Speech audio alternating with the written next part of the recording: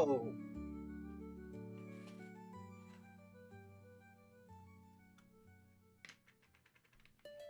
One second. Let me go grab a drink and then I'll be ready to get going.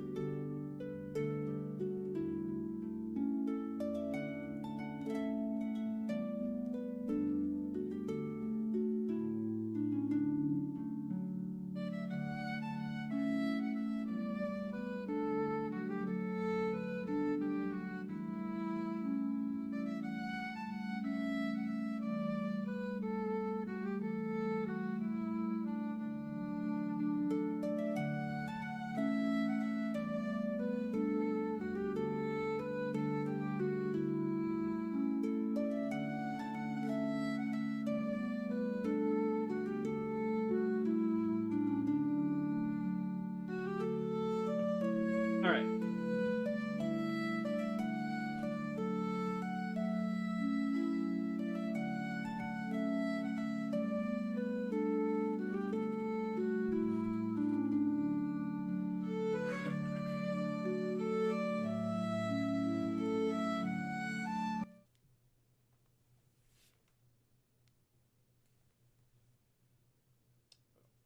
There we go, there we go. Properties. Why not working? There we go.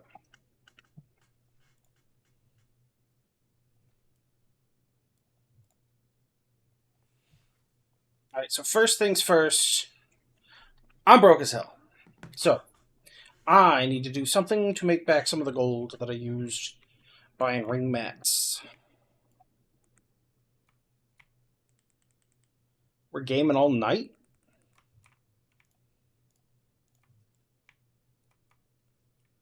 When you say all night, do you mean all night, or do you just mean all night? There's a difference.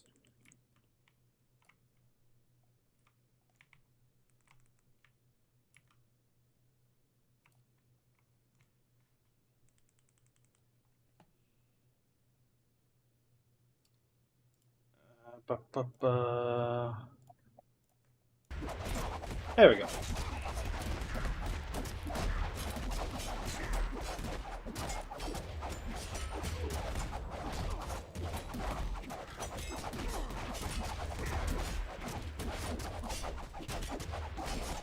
So I grabbed butchering. Still leveling it up. It's only level 100 right now.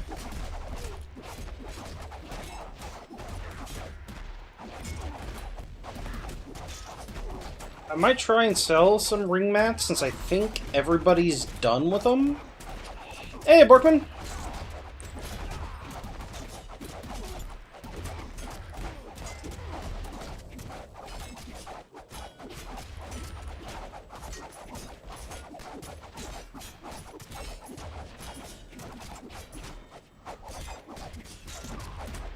Chapter 18 on Shaman.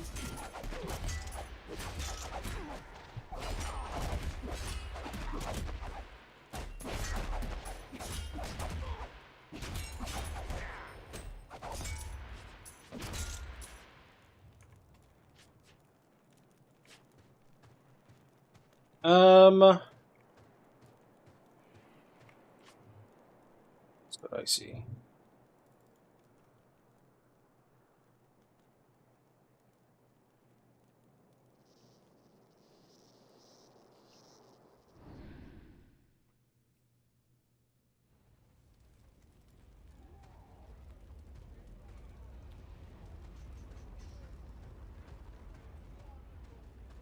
Well, I could probably help with that.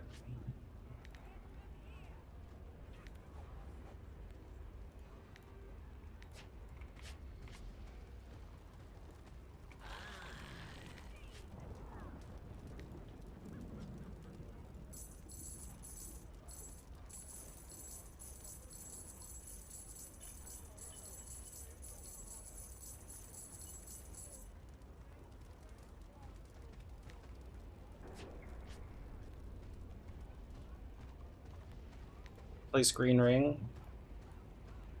Did you hit 40 yet?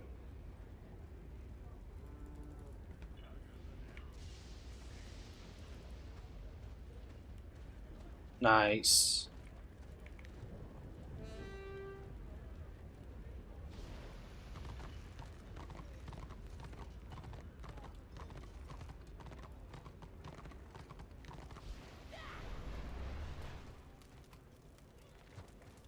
Paid for in blood.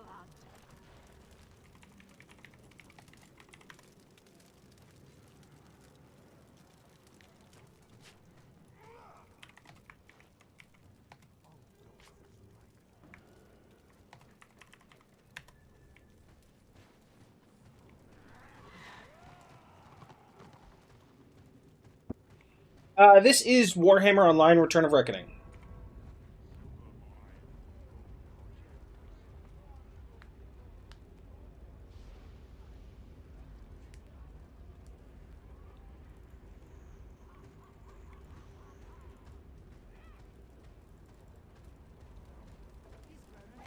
It's an MMO that came out in 2008.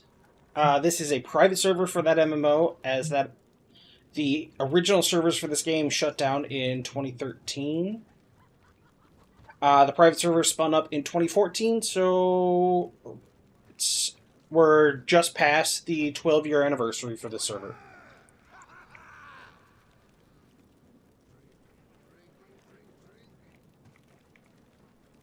The best spoils of war.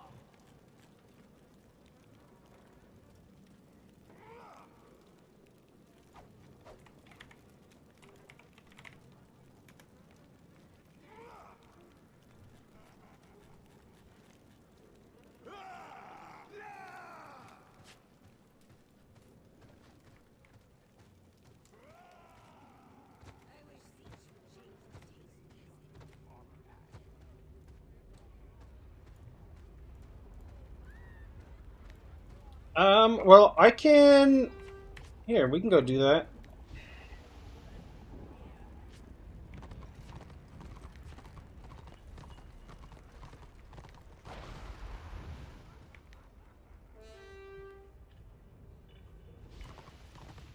Are you planning on using the build I built out? So you're using the one analyst ring? Because you have the one analyst, correct?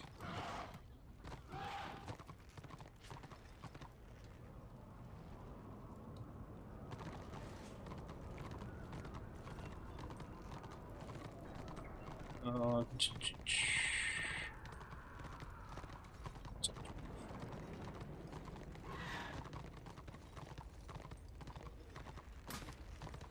okay.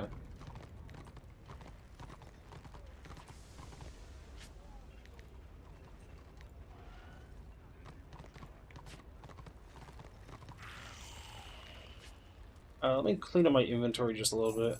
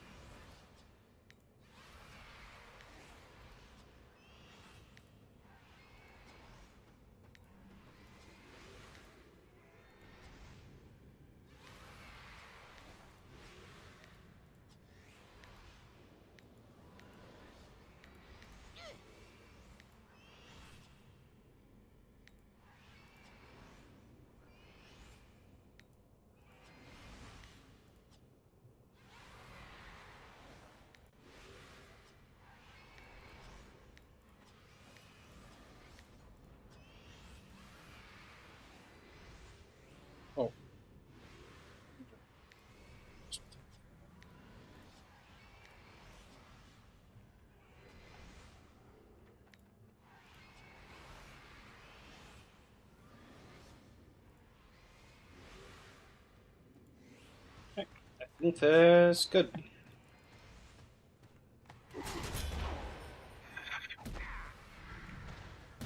Transfer.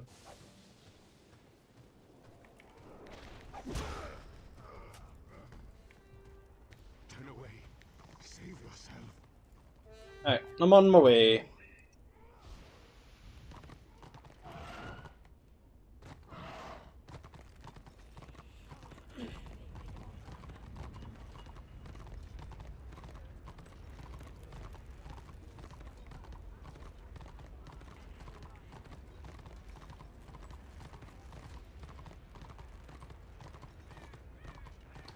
What do I need for the 4-block talisman? So there is no talisman that's 4-block. It's 2% block. But it combos with the 2% that's on the ring. That's why it looks like it's 4%. I believe it's Chaman and Akashi. Give me just a second.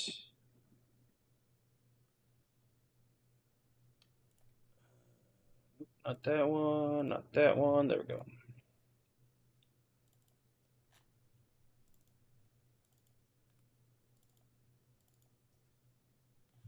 Block is Akashi and Chaman. Yes, you need 3 of each for 1 talisman.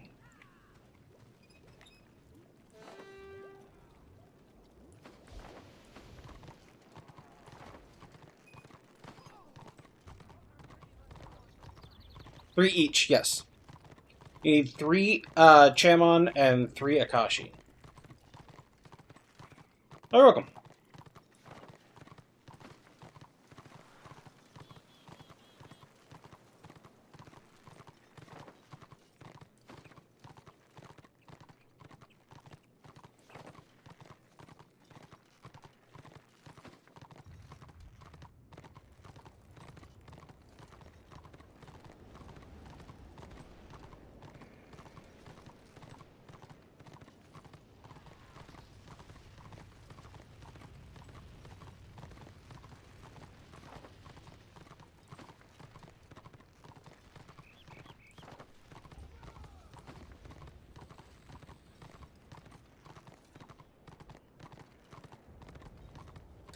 God, I hate doing this. Opening a can right after you clip your nails is actually way harder than you really want it to be.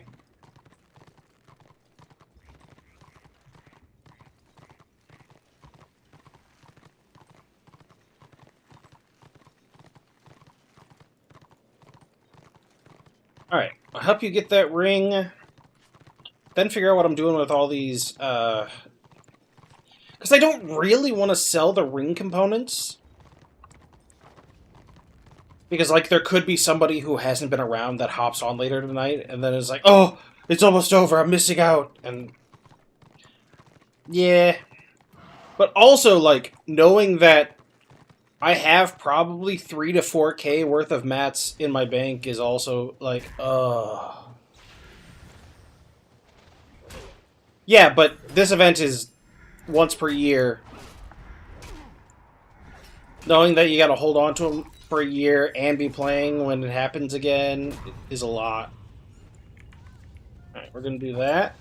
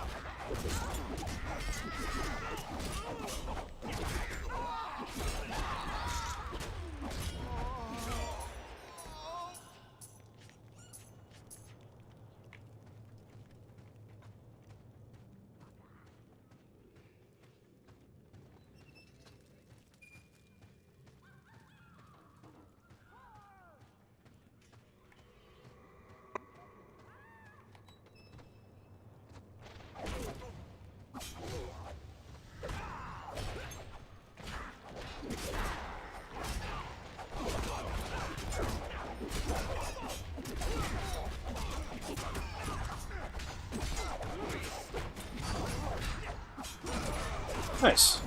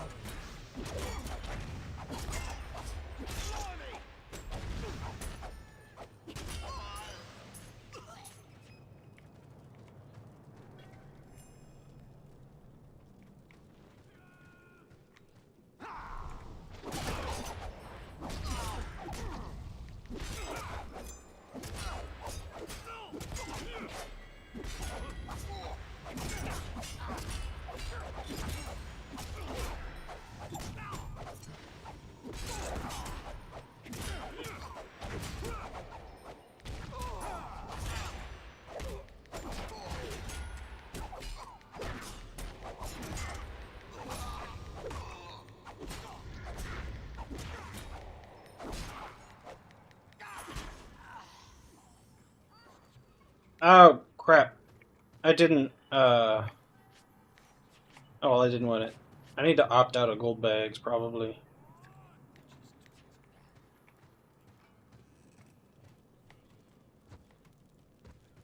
Here, let's go move over to the, normal difficulty one. Or actually, no, the hard difficulty one. There's a lot more kills in Stage 1. Get you a lot of influence.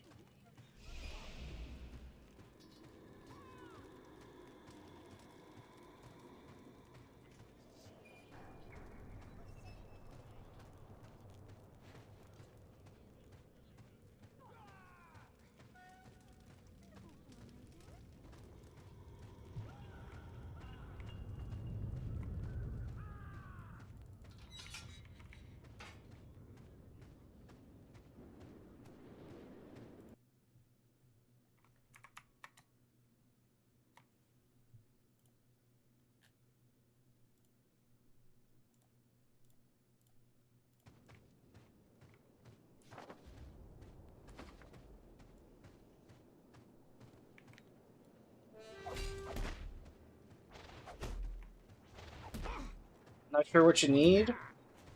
Oh, no, no. So, we're just going to the hard PQ because you get more influence for doing the stages.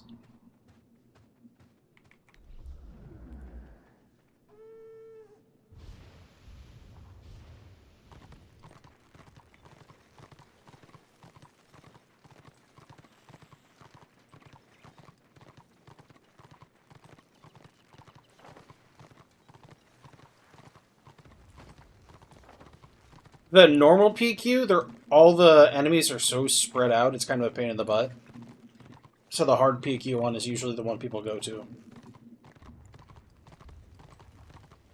Excuse me.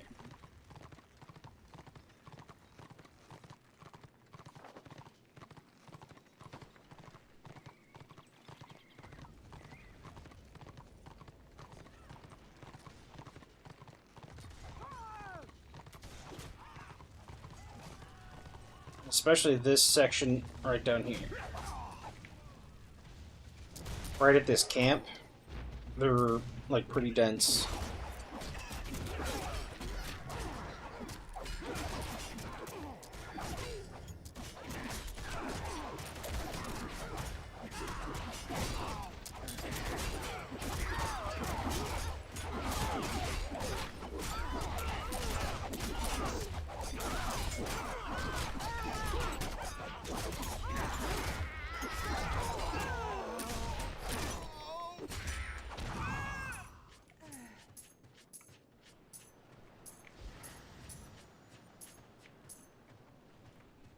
Alright, we need 2 Deadeyes to progress. There's 1. Oh, there's 2. That works.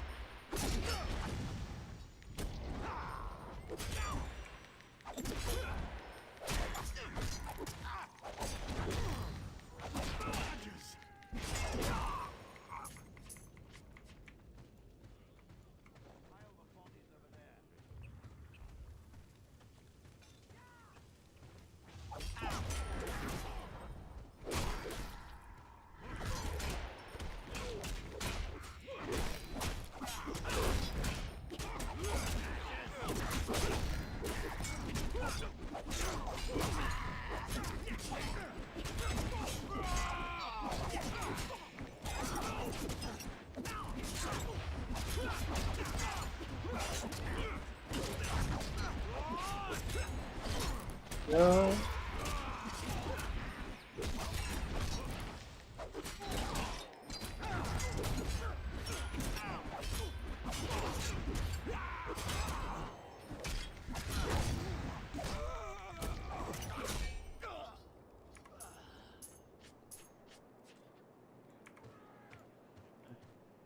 Is there two over here? Cool.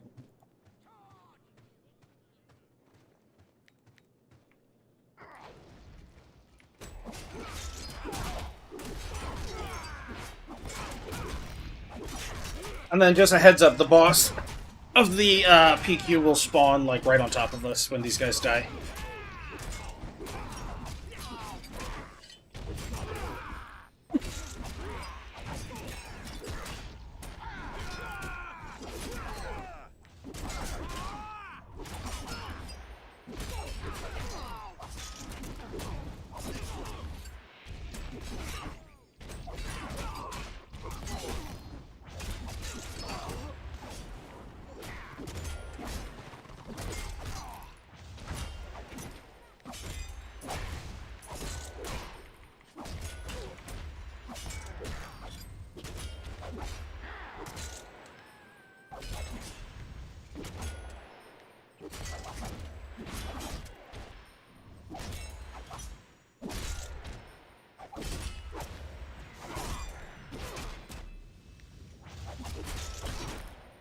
I really need to up this guy's talisman making.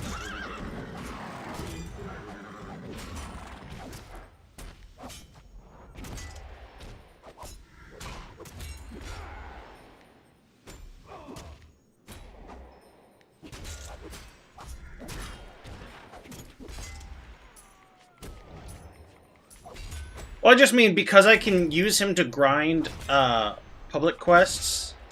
I have a bunch of the war tokens, which I believe it's 1,200 for the talisman box, which, honestly, that seems ridiculous for the price for 1,200 war tokens.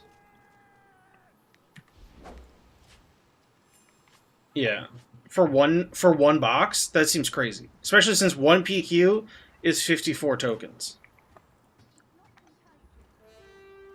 I thought it was 1,200 when I was looking at it. This is not Guild Wars 1. No, right now we are on Return of Reckoning. How you doing on Influence? Right now we're doing Return of Reckoning. I'm gonna be hopping over to Guild Wars 2 in a little while. I just need to get some things done on here. And then I'll probably be switching back to here from Guild Wars 2 later tonight. When more people are hopped on for the large-scale PvP combat. From weekly SCs. Yeah, it's... The war token cost for it is way too much. It's ridiculous. The cost of it is unnecessary. Halfway? Okay.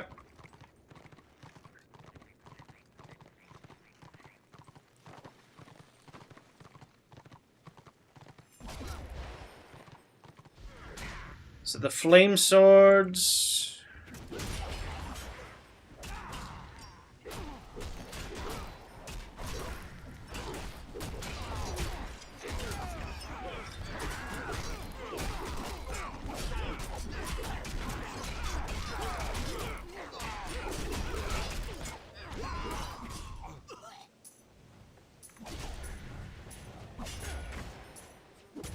Now we need wizards.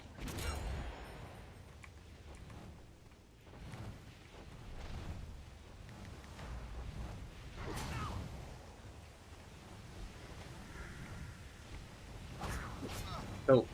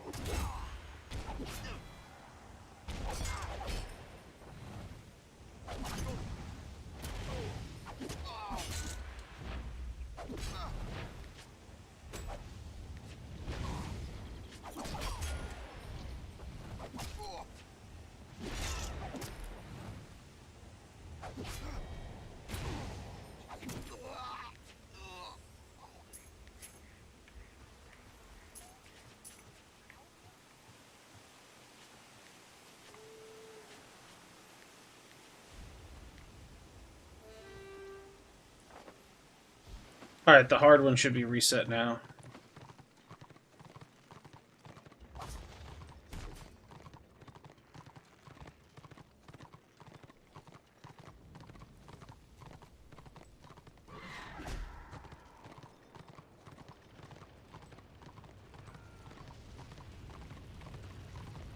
Well, looks like we're fighting in the Chaos Wastes now.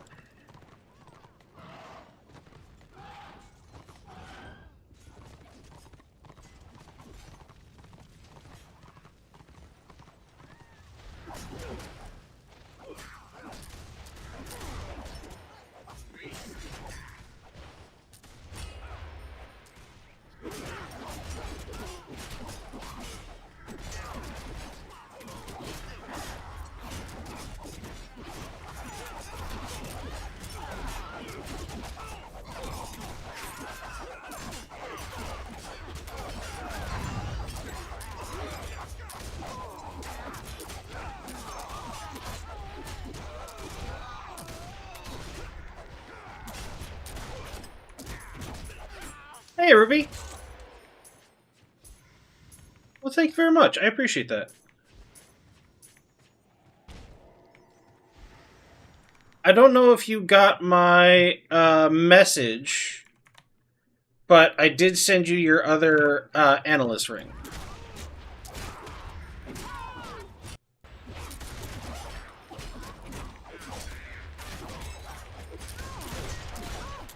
Yes, you got your other, I believe it was the Plat Emerald one. So it'll be waiting in your mail when you log on.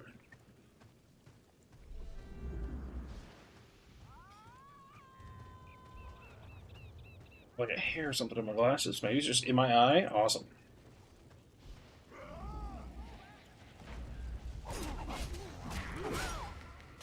Well, you gotta get sleep. It is what it is.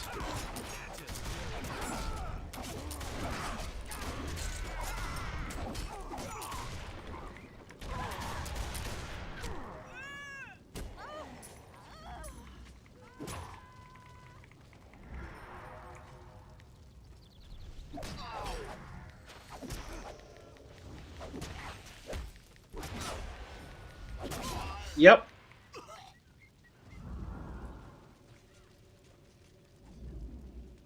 It's a Sork and a healer. Of course I'm recruiting.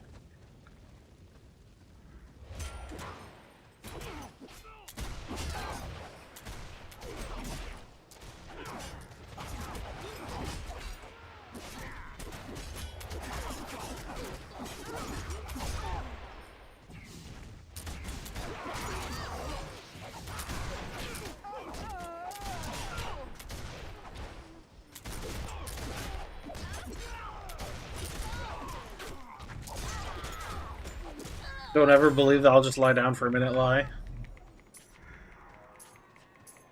Yeah, no, if I'm gonna lie down, it's gotta be at least for an hour. Otherwise, I'm just grumpy when I get up.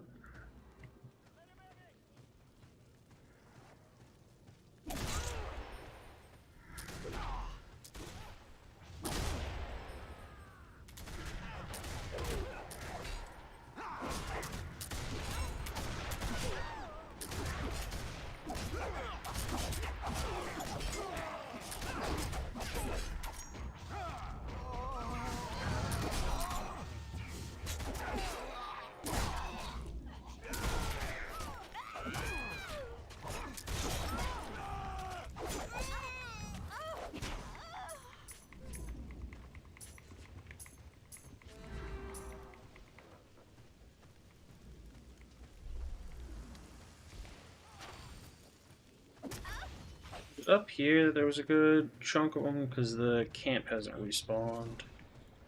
Yeah, it's over here.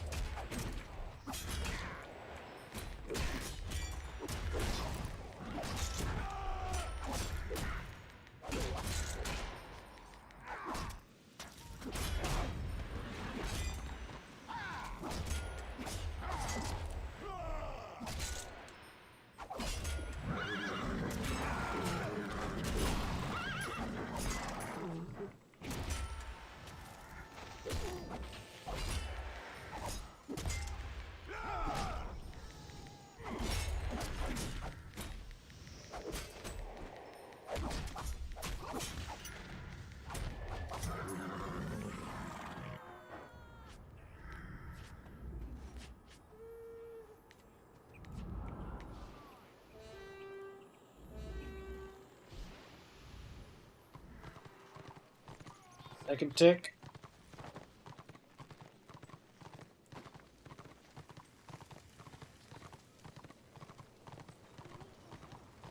Yeah, this one, I don't know what it is. I think they increase because they made the ring, or they put the ring here. I feel like they increased the influence track numbers on this one by a lot. So this one takes just longer than everything else.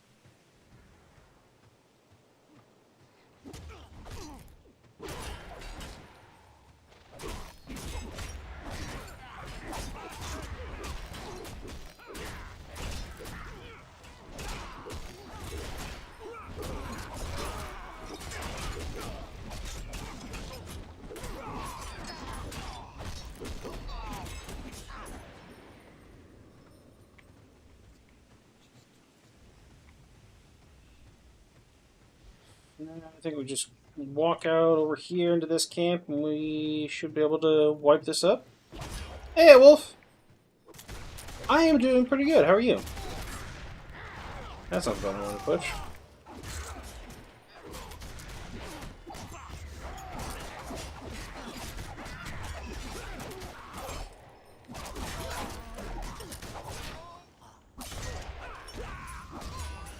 Nice, I'm glad to hear it.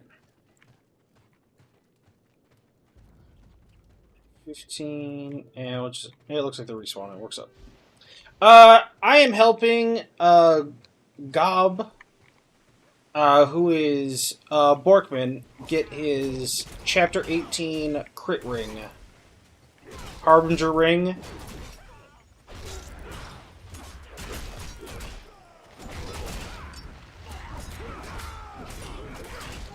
It's to hold him over until he gets, basically like the Bastion Stairs ring.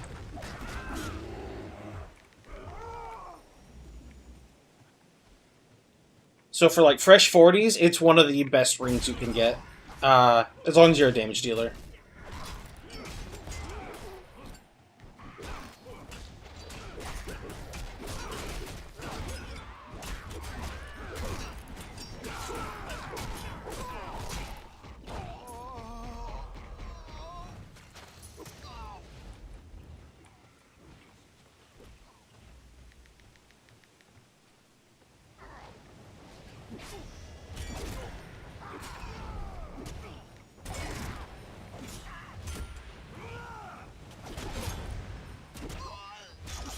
Yep.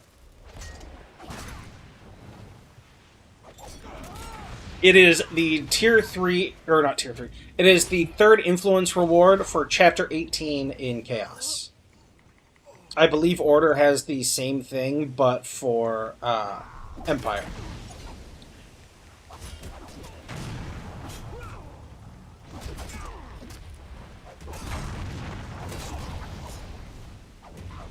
Oh wait, yours is called Soul Eater also? So, okay. So it's going to be Ring of the Soul Eater, looks like, for everybody, but mine says Harbinger, his says Wagam. Okay, so it's not Harbinger, it's Soul Eater. Oh yeah. So for Chosen, it's 27 Strength, 11 Wounds, 59 Spirit Resist, 41 Elemental, 48 Corp, and 1% Melee Crit. The big thing is it is the, like, crit. because it gives that to everybody. So for like Borkman here, he's gonna get magic crits. Yeah, it's really good.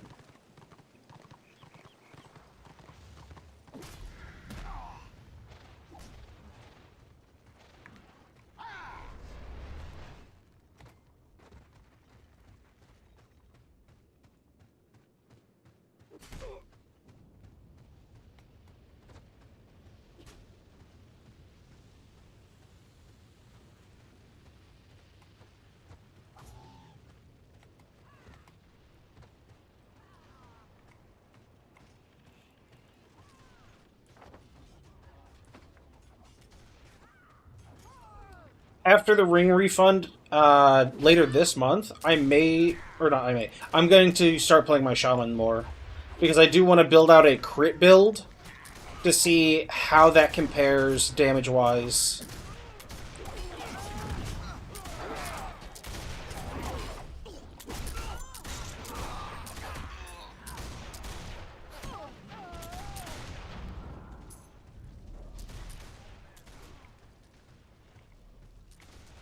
Because I am currently working under the assumption that crit is not super good at the moment. For most classes. For, like, Sork, who gets insane amounts of crit, I think it's still very important. Because they get increased crit and crit damage with their class mechanic. And then Choppa gets additional crit damage and... I believe Marauder gets additional crit chance built in. But I think with outside of them, it is generally better to ignore crit and just go pure raw damage. Mara gets crit damage also? Oh, they do. The middle tree.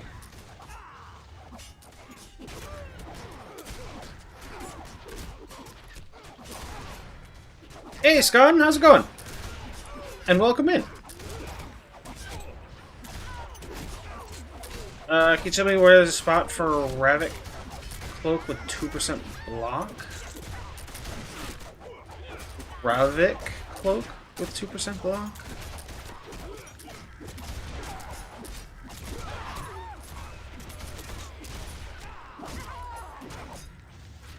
Ravack.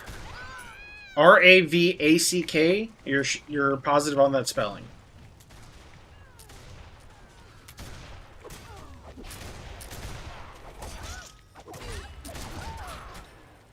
It's a tank cloak you can get on the auction house for like 10 gold. Okay. And then it must be a world drop. Because I'm not overly... Oh, you didn't find it on the auction house. If it's on the auction house, more than likely... Do you know what level it is? More than likely, it is a world drop. So it's just killing mobs.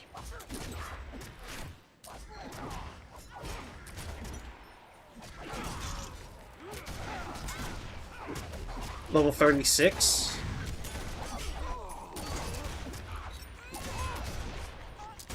Do you know what item level it is? Because you can narrow down what gear is going to drop by looking at the item level and dividing... I believe it's by 5? No.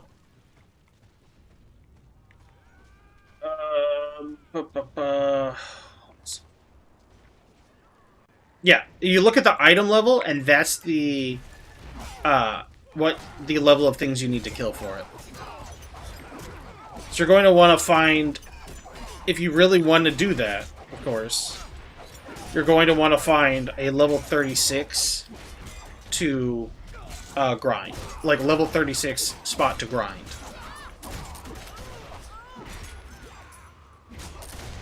Oh! Okay.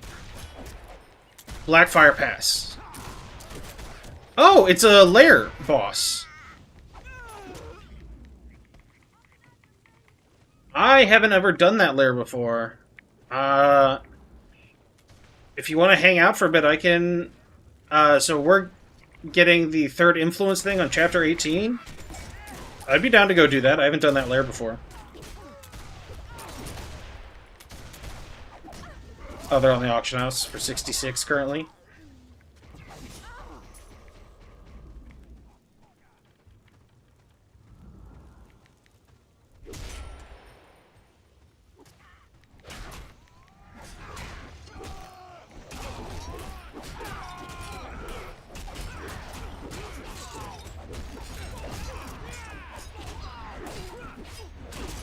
Which class are you trying to get it on?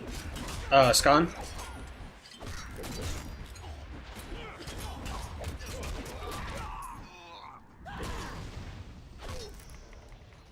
I am actually getting ready to put out some videos on the Tier 1 lair bosses.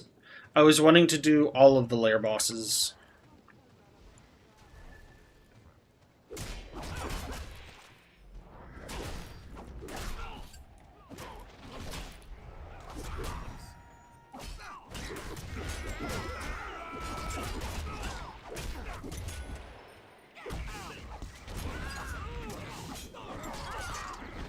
Bought one for 100 gold and Snide of the Blazing Sun? That seems egregious. Although Order does seem to have way higher prices on average.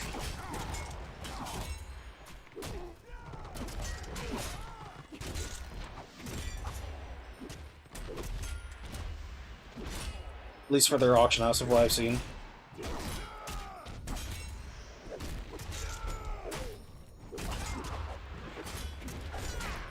So what class are you trying to get it on? Oh, if it's on Order, I cannot help, by the way. Not currently.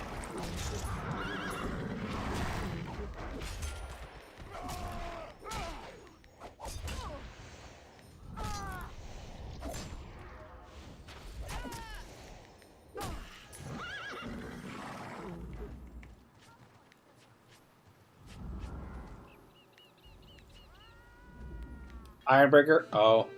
Sorry. Well, hey, at least you know where to get it now.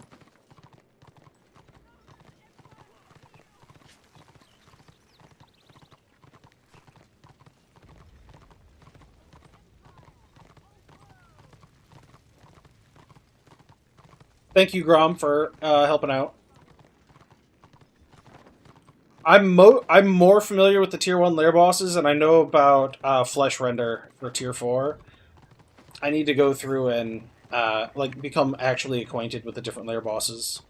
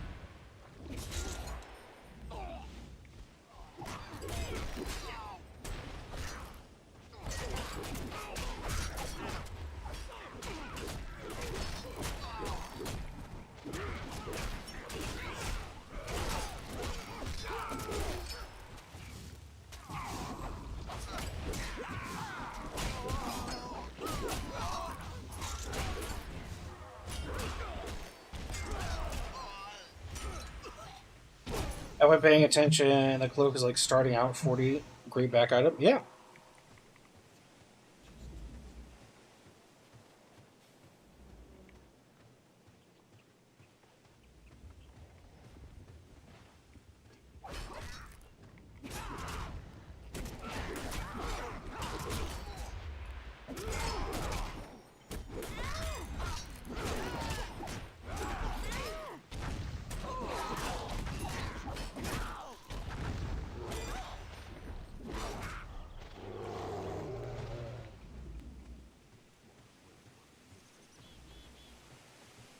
Or I think it's block chance.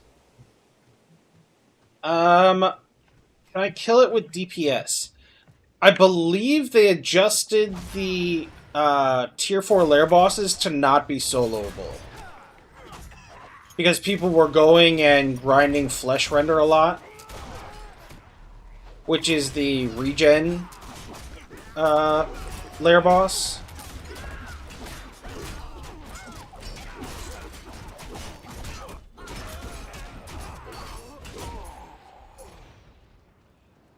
Yeah, my Squig Herder has 4 of them.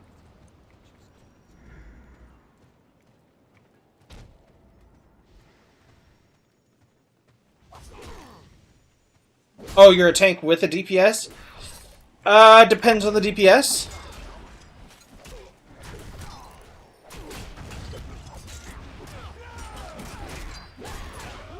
Like, you have an Ironbreaker. What DPS is with you?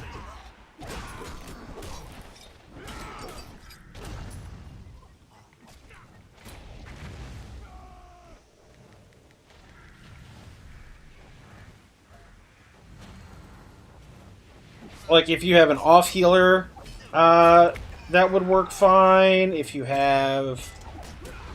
how's White Lion's regen? I don't actually know. I know Marauder has good regen, but I don't actually know about White Lion.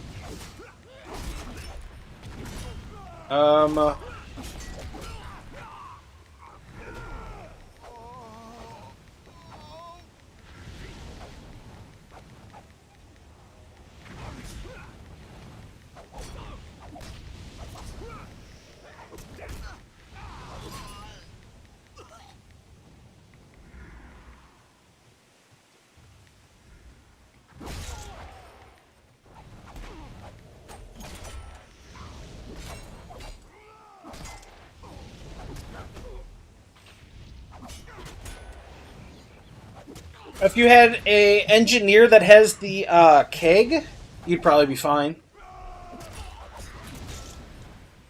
Alright, Barkman.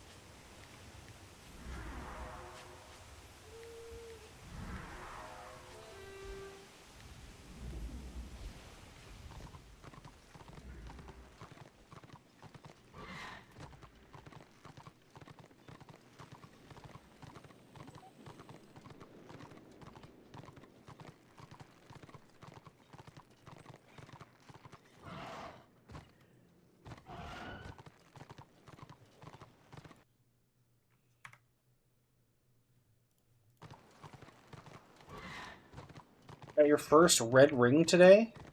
What do you mean?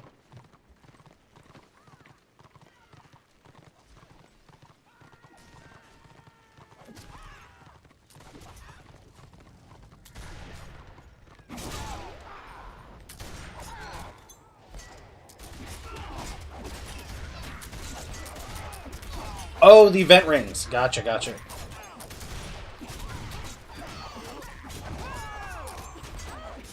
Well, congrats, man. Those are big.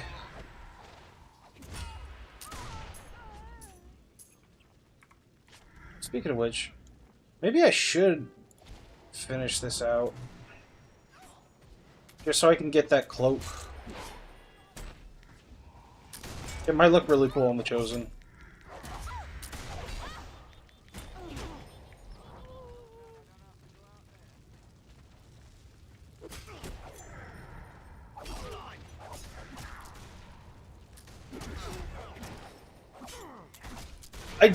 I don't know if I don't think our debuffs of the same exact type stack.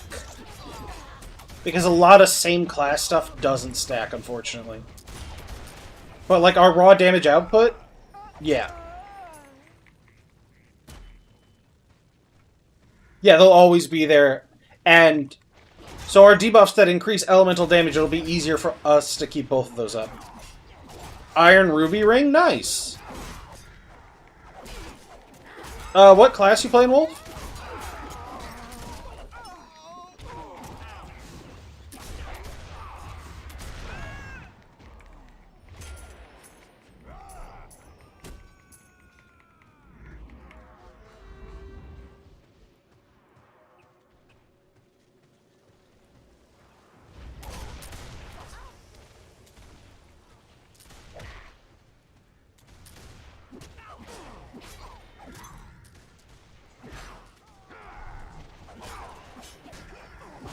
One who got the ring is a witch elf. That's the correct ring for a witch elf for sure. Witch elves already ignore if they're using the like proper abilities. Witch elves already ignore all armor, so getting the armor pen ring is nowhere near as useful on them.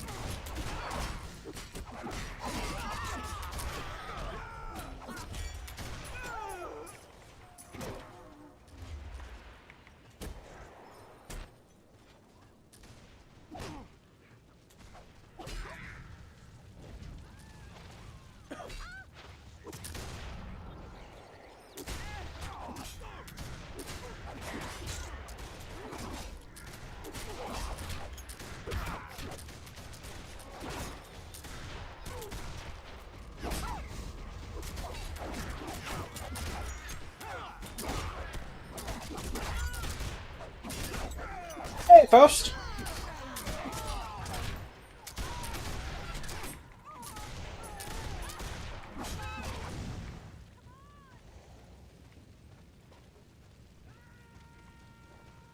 You don't know what to put in the slot? Melee crit, talisman.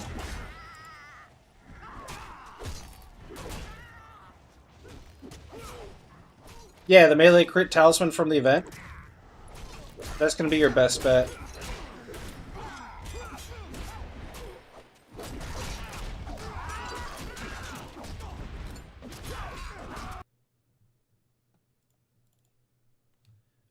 For the melee crit, you are going to need 3 orange Shyish and 3 orange Chamon shards.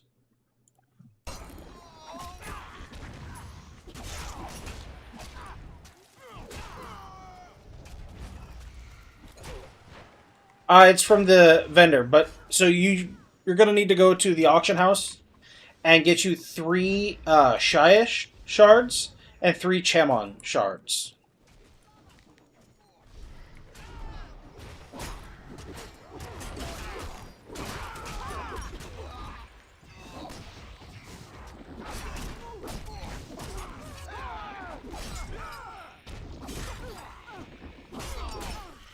You can't just buy the tally. So people haven't been making the talismans and selling them because when you make the talisman, it has a decay timer.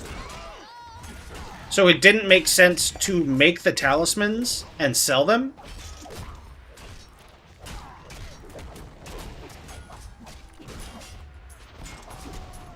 So because the materials to make the talismans do not have a timer, so people have just been selling those. Because on your analyst ring, you have a 30-day timer, and when you make the talisman, it also has a 30-day timer. So people have just been selling the materials used to create the talismans. Because once you have the talismans, you can... Or, not the once you have the shards, the shards are essentially just currency.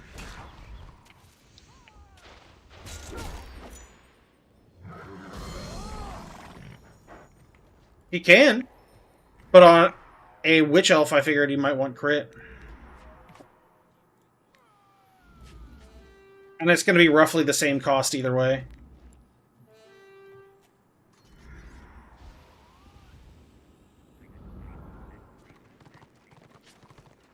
You should be done, because I just finished. One more? What do you mean, one more? I hadn't done anything. And now you need one more? What? Alright, let's go do the easy one more time. Because that one we can just gather everything all at once.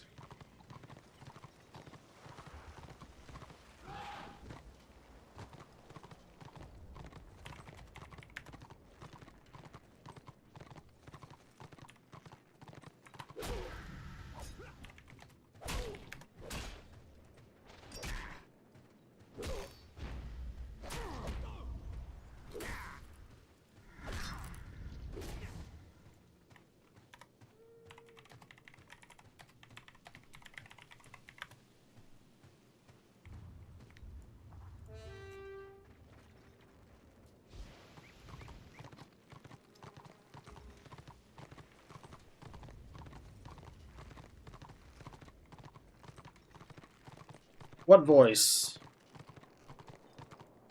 I didn't say nothing. What are you talking about?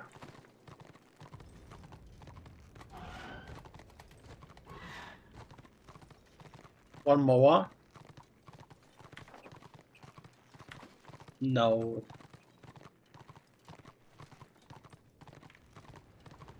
No more.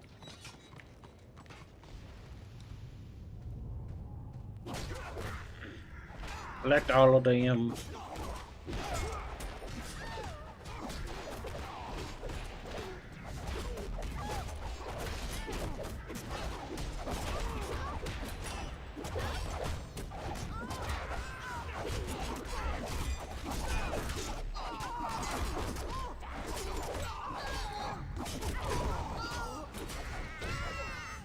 I getcha. What can I say? I'm a funny guy.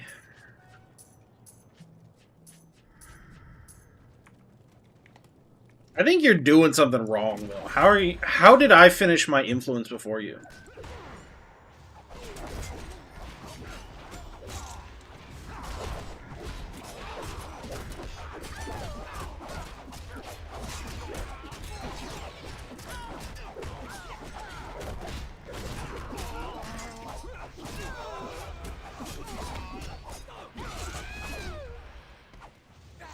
There.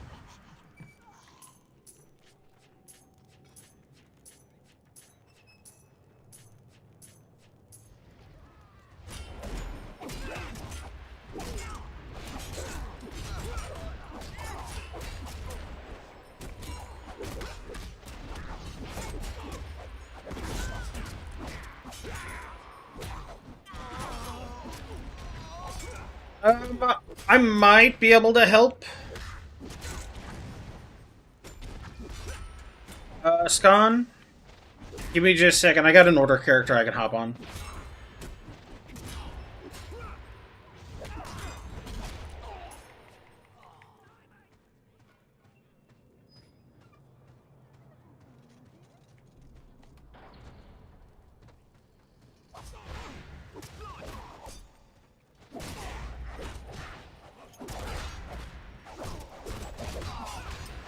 Here, interact with the chest, please.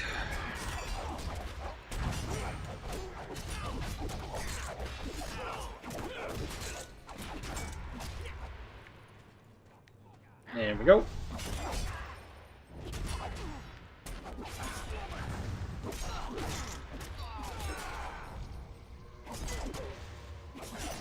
What's up?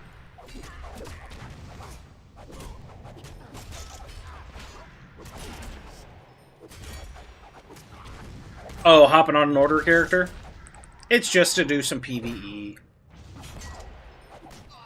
People need help, I try to help. I don't like hopping on order, but it happens every now and then.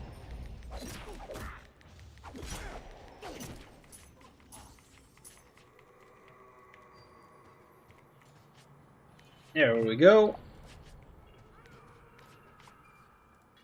Alright. I'm sending this guy to the IC, and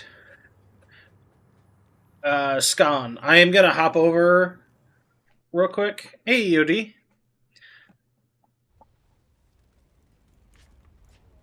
I'll help you do this boss.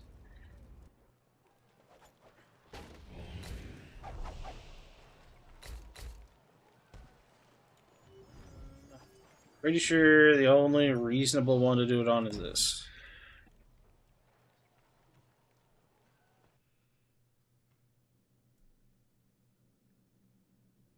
Alright, Scon, what is your character name? And I don't remember where the hell we're supposed to go for this. It's Blackfire Pass, right? Alright, what the hell am I doing on this character? Okay. Chance to critically hit, attacks reduce chance to be defended, and... Oh my god. Do I have... Negative has to target heal...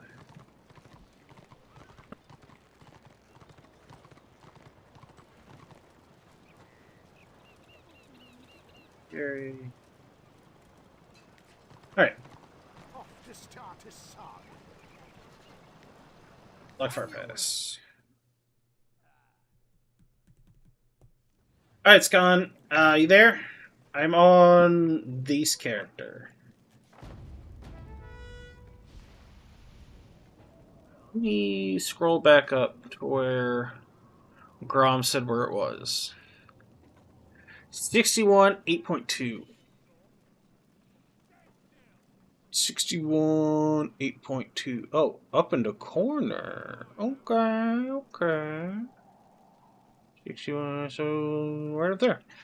Alrighty. I have a general idea what to do.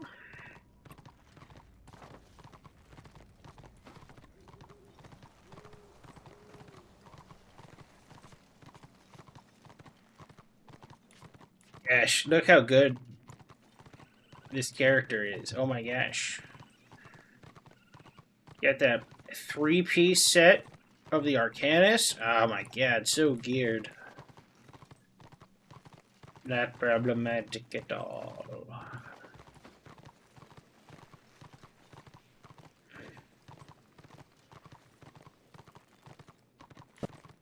And the really messed up part is, I geared this character out before crests were a thing. It was still medallions and emblems.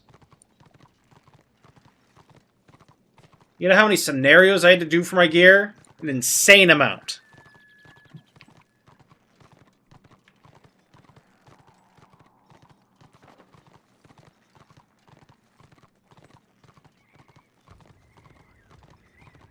$61...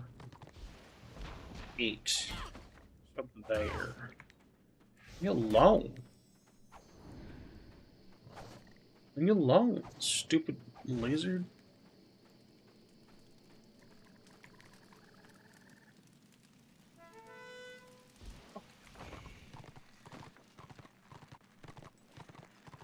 That's some PTSD. I see dwarves and I immediately think they're enemies. Alright. Now, how the heck do I get up there? Okay, so I assume that up there is probably where I need to go.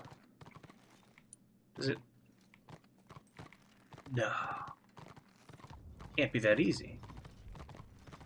Oh my god, I'm a genius. Is this a tiny jumping puzzle? Oh my gosh.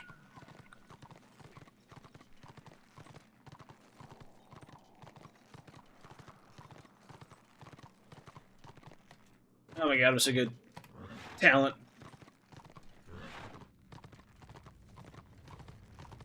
Alright. Secret tunnel. I want to go this way. Nope. Okay, not this way.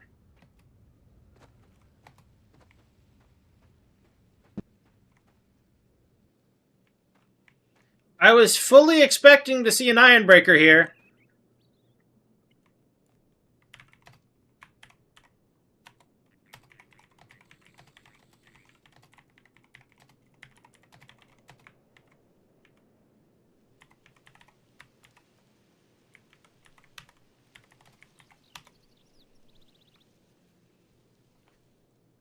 This game is awesome. Thanks for playing it. Keep the hype of this game going. Hey, this is a great game. And more people should recognize it.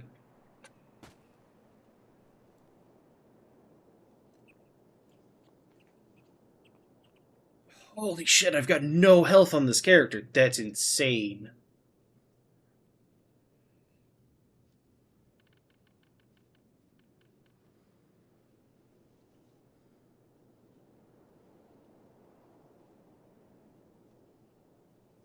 They should. I feel like there's a large overlap of people who really enjoyed, like, Wrath of the Lich King and who would really enjoy this game. No, no, no, no. I'm not playing Order today. I hopped on this character to help Sconbury, who seems to have disappeared. They said they needed help killing this lair boss for their Ironbreaker to get the cloak. And I'm like, oh, I can help with that. But they have disappeared.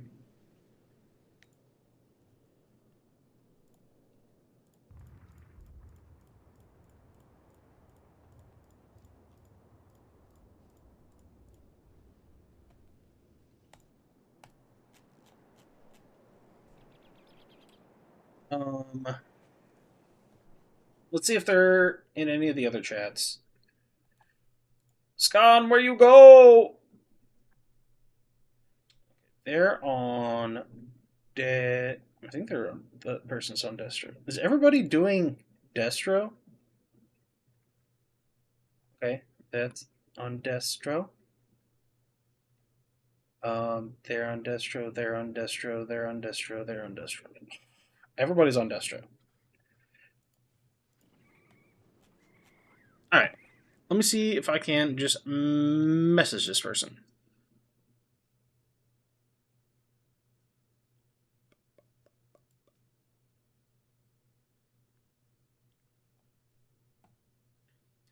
How the hell do you message somebody on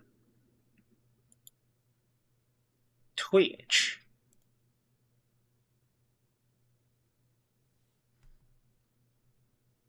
I know I've done it in the past. I just don't remember how I did it. Okay, here's a message button.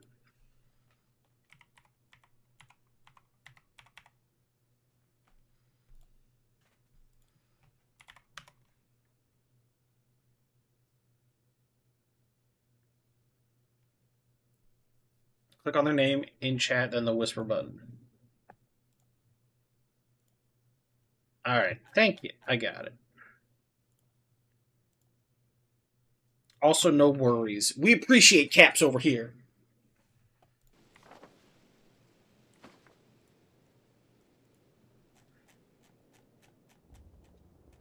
Alright, so what we're gonna do, search. We're looking for an iron breaker.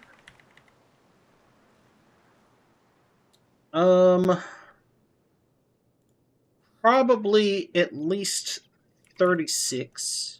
Search. Alright.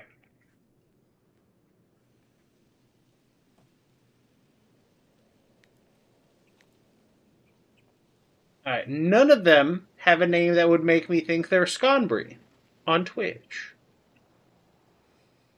Huh.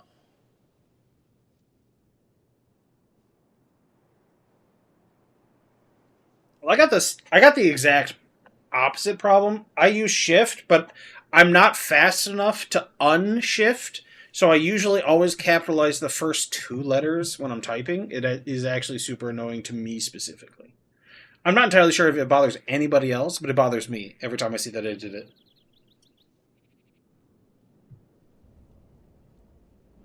Alright. We're going to give this fellow like 2 minutes.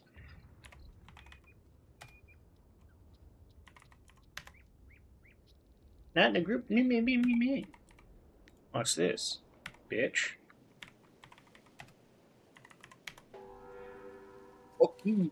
Just click make my party open and then I'm in a party automatically. That'll teach you. Oh, hey, he's right there.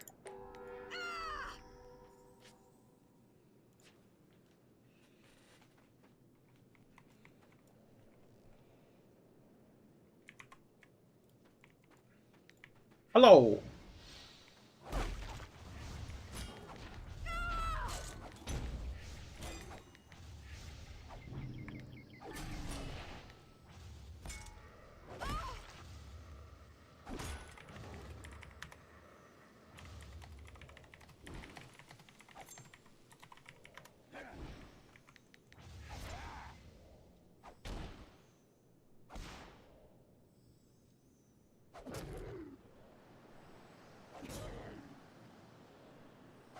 Hey, Jack.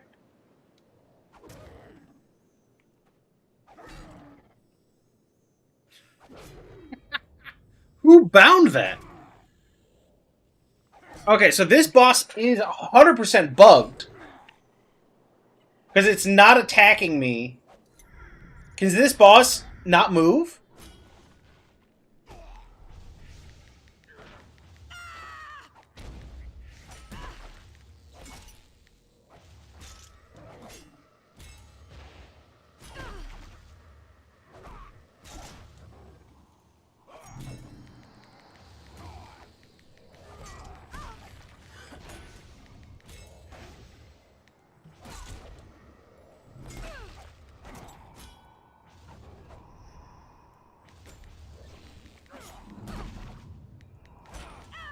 Baggins TV.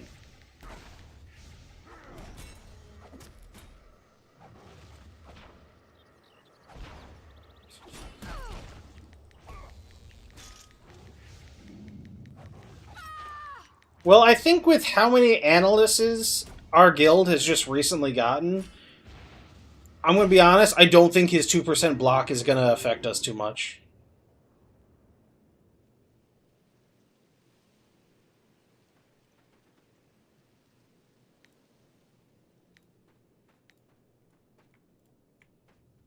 Whee!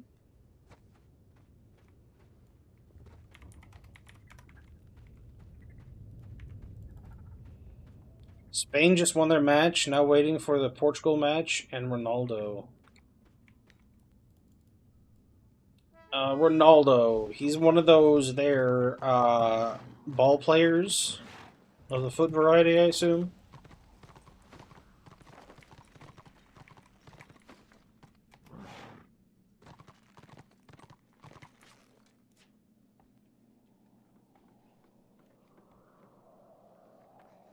I don't really follow professional sports too much. Mostly because I find it incredibly boring. But there's definitely a sense of community that people really get out of like sports and cheering for the same team as other people. So I can understand and appreciate that part. All right, what the heck am I doing? Oh, I needed to get butchering up on this fellow right here.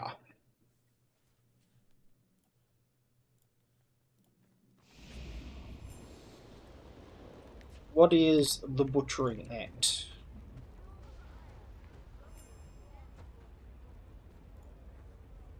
116.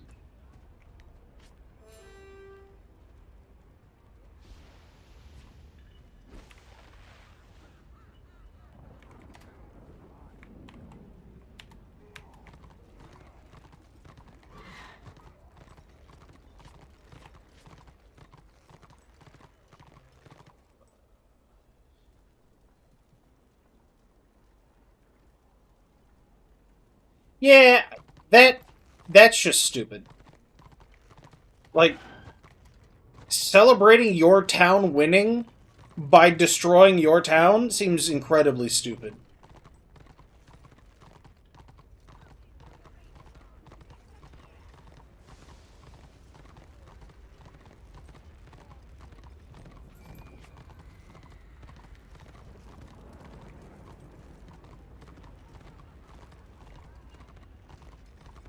Time to vendor all this stuff.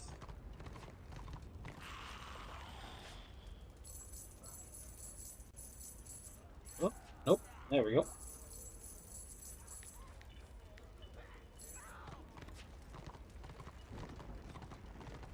Ask Vancouver what's up when they lose Stanley Cups. Even even when you lose, why would you make where you live worse? That seems incredibly stupid.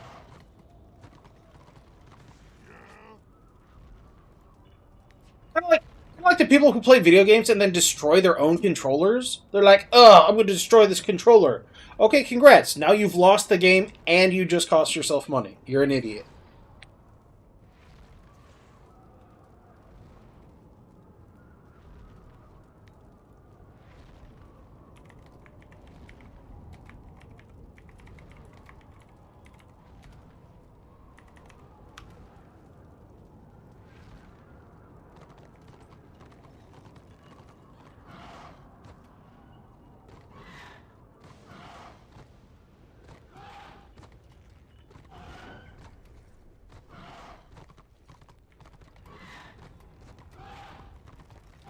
Allegedly. Such a good show. Letterkenny is such a good show. Alright. Alright, I was gonna go do butchering. Where's a good place to do butchering? Want something, do ya? Um, actually? You can go to that cave with the Nah, I don't care about the money at the moment. I just need to get the butchering to 200. I'm gonna go over to the Beast Cave and farm some scorpions real quick. The Ginger and Boots basically won the fight. They did! You don't want to mess with Ginger and Boots.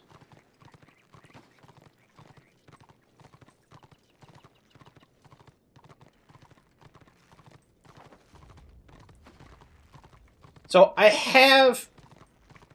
What the heck? I don't remember ever seeing that there.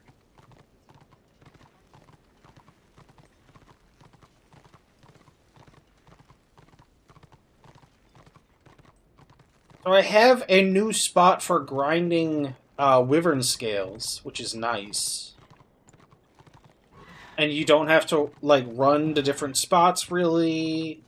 And you don't have to worry about other people taking over your spot. It's real nice.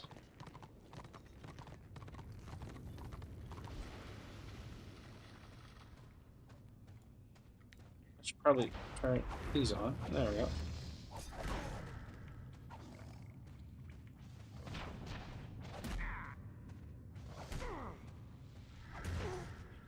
There we go. This is what we've been looking for.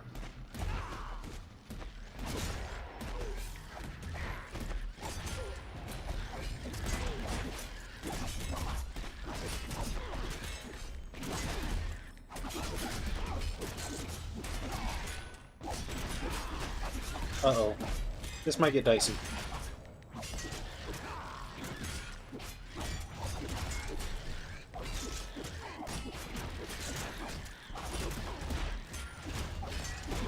Oh no, it's not this cave.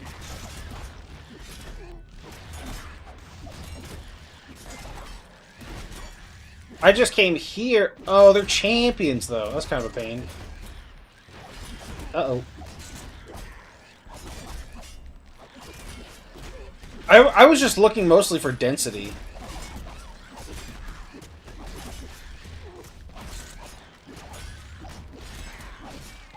Oh, the cave in Blackcrag? It's kind of meh.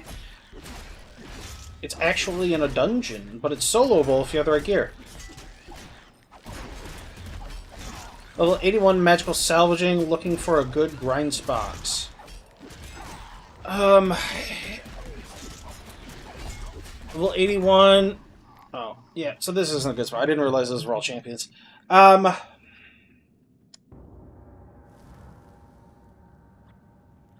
For magical salvaging, so divide by 5? That's what? 14, 16?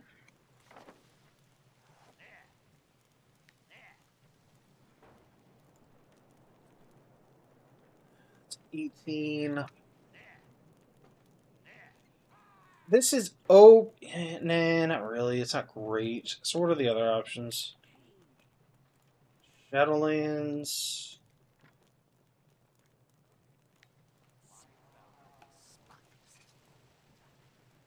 Meh. 80. If you're already 81, you already have over 75, which is the actual cutoff. Okay, so the best one is going to be tearing the portal.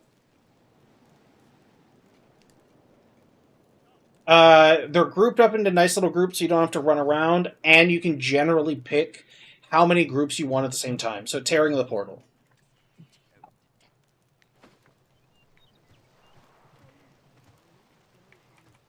Respects to your house.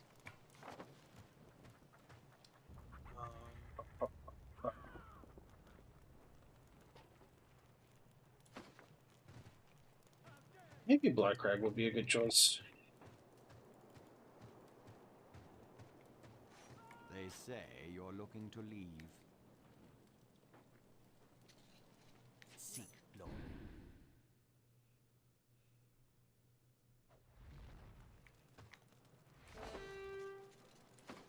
I'll just go do the squigs. I just need the levels.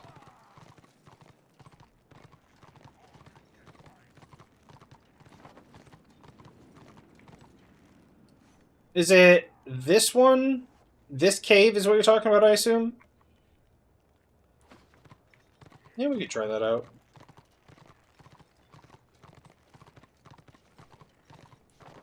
Which cave was it then?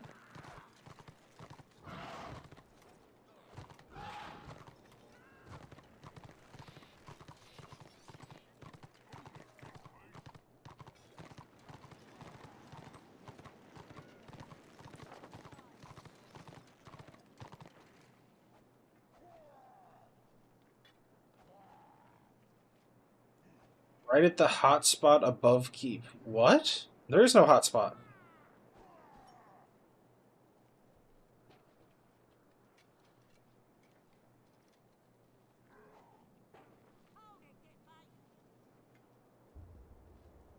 South Keep. Poison Wing Tunnel? Okay. I assume I have to walk over here. Okay. Yeah, we can do that.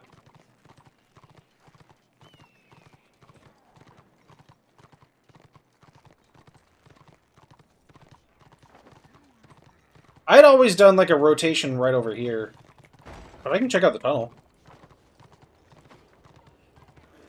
But no, what I was talking about is actually a place inside Gunbad. Right before the first boss. You can break the eggs, and they will spawn little wyverns. Granted, they're champions. But the wyverns are 40 champions, you kill them, and then their eggs respawn indefinitely.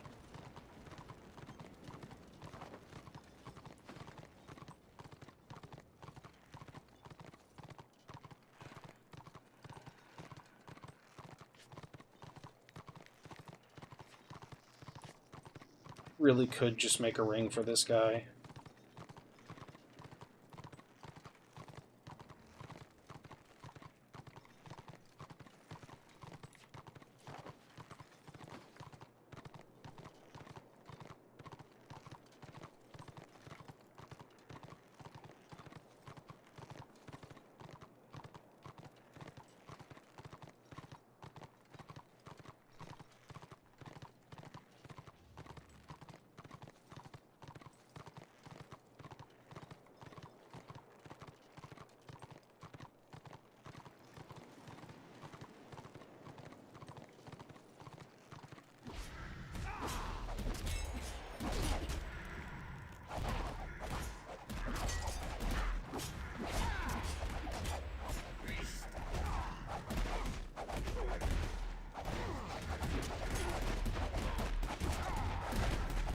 There's always that one squig that just doesn't want to cooperate.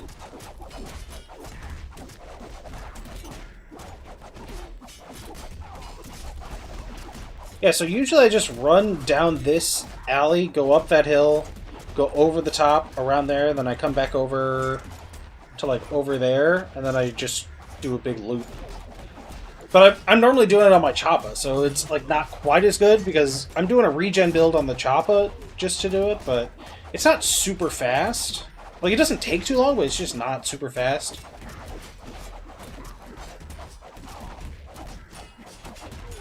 That spot is usually very contested. When I'm doing it, I usually do it at, like, 11 p.m. my time. Which is usually right around when the server's at its lowest pop overall. So it's not really too bad for me.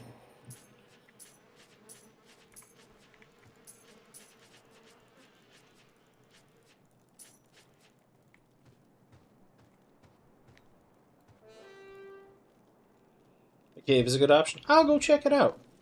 I don't think I've ever bothered to go all the way over there.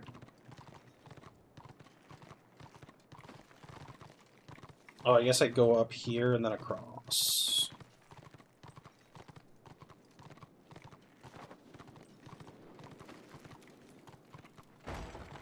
Because this is what? This is chapter 22 for Order.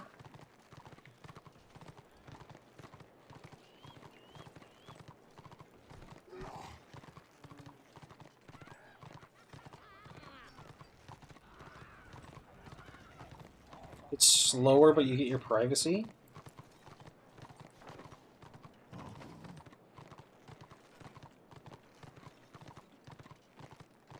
Yeah, so my main rotation is this, then this, then this, then this, and then I run down and back over. That's my usual route. I think I've only ever seen one other person one time.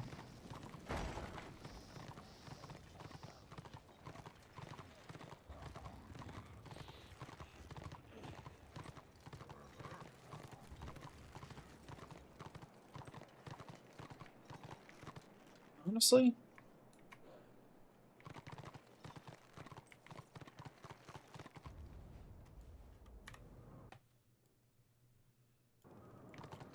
Probably use that for a video sometime. That just looks cool.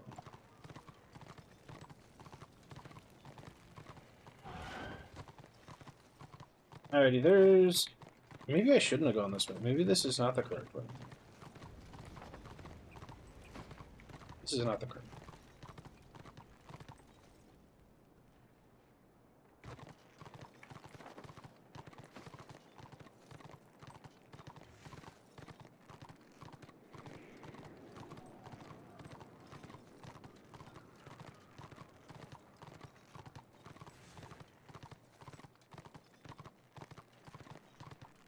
This is the correct path.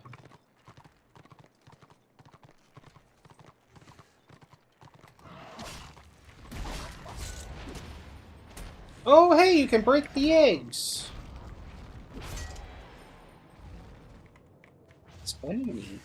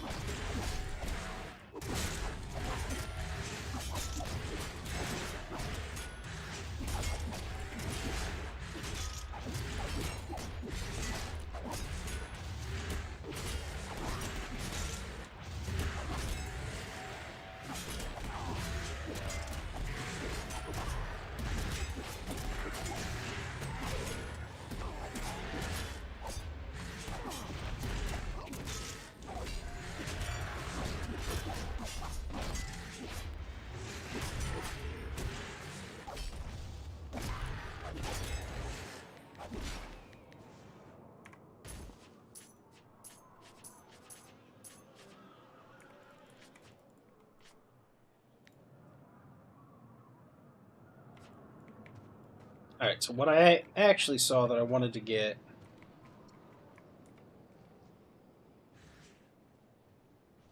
That looked better from there.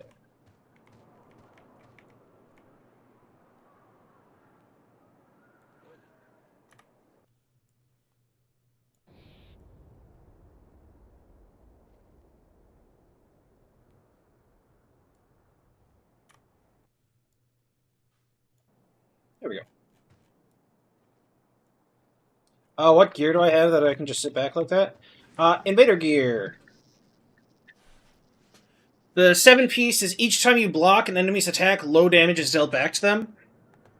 And then I'm also using Backlash. Anytime you are attacked, there's a 25% chance you will lash out for 370 elemental damage over 5 seconds. And then I'm also using the Dreadful Agony aura, which deals damage every 3 seconds. And I'm using the Corrupting Retribution aura that heals me every time I block, parry, dodge, or disrupt.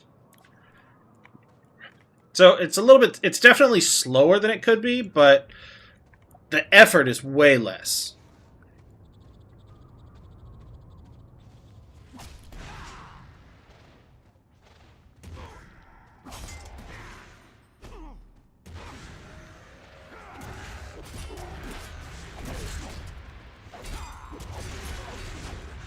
And then I just basically use Bane Shield, which deals damage back to them every time they attack me. And then I use Blast Wave, which is a damage over time.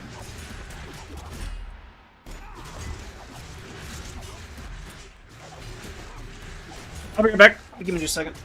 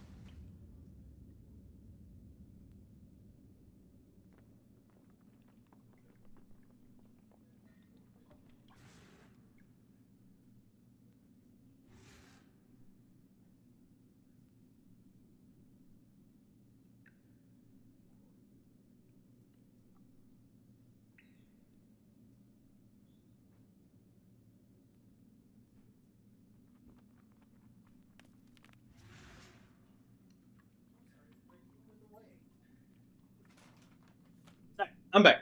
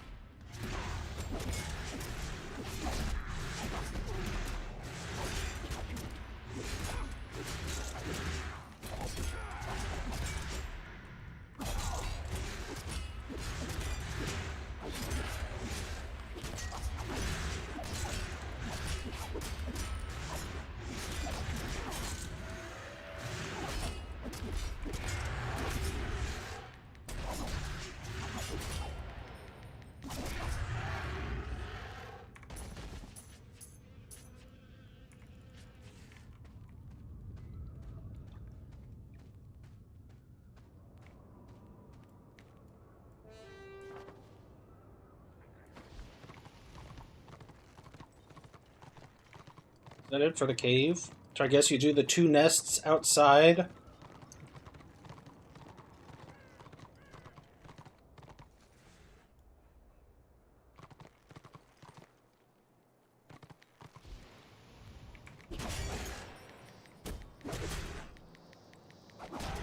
Wonder if I get a tome unlock for this one.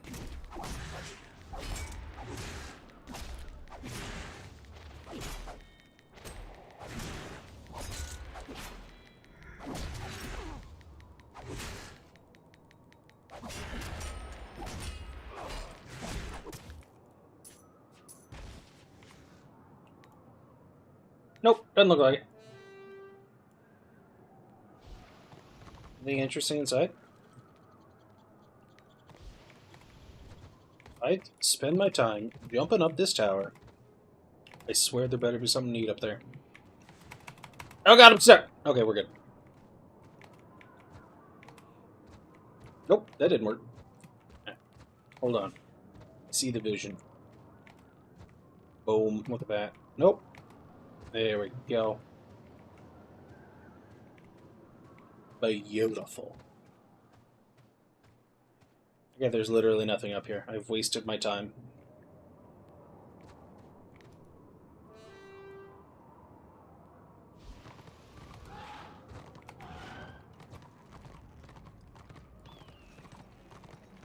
Well, I can honestly say I've never actually been up here. Hey, what's this? That's not the button I meant push. That one? Nope. Target is not attackable. I'm guessing it's a quest item. Well, I want to go up there, but I gotta see where this goes.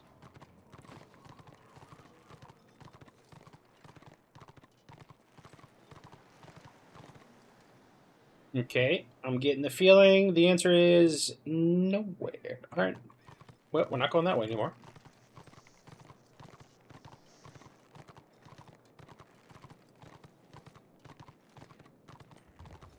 No public warbands? Ekrund, Chaos Wastes. None that are full, sheesh.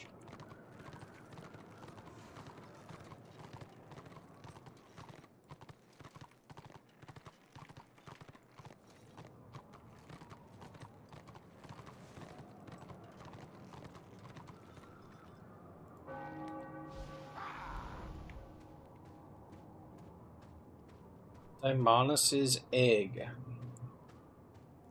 This has got to be a quest. Now I kind of want to do quests. Because I want to know who Daimonus is. Is this Skull Daimonus? Are these dragon eggs? Is this the granddaddy of all rivers?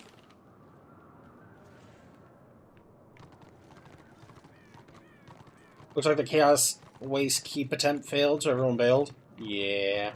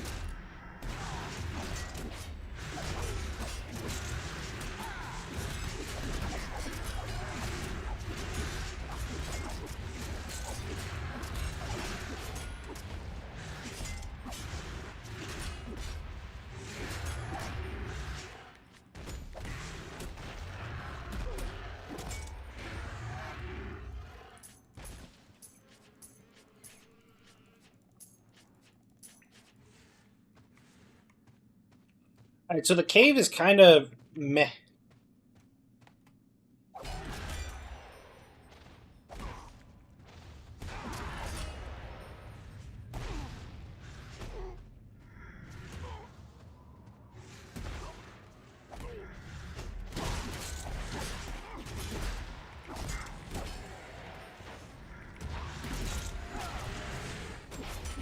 At least the aggro range on these is pretty nice.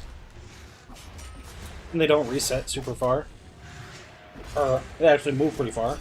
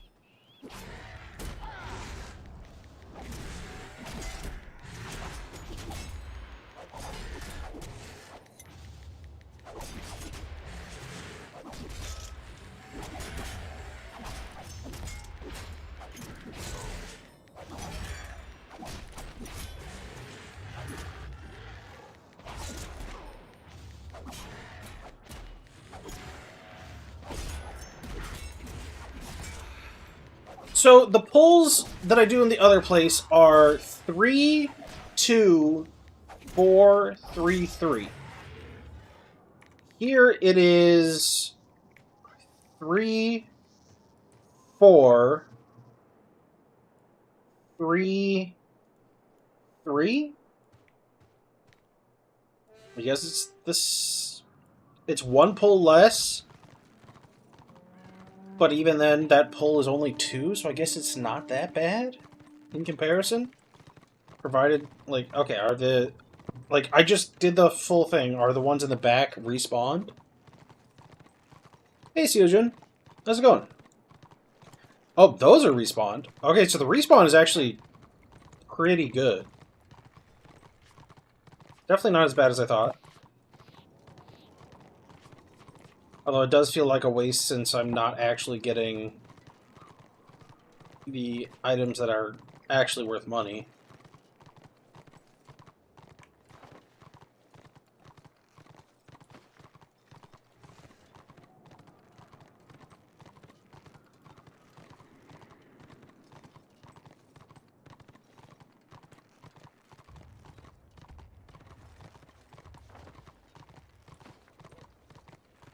I want to check out this cave.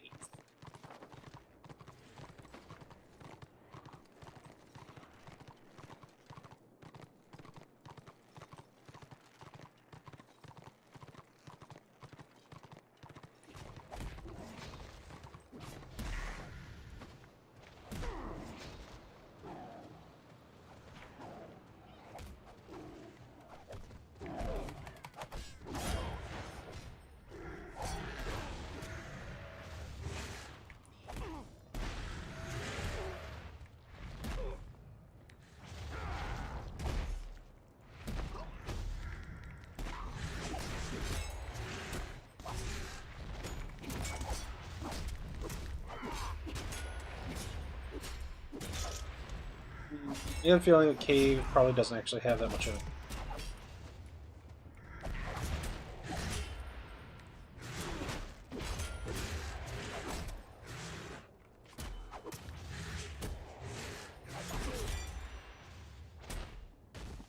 A never-ending farm.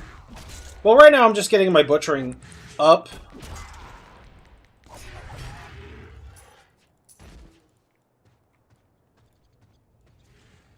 Because I burned through probably 4k gold on the ring event to help the guild. So I need to work on recouping some of that. Okay, so there's no reason to come into this cave. Good to know.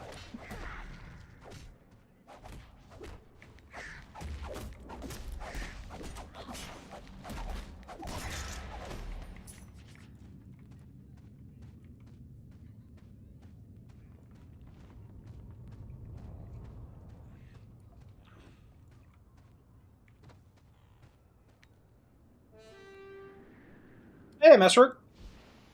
Good afternoon to you, too. So there was one... Wasn't that? I think it was this one, the long one. You had to, like, work your way up to it, but you could get up, and then you were up there with a bunch of them.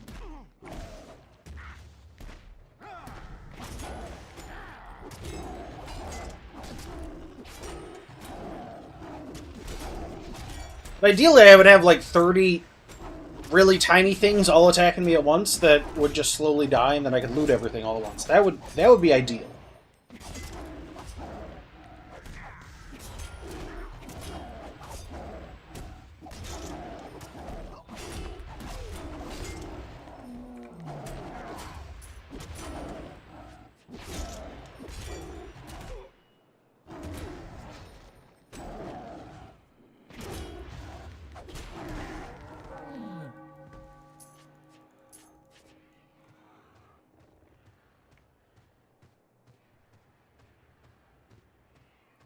Pretty sure it was over here. It wasn't up there. It was the... Was it this? There's no way. There doesn't look like there's enough things up here for it to even be worthwhile.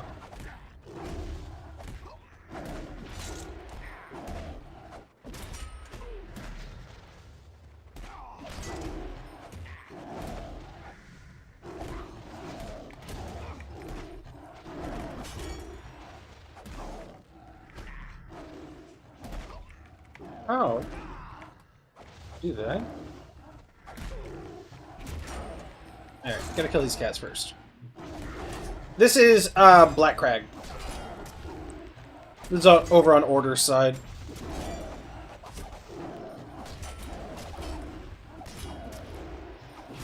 I need to recoup some losses.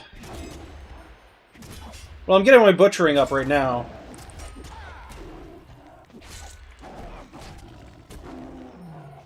Because I need to make some liniments.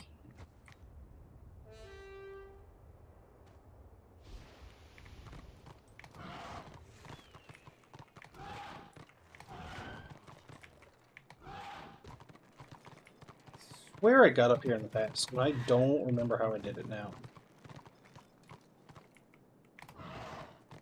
Here we go. That'll do, pig.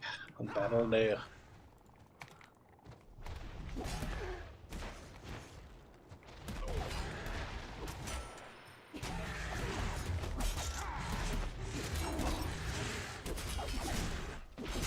Yeah, I need the gold. I ran out of gold helping people get rings because dude, grinding the ring stuff is soul sucking. Because you get if you're doing it in PvE, you get the low chance of the crates of ore, you get the low chance of boxes of gemstones. But even then, only 20% of the crates of ore are going to be even worthwhile. And only... I think it's, what, 4 of 8? Okay, technically Ruby, but that's really only one class that even wants that. So and then you're 5 of 8 on the gemstones. So whatever that comes to.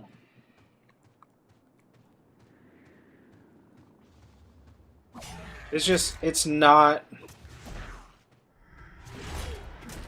It's really annoying.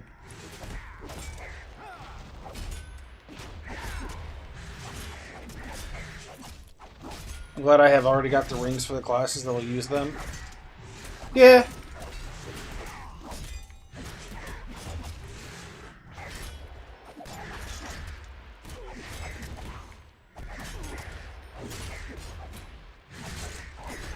I have the rings on the class that I wanted on. Today is Thursday. Technically, we still have... Oh, that's not ideal.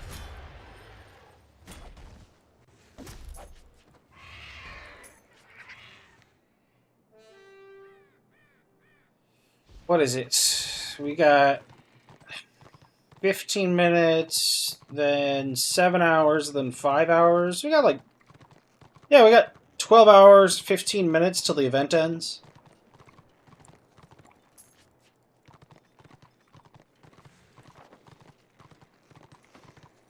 I'm gonna go back to my squigs. My squigs, I can gather up a bunch. If they already had Land of the Dead out, I would just go to Salamanders and it would be so fast!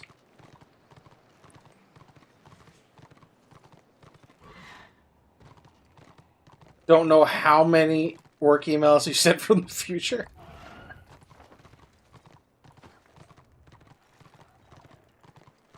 Got on your NG and your Bright Wizard? Nice. I went double analyst on my Squig Herder. Because that's who I'm going to be playing the most. But I'm probably not going to... Like, I'm going to be playing him tomorrow for the weekend event scenario. Because stacking Almond Turans, Renown Pots, and the weekend event scenario, it just levels your Renown so fast. It's really nice.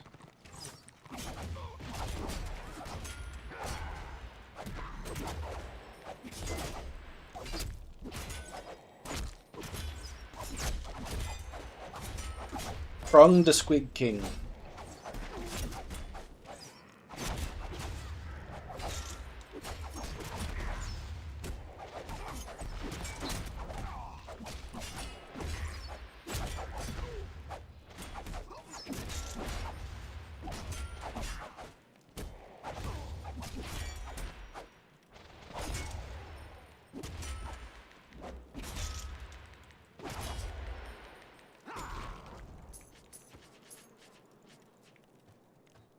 Now this right here is going to be a pull to be proud of.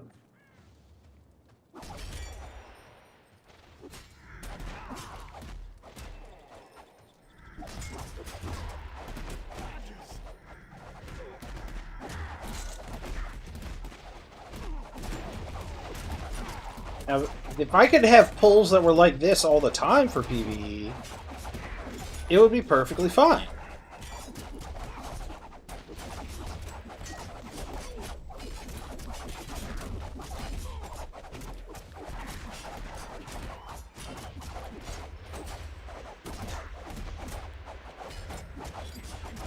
The crazy thing is, as strong as this seems, this is still weaker than a Knight of the Blazing Sun doing the same thing.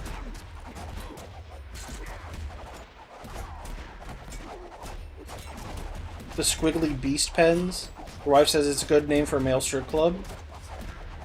Live your dream, man. Go for it. Open you a male strip club and name it the Squiggly Beast Pens. I feel like there's probably not as much overlap with demographics that would appreciate the name and appreciate the services, though. I feel like that might be too niched down.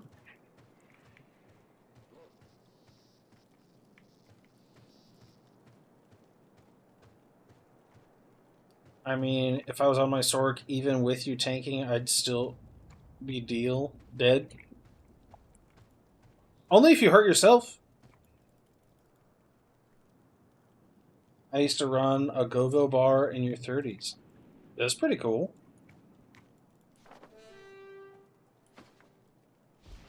Where are we at? Butchering 162.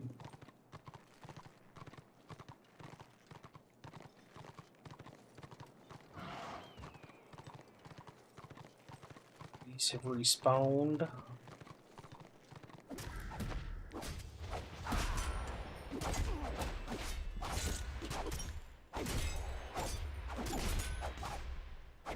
I have never been to one of those.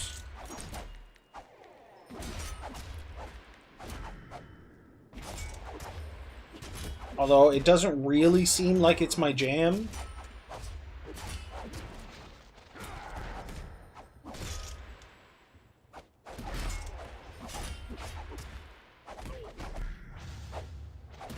Looked at it last for it. I backlashed myself about 98% of the time in that session at least. Oof. Unlucky.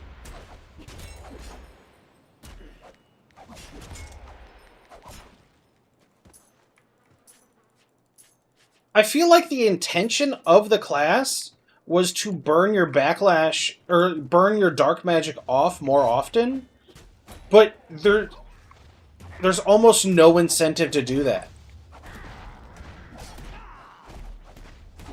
Because you lose so much damage by burning off your dark magic.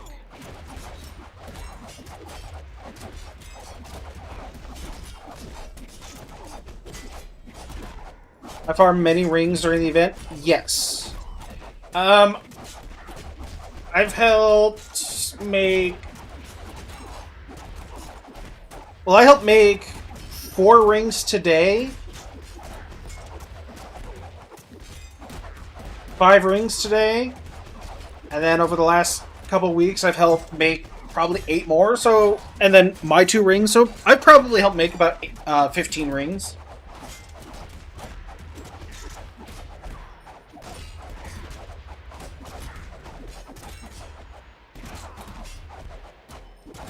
MC, I lived in them. I knew the owner, so I managed. It was fun.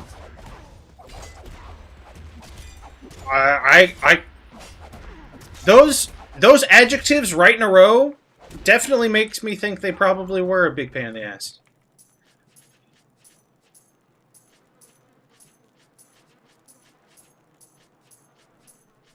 Yeah, so that's the problem. You don't want to burn your dark magic. But you can just spam the ice spikes to get it back. And then you can tab and chill wind to also get it back. Which is fast, but when you need to start dealing damage, it's a lag time you don't want. I got a Iron Analyst, or an Iron Onyx Analyst, and a Platinum Onyx Analyst, both on my Squid Herder.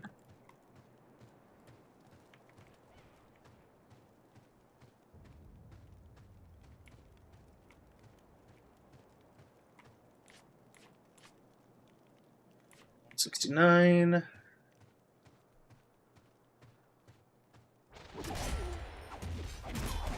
You play and build much differently than most other people. So, last time I really played my Sork, I went single target dots. And I had a lot of fun playing that way, but the damage just isn't there, unfortunately. Add.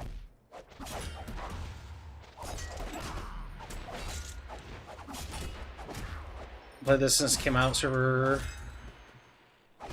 World first Black Orc on Red Eye Mountain.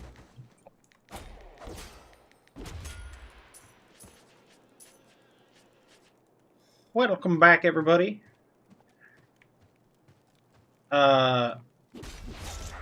World first Black Orc on Red Eye Mountain. I don't know that server. When I started playing this game, I started right before the last roleplay server was shut down. I started on Phoenix Throne.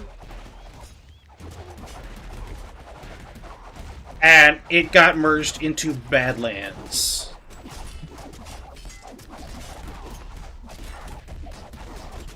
Server first for sure. So I played on Badlands for Destruction, and I played on Gorfang for Order. I didn't really do much on Gorfang.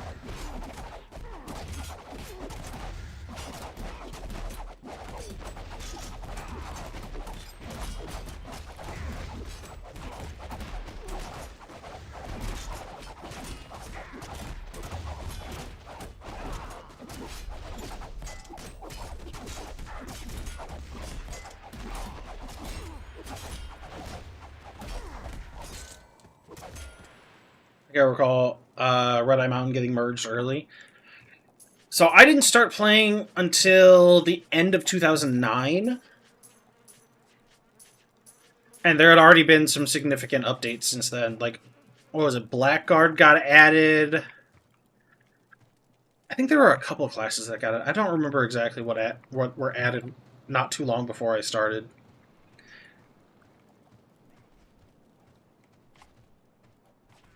But hey, if you haven't played since then, they've done a lot of really cool updates to the game. And it's completely free.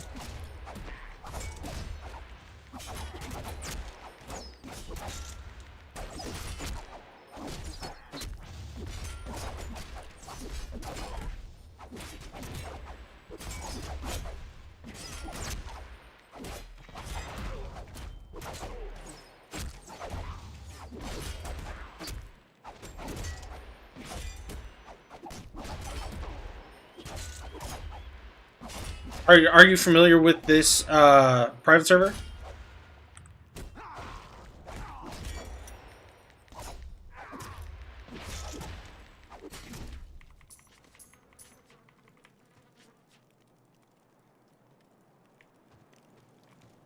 $174. Getting close.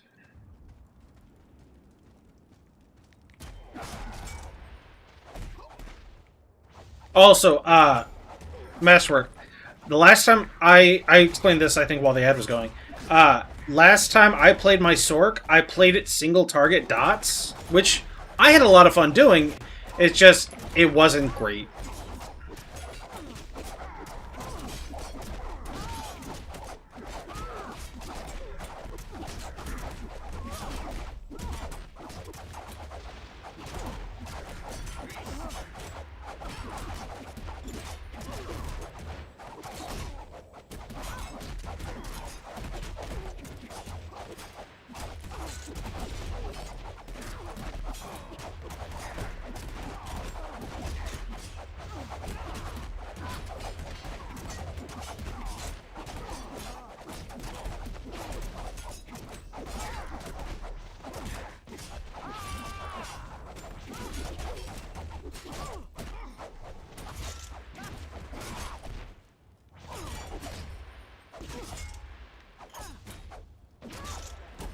How the hell did a frickin' dwarf get into this?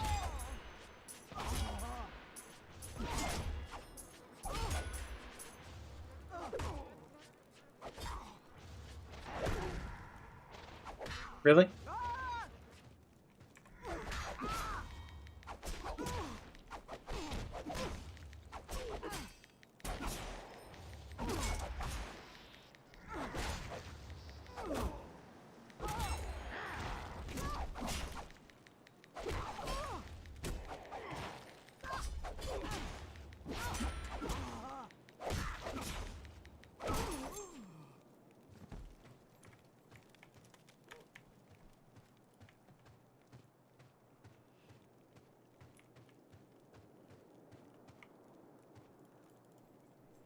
But yeah, Ozzy, if you're not familiar, that is the link for Return of Reckoning. Absolutely free to play. Uh, no money whatsoever. It's part of the deal is they're not allowed to monetize the server, and they are okay. Basically, split between Calamity and Destruction. What was the build I did? Hold on. Let me see what I was doing.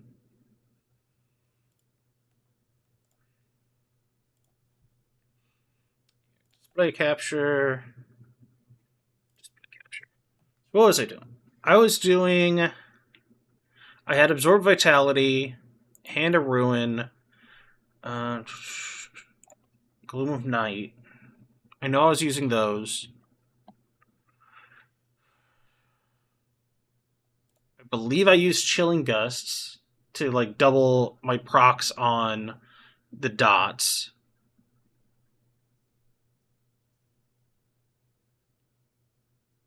That's corp damage. That's spirit. That's spirit. I probably used that.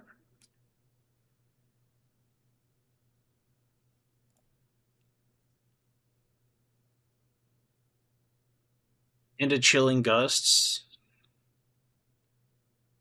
But, like, absorb vitality is an extra dot, and it feels so good to use, and it heals you. Although, it really doesn't deal a lot of damage, does it? 870 over 15 seconds.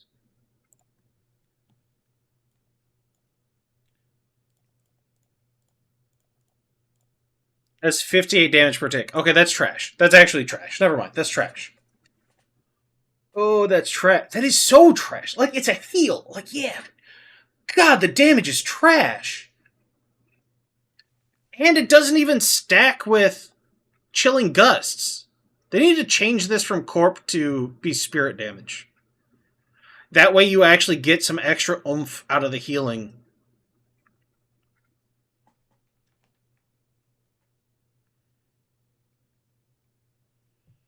They really should change this from corp to spirit. That does corp. That does corp.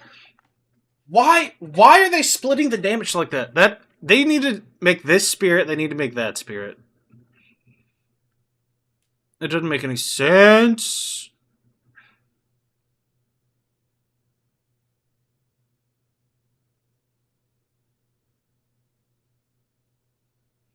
Or if not make everything, they need to like make it all one damage type.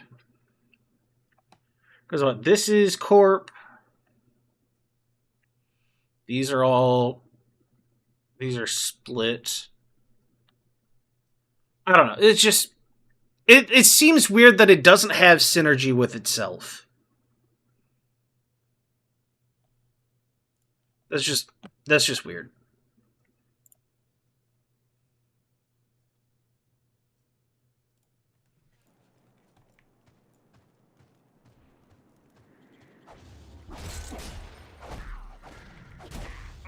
I'm hoping we get some nice changes.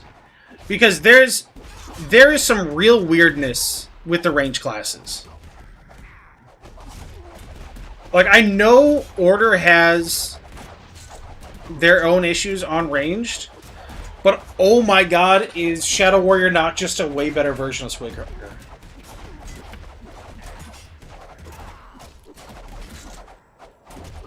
Borkman, I helped you get an analyst on this shaman. You're not allowed to play your Magus ever again, unfortunately. I believe that was part of the deal.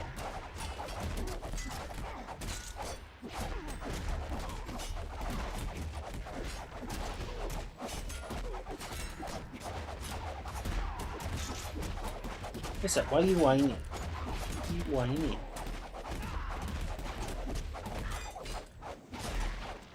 Is this just not so you can see?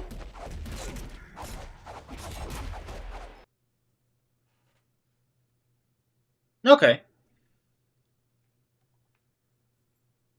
Yeah, there's really no sense to take Shadow of Disaster when most of your damage is going to be corp.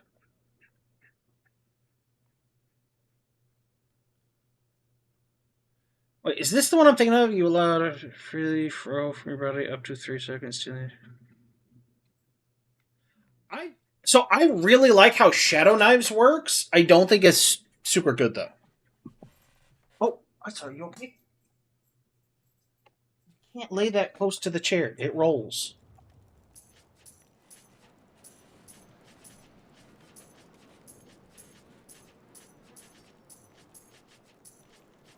I'm sorry, you okay?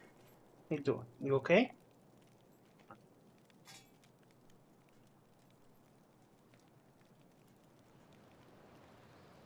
Look at the cast time. Yeah, it's 6 seconds because it's a channel.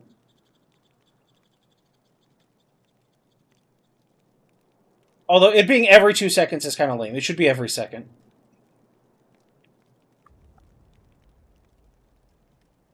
And then Disastrous Cascade is basically the same one all the Bright Wizards use. I like it because it's the target and you're channeling into the target. But then again, the target can then just run out of distance and break it, and it's kind of annoying. But at least you don't have to be in melee to use it. Because I never liked having to run up into melee on my Sork.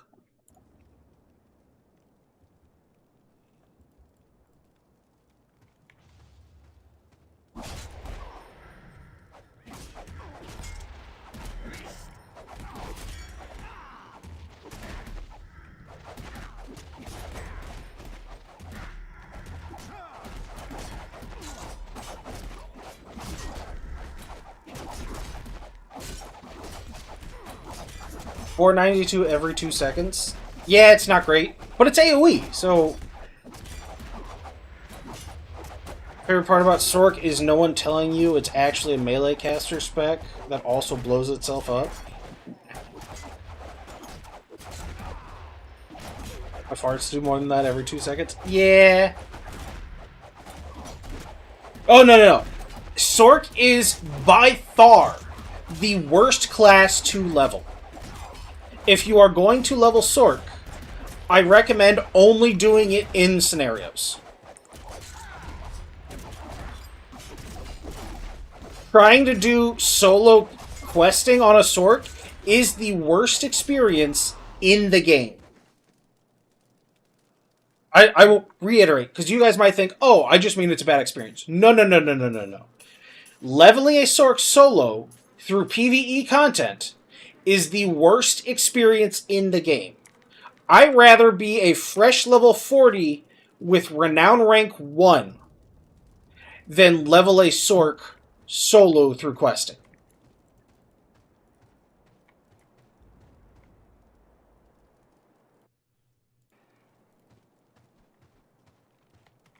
Till 37, you only have like 4 abilities, and 2 are hardcast. Yeah, dude. Like, granted, when Shattered Shadows goes off and crits, oh, it feels so good. But also, oh, it's awful. The 3-second cast is way too long.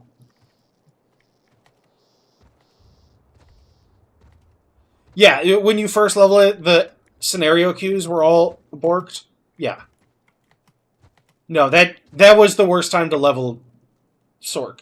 Absolutely.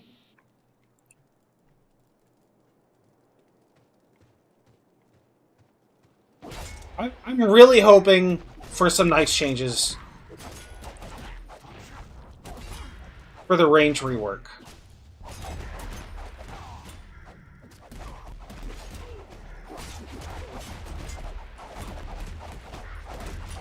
We almost done? Alright, we're at 189.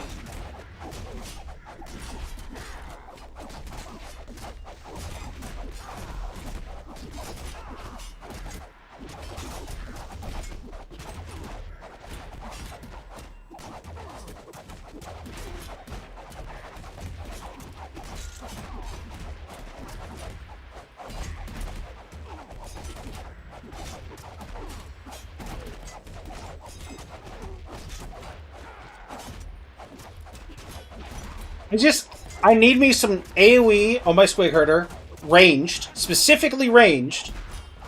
I hate that they're like, oh, hey, play a ranged class. You want to do any AoE? Well, you're melee now.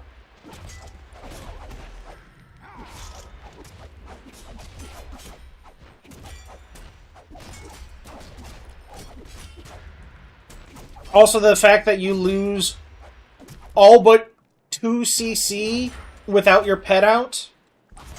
You don't get your disarm. You only get your slow. No, technically you get a silence. You can spec into a silence. That is true.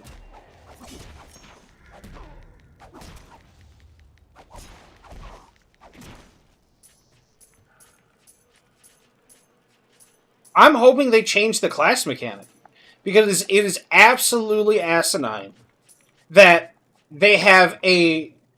Okay. We're gonna talk about this. No, don't worry. We're gonna talk about this. Hold on. Let me pull it up. Let me pull it up.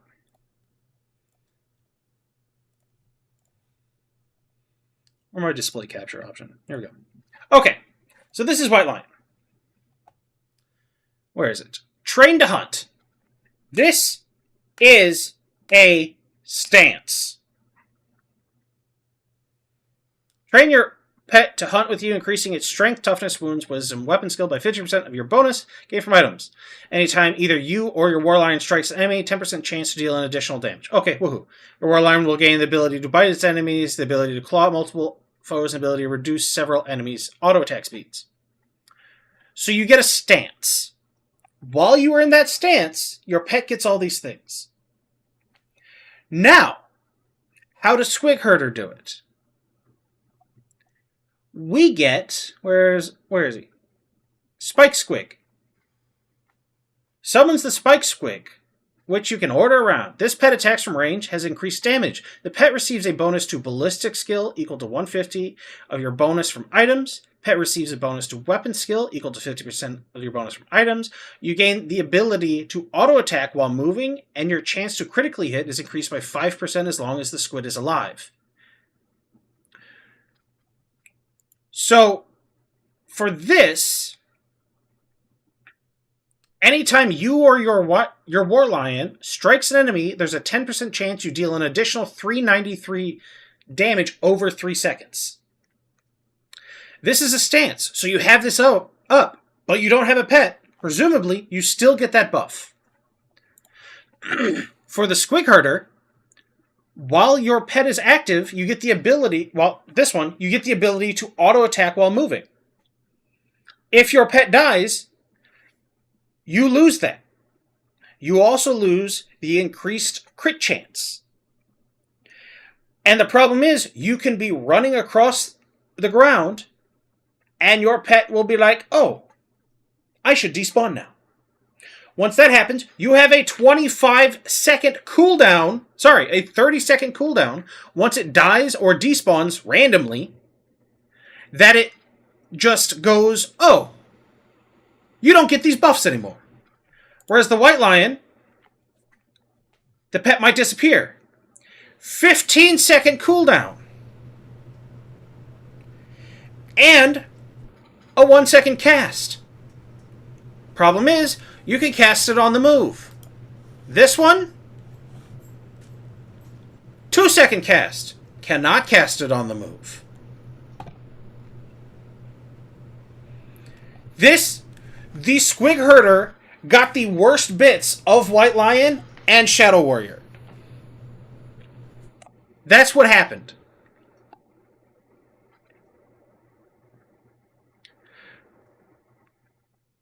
"30-second cooldown they need to fix.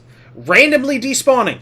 If the pet randomly despawns, there shouldn't be a 30-second cooldown on the ability to resummon it.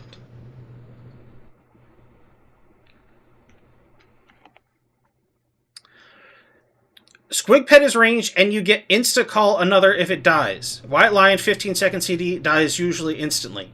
Okay, so you must not have been here, because I just went over this. And I don't blame you for not being here. I'm just saying.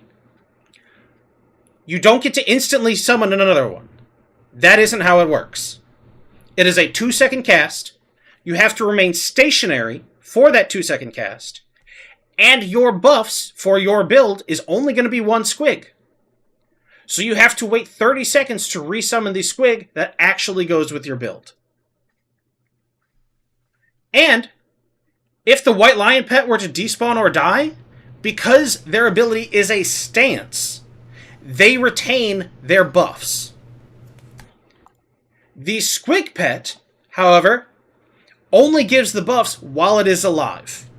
Meaning your pet randomly despawns, you lose your ability to auto-attack, and your 5% increased crit chance. These things, one of these things is not like the other.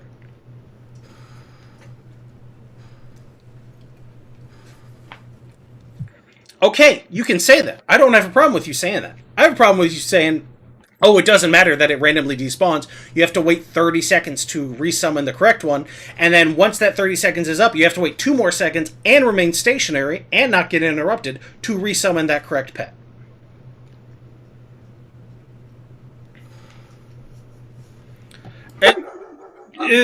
Loner shouldn't give the stances. They need to change so these squigs are stances, and then it just changes the squig when you summon it.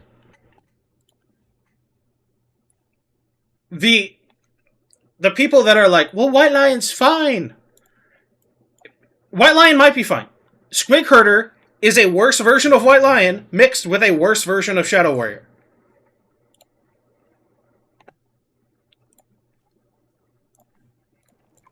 Now I gotta kill more squigs again. What am I at? Seriously, I only got 6 last time? This is kind of a bummer.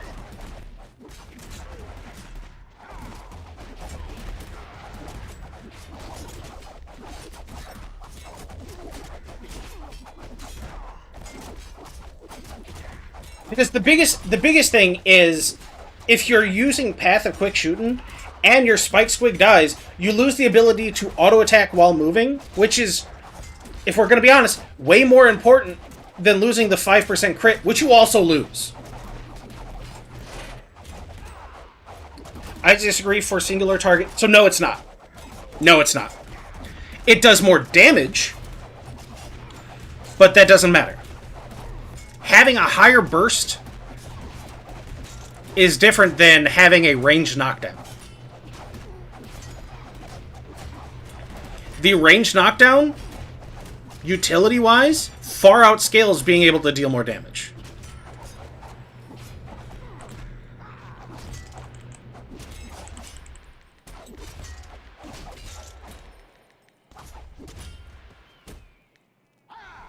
That's not the one to push.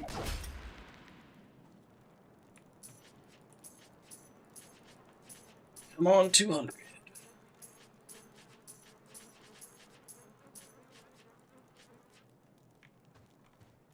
$198. I'm just going to say them making it less pet focus is super low chance. Them fixing some issues, some chance. So, I don't want to play the squig with a pet. I understand they may not want to do that. They want the focus of the class to be using the pet. I can understand that. I don't personally want it, but I can understand it. But them tying the buffs to that particular pet staying alive, there being a 30-second cooldown if that pet dies or randomly despawns, and then a 2-second stationary cast you have to do just to get it back? That's insane.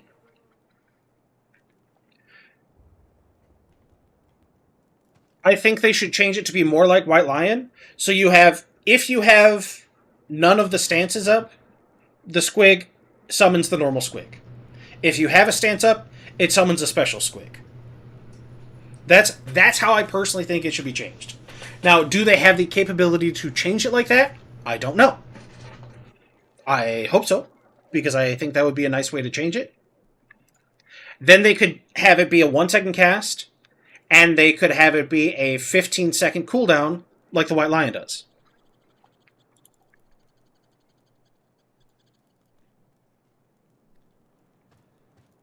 Shadow Warrior does not have range KD it used to. To my knowledge, as of last week, Shadow Warrior still had a ranged knockdown.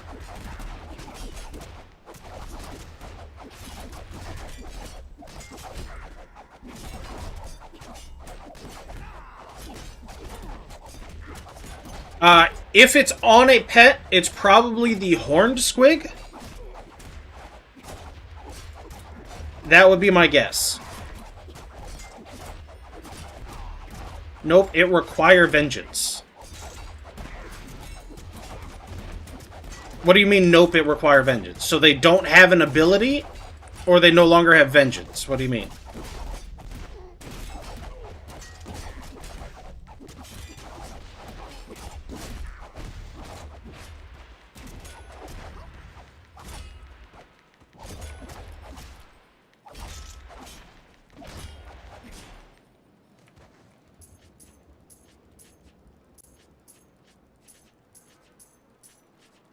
They exchange slow for knockdown when they use vengeance. Okay, so they still have range knockdown. So what you said was false. I hit 200.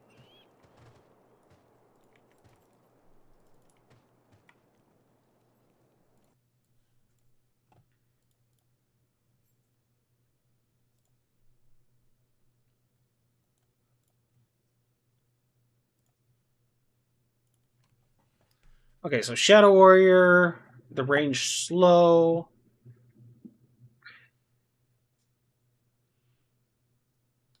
Which one is it? So that's Vengeance. 30 once every 30 seconds. Okay. 25% more damage. Abilities gain additional effects. Where's the slow? Is it Takedown? If you are vengeful, the target will be knocked down. Yeah. Okay. So you get a range knockdown every 30 seconds.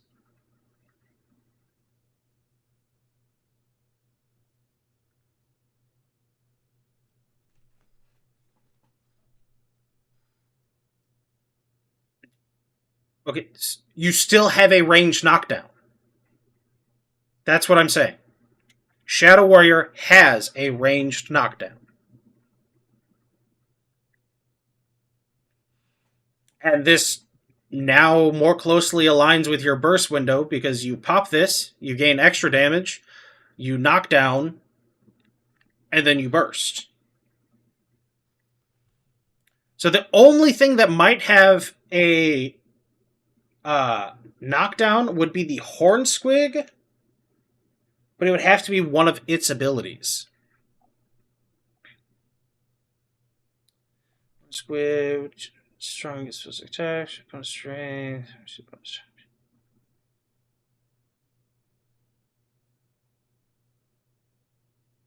Parry strike through. So it's got to be a Squig ability. Gore. Target. Headbutt. Squig slams his head in dealing. Reduces their armor. Drop that is the disarm. Yeah, no. Squig does not have a range knockdown.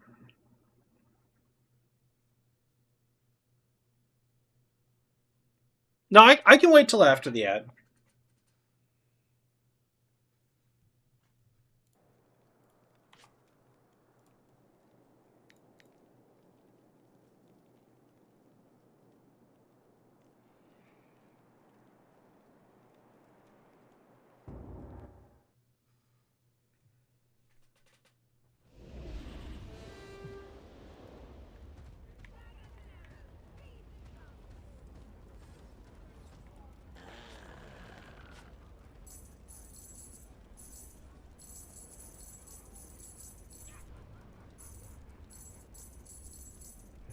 Don't hit me!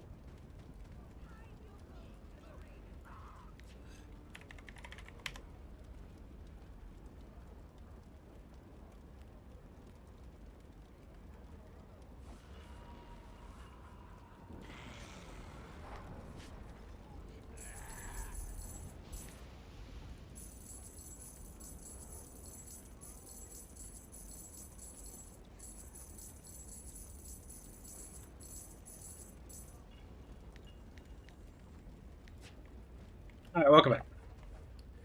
Okay, so what is the range knockdown the Squig has? But yes, Shadow Warrior still has a range knockdown.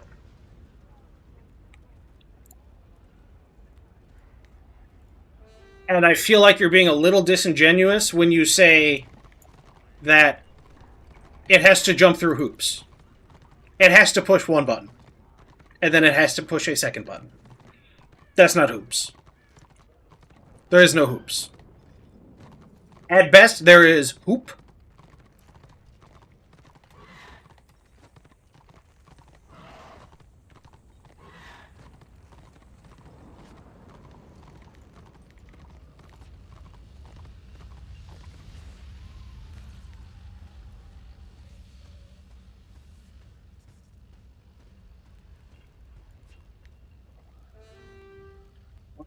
do?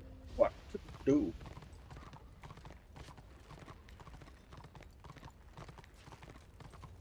Oh, right. That's what I was going to do. Can I get away? What can I get away with just to finish this and get that cloak? Fight for bomb. Equip a rare ring. Oh, kill 100 enemy players, banish demons. That's going to be hard to do. The demons is going to be easy.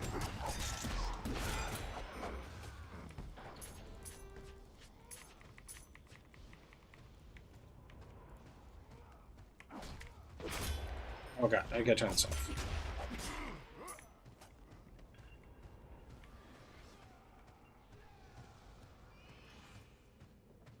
Spirit has higher skill ceiling, but it is better in hands of good player.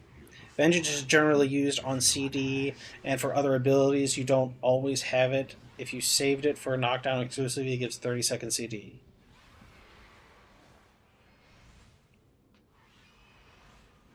Hold on, let me double check. Let me double check something.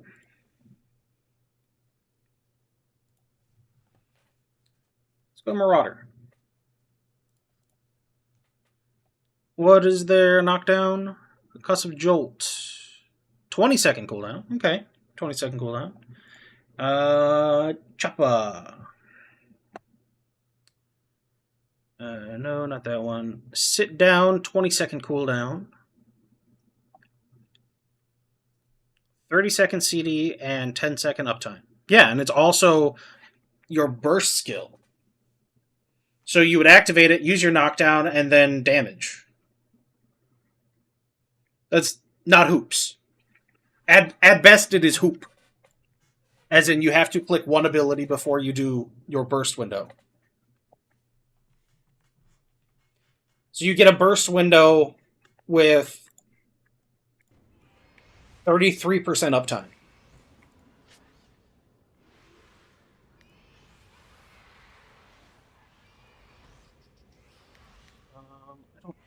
Let's see what medals we have on the other character. Instead of this stuff. You don't always use...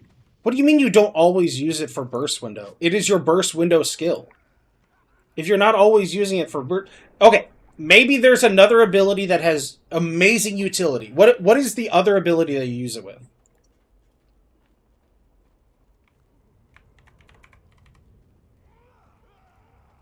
Because that's the only thing that would make sense. Because if you're just popping it just for the damage, you're not using your skills properly. And that, at that point, it's on you.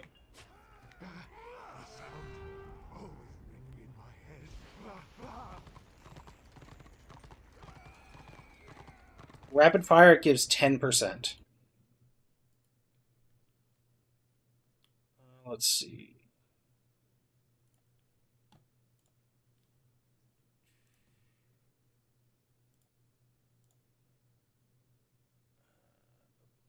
Rapid fire. There we go. Revengeful, when the shots deal 10% more damage. Okay, so you use it, you use the knockdown, and then you rapid fire.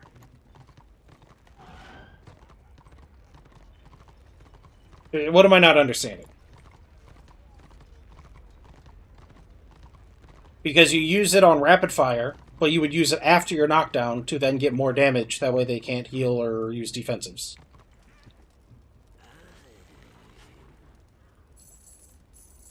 There's got to be something else. Because if you're using it... You're saying you're not using it for a burst window, but then the only ability you're saying you use it on is an ability where the only thing it does is more damage. That's using it for a burst window.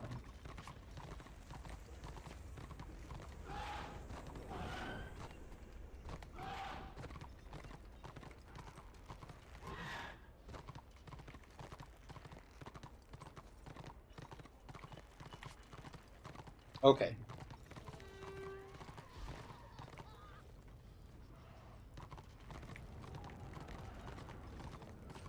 I already said stuff. I'm gonna hop over.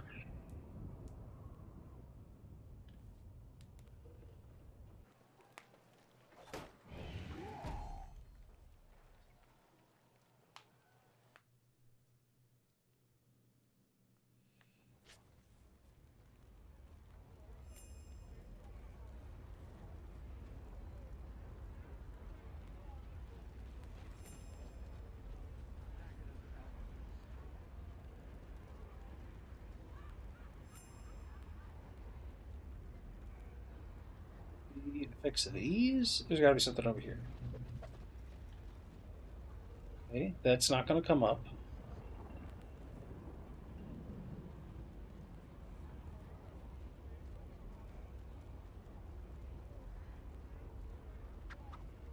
Okay, so the only abilities it affects, vengeful effects additionally, are Rapid Fire, Brutal Assault, which you have to be in melee and assault stance to use, and Takedown. Those are the only thing it affects. Hold on, let me check the ones up here.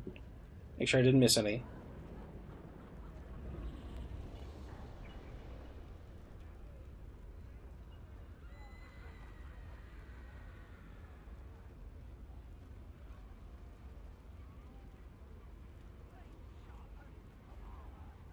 Oh wait, no, it also affects Crosscut, but you have to be in the assault stance for that, which isn't what you're talking about.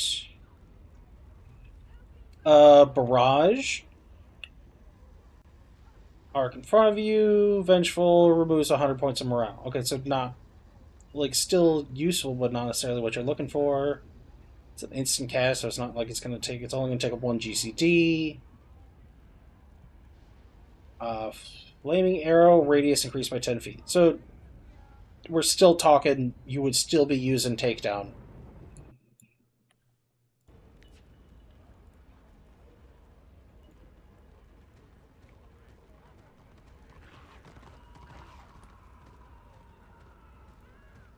The pet does not do that much damage.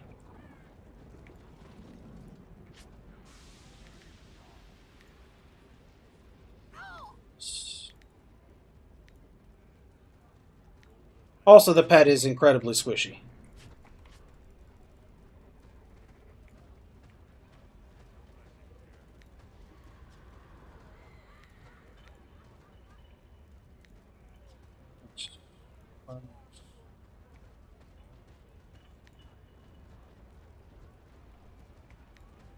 Oh. I only need to make... I guess I could technically make a shitty copper version. That's what I'm gonna do.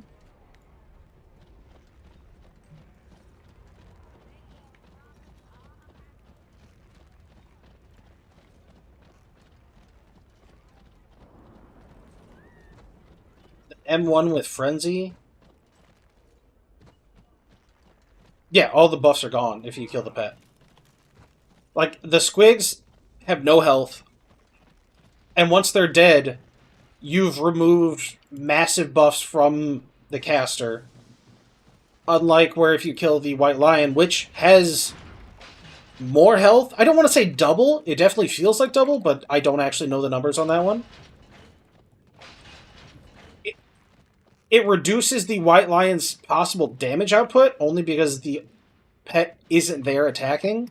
But when the Squig Herder pet dies, it not only reduces the damage because the pet is no longer attacking, it reduces the damage because major, like, build-changing buffs are stripped from the Squig Herder.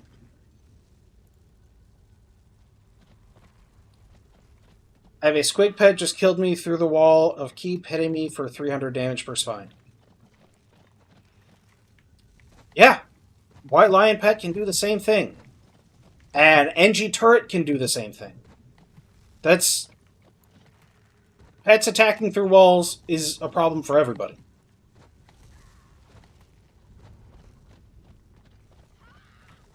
The difference being, when their pet dies, it doesn't majorly negatively impact the class. Whereas the Squig is negatively impacted because their Squig pet died, or randomly chose to despawn. As part of the line of sight check.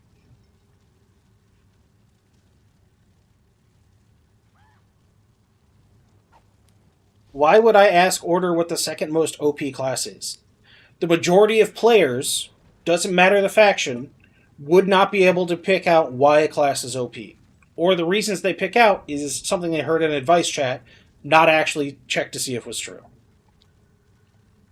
That's why this game is, what, Came out in 2008, 18 years old, and it's not a solved game like WoW Classic is.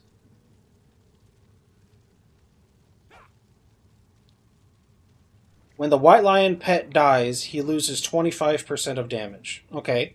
When a Squig Herder pet dies, they lose more than that.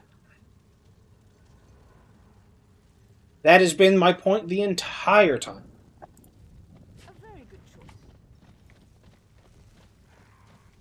That's what. In order to do that, I'm gonna be sick on that. We're not doing that right now.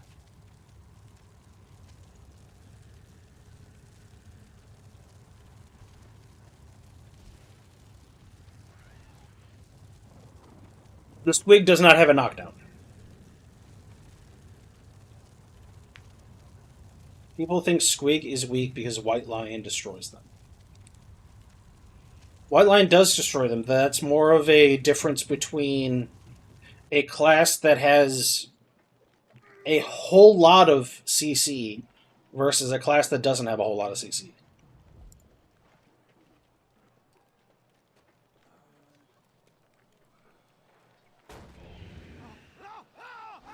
Anything sold on theirs?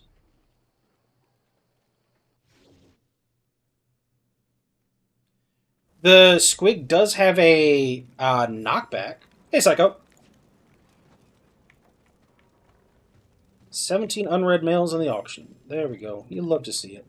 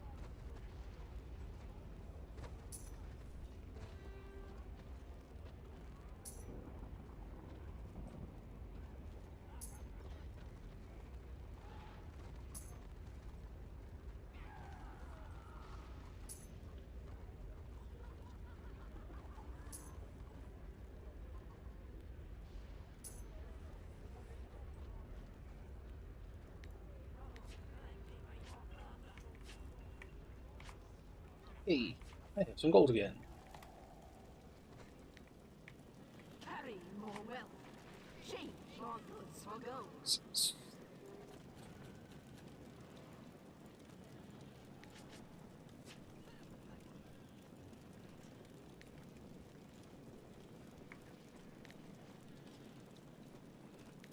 Welcome back.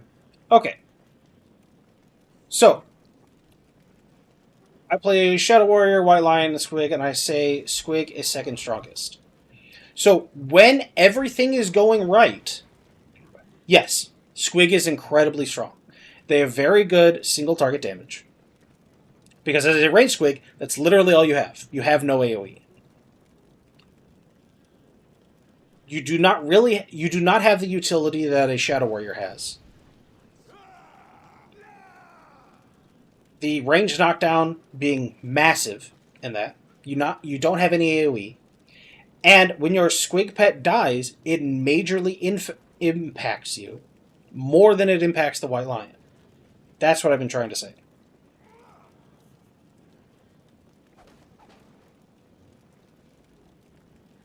Because, don't get me wrong, the Squig Herder has probably the best single target damage on Destro side. With maybe a Sork being up there with him, but I would actually need to test, like, the best people versus the best people in the classes for me to, like, say one way or the other.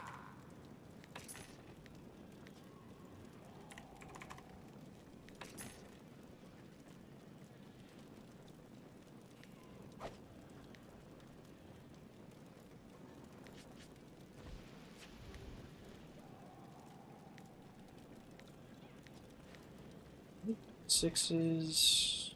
Probably not. Nope. Price this. They say 4.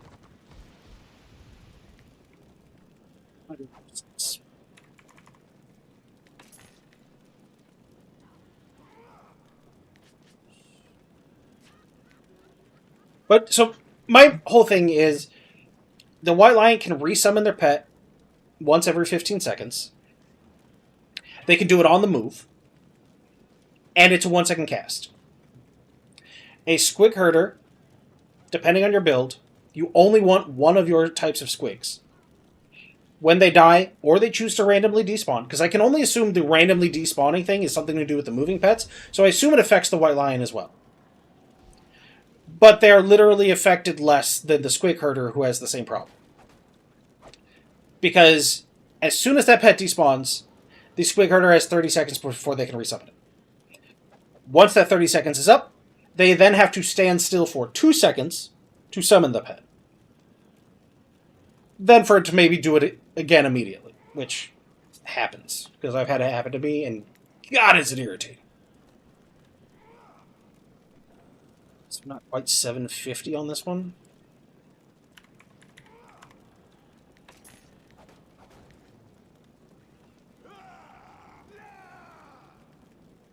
Yeah, no, it's really annoying on both pets. I think if the pets can randomly despawn, they shouldn't have a cooldown.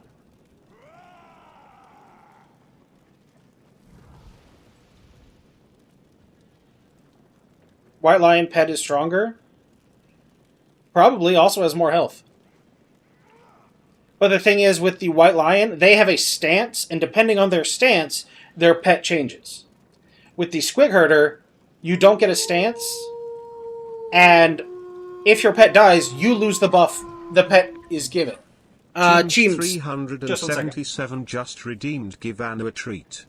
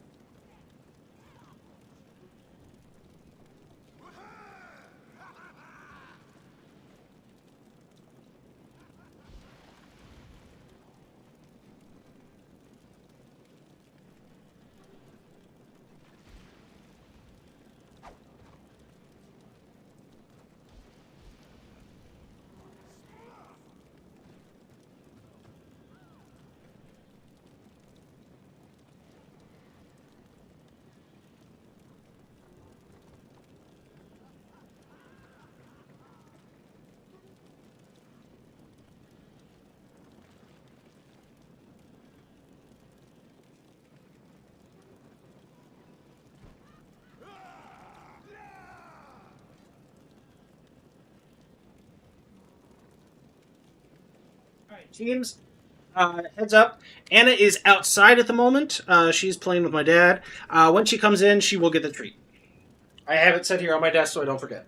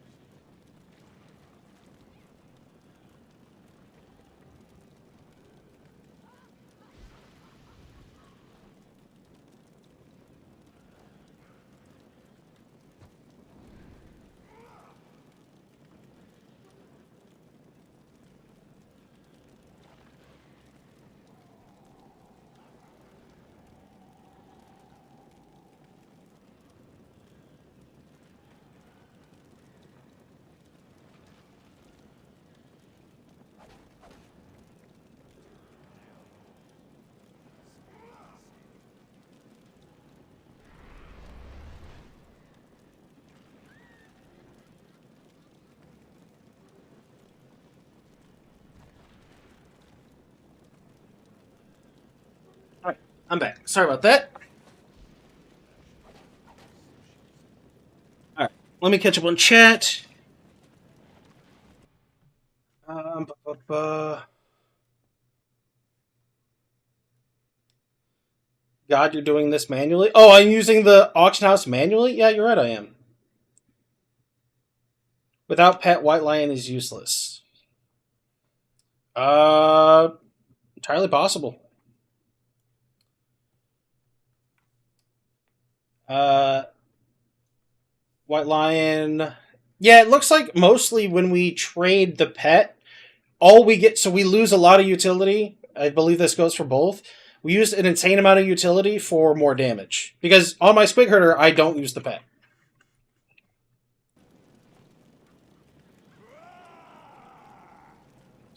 Armor.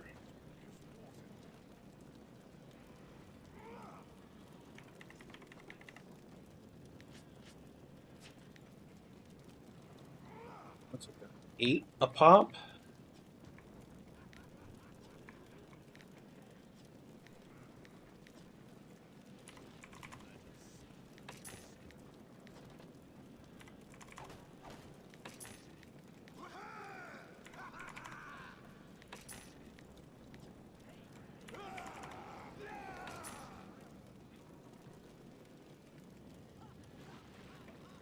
I prefer I prefer loner also. I mostly just don't like dealing with the pet mechanics.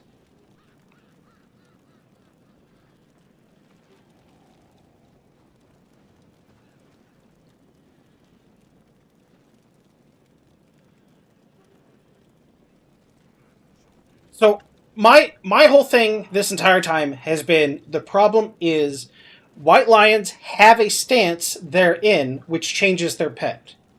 Squig herders have a pet that then gives them a buff, but the pet will randomly despawn, the pet will die because it has no health, the pet will die because it does not get AoE healed, because it is not considered a member of the party. I'm sorry to disappoint you. I am not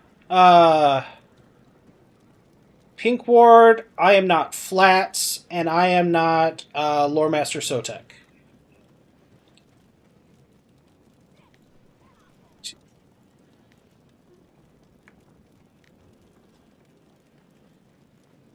So that's the problem I was talking about with. No, those are the only ones I know of so far.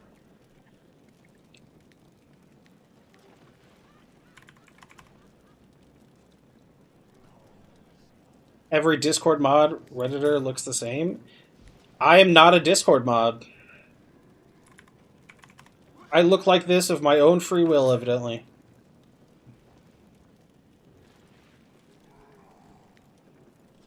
Ooh, got a bunch of these toughness ones to go through. Yikes.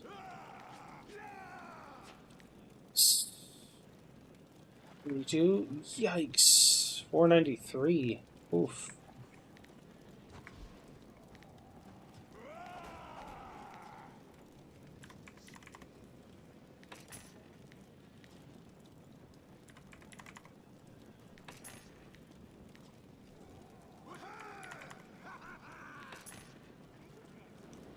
White Lion in melee class. Squig has time to get another Squig. White Lion loses pet is gone for the fight.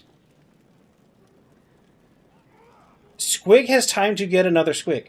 So, I know you've been here for this entire conversation. I don't know why you're still saying this. Only one Squig works with your build. Like, there are multiple Squig options. Only one is going to be beneficial to you. That one has a 32-second cooldown effectively, with 2 seconds of that you being forced to stand still.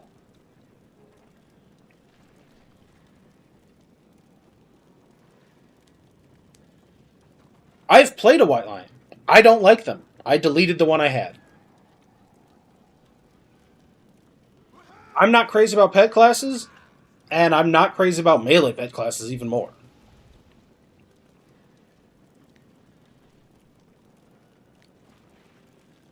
Oop, that's the...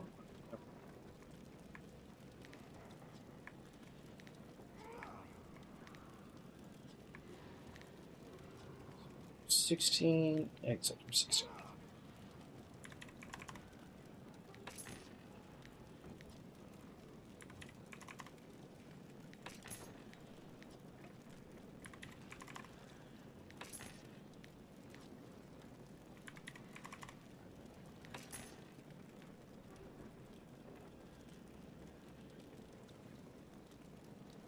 So that's what I'm trying to tell you. The squig, ranged squig herders want to use is the spike squig. It is the one that allows you to auto attack while moving and gives you 5% more crit. You can easily switch between spike squig and gas squig. Okay. Gas squig, the only thing gas squig does is increase your range and give them a resistance your target a resistance debuff. Which, hold on, let me double check. Make sure I'm not talking out of my ass for this one. Squig herder. Rotten Arrow does physical damage. Yes. Does not affect. So the resistance debuff that it gives only affects poison arrow, which is trash all around. So a gas squig isn't going to allow you to auto attack while moving, which is massive for quick shooting, which you're never supposed to stop moving with that build. I'm sorry to say, man, like you're just wrong. That's what it's coming down to. You're just wrong.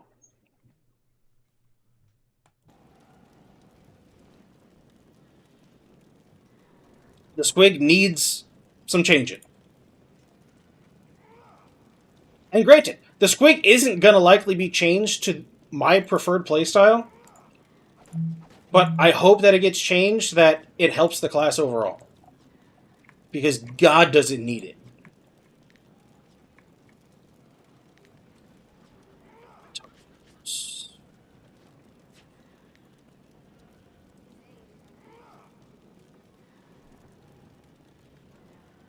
It's not 15 seconds. It's 30. And then once that 30 seconds is up, you have to stop moving, stand still, and cast for 2 seconds.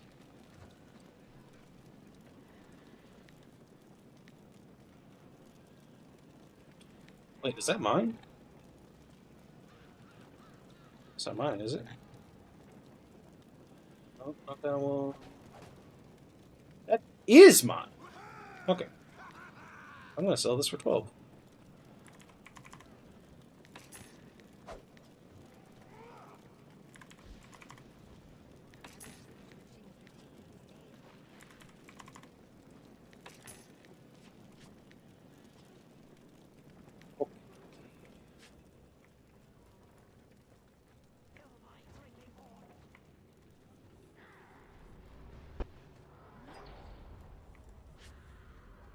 So having gas squig would be worse than no pet for 15 seconds. White lion cooldown is 15 seconds. Well, see, you can't directly compare the two.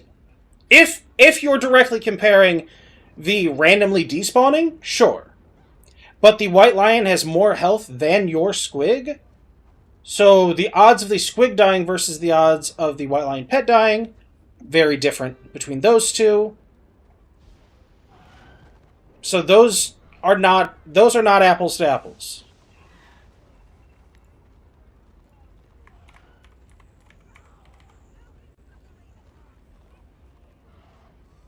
$361. There we go. I mathed.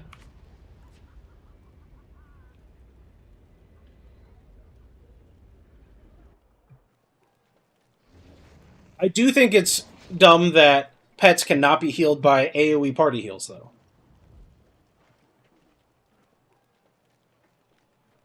That affects Magus, Engineer, White Lion, and Squig Herder.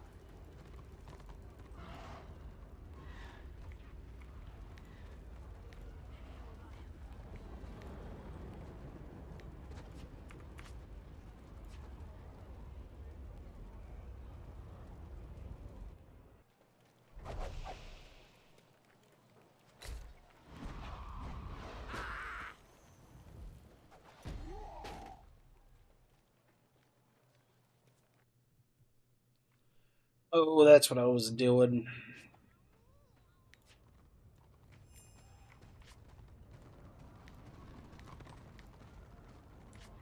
You need to make me a trash ring.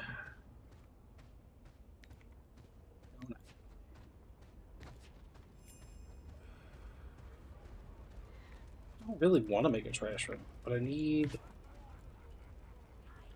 Yeah.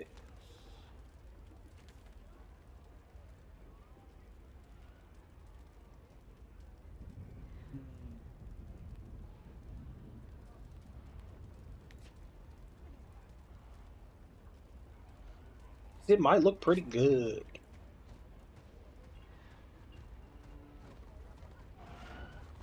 Alright, we're gonna make a trash ring.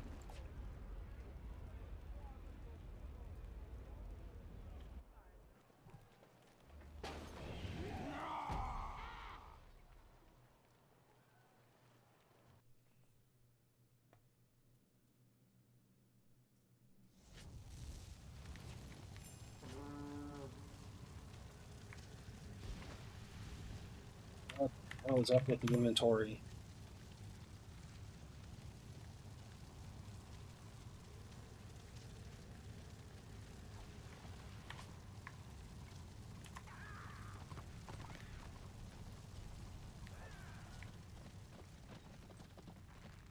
So I only need to make a rare ring, and then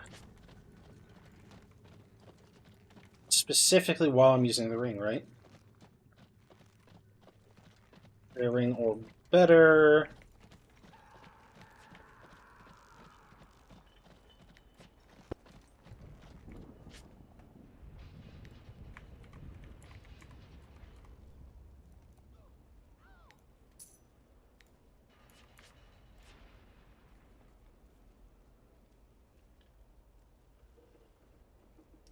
Kind of trigger me, I don't normally care, but so many people on strong classes complaining lately, playing engineer, and that might change your perspective. Engineers are quite strong.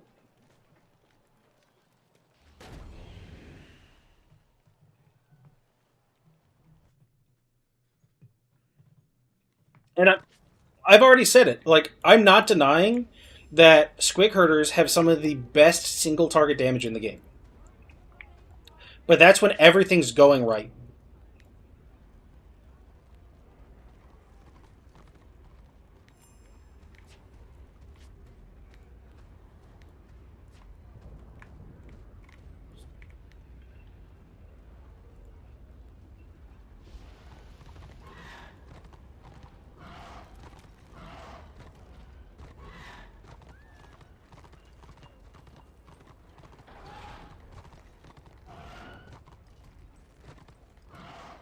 I have been here before. Everyone has. Disc.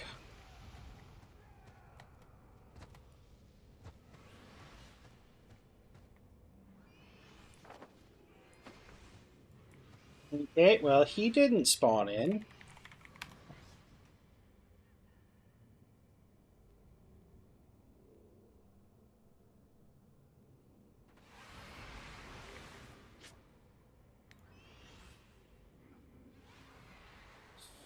Woodstone.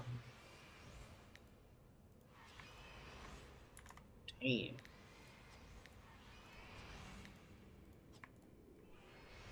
Five.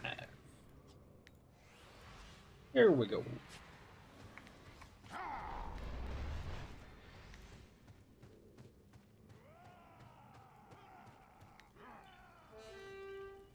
Turn away.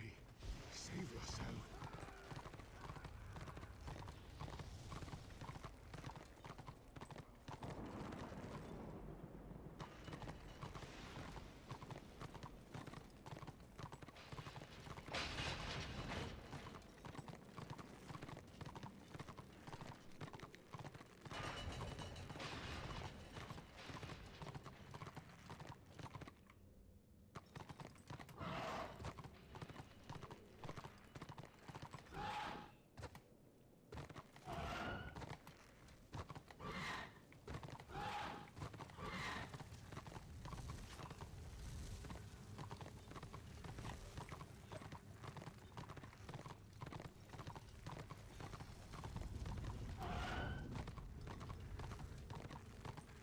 I have many fine goods. Copper moonstone. Such. What do you need?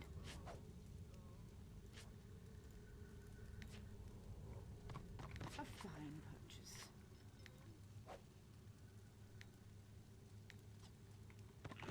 Alright.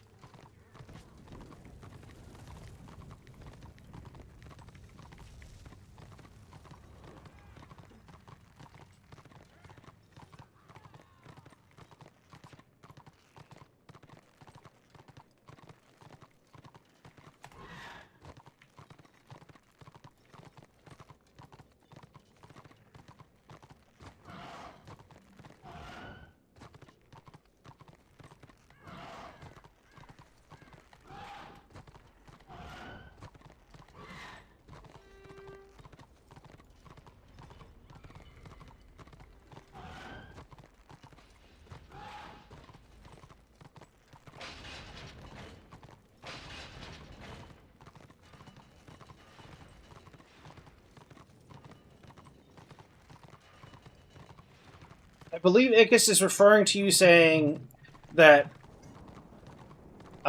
so many people in strong classes complaining lately, playing engineer, and that might change your perspective. I believe he took it to mean that you were saying that engineer was weak. Which it isn't.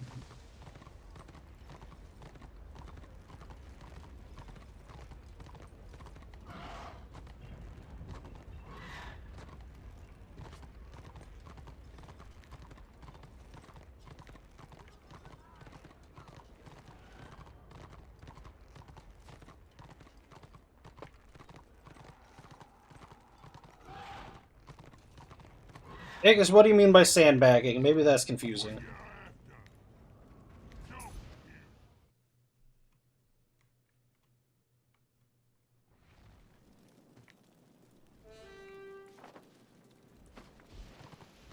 You want to see build problems? Look at Zealots. Their trees are all over the place and make no sense.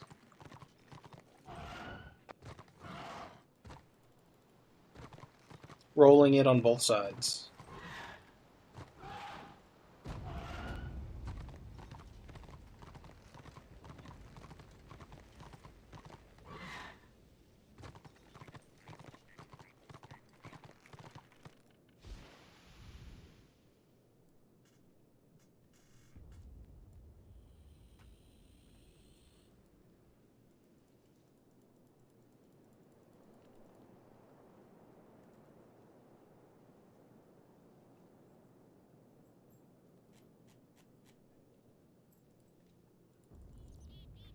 Oh, here we go. Retreat. James! Hopefully you're still there.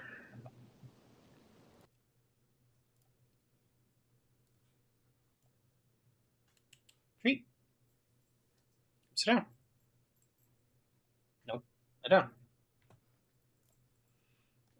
We do it for this as well.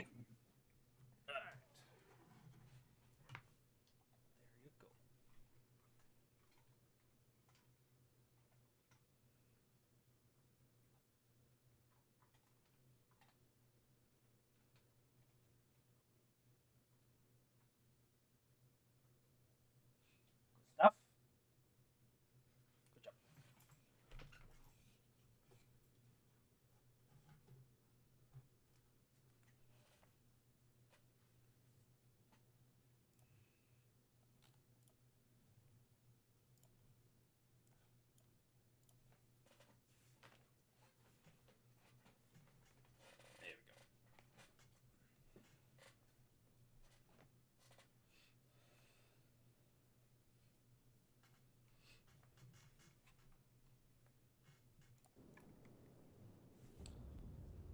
Loads of fun, probably one of the weakest at the minute. What?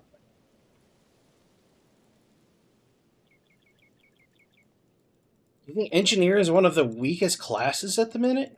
At the moment? Whatever you want to say there?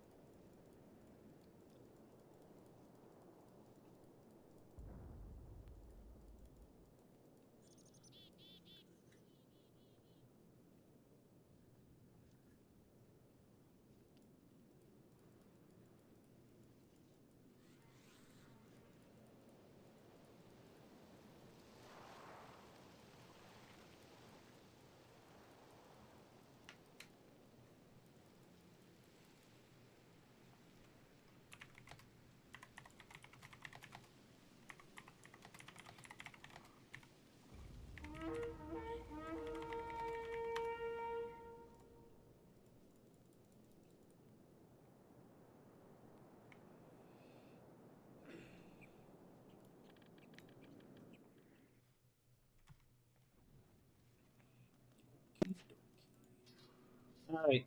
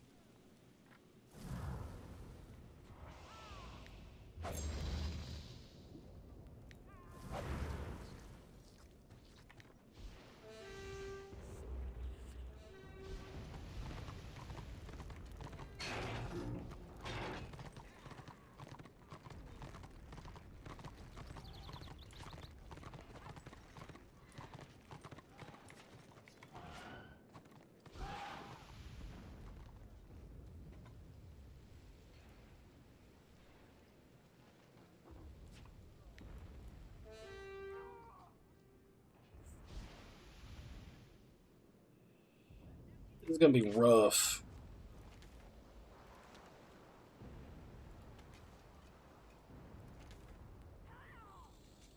I need 100 kills before 5 a.m.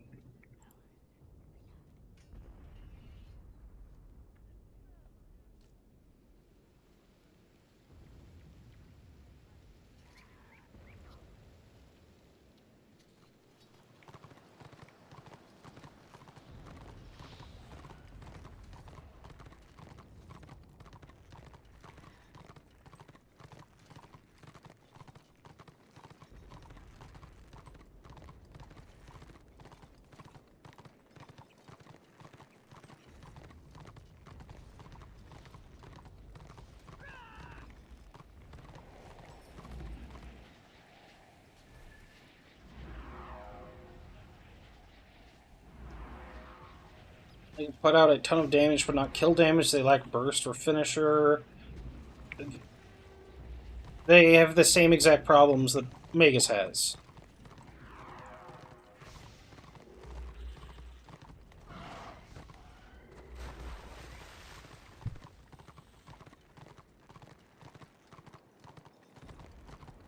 Make sure you got your phone. Magus does not need weapon skill. Yeah, that is true.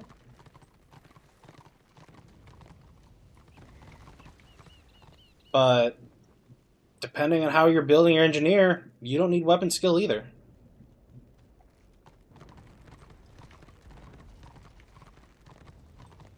If you're the dot build on the engineer, you don't build weapon skill. Well, you don't need weapon skill. You may still build it because you don't really have a choice with your gear.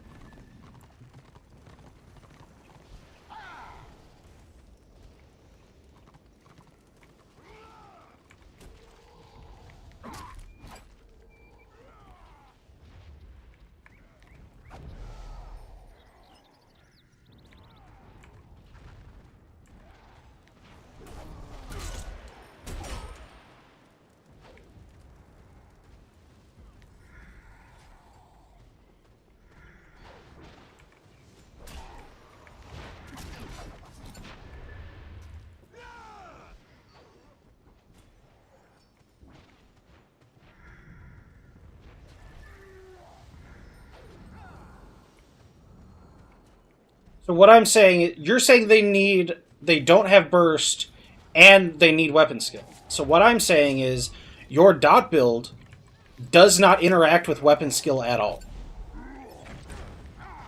That's what I'm trying to say.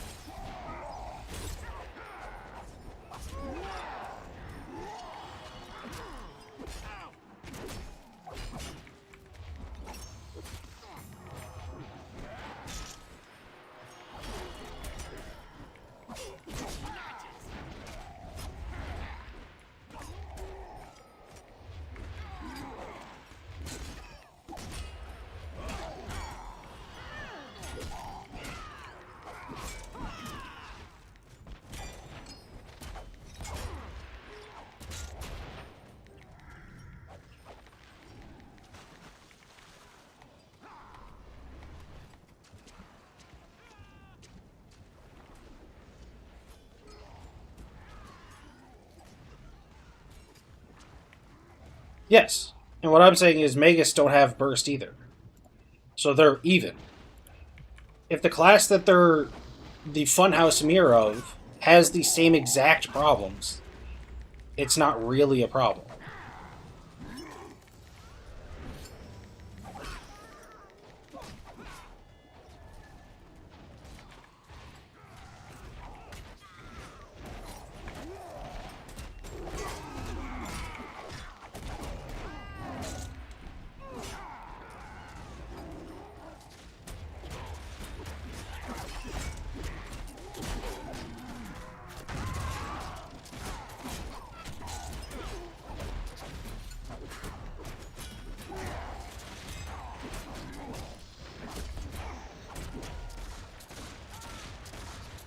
You're contradicting yourself, man. That's what I'm trying to say.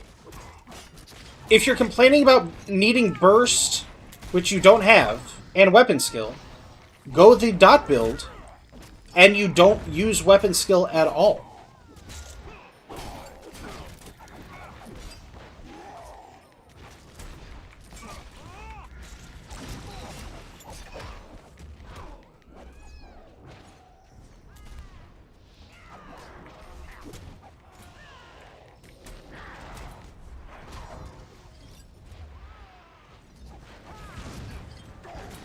Because your dots do corporeal damage, which, if it does corporeal damage, it does not interact with weapon skill.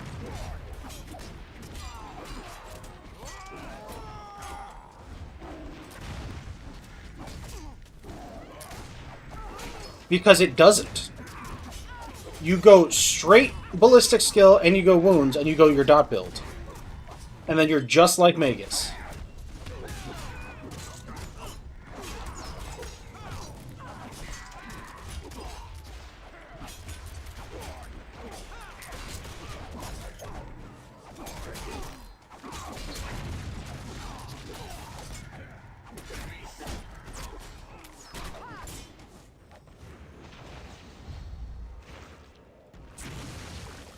And then if you go your single target long range build, you do have burst then. But you need weapon skill and you need ballistic skill then.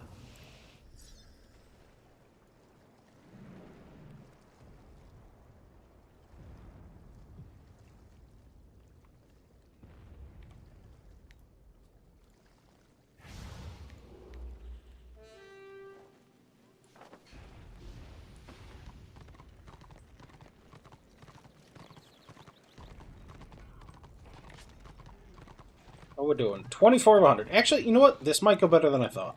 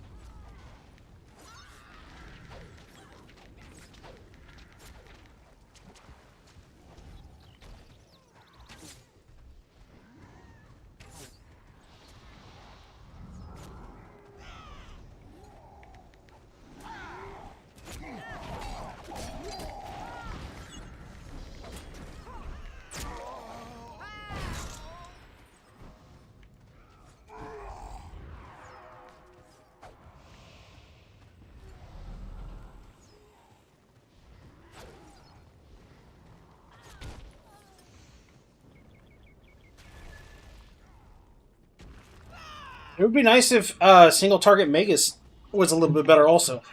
Which, hey, maybe with the range work, both of them will get the same.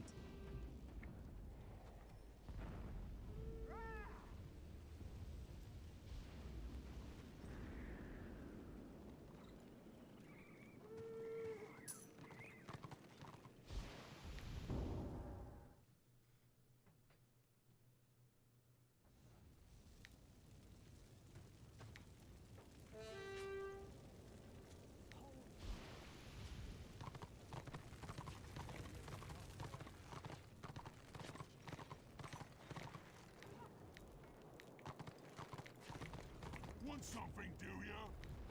Good riddance.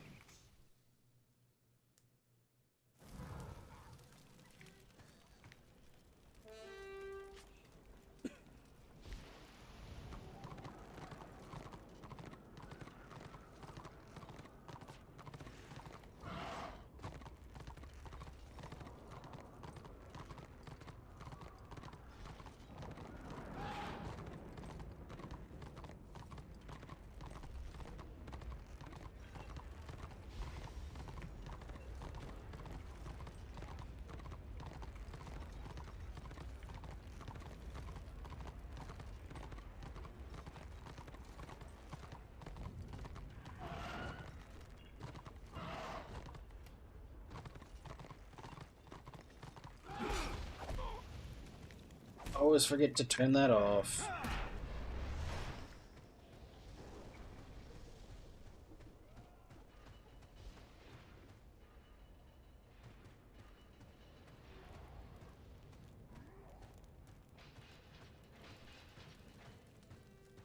Hey, thank you very much for the sub. And hello from the United States.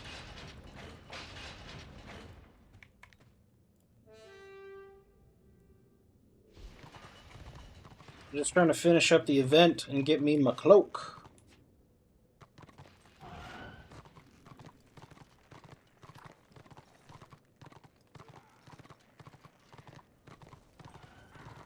So I think this is probably the only character that I would actually, I don't know if I will, that I might actually use that cloak on. I have a task for you. Do you seek advancement?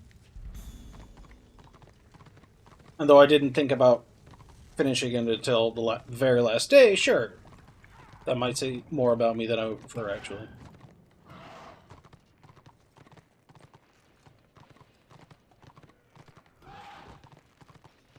Right now I'm sitting in Vader, but I'm not really looking to change out of it because of the 7-piece bonus, which is reflect damage on block. I am basically a reflect build for RVR. So I run Backlash on the tactics, I run the Magical Backlash aura, and usually the Dreadful Agony, the damage aura, but it just depends on what's actually going on in RVR at the moment.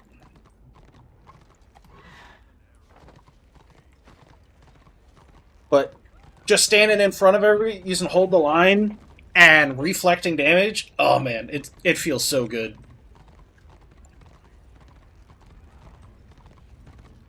I just wish that there were more classes on Order that actually dealt magic damage.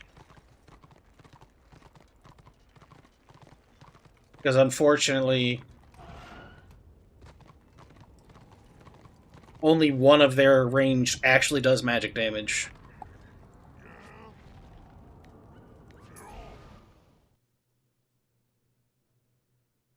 I ran regen build, but don't play anymore. Depending on when you last ran it, regen build is gross now, because there's a lot of regen stuff.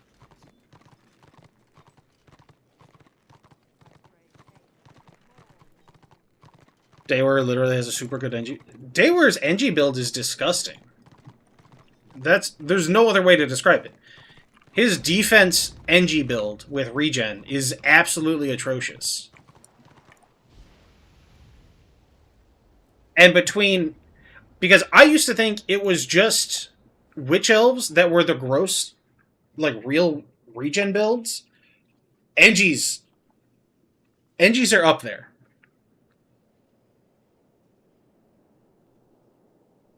Oh yeah, Reflect on Night of the Blazing Sun is insane because it's melee Reflect, which not half, 2/3 of Destro does melee.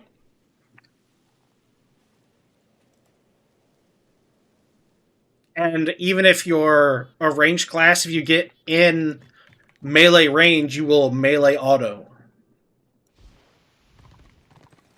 Not to mention that melee, for the most part, is physical, and Night of the Blazing Sun also has an armor aura.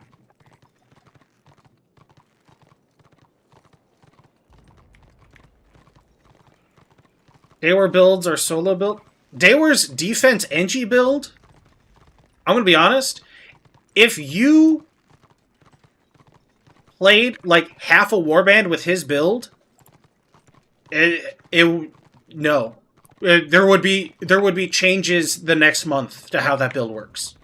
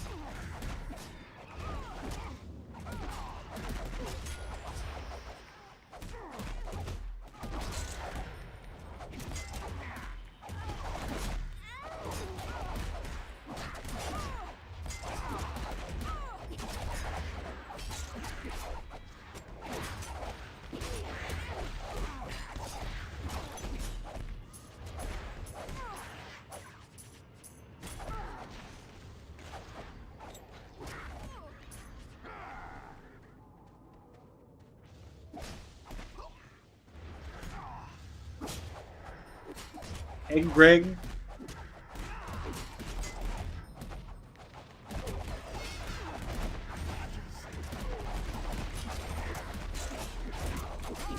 The regen is every 4 seconds. Yeah, it is every 4 seconds. But the fact that they can lay down the keg and do AoE healing to supplement healers' healing means the survivability of the entire group goes up. Now, everybody is like, oh, well, the Magus shield is so much better. It's only for the Magus. Whereas if you have multiple engineers in a single party, those kegs heal everybody in the party.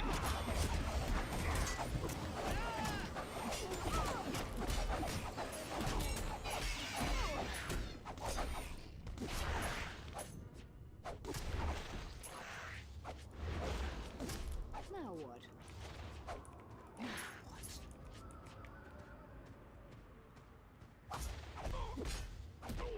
The keg is bad, it has a cast time. The keg is not bad. It does have a cast time.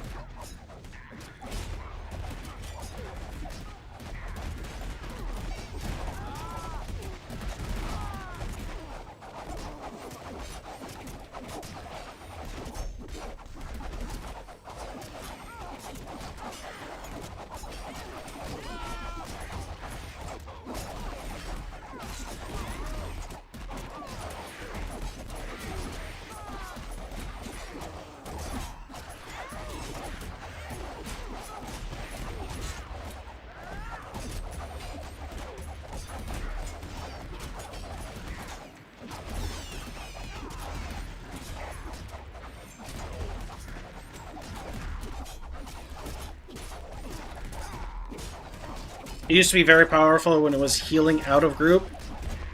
Well, when it was healing out of group, it was busted as hell. Now it is just kind of strong. Because they've really gone through and systematically gotten rid of, like, healing out of group. That is not the right ability.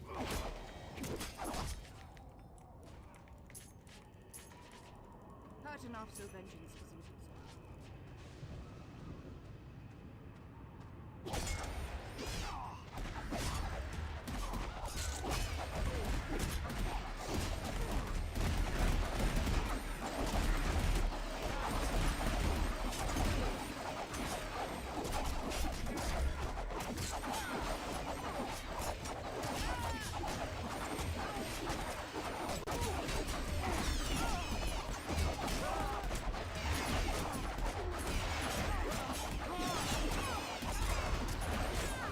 You think the Magus instant heal is better? It's not.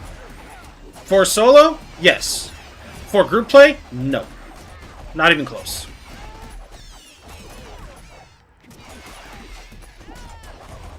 NG compared to Magus is strong. And that's what I've been saying since the start.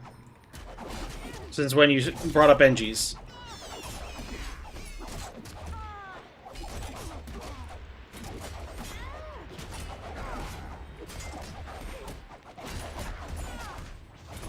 all the order classes are so squishy. Shadow Warrior, NG, Slayer, White Lion. Well, you have to have some downside considering your mechanic abilities are slightly better.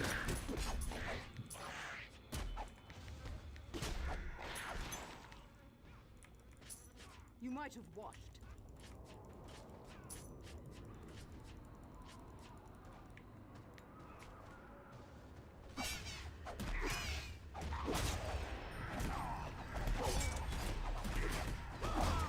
I don't think he said NG in there.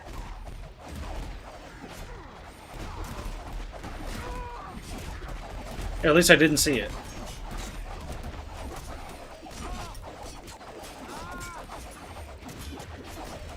Oh wait, he did say NG. Okay, Poopy, you're on crack. You're on drugs. Don't do drugs. Drugs are bad. I suppose you're here to raise more. If you believe NG is squishy, you're doing something wrong.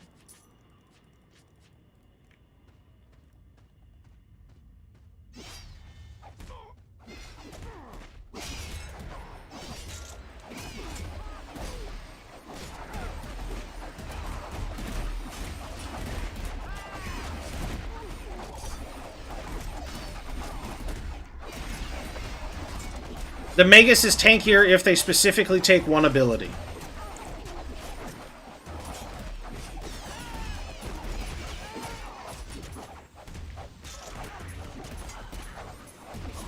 The only problem is that ability only helps the Magus. So in a 1v1, sure. In a group combat, no. Not even close.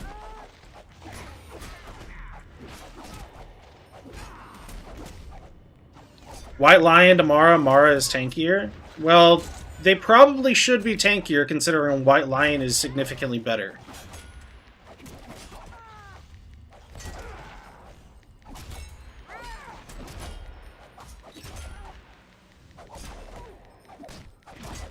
I will admit, the old Wrecking Ball damage, insane.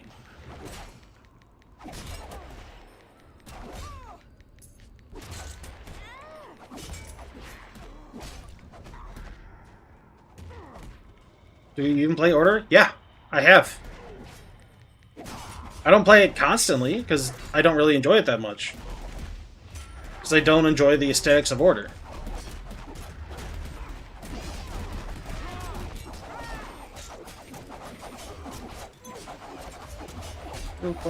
There we go.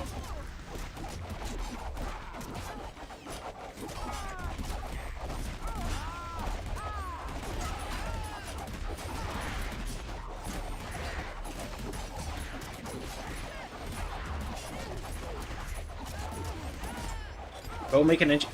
I have an NG. I've deleted 2 NGs.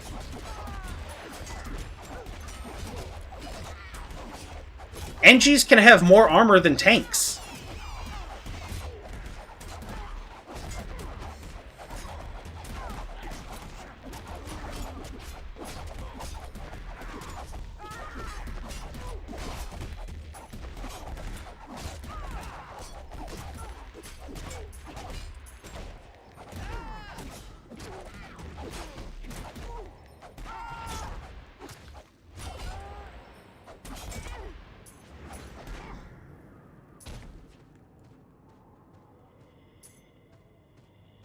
When you build NG defensive, your damage goes down the drain.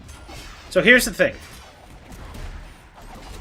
You build your NG defensive, your damage goes down the drain. No, your DPS goes down the drain. Your damage still remains very good.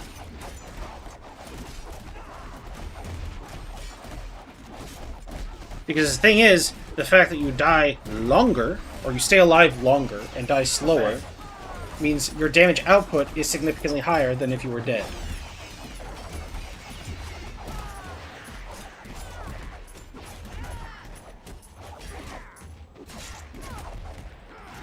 100% not. Damage doesn't matter. DPS matters. Damage absolutely matters.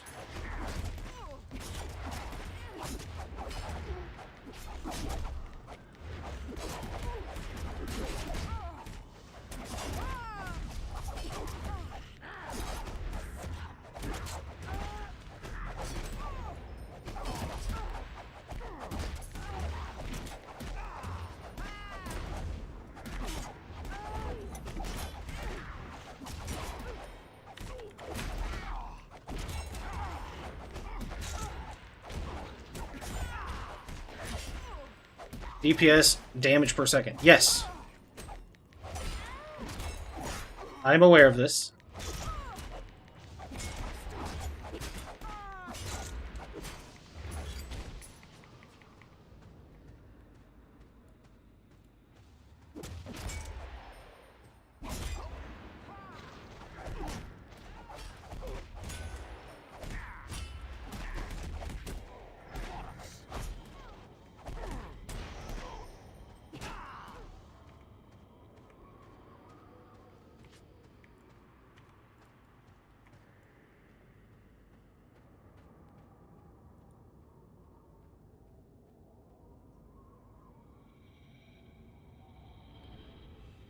Come on, there we go.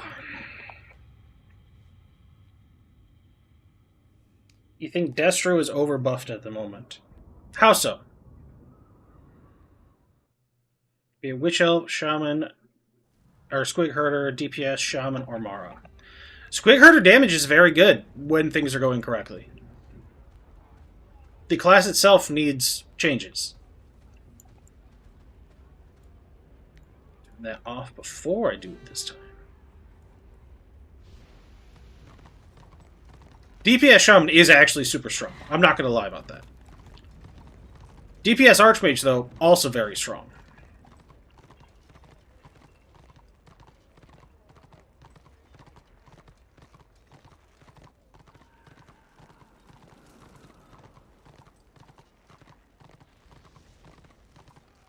So Squig Herder actually not that strong.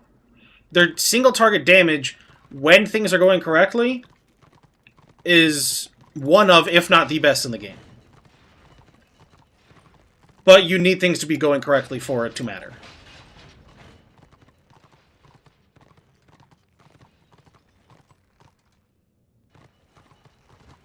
They're incredibly tanky for the damage they do. They deal some decent damage, yeah. And they're fairly tanky because they have the built-in self-healing, but the built-in self-healing is, I want to say, maybe 40% what it used to be. But that's more of a thing with them adding in more and more regen to the game. And less so it actually being about the class, more about being items they have added. Witch Elf also super strong regen? Yeah. Regen Witch Elf, regen builds. Absolutely disgusting. They do need to be nerfed. I will admit that. Because a regen Witch Elf with the escapes and everything they have, there's no reason they should be able to regen that much and still have all the escapes they have built in.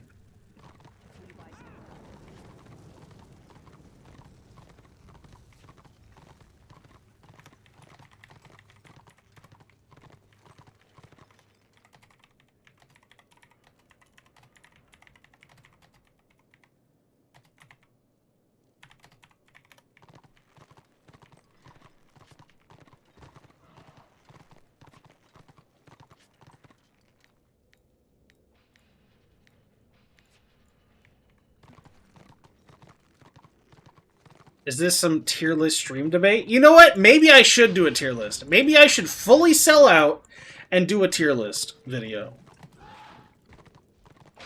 No, this started off me complaining about Squig Herder.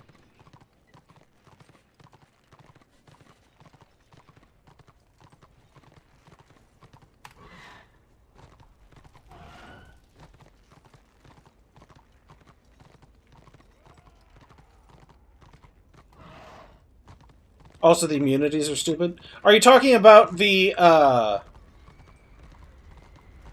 immunities for the, like, 30-second timeout immunities? Is that what you're talking about, Ikis?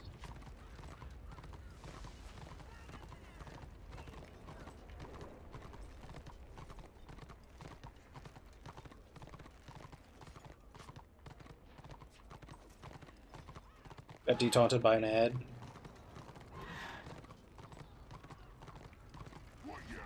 Oh, okay. No. Yeah, no, that I fully agree with.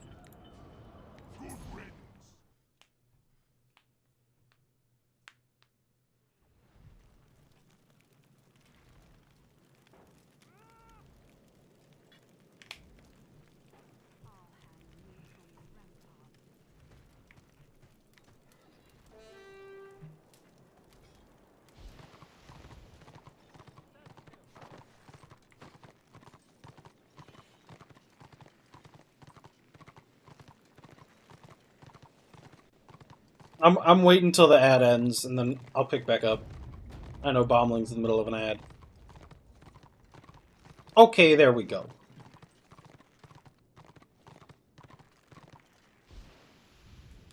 Yeah, so the, what is it, the 7-second immunity to everything, which I know it's not everything, but the 7-second immunity to everything that Witch Hunter and Witch Elf get, idiotic. Needs to be removed from the game. Literally anti-fun mechanic.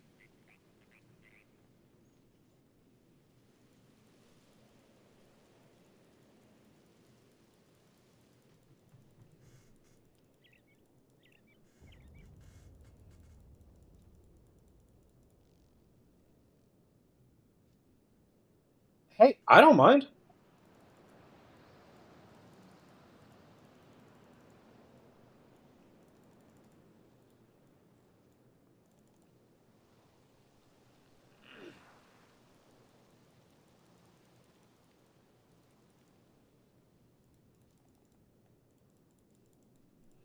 I do think Maripol needs to be fixed, though. And I still say Choppa, NG, and Megaspol need to be fixed.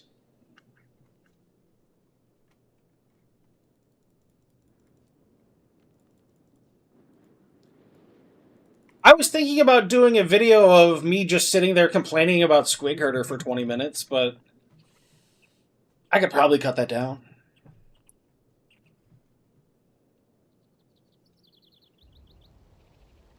So, literally, Choppa Pull is not worse, because it's exactly the same. Choppa Pull, Megas Pull, and NG Pull all function exactly the same.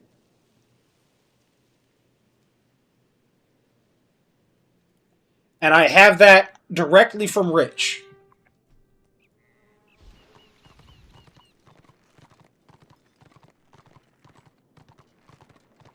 The only difference is the Choppa Pull doesn't pull huge groups all at once. It pulls individuals one at a time over the duration of the cast.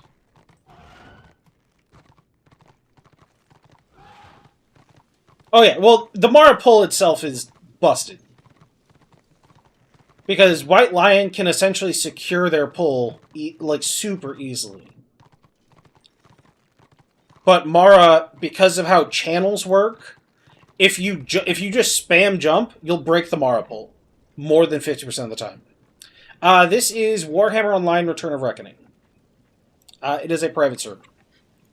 Official server shut down in 2013. This private server started about a year after that and is celebrating its 12-year anniversary.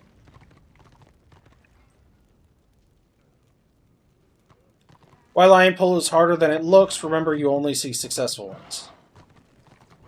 I know you only see successful ones, and I know the pet has to be within melee for the pull. But the Mara pull... Here, let me show you how you break Mara pull. This is going to be very, very technical.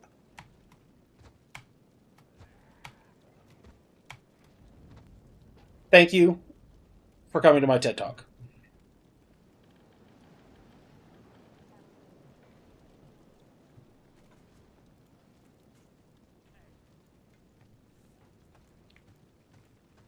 It looks like, hey, if you like WoW around the time of Wrath of the Lich King, that's probably the best comparison to this game, because this game came out right around that time. Not an issue when you run 50% speed on pet. Yeah, it's easier to get pulls when you do that, but then you're giving up, you're using that tactic into something that could probably be more useful. I play Mario and Wildland, they both fail as often as each other. I think you're doing something wrong on my Lion, then. Mara pulling you mounted is stupid. What do you mean?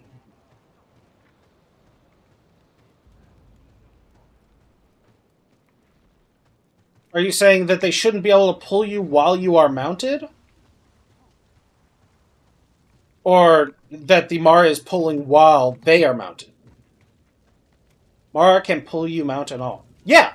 It should immediately dismount you and pull you. You are correct. It is stupid.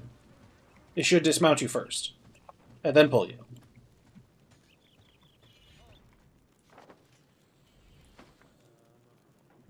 This... I don't think there's anything going... Oh, no. Strong arm pulling a horse, too? Yeah. Although I'm pretty sure it's just magic.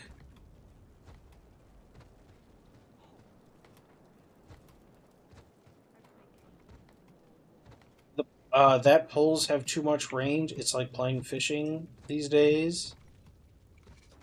The races in the game are Chaos Humans, which is what I'm playing currently, Empire Humans, Greenskins, which are, you can see the fella riding the Wyvern. That is a Greenskin. It's the Orcs and Goblins. Then you have Dwarves, High Elves, and then you have Dark Elves, which... This is a Dark Elf. This is a Dark Elf, although he's super ugly. This is the Dark Elf, he's also pretty ugly. And then this is the Dark Elf, he's slightly better, but still kind of ugly. They're elves, you know, it is what it is. Also, there's another Chaos Human. And then there's a Goblin.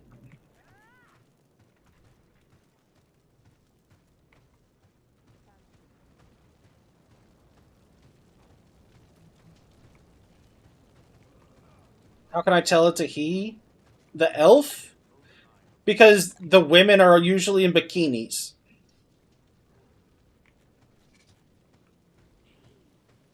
You would play Goblin? Well, if you're playing Goblin, your class choices are Squig Herder, which is a hunter, essentially, with a specific type of pet, or a Shaman, which is a healer but can also be a damage dealer.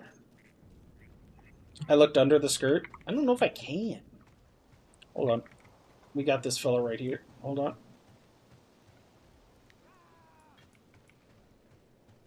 Wait. Oh my god, look at him. Ah, disgusting. Absolutely disgusting. Just looking right up that skirt. You can see the entire underside of his arm.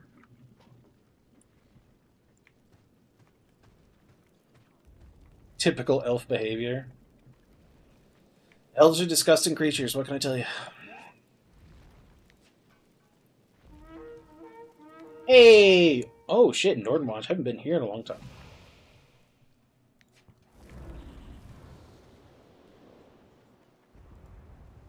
Hey! Alright, so instead of doing something that I should do, I'm instead gonna guard Borkman.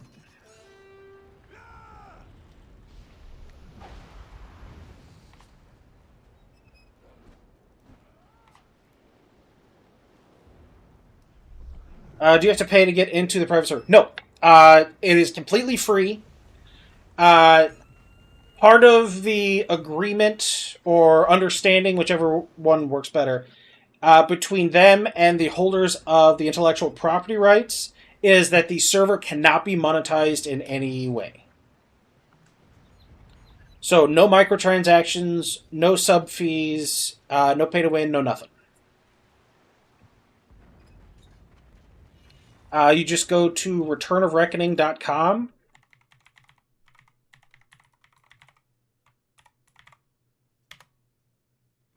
And you should be able to follow the posts and stuff for downloading the game, and getting started shouldn't take more than like an hour or so to get the game patched up and everything.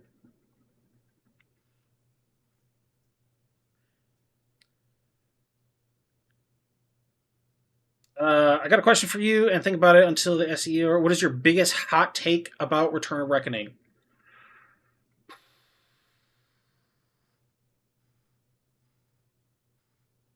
I don't really gotta think that long. The player base, on average, kind of dumb.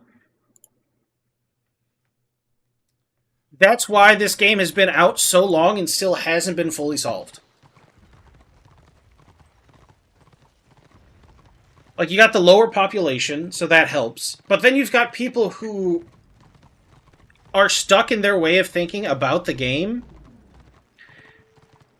and haven't paid attention to the game being updated, so they still believe the game works a certain way without ever testing it out themselves.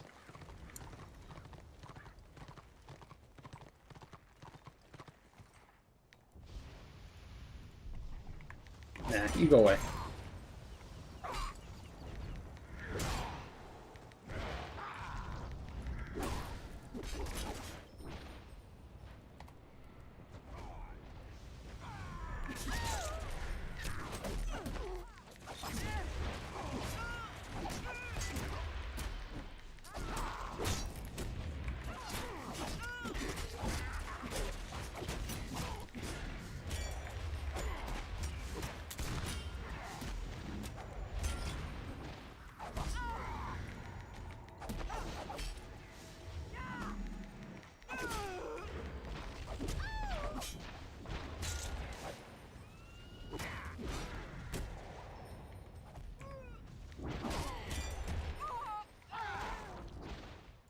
Good job staying alive, Borkman.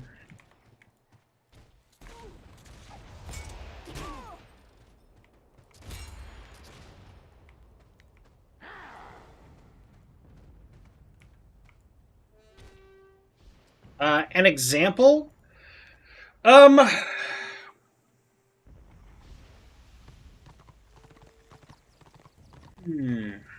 People not know... So another one would be people not knowing how PvE works, because they never bothered to play it, so they don't understand how their class functions. So they will sit there doing RVR rotations, running toughness builds, not understanding why they're getting absolutely wrecked in a dungeon.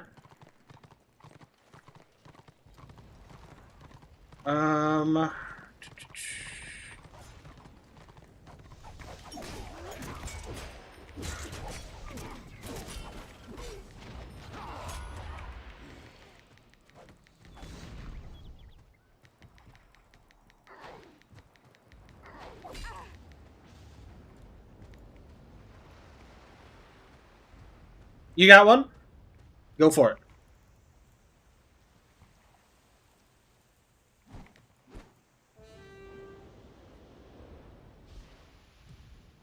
Last I was in here, Hermit talking about rituals got adjusted from not working on all allies, and I claimed that rituals and runes never worked outside of group, but I've since learned Zealot Middle Tree does affect up to whole warband on the first tick-ish out of the 6 that one does. So, they were working, whether that was intended or not. They were working on warbands, because I was using that to leech renown out of warband.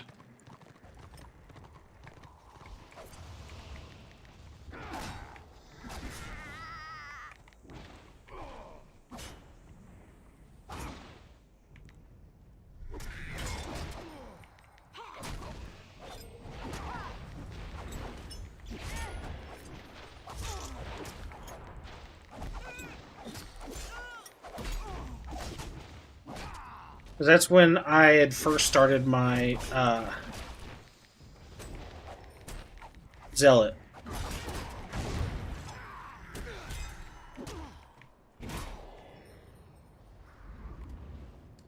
How is the lore in this game? I would think pretty good, since it being Warhammer. The lore is great.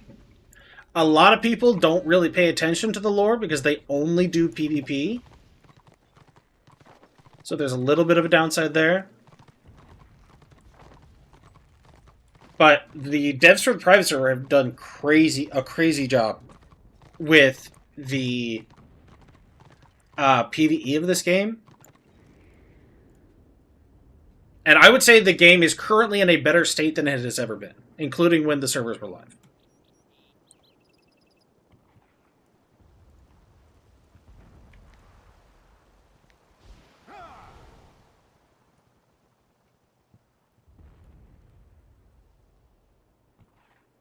Guess he didn't want none.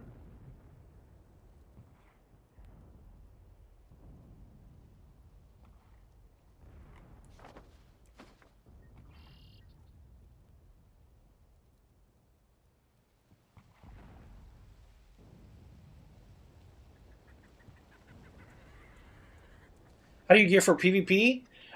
You can gear for PvP through PvP, generally. You earn tokens.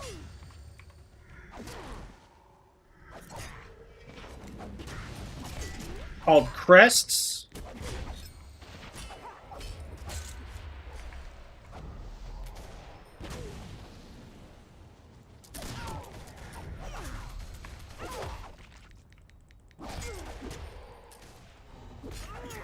One second.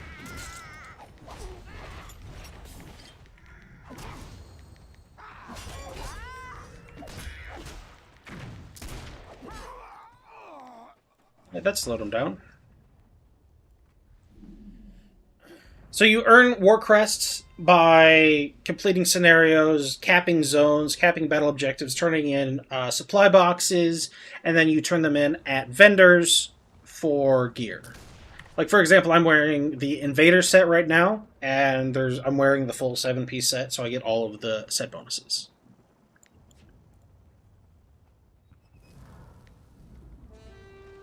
You don't like the current state of the game at all? Why? Like, the game certainly has problems, but the game is absolutely in a better state than it has ever been in.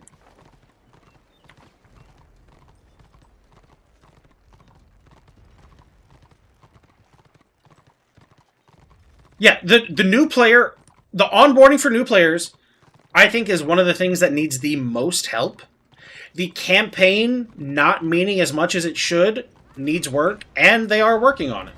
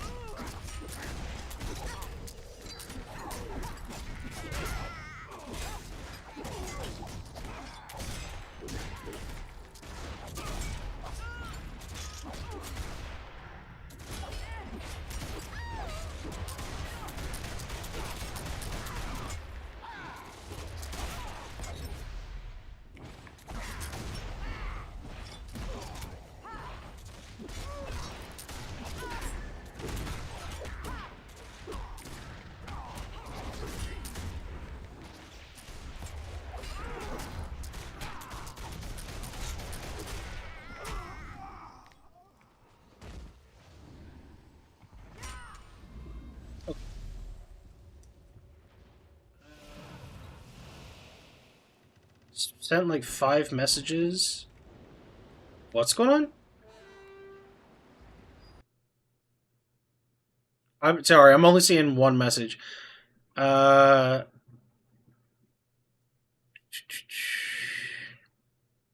of see what you mean. Being in a better place. The new player introduction has ever been cared for. The catch-up is decent. The gear creep is not too bad. There's different game modes to enjoy, but I feel the game as a whole lost its core gameplay loop. Yeah, the campaign not mattering as much is definitely a massive setback for the game.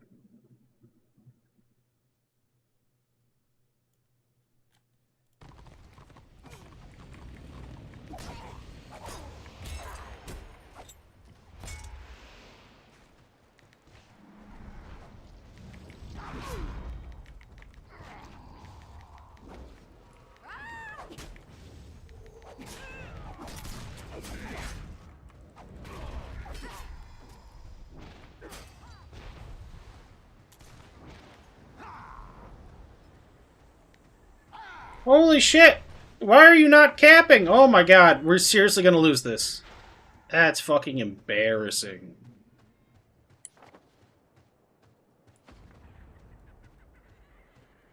I held them more than once at a single BO. That's fucking embarrassing.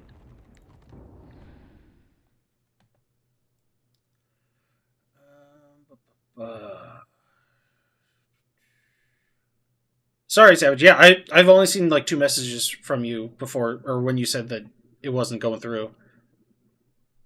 The group synergies are so freaking strong that everything outside of 222 is just ass. OP classes group up to kill solos. Warbands group up to kill other warbands. That's how the devs want it. They do not want solo play. They want warbands. Or am I wrong? It definitely does seem like they want more warband play. I would like... Honestly, I've said it for a while. I would love to see the Land of the Dead anti-blob mechanic just be permanent. Make it to RVR. Sorry, I'm still catching up on.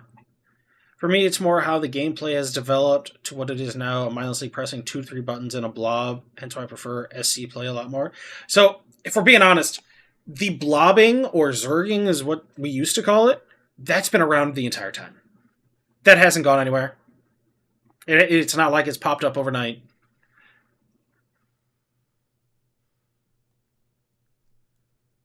Because I remember doing the same. I remember zerging when the game was live. We wouldn't even spawn a ram.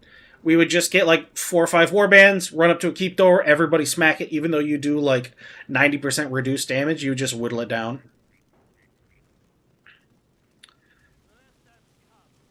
Dev's never been a fan of solo play. There's tons of solo specs from different classes that have been nuked over the years.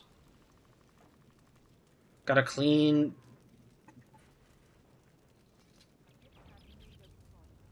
What? Real quick, be right back. Okay, I think my VPN was messing me up, sending a message. Oh, okay. So what was your hot take, Hermit? Was it player base is dumb, or was it the game is unsolved? I think it's a little bit of both. That players are not willing to adapt, and they take information at face value instead of bothering to look into it. Like, the player base as a whole will not test things out. They will just see, oh, this person said this, that's what I'm going to go with. And they hold on to that information for years, assuming it's right, never bothering to test it. Remaster or old school? Michael Collins, what do you mean remaster or old school?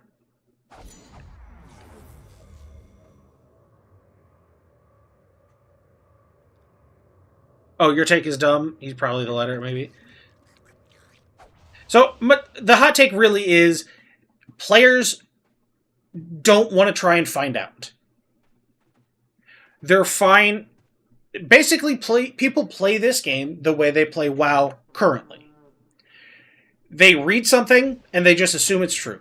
They don't bother to look into it at all. And it's not like we have, like, a sim thing we can test to, like, sim against each other like WoW does. I think if we did, it would drastically change how people build. If somebody built a sim for this game to test damage and stuff like that, I think the builds that are currently being used would drastically change. There used to be blobbing in the past, but in this server in years past, there used to be a lot more player and a lot more isolated warband versus warband fights. I would love to see more single warband versus single warband. I do think RVR has stagnated a little bit.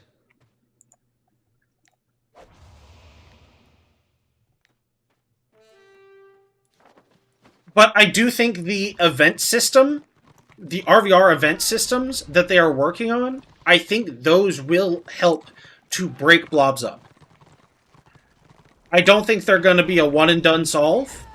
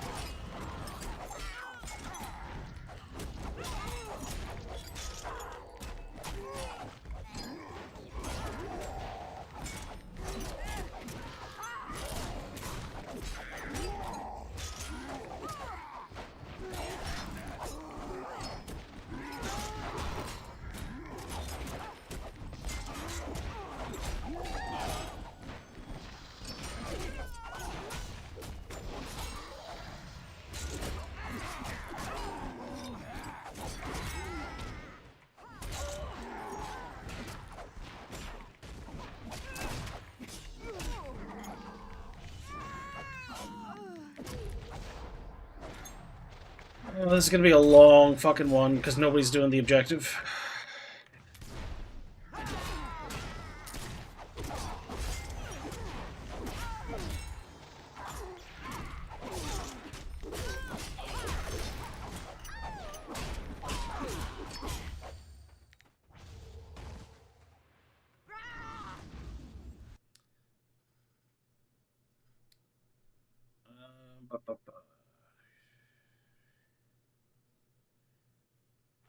Hot take is that a lot of people that are getting away with stuff too easily, and new blood needs to wash it away if any change happens. Like the amount of healers that are renown rank 84 plus, that just AoE healing is shameful. Yeah, you can test it that way. Damage is not the only factor. The toolkit matters as well. Yeah, no, I agree. I'm just saying that I don't think people are using the proper gear for the most part, and people are just like, okay, this looks right.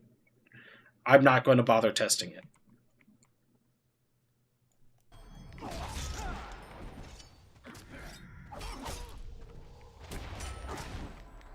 See you!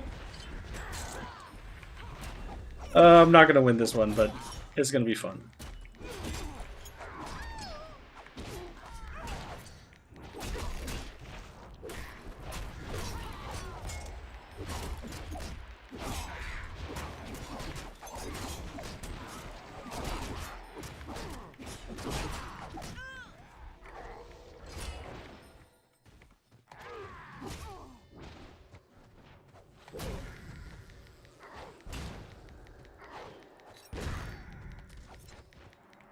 Hey, I did what I could to separate them. Come on now.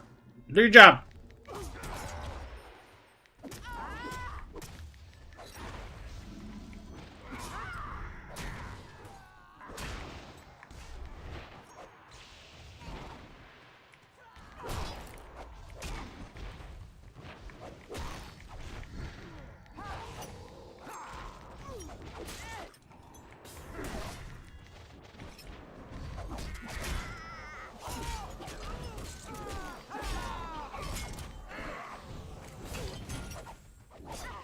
Oh, didn't have the right angle. Sorry, give me a second. I will catch up with chat after. You know what? The fuck does it matter?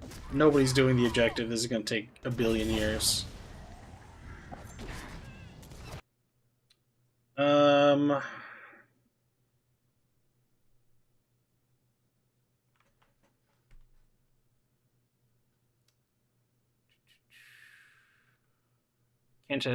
Okay. Nothing I love seeing more than a little 83 in BIS with 20 SCs to their name. What have we become? Shame on us. We should feed everything into an AI and see how it resolves it. I think we would make we would have the first AI ever that cries if you feed what this community does into one. People have. Yeah, we literally have people coming from other games doing 13 times more healing in shit gear than veterans. Yeah. My theory is that the leaders who lead live warband guilds are no longer leading the Roar RVR, and that's why we see more crowning up and region coordination instead of guilds building for a 24-man roster and roaming to fight other warbands and organize clashes. The truth is they don't want to balance. They want these overtuned classes so people roll them and keep playing. I don't know about that. Or they do it to even out both sides. That's been my thought as well. Sure, you remember when guilds used to form, play more tactically, actually challenge calls, and form to break the blob. Now it feels like guilds form to join the blob. Okay, yeah. No, that I agree with. Hopefully, the event system they're working on and them working toward... Oh, hey. And their campaign changes will change this. Now, I don't know if they will. I hope they do.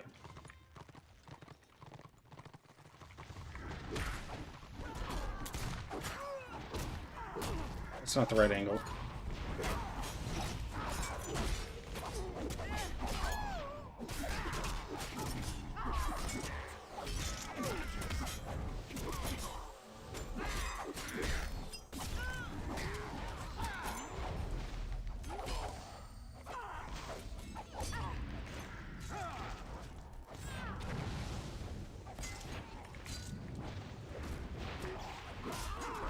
Oh, that is not the right ability.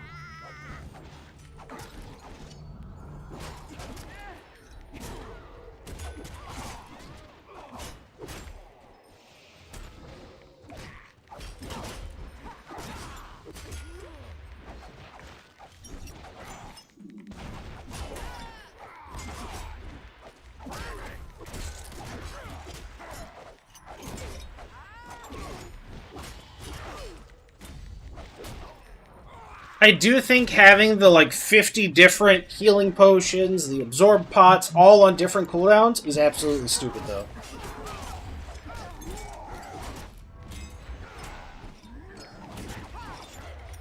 So maybe there's another hot take for you.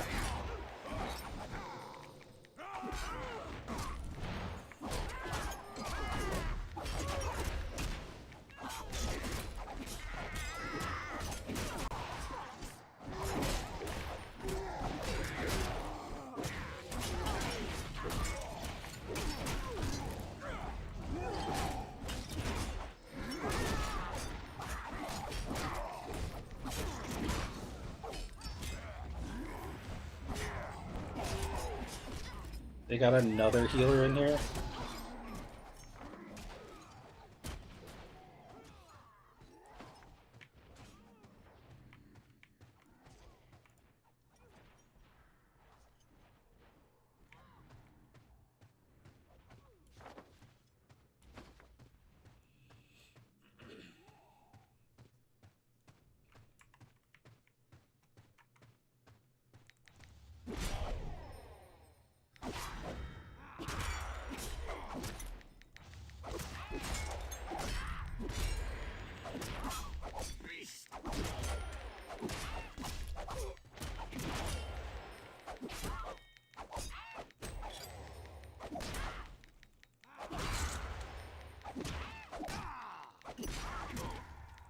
Be cool if we got more vampire stuff.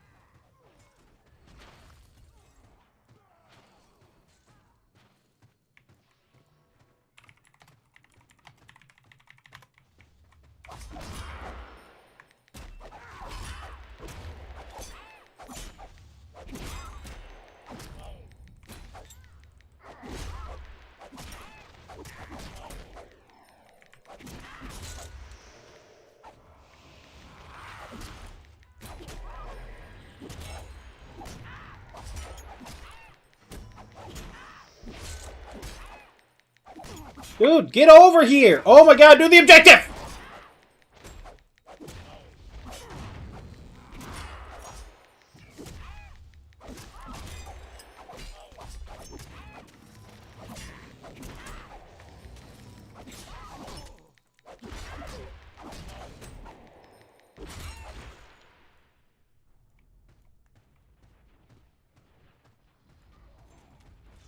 Oh my god. This is why I say the player base is dumb.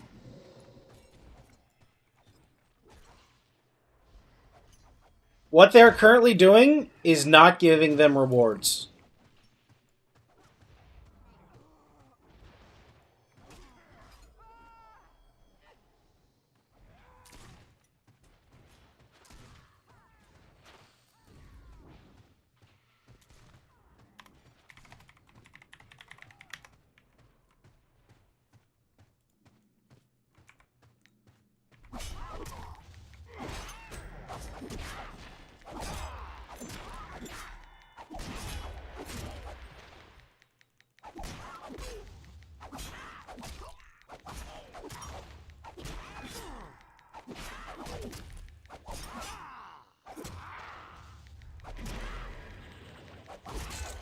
I see some real people have real long play, just spam AoE on tanks like nothing is happening, doing negative DPS.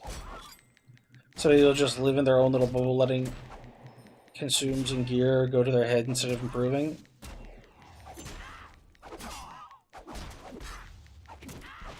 So I think comparison is very weak. Oh, kind of disagree. Lots of good healers around, healing easily 300k per scenario. I'm gonna be honest. I can hop on a healer and out-heal pretty much anybody in the scenarios I did. Now, I'm not saying I will out-heal everybody, but I can put in almost no effort and do more for the team than people who are doing it on purpose. Like, I can do the same in damage. It's not hard. Either people don't bother to learn their classes, or they just get so used to warband play that they don't use the abilities they should be using in the proper way.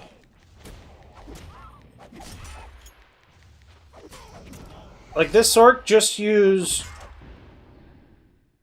Shadowed Shadows on a single target.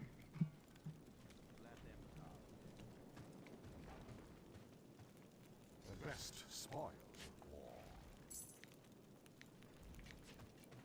And one coin goes to the Raven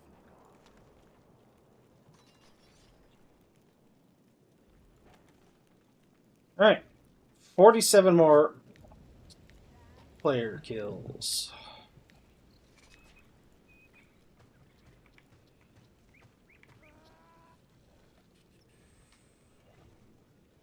I think comparison is very weak at the minute for those who are in the game. Others just good players of mainstream MMOs. Less gears just completely blast their performance. Saw our 70 DPS with under 100 kills, getting them zone lock renowns. Yeah.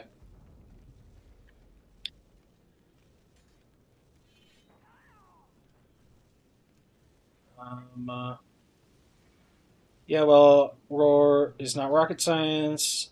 When they're good players on MMORPGs, they do Roar good as well.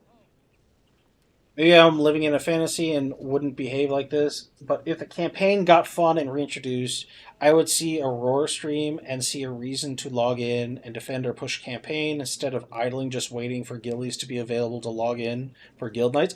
Honestly, Bombling, absolutely. So my favorite time to play is when it's just pugs versus pugs. But when one side is organized and one side is pugs, it really kills the enjoyment. Oh, hey, Jimmy. Sorry, I'm catching up on chat. I was in a scenario and I've fallen quite far behind.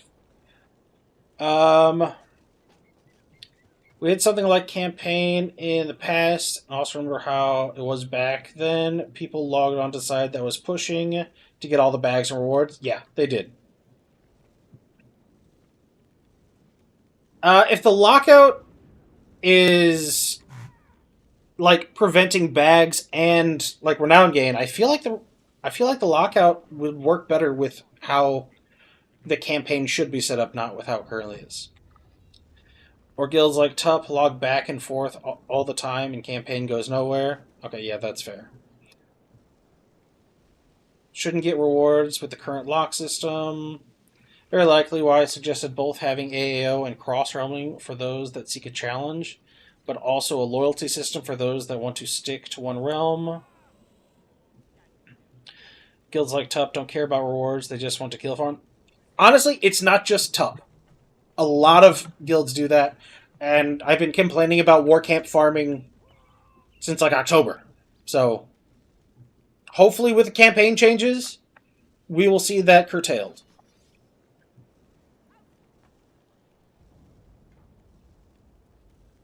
It's also indirectly because Bisgear has been out for 6 years. Well, I think the bigger thing isn't that Bisgear has been out for 6 years. I think it's more that Bisgear, it no longer requires you to actually win. Bisgear can now be gotten by losing over and over and over and over. The old system of only getting Sovereign Gear after you've successfully won a city siege, that was the correct way to do the system. Because I remember seeing people in Sovereign Gear in the retail version of the game and being like, "Oh, holy shit, they're in Sovereign Gear." And that's usually I would see people with like 2 to 3 pieces. If you saw somebody in full Sovereign Gear, like Highwind, I still remember this guy's name. He was a Knight of the Blazing Sun in a guild called Feared. And is absolutely disgusting. This is Warhammer Online Return of Reckoning. It's a private server for a game called Age of Reckoning. Unfortunately, that game shut down in 2013. The private server was started in 2014, and we are now celebrating the 12-year anniversary of this server.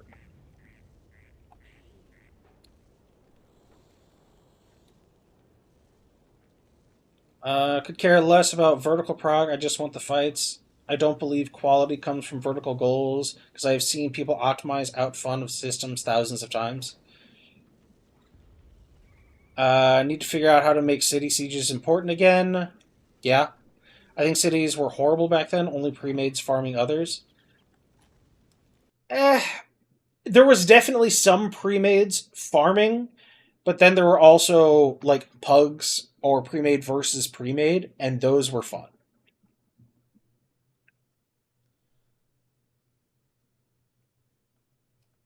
Me originally, I'd rather have fights that are back and forth over campaign, but everyone has their preference. Cities were mainly fun for me when it was org versus org, otherwise it's usually one-side stomp. Best part is reading a lot of taking damage for 10 seconds while a healer throw 2 AoE heals in Sov gear. That was rough. I missed the T2 and T3 keep fights from live. They were so good. Honestly, yeah. So I've said it a couple times. I wish they would extend Tier 1 into old Tier 2 and cut Tier 2 off from Tier 4. I would love to see that. That way people in Tier 1 learn about city sieges and not just how to warcamp farm. Because currently Tier 1 only teaches players to warcamp farm.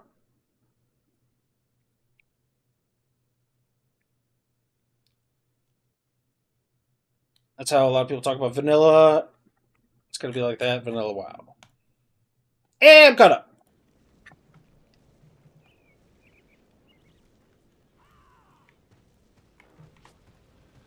No,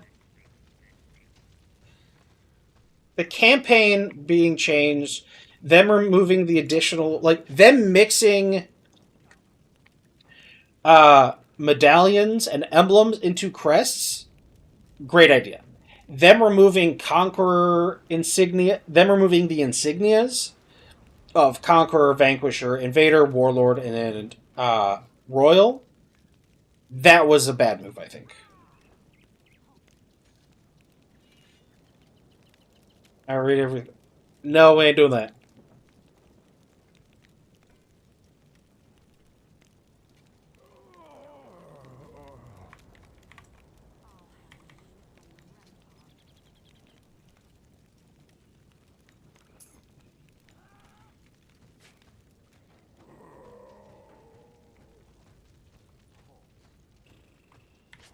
So what are we at? Need 47 more, and then I can get my cloak.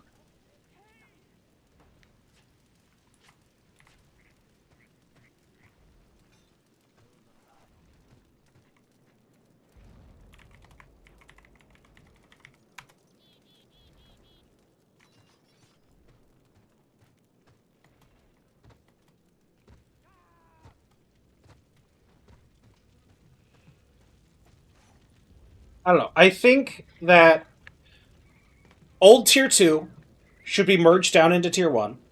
I think they should increase the level cap of Tier 1 up some. And I want to see the campaign mean something. I want to see the cities mean something. And I've always been against them adding anything above Sovereign gear.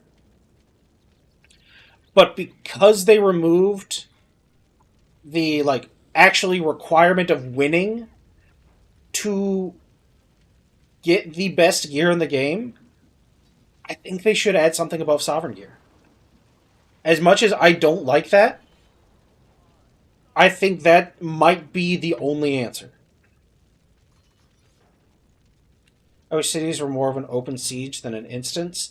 Honestly, I like them being instance only because it guarantees a more even fight.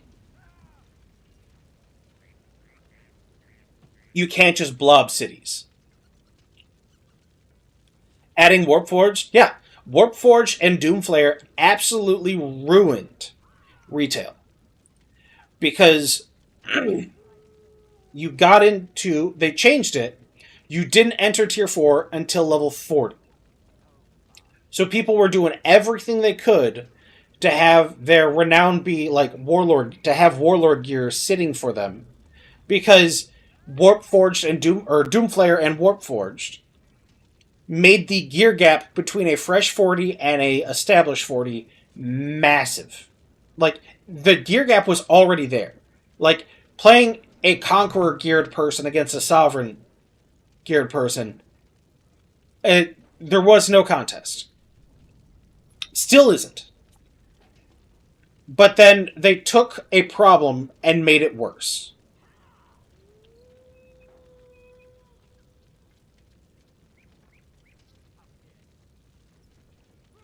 With Crest Refund, people will just buy that new BIS right away.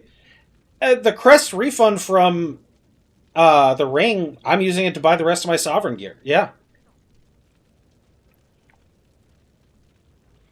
On my Shaman, I have the Victorious Ring.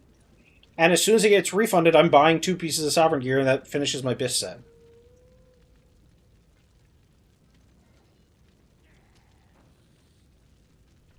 Yeah, but server can't handle that. See forts with their limits.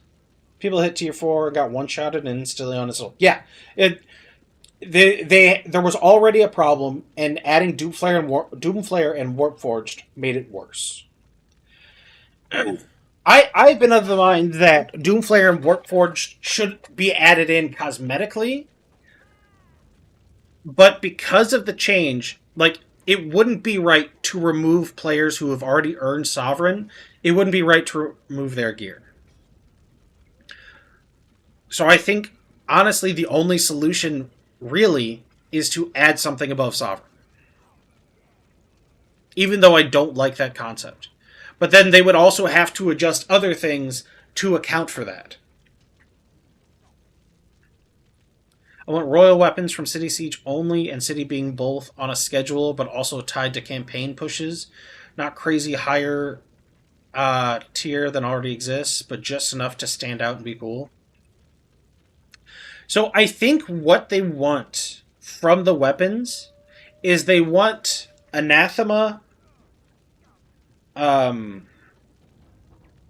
This is I figure this is what they're doing. They're trying to get Anathema, Fortress, and now the Tyranny weapons. They're not actually Tyranny. They're all unique named. They're trying to get those to be the choice. So I don't think they're going to add Sovereign weapons in.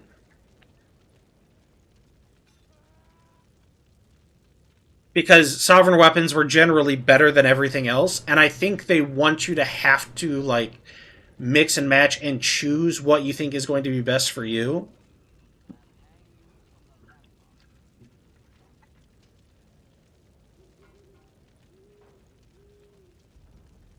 I prefer Land of the Dead over Cities, just my preference. I wish Cities were more like Land of the Dead because it feels more like a siege. Yeah, I do like how Land of the Dead is, and with how the current community plays, I feel like RVR would be better if they made it more like Land of the Dead.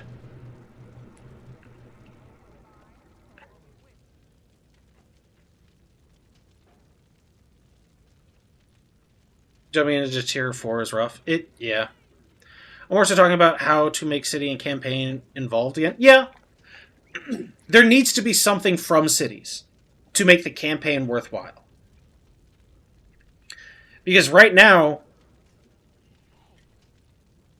like, people are already doing, like, warband farming is mindless, isn't very hard, easy to get into, and it will get you your stuff eventually. So why do anything else? And I think that is the current largest problem for the game.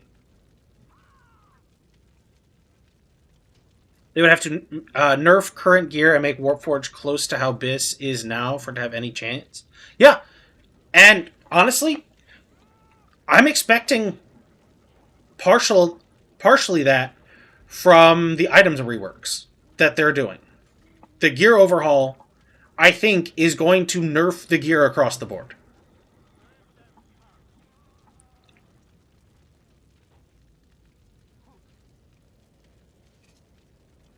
This is just secondhand rumor, but I think Land of the Dead in its current state was testing ground for overhauling RVR, but they just never did any steps towards improving RVR BOs. So, I don't know if anybody was in the stream. The other day, I went exploring in Cinderfall. Over here, technically off the map, but on the map, somebody has built this up. There is a camp for Order and a camp for Destro. There are flight masters, there are zeppelins, and there are camp guards. Over here, it's broken dwarf statues and Chaos Beastmen herdstones. I think there was like 7 or 8 herdstones in this area. It looks like a large... Fuck it, I can go show you. It looks like it's a large, like, testing ground for, like, maybe a new game style.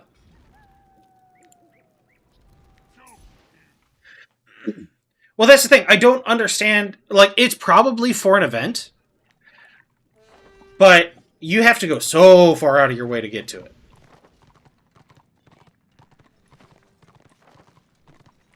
And you have to go mountain hopping just to get over there. But it, like... So, I went over there the other day just because I remember doing it on the retail version of the game. It's going to be faster if I go this way. I'm not going to go the long way. That would be stupid. Oh my god. I can get...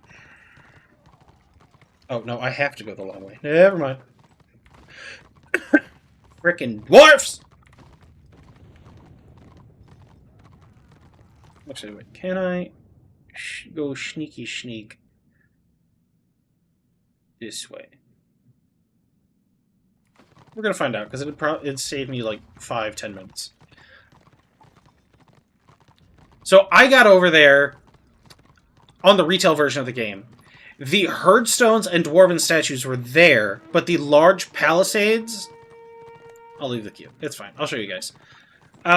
The large palisades and the camps and NPCs were not there. Also, hey, enable fly hacks. I do not have those. And if I did have those, using them on stream seems like a very bad idea.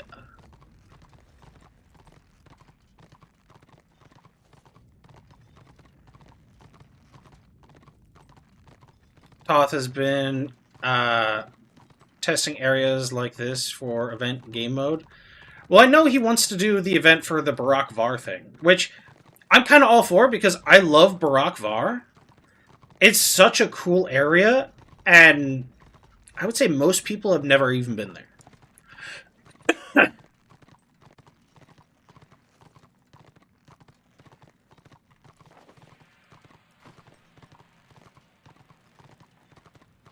Probably going to add a teleport. So the thing is, they have the Zeppelins there. the airships. They have a destruction airship and an order airship.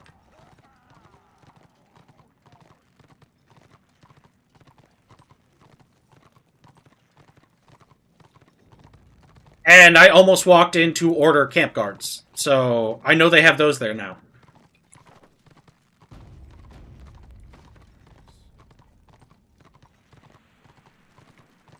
There are guards over there. I need to go up that way.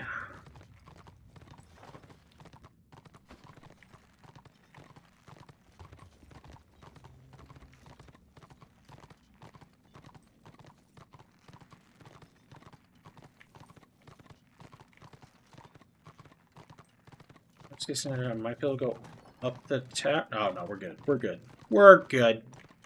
We're good. Unless that's it. No, we're good.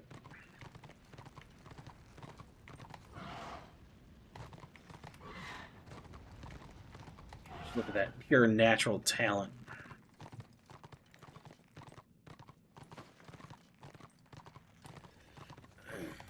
Did they take out that one RVR mechanic where a lower pop can pick something up to make them big like a city lord? So they introduced that, and the first time it popped and it went off, it caused a problem where players would die, but they wouldn't actually die, and then they would become immortal.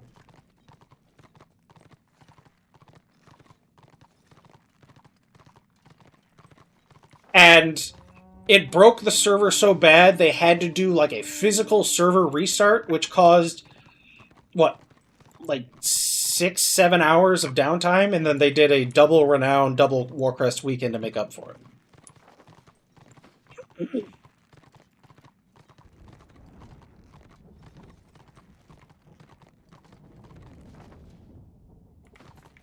Alright, I gotta remember how to do this, which I figured it out, like, last week. It just might take me a couple minutes. Basically, we gotta go up the mountain.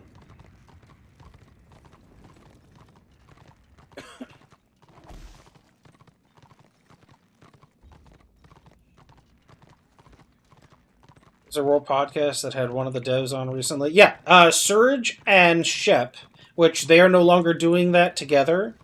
I believe Bank of Goblin Workers Union has stepped in to do it with Shep, or not Shep, Surge now.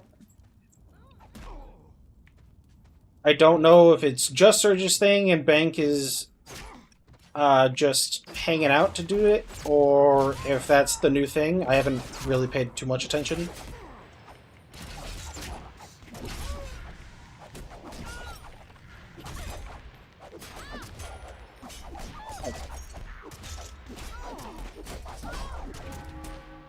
But yeah, Ruby went on and talked about a bunch of stuff. That was a really cool one.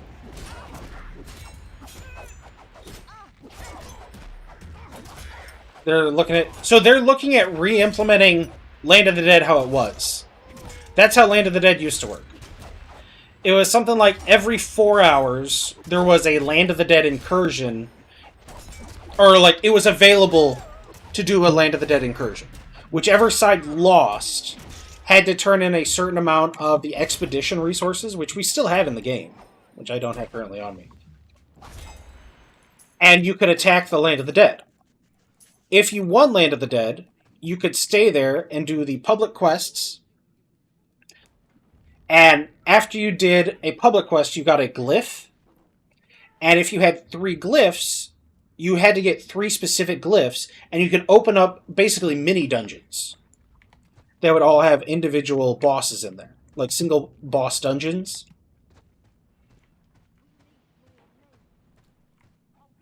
I think this is the right way. But yes, the Tier 3 dungeon is brand new, like built from the ground up. It's built from the ground up using their new mapping tool. Yep, I got it. Hey. There's a black dragon. Okay, so you can see a little bit of the area I'm talking about. This is one of the herd stones. We can get over there. I just have to remember how to do that. Because the problem is the lava and the cliff. Now, that's dicey.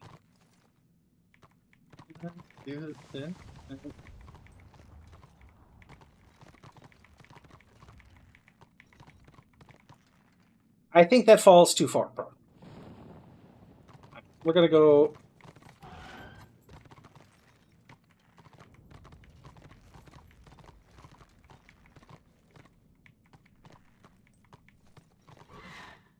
Alright, we're gonna go back. Hopefully I can get back up. Hopefully I can get back up! This might be a problem.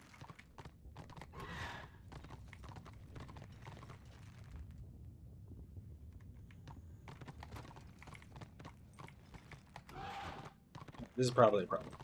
This is definitely a problem. Okay. Well, I'm gonna die, and then I'm gonna try to go back.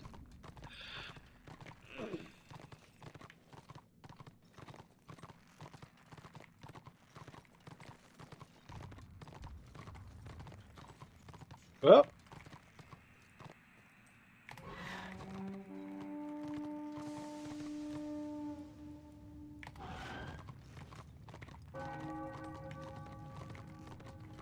I can't get all the way up there.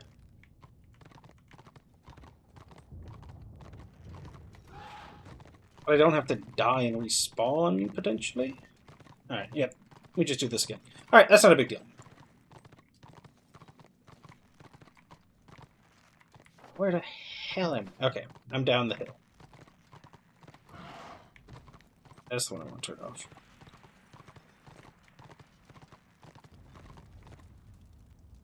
Okay, it didn't do nothing, but it was shiny, so I had to click it. Oh my god, why would you do this to me?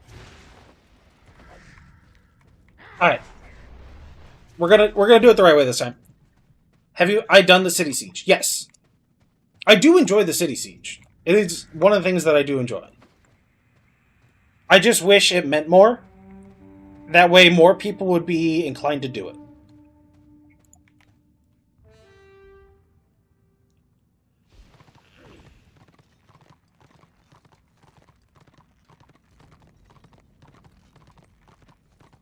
I lived.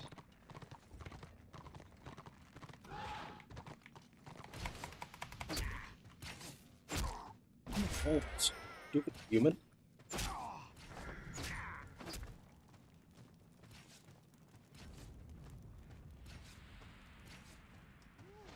I'm torn between the defender's win condition in Stage 2, for example, in City Sieges. Yeah!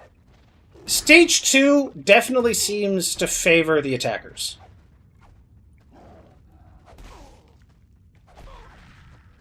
Like, to an unfair degree, I believe.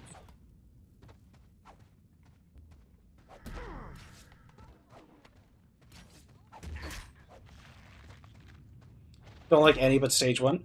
I think Stage 3 is fine.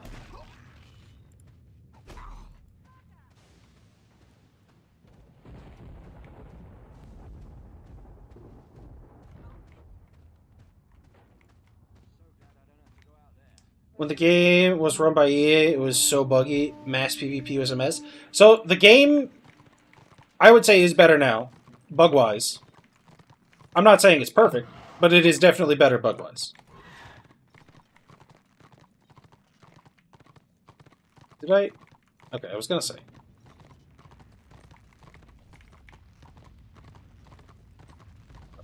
So that's... We're not doing the same thing again. I promise. Because we know for a fact that's too far to fall.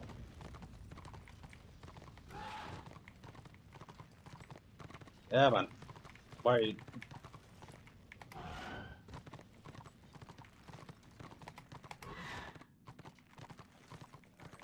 I believe I have to go around this side. Yeah, because that's just a sheer drop-off. Allegedly. I think I'd like Stage 1 more if it wasn't guaranteed funnel at mid. Yeah!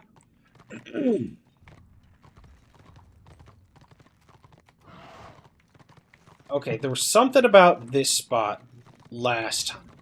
I think I have to go around because I couldn't actually get up over there.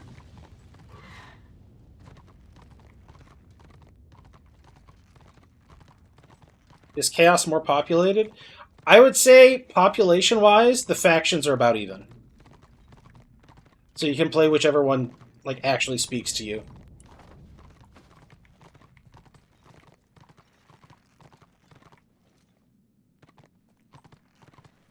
I believe this is the way. This does look familiar.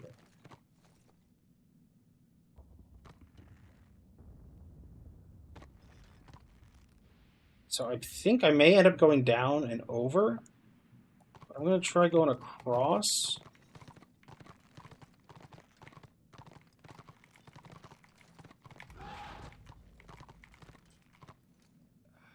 I might be able to make it up that way. I don't remember. To be honest, the rocks all kind of look the same.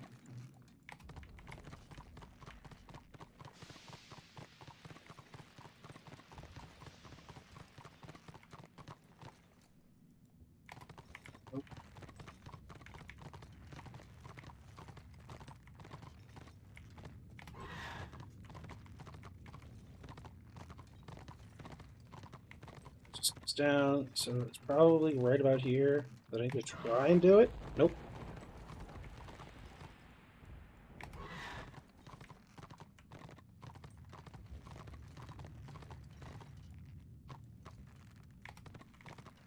We're gonna try a different spot.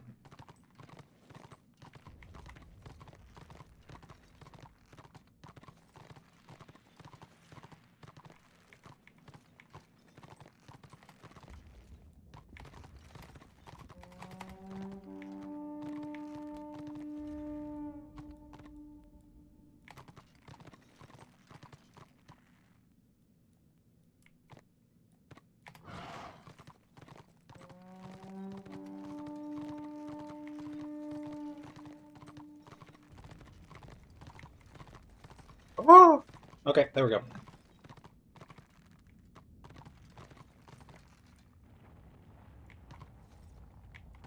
I vaguely remember that fellow.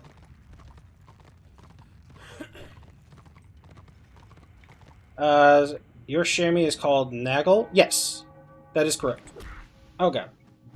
Leave me alone.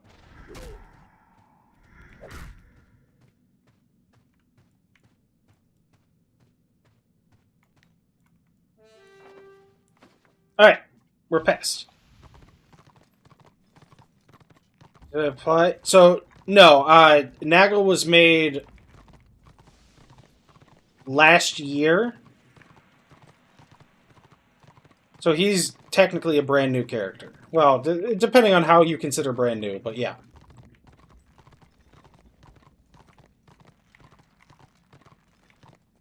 I can't just run down here, can I? No, we're still on this side of the lava.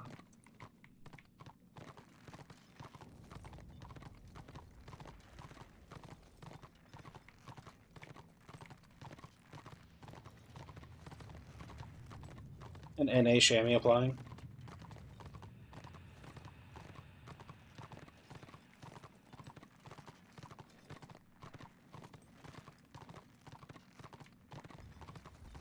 Now, also, I'm curious, because I could probably get... I could maybe get over there, but I want to show you guys this. Because this looked really cool. I got really excited when I saw this. Well, the first time and last week.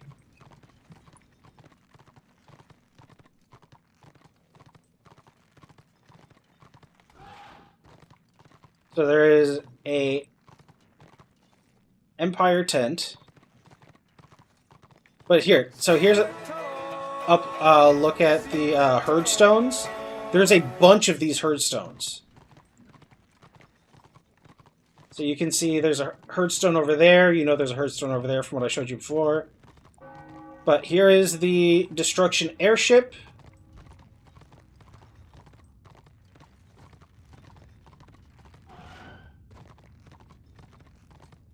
We go this way, because if you go the other way, it's the Order side, and you can die to the Order camp guards.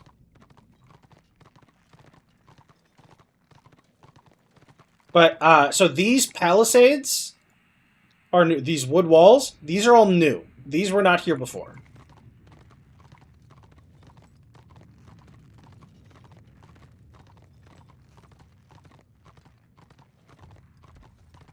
And you see the camp guards, the 55 champions.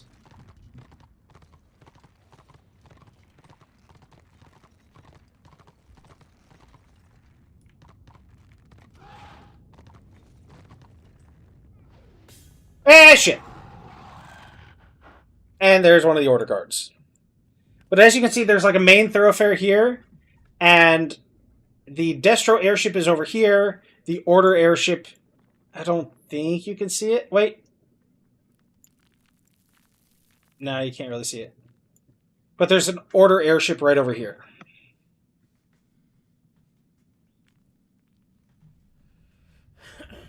Well, the problem right now is this bridge doesn't connect, this bridge doesn't connect. So there's really no way to get here. But the fact that they have airships makes me wonder, like, if they're doing something with the expedition. But if you respawn here, you don't respawn here. I believe you respawn somewhere over here.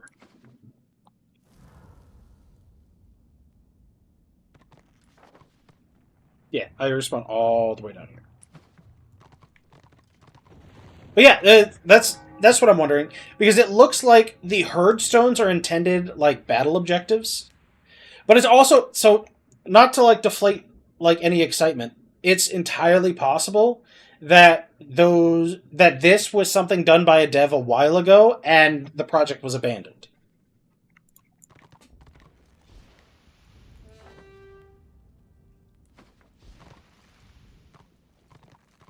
Yeah, I just found it last week. But the airships, the guards, and the wood walls, those are all brand new. Those were not there originally on the server, on the like retail server, because it was just it was just the dwarven statues, some chaos symbols, and the herd stones on the retail server.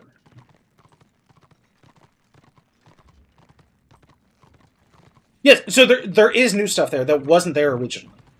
So I don't know. So I hadn't been here since I had been there on the retail server. There's also a place... I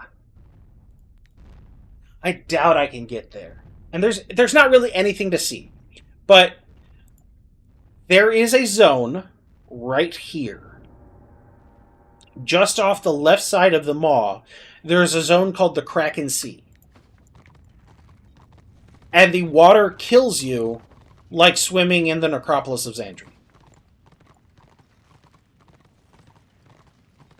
So it's possible that they're testing something new. The ships being there make me wonder if it's another expedition thing that'll happen. Maybe it does. Maybe something to happen like off, like if they introduced a new thing to happen like off of Land of the Dead, since Land of the Dead is going to be updates. Hey, welcome in. Eso Larson? ESO Larson? ESO Larson, maybe? Welcome in. But yeah, so because they're using the airship specifically makes me think it has something to do with expedition resources. Got it right? Oh, cool. But, so I've never been to this section because I guess I haven't really tried. But I remember somebody showing me this section in retail, and I remember somebody showing me the Kraken Sea in retail. But there was... It was just a shoreline, and you would slide down into the water and instantly die. Well, not instantly, but...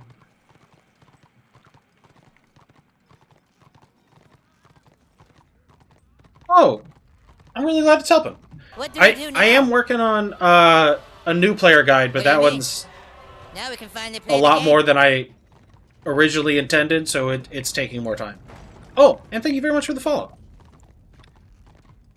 I cheated, I used 10 attempts. Hey, I'm gonna use as many attempts as it takes. Alright, I can queue back up. I need 47 kills. Austin, Troll Country, Cadron Valley. More new player stuff on YouTube. A lot of stuff from years ago. Yeah. So the goal right now is I'm working on a new player guide, like a full-on new player guide. That's the like big project right now.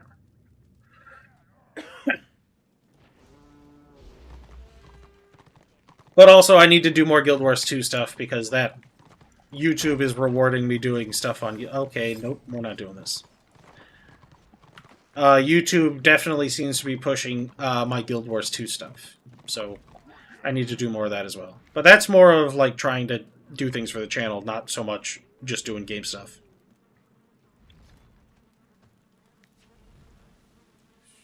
Treasure Valley, Avalorn, Osland. I'm not getting kills.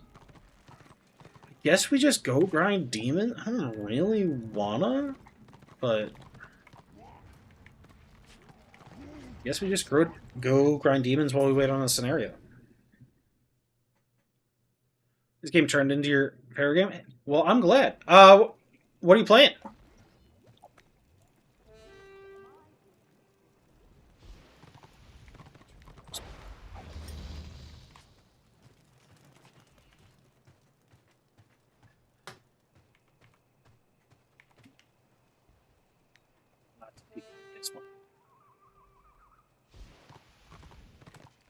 Shadow Warrior? Disgusting. I can't believe you would say that to me.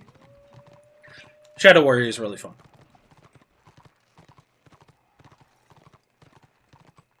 If I played on Order, like, full-time, I would probably play Shadow Warrior.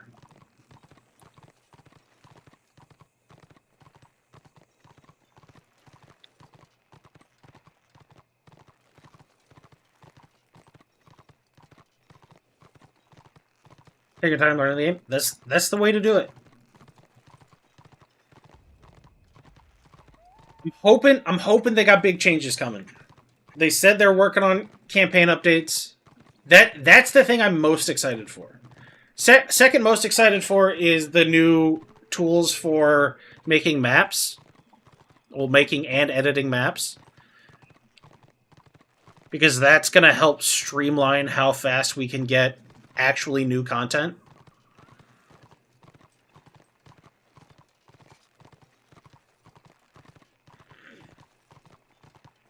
I picked Order, I stick with one class. Always been like that in MMOs. Well, just know if I see a Shadow Warrior, I'm going for them first. Well, maybe not first. Depends on if there's a white lion there.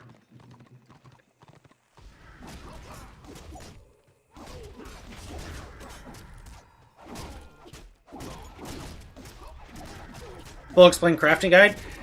So an introduction to crafting is on the agenda for the new player guide, but a like full-on crafting guide I could probably do as well. Still confused on all the crafting systems in the game. There's 4 gathering professions and 2 crafting professions. Crafting professions are talisman making and apothecary. Salvaging, which is breaking down gear or disenchanting gear if you're more familiar with like WoW terminology. And scavenging, you gather from humanoids.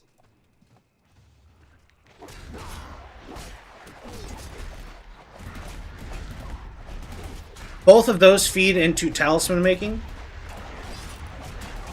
And then butchering, where you gather from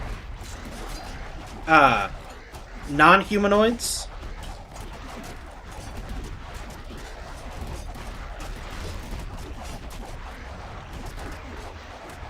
Sorry, focus.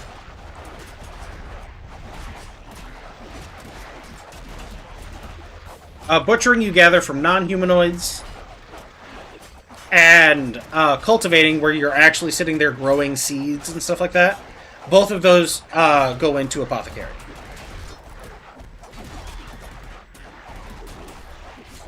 Hermit, there's a noob trap short you could make how to use mastery points. and that players need to actually spend a point on tactics and abilities to so many fall into. Oh, yeah, no, that's a good call. A lot of people don't realize that once you reach it, you still have to get it.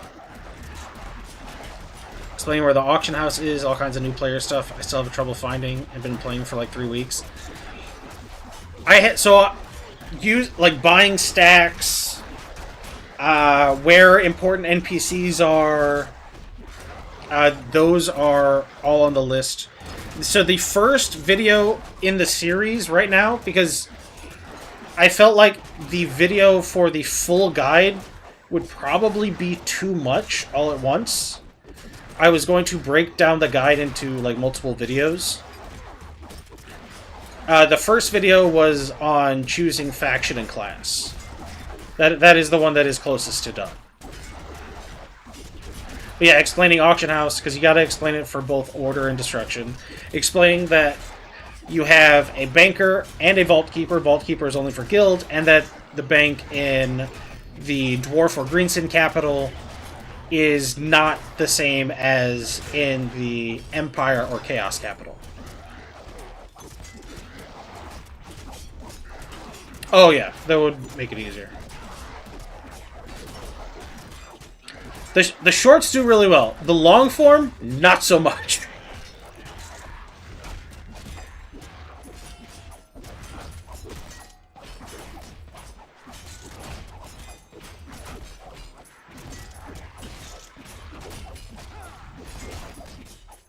But yeah, so I was trying. My concept for it was to start where a player would start the game. So the first thing you do is you load into the game, you're creating a character. So to start with character creation, and then the things that you want to know when you first load into the game, and then as you progress, that's my general thought for like working through what the order of the videos.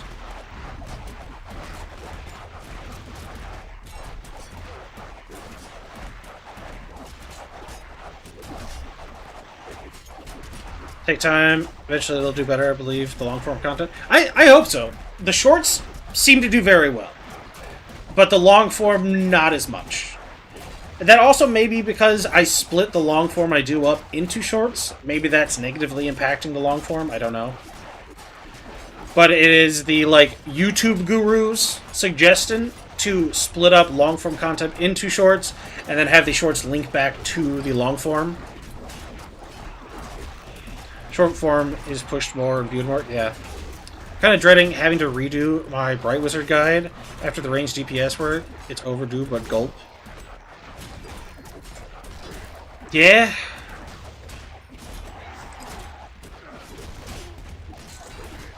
I honestly don't know what they would do with Bright Wizard and Sork, other than maybe standardize their damage type. Because we were looking at Sork earlier, and one of their things, like, buffs spirit damage, but for that specific tree, it buffs, like, 2 abilities. Like, it doesn't really affect that tree too much. Which seems weird.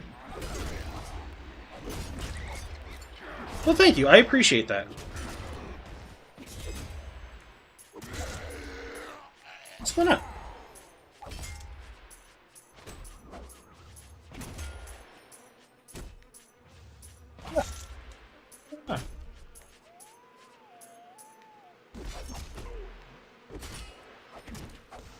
Is he outside? Is that what's going on? No, you can't go outside right now.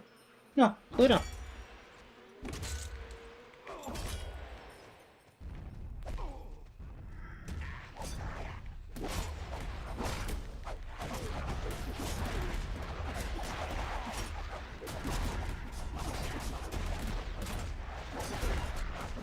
I'll be lurking, watching it work. Well, thank you. I appreciate it. Lurkers are important. Gonna head to bed. Gotta leave here.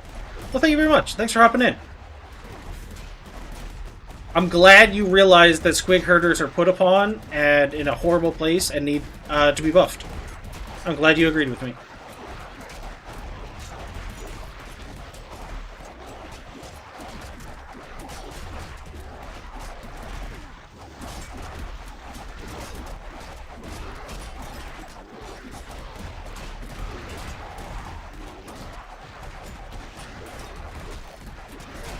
For the Order? No, don't say that. That's disgusting. I can't believe you would say that.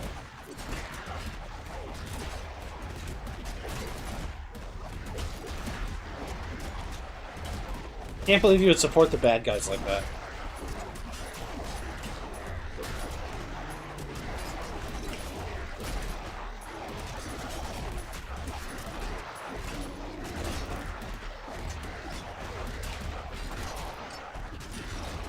Not a lot of people know it, but Order is actually the bad guys. Chaos is trying to free everybody. Order is just trying to keep everybody down. It's really quite sad.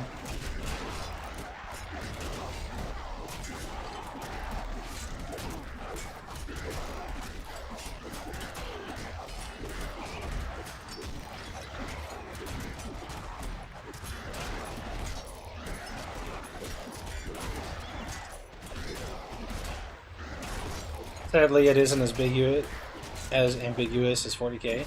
Yeah! There, everybody's the bad guy. Here, it's just Order.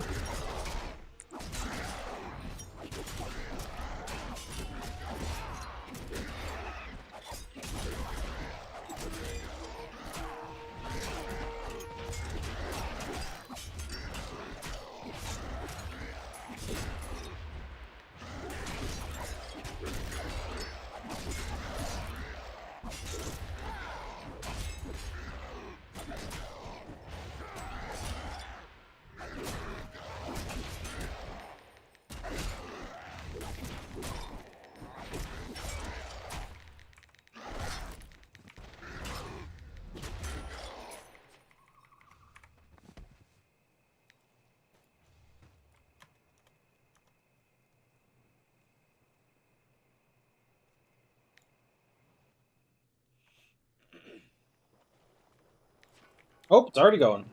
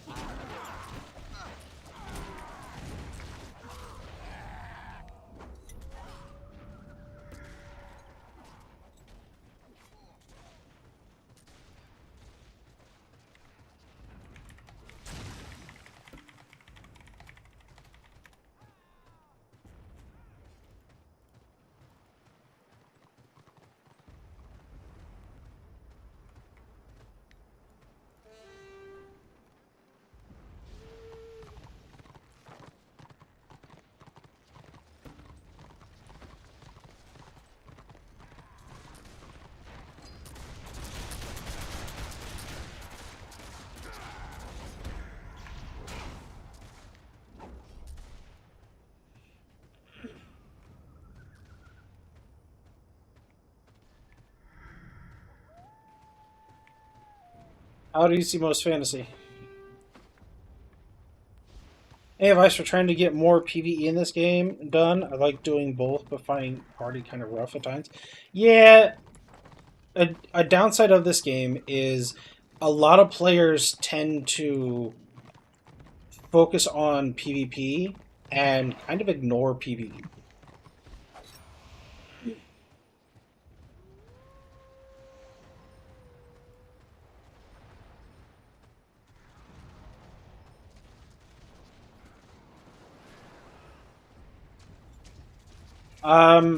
Joining a guild.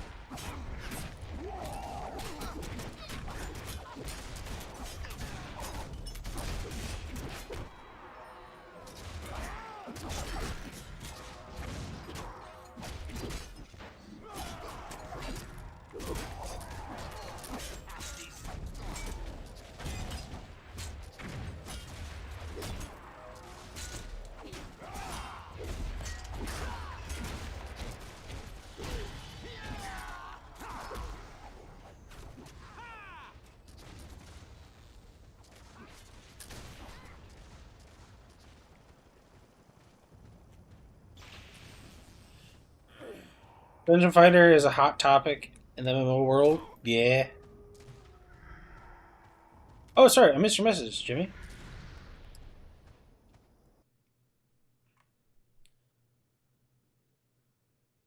If you sharpen your pen too much, you just end up with dull writing. I don't mind the world PvP, but their dungeons are too long. Dungeons are really long. If you have to... You have to learn it, speedrun it.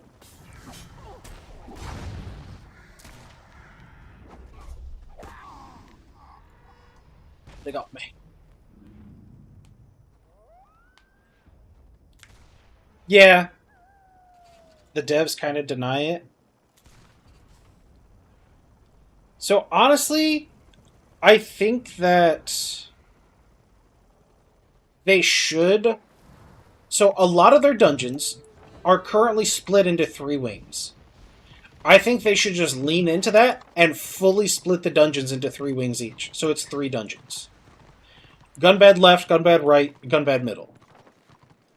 And then same for Bastion Stairs.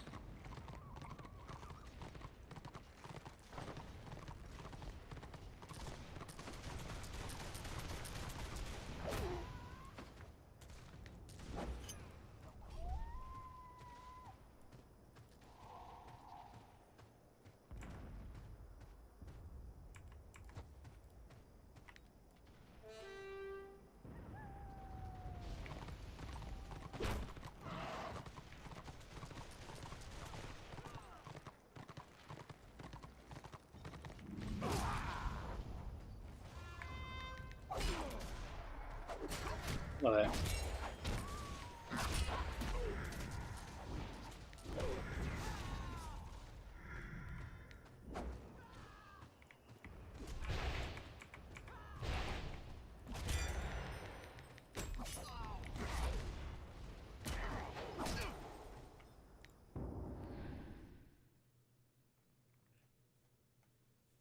I would take that solution so quickly.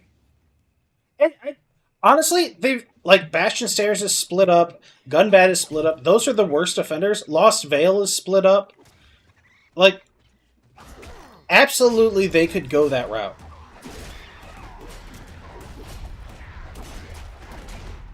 And I think they honestly should.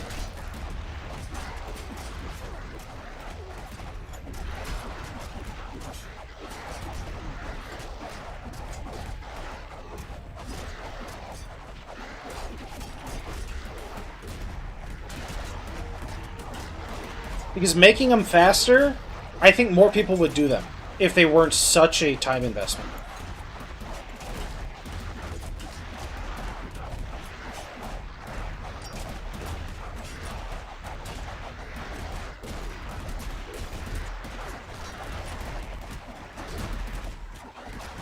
So, the dungeons in this game, specifically the level 36 dungeon, and then 2 more of the level 40 dungeons, are very long.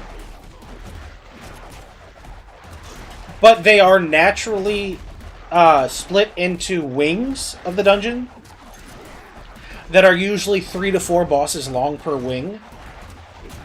And if you split the dungeons into those wings individually, I think more people would interact with them because they're not such a time investment.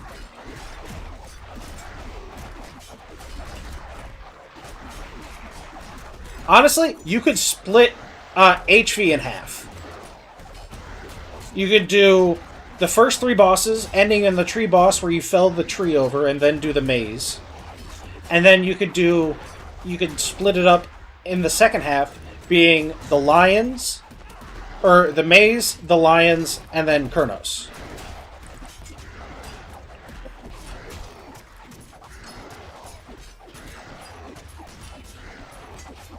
Yeah, so you can go in and optionally do one wing. But specifically with the Dungeon Finder that they have a tab for, but is not currently in the game,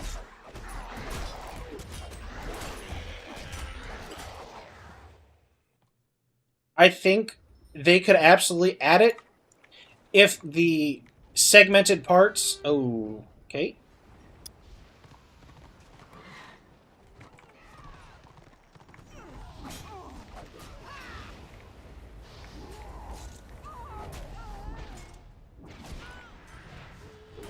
If they just fully segmented the dungeons into their wings, I think more people would interact with them. I believe PvP public quests too, if I'm not mistaken.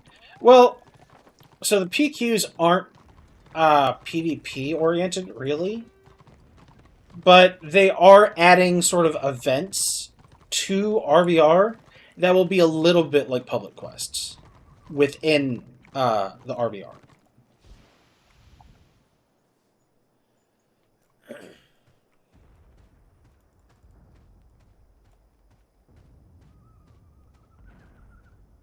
This year they're adding a bunch of stuff. Yeah, they are adding a bunch of stuff.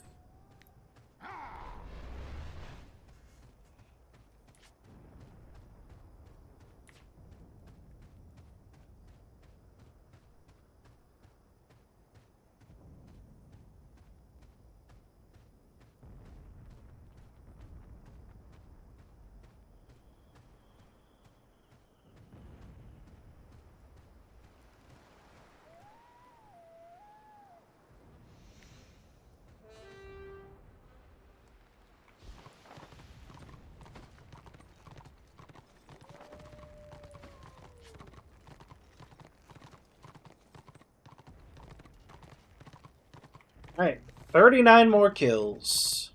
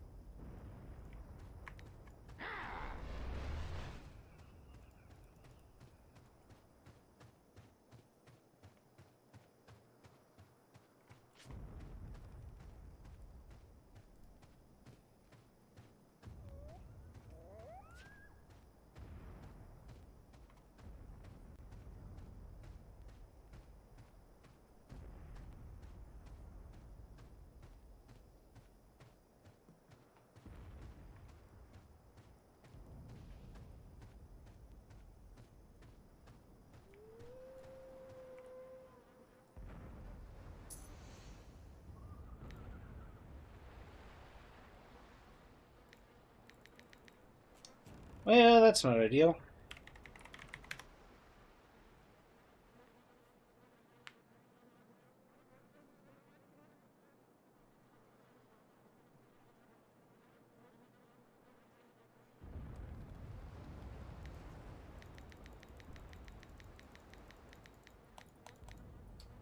Okay.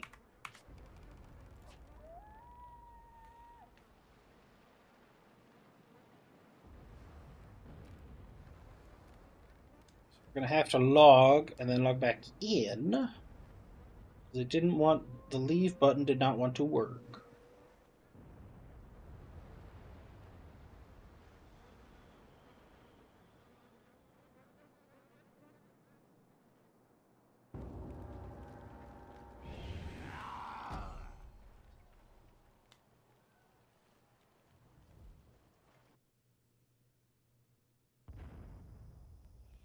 That's what I figured was gonna happen.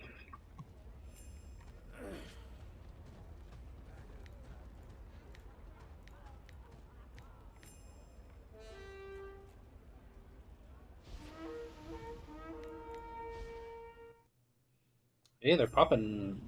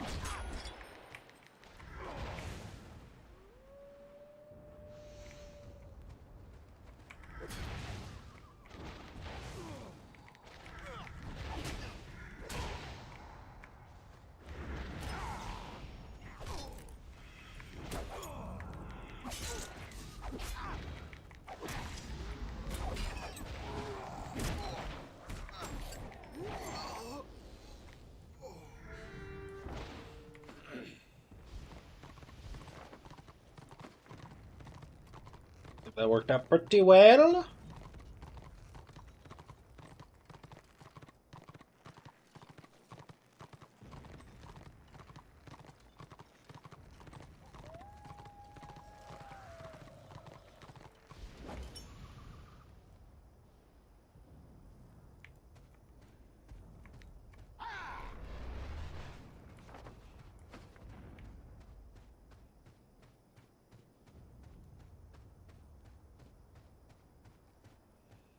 Tank, tank, tank, tank. Hey, give me some food.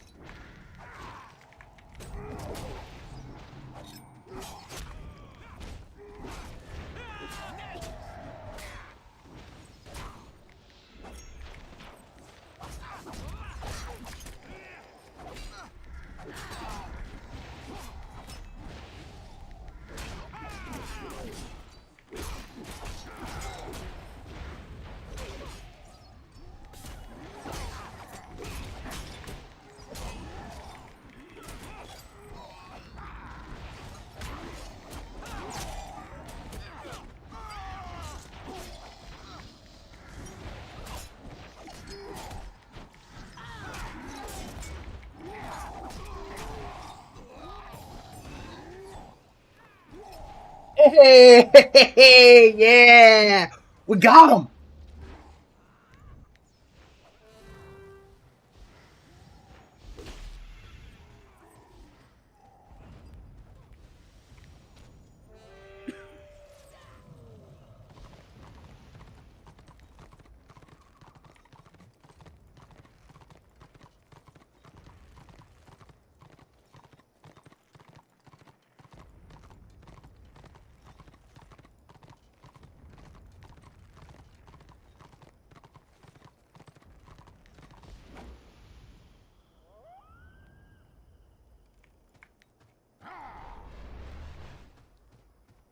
Right, there are no arenas.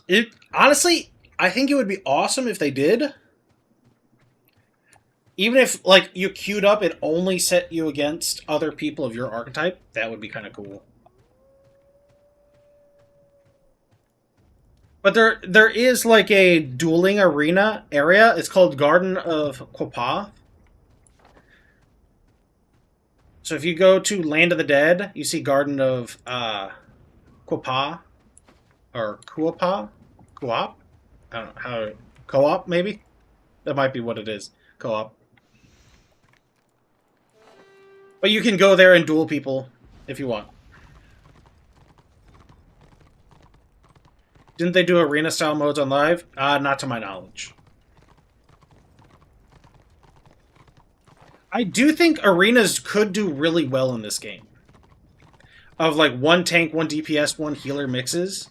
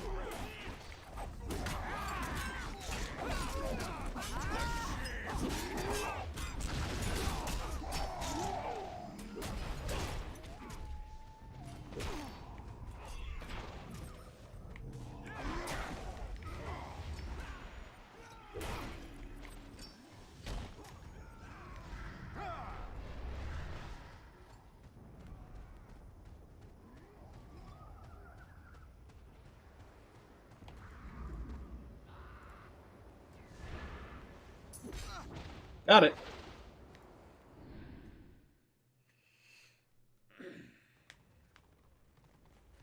So they can add zones now. Like I guess they could before, but now they have more people that can learn how to do it in a way they already understand. So honestly, I think that we could see with their new tool, I think we are going to see like essentially a renaissance for the game. Because the people that are working on the game, a lot of them are very familiar with Lua, but they're not familiar with like C++ or C#. And the tools, God, I did it again. And the tools that they had before required knowledge of C#, C++. But the new tools they have now work off Lua. Am I using shaders like Reshade? No, I'm not using Reshade.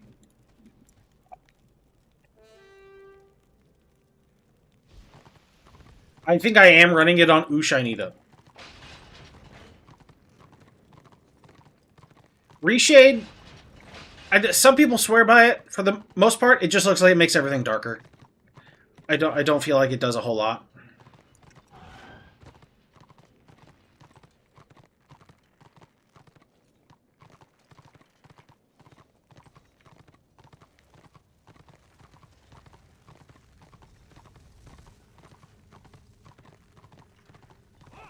Perhaps we can aid each other.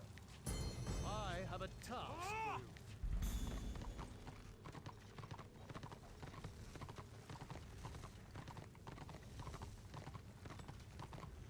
Yeah, I think this year, next year for the game will absolutely be huge. too glossy and adds too much light. Really? Every time I've seen Smirk, it looks really dark. Dirt shouldn't be reflective? Okay, yeah, that's fair.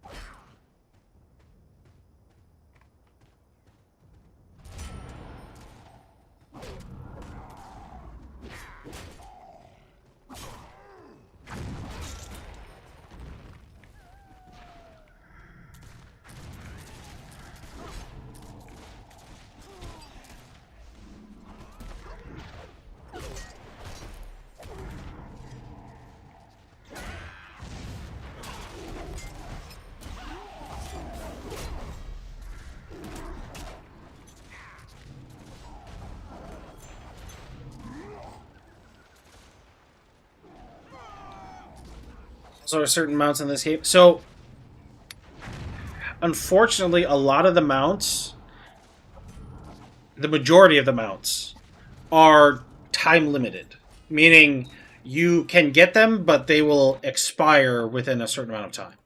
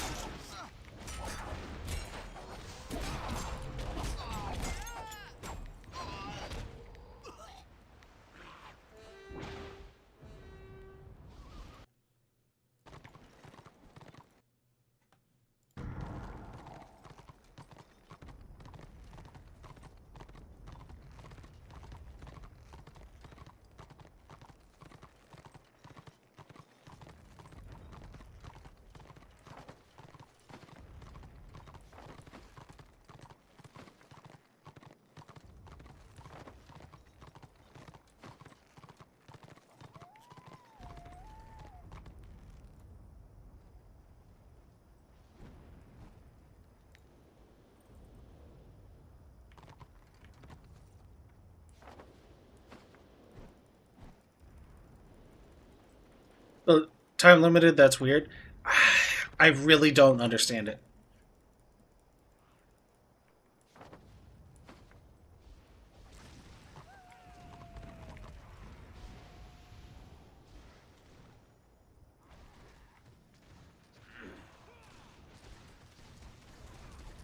No other. So there are really good mounts that aren't limited.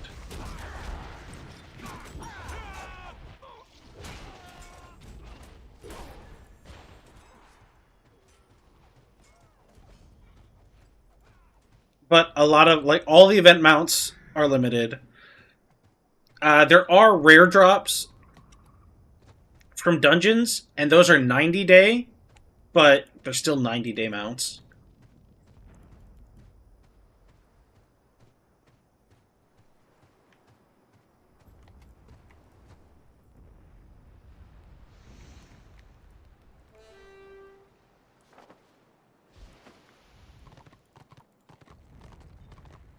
While a lot of mounts are seen as trophies since people worked harder. Yeah, but honestly, the mounts in this are not super hard to get.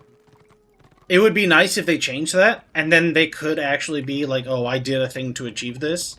That would be really neat. And they do have the ability to add new mounts into the game, because they have an art team that is fully capable of doing that.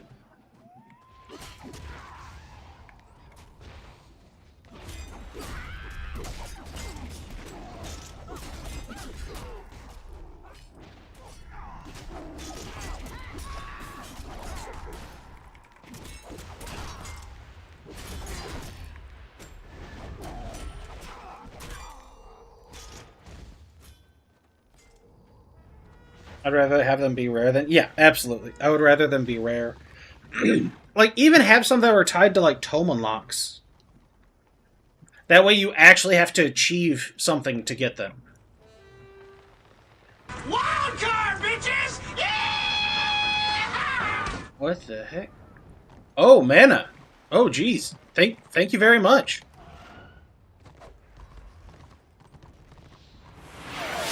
Thank you very much for the 10 gifted subs. That's massive. Hey, Hermit. I'm doing good. Yeah. I responded on Discord. I saw your message. I should be able to head out. I'm gonna die. But... No! Ickis has a sub now. He doesn't have to sit through commercials.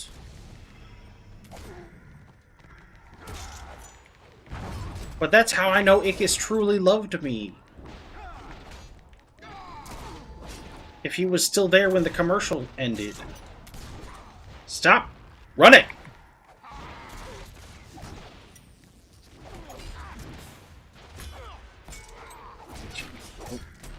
Just die. Ah.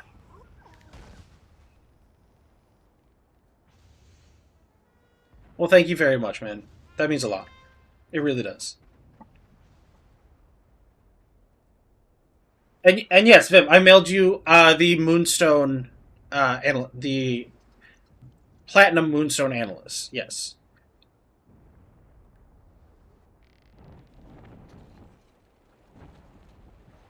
Oh wait, you don't need it?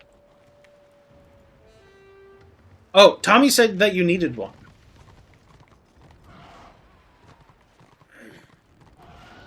Which ones did you make?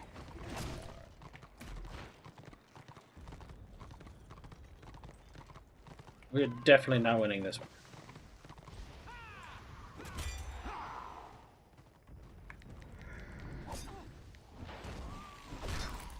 You piece of shit.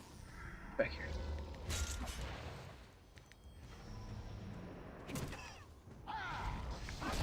I'm going this way. You keep going that way.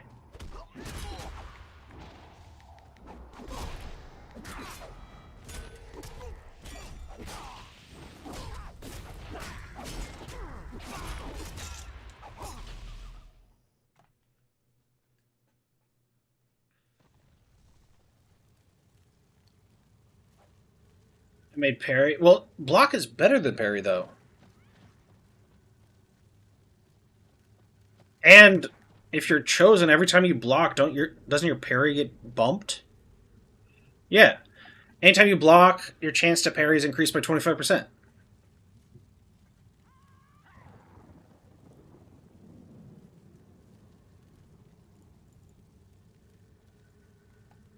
Where am I at?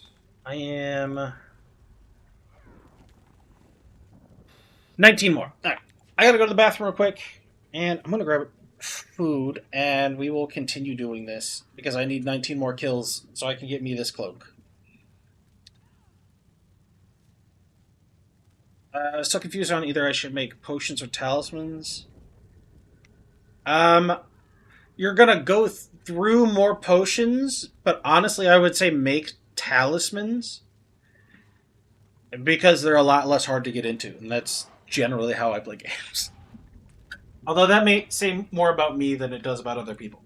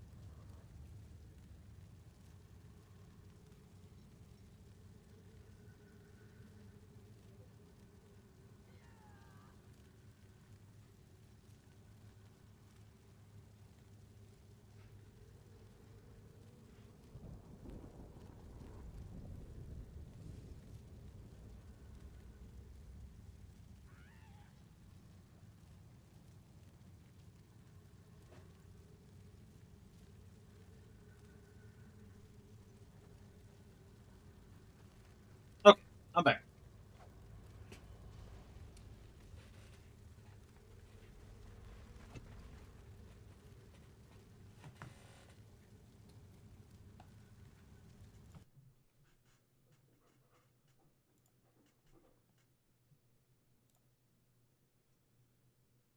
Georgie. What? Oh, it's an Alveus one.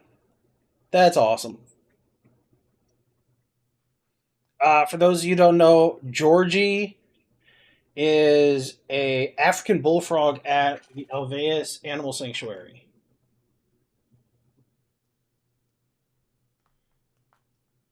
Alveus Animal Sanctuary is an animal sanctuary that was started by the Twitch streamer Maya Higa.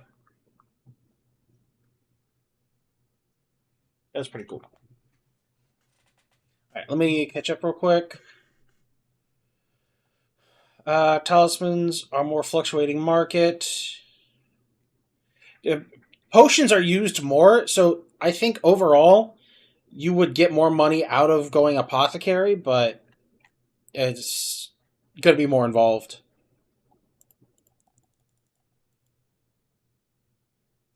Wait, the crazy part about the add-on is that without it, some higher rarity mats give nothing in bonus?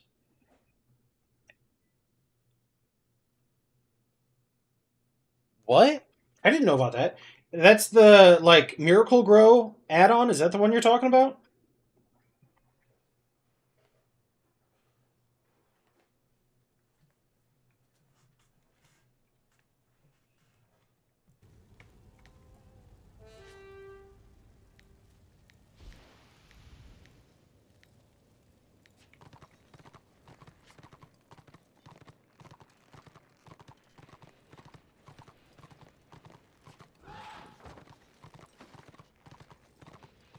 Tooltip 1.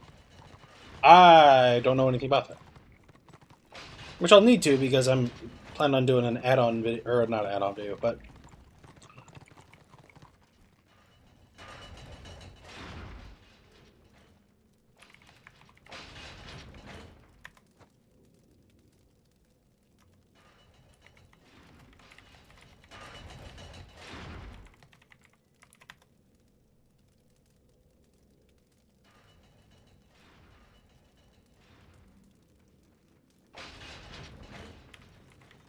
It is wrong.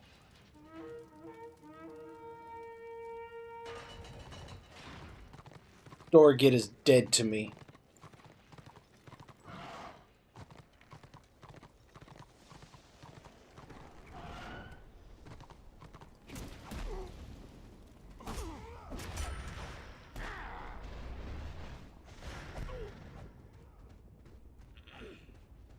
Hey, Guttural.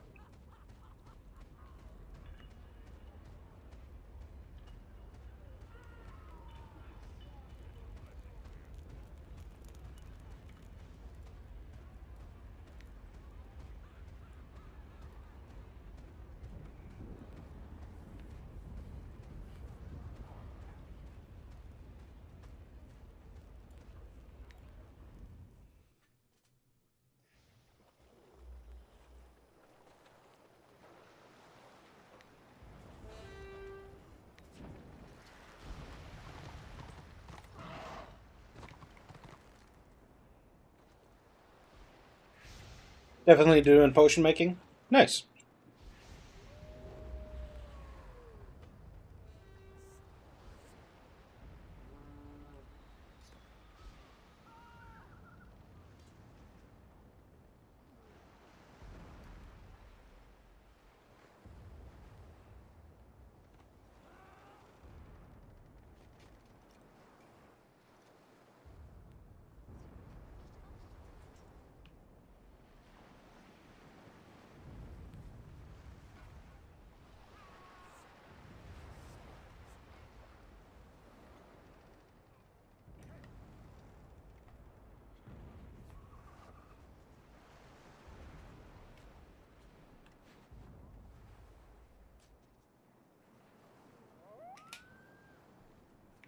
Yeah, but the very best, like,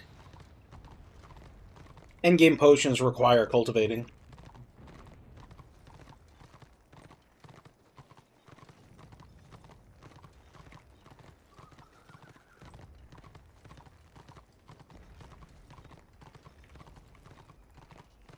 Generally, you want the gathering of like scavenging and butchering.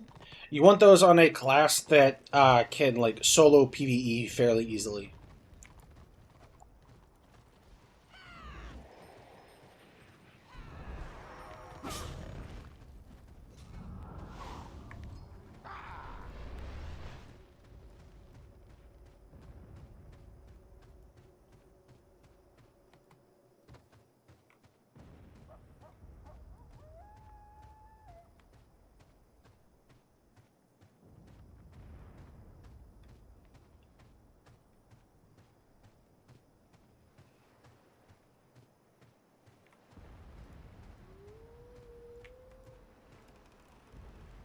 Yeah, armor pots is where a good amount of the money is.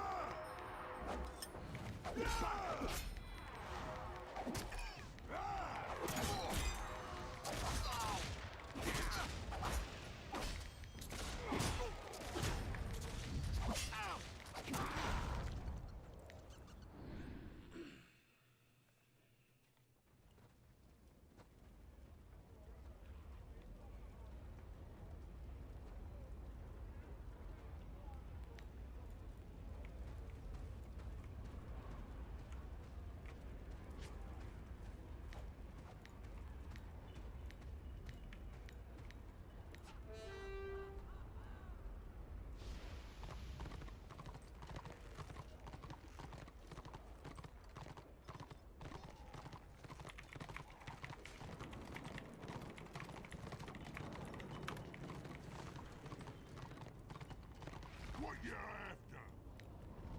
Good riddance.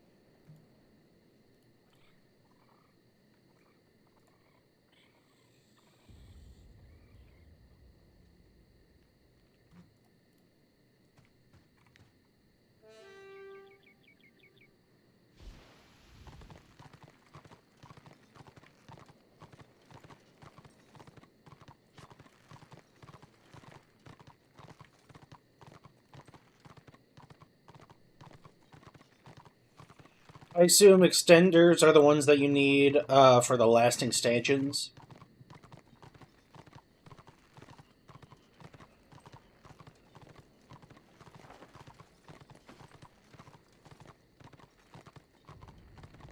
Man, buying a stack of fleeting stanchions because you're not paying attention sucks so bad.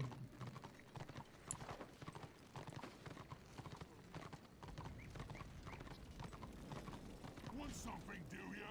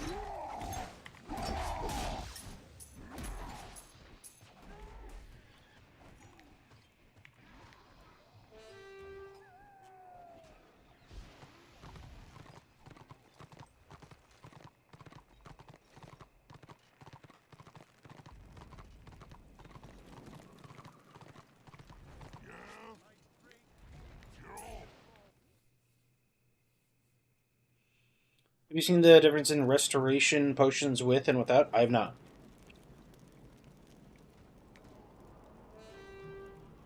So Land of the Dead, there's two zones in it. There's Garden of Co-op, which is the like arena dueling area, and then there's Necropolis of Xandri, which opens every weekend and is a large zone. As you participate in Tier 4 RVR, you will gain expedition resources, and if you show up in the 15 minutes before Land of the Dead starts every weekend, you can turn in your expedition resources that you gained that week. They will expire after you turn them in. Like, after Land of the Dead, all of the ones from that week expire. And the people who turn in the top 200 people that turn in for that week get in on each side. So it's a 200 versus 200 battle over Land of the Dead, or the Necropolis of Xandri.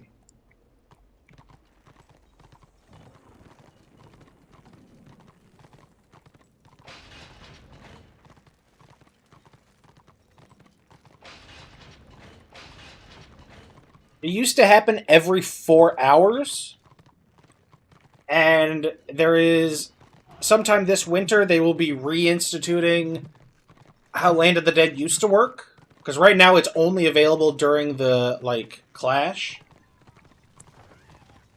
but they will be like reinstituting how Land of the Dead used to work. I don't know if it's going to remain once a week or how exactly that's going to change.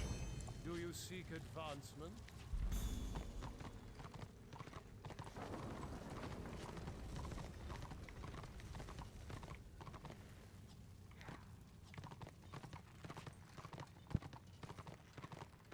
Are there any characters you haven't made? So I've played every class up to, I think, level 16.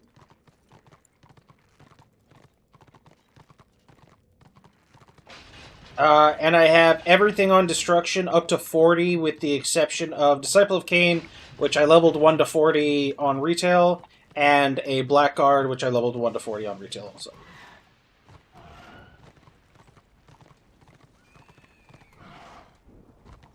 Yeah, they're finishing up the Tier 3 dungeon. That's their big project before they do Land of the Dead.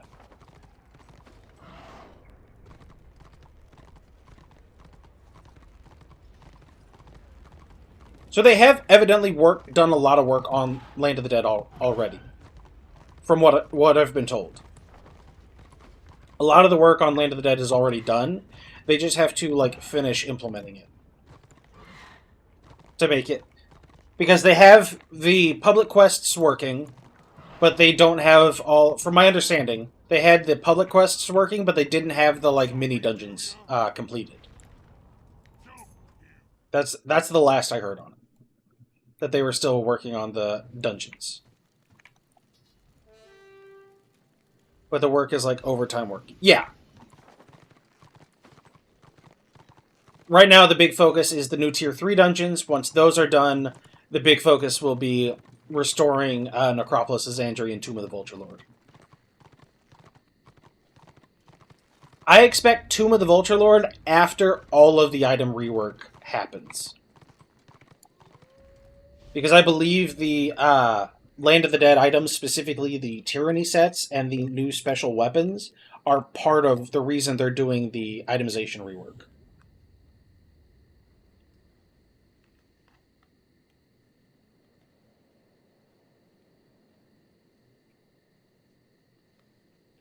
Right. They cannot accept any form of payment for the game.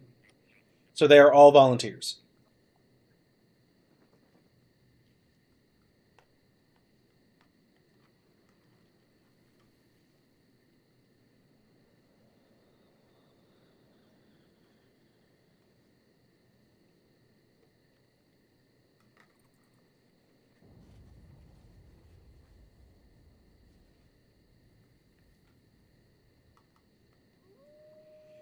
Yeah, Turtle got taken down. Has Ascension officially shut down, or are they still technically going? I know they got like a cease and desist, though.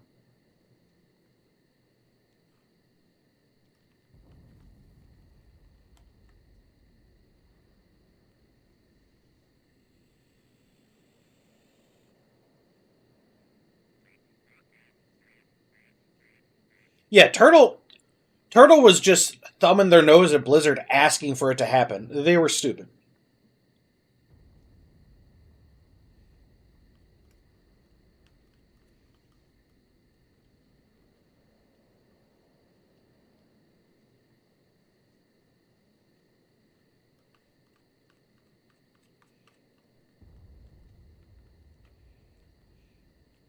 I believe if Return of Reckoning started like getting over 2.5k, I think they would need a second server.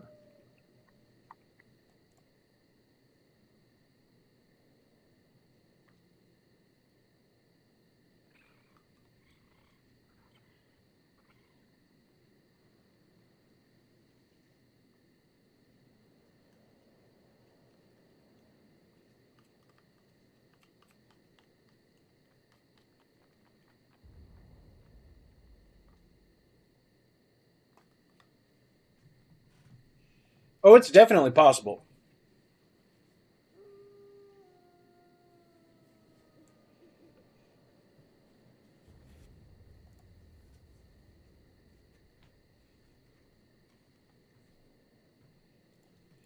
I think it may become more probable after they get more work in and are able to get in more stuff. Because I would love to see them complete the Elf Cities and get Land of the Dead back in.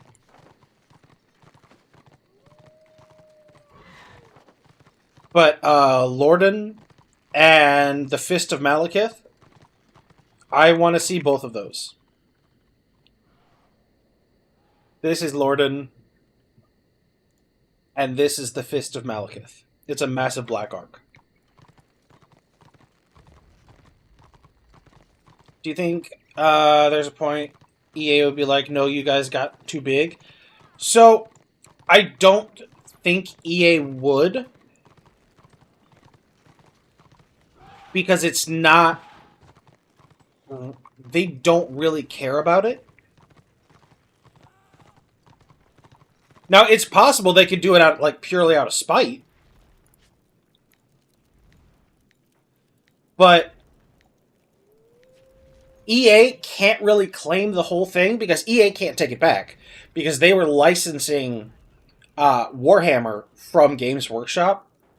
So Games Workshop is the one that technically owns the rights to the game, but the like underlying code is belongs to EA.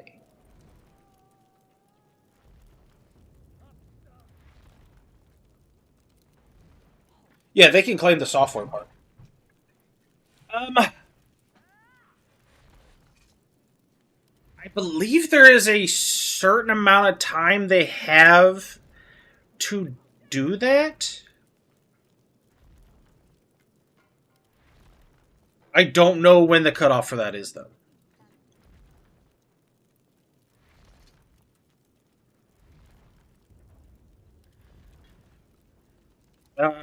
There becomes more content creators, like actual creators. Oh, hurtful. Ouch.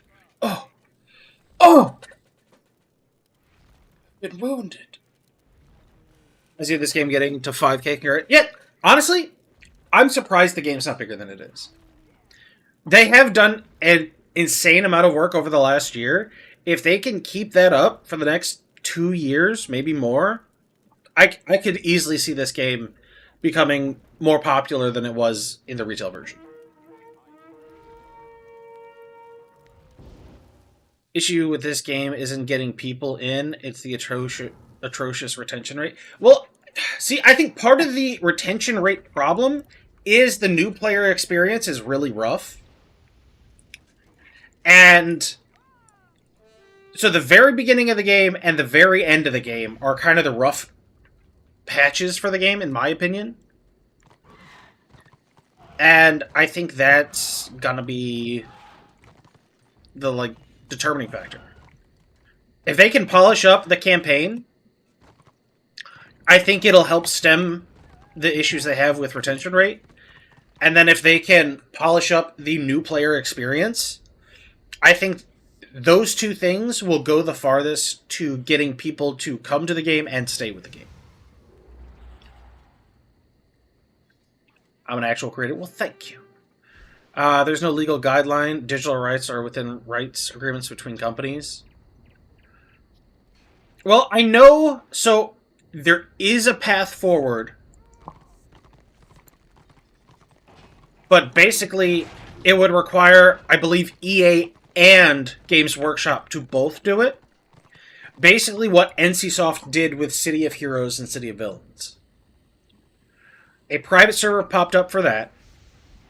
And they got the, like, official blessing, like, official legal blessing from NCSoft.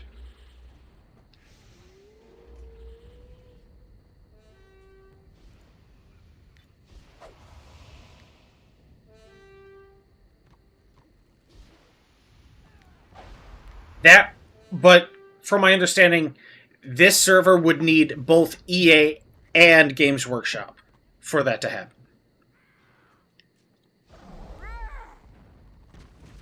I'm telling you, if they polish it up, yeah, absolutely. I'm a big believer in the game. I've always loved the game. Granted, it was my first MMO, so special place in my heart, like nostalgia. Maybe I love it more than I should. Whatever. Game Alone on all social platforms has good numbers, just needs more of it. Yeah.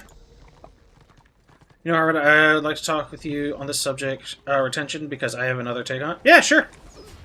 Uh-oh.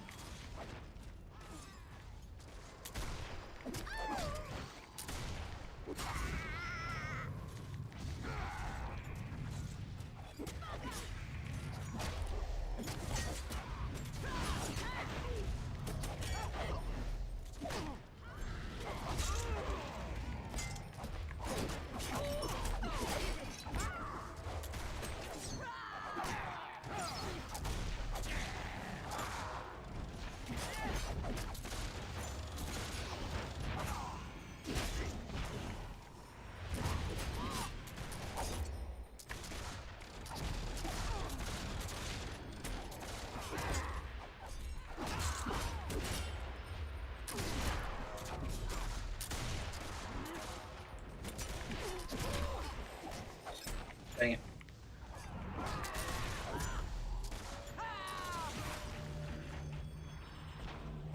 Turtle numbers got insane. I mean, they were averaging 100k concurrent players. Yeah. It's because they were filling a gap in the market that Blizzard just refused to fill.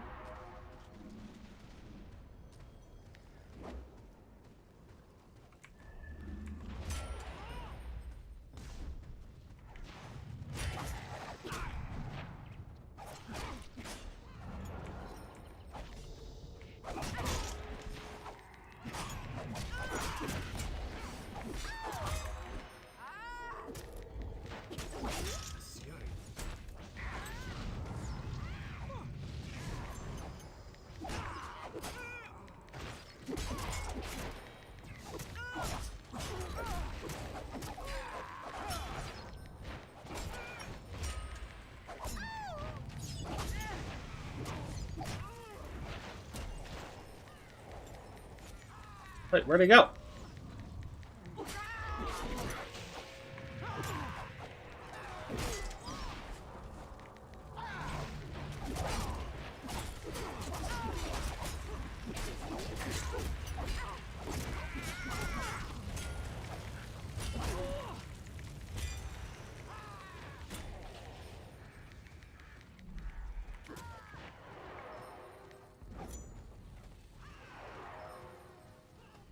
Between 26 should be interesting. Yep. Oh, as in actually be able to talk to me? Oh, okay. Give me a second. I can hop in Discord.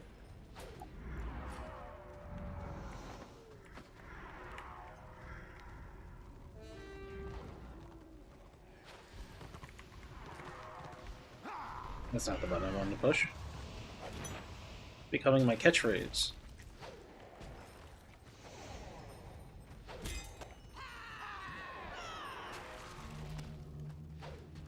why SKG is important, so we can stop worrying about these parts on abandonware.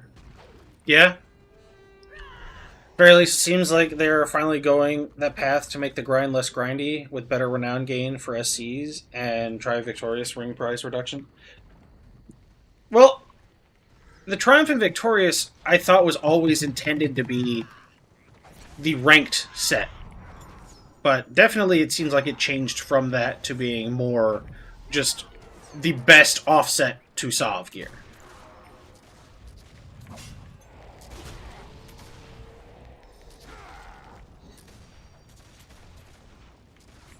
Or the best, like, mix and match set with Sov gear. Okay, I guess you can't go up there.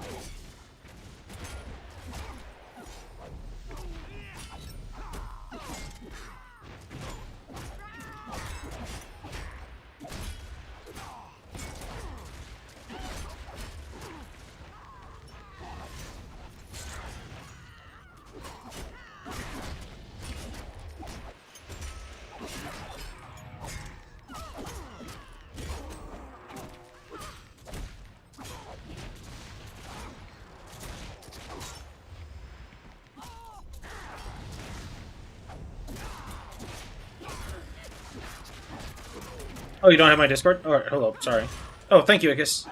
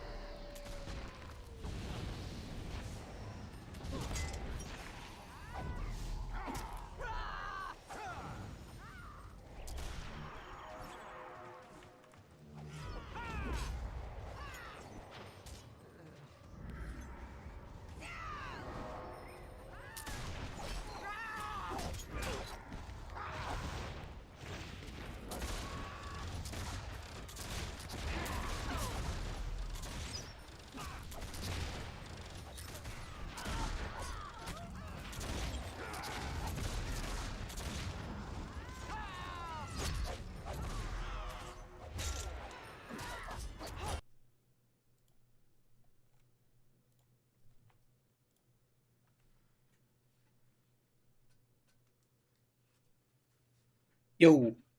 Check 1 2. Yo. Check 1 2. Oh wait, let me.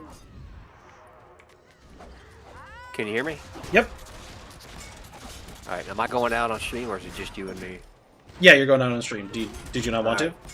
No, that's fine. I appreciate it. And just you know, just to ease everybody's minds potentially. I'm not here to try to pick a fight or nothing. I just have a different outlook when you talk about retention. And it boils down to it. This, you know, you said earlier that the game is 18 years old. And Yep. I think part of the problem comes down to that there's nothing new under the sun. I mean, they can fix that or fix this, fix that. Try to work on the campaign system, whatever. But how many times can you fight over Calidor? How many times can you fight over the bridge? How many times can you fight over Barter Square? At least once more. Boring. Until it gets boring. I mean, you may feel that way. I understand that, but Well, that's why I'm excited about the new mapping tool they got. Because it's entirely possible for them to add a new pairing. well, that would work. Nothing brings people to a game greater than new content. I know I was here in the days when they were putting like Conqueror gear in the game, and then they put Vanquisher gear in, and every time they put a new set of gear whole bunches of people showed up, but they didn't stick around long. They came, they got the gear, and then they drifted off again until something new came up. Yeah, they showed up, did the one thing they wanted to do, and left. Yeah. And but I'm for as long as I've been playing this game, I mean, I'm kind of at that point myself.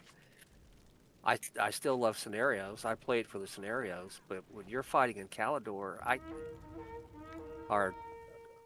Reichland, Eotane, places like that, where it's just back and forth over the same area again and again and again. It's boring, and I think that has to be part of the retention question, because it's not like WoW. Every now and then WoW will put out a whole new zone. So the problem, I think, with the going through the zones over and over and over again is that right now it's worse than it could be because it's aimless. You're fighting over the zone. Why are you fighting over the zone? Used to be you were fighting over the zone because you were pushing to the capital city. Yeah. But you're no longer doing that. No. And that takes a lot of the meaning out of fighting over the zone. Well, why are we fighting over the zone? Well, we don't want them to get to fourth. Well, okay, then why don't we let them push here?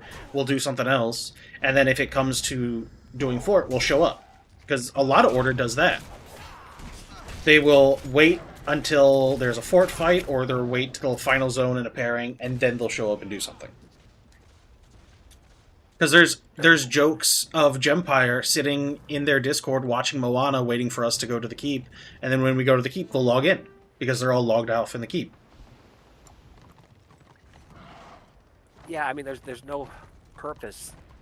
I've heard through you're right. There's no purpose, really, in taking a zone anymore other than just to take the zone. Or the crash or the kills or whatever.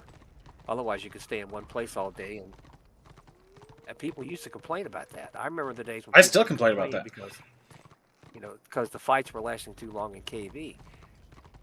Well, now that's all we have in the open zones, pretty much.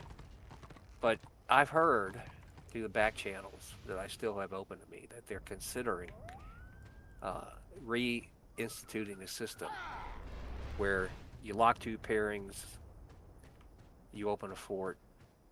Or you lock a pairing, you win your second fort. You push the pairings until you win your second fort, and that automatically triggers a city, which is how it used to be.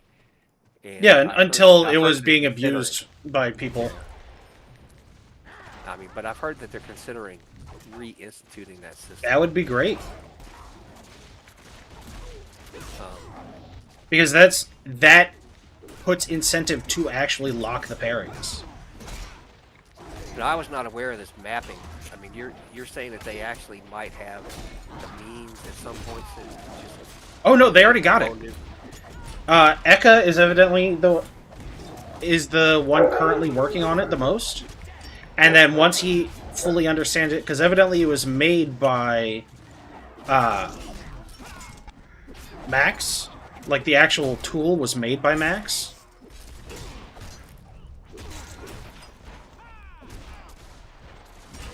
One second, sorry. That's alright, you're in the middle of a fight.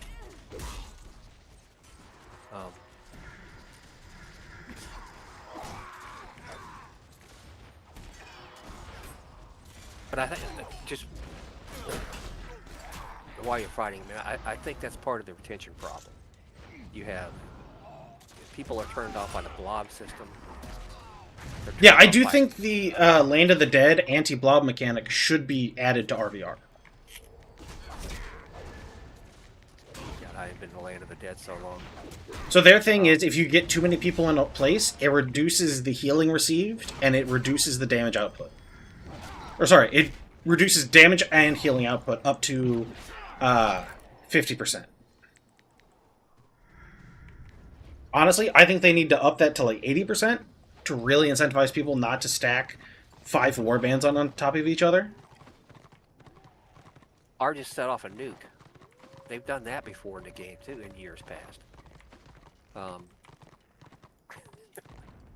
I know that makes a lot of people mad to even suggest that, but that there was a time where, because it happened to us once in the city. I was in an order warband in the city, and we were camping pedestrian spawn point, and we all just got nuked and had to reset. And when I thought about it in retrospect, I thought that's probably the right thing to do. Um, they did the same thing in outside of Gunbad when they opened Gunbad up. But There the are ability raids, but they're like really hard public quests. Sorry, I was responding to the chat. Oh, okay. But a new, a new pairing would work wonders. I think. I would love to see the Elf cities finished also. Like that brought up when the Dwarf and Greenskin city got added, the server population spiked massively. Yeah, I live streamed that whole thing that day, and I've since, I've included the video in a few of the old podcasts, but I live streamed that whole thing, and that was huge. But the problem though is what happened as time went on. Yeah, The well, cities are there, and it's adding, like, going in and adding city sieges to Karak 8 Peaks and Karazak Karak, I think that would be massive also. and Toth Monder's trying to do something like that with his that scenario that he's trying to put together in God, where is it? Thunder, not Karak Var. Bar, yeah. Well, it's not really a scenario. He's just wanting people to show up and fight. At least the last I heard. Well, when we were there, some of us, Tosh and I and a few other guys went there and were scouting out the BOs and all that, and helping him do that. And we picked out 5 BOs that would be part of the capture mechanic. But whatever they want to call it, it would be, it's just something new. That's my whole point. Yeah. Is that the game desperately needs something new. Because when Land of the Dead opened up, originally, the same thing happened. But the fatal flaw in all of this is that I don't care what they opened up. If it was part of the original game, it's not really new content. Maybe for some people who never played it before, but for all the old timers that have been around for a long time, we did Tomb of the Vulture Lord 1,000 times. If they opened it up, okay, that's great, but but we've done this before. Yeah, but I would say the majority of the people playing now have never done Tomb of the Vulture Lord. But my point stands. Yeah, you can only do it so many times before it gets boring. Like, I know Surge's group did the 100 runs of Lost Vale.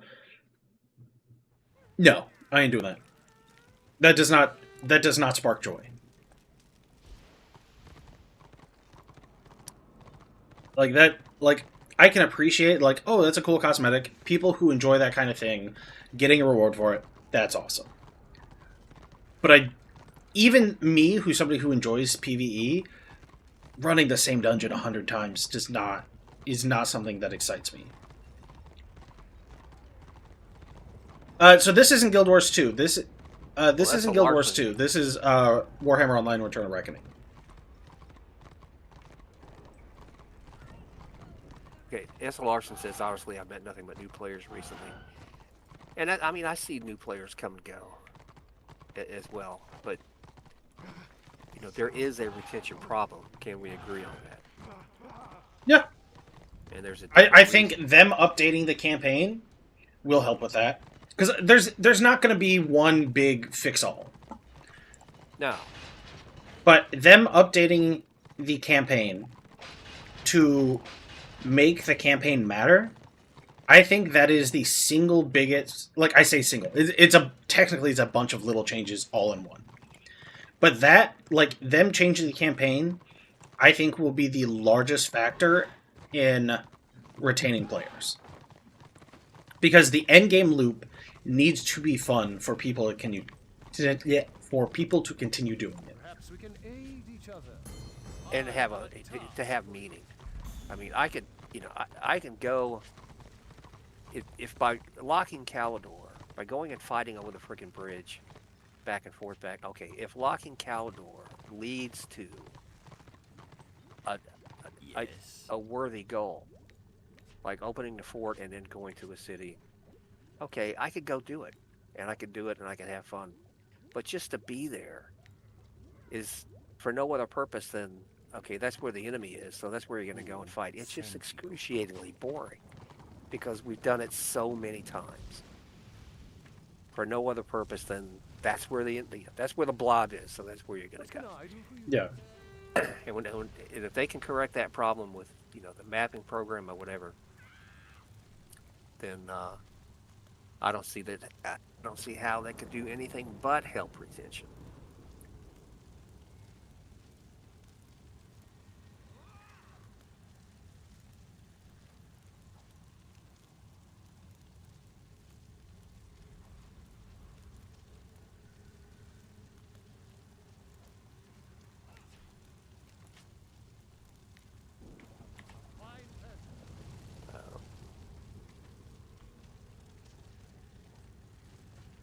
Oh, it's alright. Guild Wars 2 is still popular. Right now I'm playing But that was Warhammer kind of Online my Return to main Reckoning. point, is that when something stagnates, Yeah, people tend to drift away from it. and definitely it does feel more stagnant right now because of the state of the game. Which they've even said they're working on this, and it's like, okay, it's just going to take time, but it like of all the things they've done, I like the majority of it. And honestly, I feel like that's all you can really ask for a game. And one more point. I mean, if you want to add an incentive, the only incentive that would be needed to get more people to play scenarios would be to bring a unique currency back to scenario. Oh God, no! Please don't. I disagree. I remember I was there when if you wanted to play off spec, you had to do scenarios, and you were not rewarded for doing anything besides scenarios.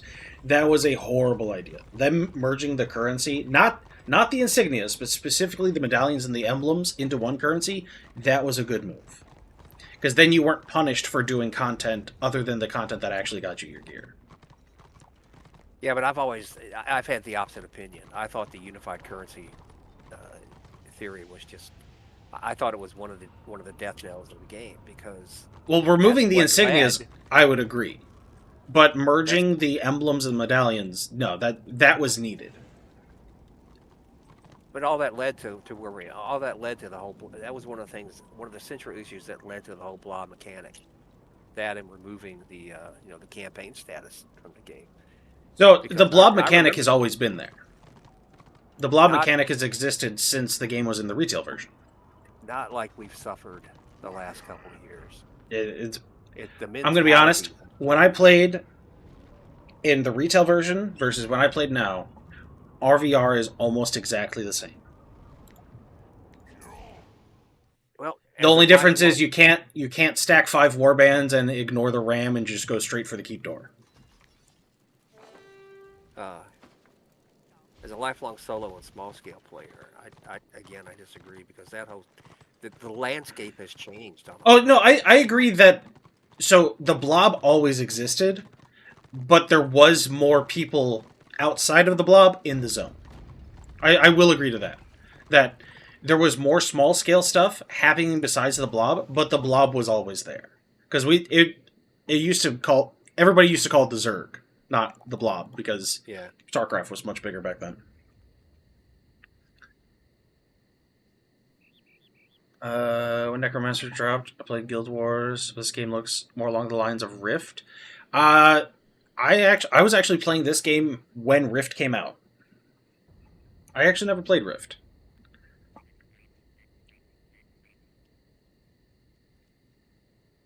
The progressing your character feels like. Let me look on YouTube. I don't see what's going on. Maybe they need a beginner campaign quest. So they have tried to add more beginner stuff, but I think there's just a lot of holes.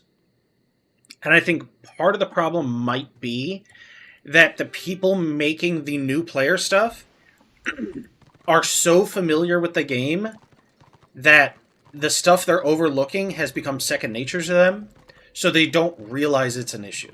I think that may be playing into part of it.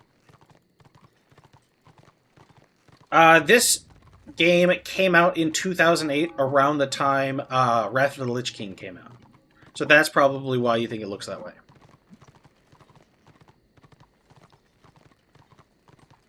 What are you saying is too easily ignored, Ickis?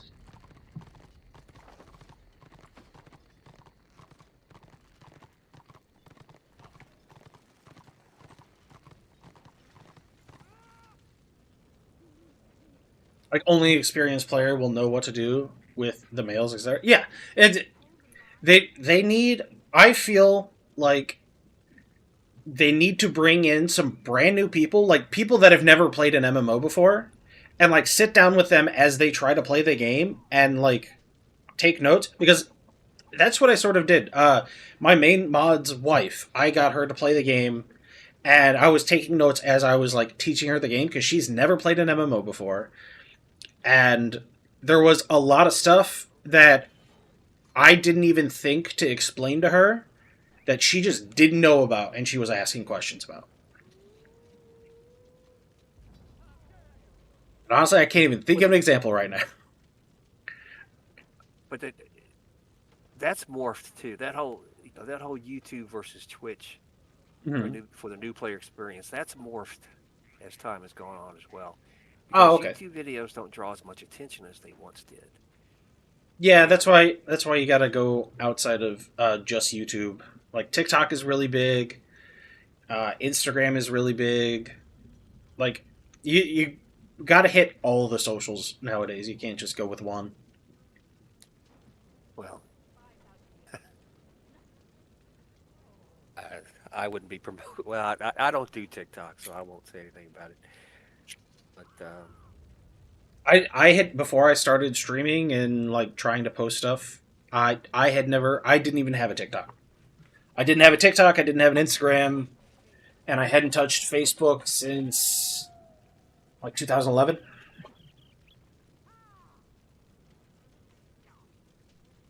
Name of the game, this is Warhammer Online Return of Reckoning. It is a private server for a game called Age of Reckoning, shut down in 2013. The private server was spun up about a year later, and as of a couple of weeks ago, we are now celebrating the 12-year anniversary of this server.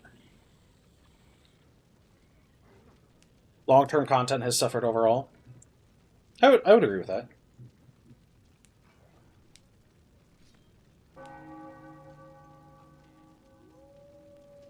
I tried, Jimmy. Thank you.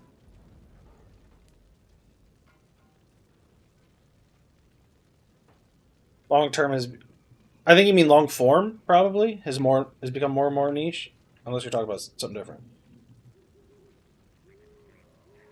The game is great, and I think the things that people fell in love with the game when it originally came out, I think those things are still there, if not slightly improved upon. And there's a lot of talk of new generations don't like Gen X, or not Gen X, sorry. Gen Z, Gen Alpha don't want MMOs. I think that's wrong. And maybe that's wishful thinking, but I honestly think that the things that made us fall in love with these games will still make people fall in love with the games. I think as the genre has quote-unquote evolved, it hasn't really evolved in a way that expands upon why people fell in love with this genre to begin with. Inhaler, if you'd like to try it out, it's completely free. ReturnOfReckoning.com. No microtransactions, no nothing. That's actually part of the deal with them being allowed to run the private server. So no microtransactions, no sub, no pay to win, no nothing like that. And even if it ends up not being your cup of tea, you're going to get, at minimum, 3 hours of fun playing the game.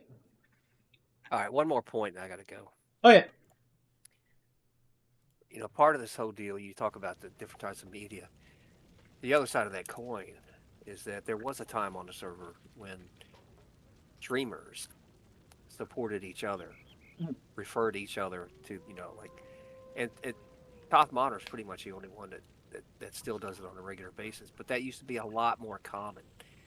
And that has faded away over time to a large degree. For example, and I'm just using this as an example, but these Warhammer Return of Reckoning videos I do, the Reckoning monologues. I don't know if you've seen any of them. Yeah, I've seen you post a few in the content creator section. Yeah, but I make these things. I talk about aspects of the game. I try to promote the game. No one promotes the videos. Now, I'm not complaining. I'm just saying that it didn't used to be that way. when I first started making videos, they'd wind up everywhere, and it was the same was true with Zarbix. When he Mhm. would do videos, people would, the Warhammer streamers at that time had a habit of only rating other Warhammer streamers, Mhm. and there was more of a supportive community. And now the relationships, to one degree or the other, have just grown more adversarial over time. And I think that has to change too. Oh yeah. Uh, It may not be your personal cup of tea, but if you're open to some feedback for your channel. I mean, of course I would be. Okay. Problem is, I So don't stream. I don't you stream that much anymore. you have the like longer monologues, but you will often change topics in the monologues, even though they're sort of tangentially connected. If you have like a short topic that you can like do for under a minute, like about the game, and just do the instead of 16:9, do 9:16. Upload it as a just upload it to YouTube. As long as you're using the 9:16, it'll count it as a short, and then just use hashtag Return of Reckoning, hashtag MMORPG, hashtag gaming. You will get it. It is a massively different how much YouTube pushes that. And then that, just like if you have like a longer video where you cover that topic and others, you can add that as a related video, and the short will then link to your longer video. It is a massively different, like, it's a massively different audience that just may not ever be exposed to your long form content. And it is like completely overhauled my channel on YouTube. Is because there's way more people looking at YouTube on their phone than using YouTube on the computer. Like, it's hard to explain how big the difference is. It's the shorts feature, yeah. I mean, that's when I'm sitting at a doctor's office or something. That's what I'll watch too. But all right, I'll look into that. I just the main emphasis with doing wrecking monologues was to take stuff that I've learned over the years that the crowd that posts on the forums is not the same crowd that typically goes to YouTube. There's some crossover, but they do tend to be different. Very different. And even the people on the subreddit don't seem to really post on the forums either. And so I would take, one of my underlying goals was just to take topics that I thought deserved more attention and transfer them to a video discussion. And I try to keep them to, no more than, I try to keep them around 8.5 to 9 minutes because the attention's, most people, especially the Gen Z or the Gen Alpha crew, they have the attention span of a flea anymore. But, but I will look into that because I remember once I was posting a video and it came up, I was doing a clip off of Twitch. And Twitch always gives you the option of doing it 9:16 instead of 16:9. And I just never did. So I'll look into that. Oh yeah, it's and honestly, like I don't know, it feels like I'm cheating a little bit because the shorts that I post to YouTube, I changed literally nothing about them, and I also post them to TikTok and Instagram. And honestly, TikTok hasn't really done a ton. Like, it's very slow growth. Instagram, I've had a couple that like really hit, and just I have more people following on Instagram than I do YouTube by at least 50%, which really surprised me. I doubt that I'll ever go to TikTok. I'll be honest. If you curse, I'm trying to do it less. I still curse probably way too much, but oh boy, they're like, oh, one curse word? No. And they just won't push the video at all. Is there, if you were gonna skip a platform that you might find irritating, TikTok's probably the one. Yeah. Yeah. I mean, I looked. Okay, maybe I did it wrong. Maybe I went to the wrong, starting point with TikTok. But when I looked into it, it reminded me of 4chan, and I went to 4chan once and swore I'd never go back. Yeah, if Reddit is So- the face of the internet, 4chan's the asshole. If you say so. But yeah, I mean, I looked at people were talking about 4chan on another website that Oh yeah, that I do interact with. those So are I went bad to look people. at it. Just as a heads I up, went- those are bad people. Yeah. I went to look at it and I said, "That's it. That's it. I'm never coming back here." I've never interacted with somebody who was like, yeah, I used 4chan, and came away from that interaction thing. Yeah, that's a good person. And so, like I say, when the one time I checked out TikTok, maybe I went to the, maybe I approached it wrong. I don't know, but I just got the same vibe, so I've never been back Yeah. there either. But, all right, I appreciate the time. All right, man. Thanks for hopping in. But I'll just to wrap up, I'll say it one more time. I think nothing brings people to a game like this on a greater scale than new content. And Oh, if yeah. they can get some kind of new content going and give people more to do, more people will stick around to do it. So, all right, buddy, take care. See you, man. I'm 20 and I love MMOs, but the niche of an online community had been achieved by other avenues, like social media or other genres. Oh, absolutely. That's the thing. I think MMOs took off because they were at the right time and place, and I know other people have said this before, but they took off because they were the natural, evolution of chat rooms. And yeah, so a lot of modern MMOs, and I know a lot of people are upset with this game that they don't cater to solo players.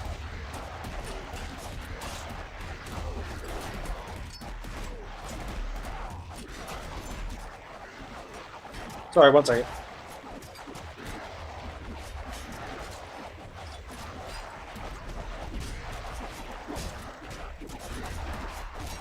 The Magus was worried that I pulled everything. So, a lot of people have said it, but I was catching up where I was. Okay.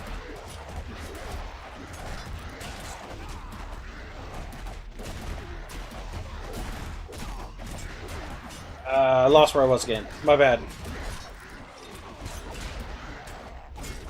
A lot of people talk about it. Evolution of chat rooms. I was going somewhere, I swear. Oh, people are upset that this game doesn't cater to, solo players. I definitely think it should cater more to, not solo content, but small-scale content. I think it should, add more for that. But,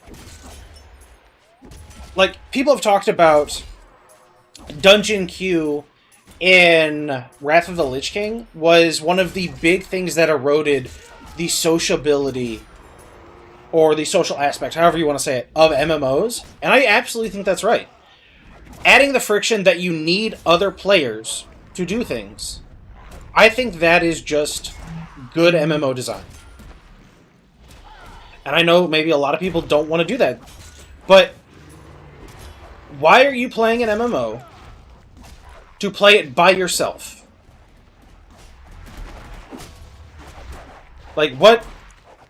What does that... Oh.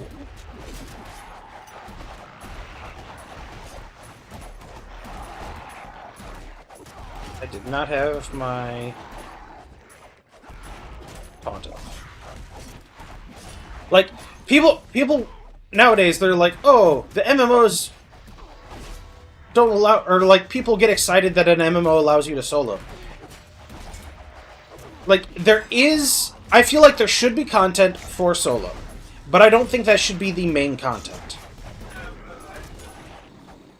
Like, an MMO is intended to be a social experience, but MMO companies have gone out of their way to remove the social aspect of the game.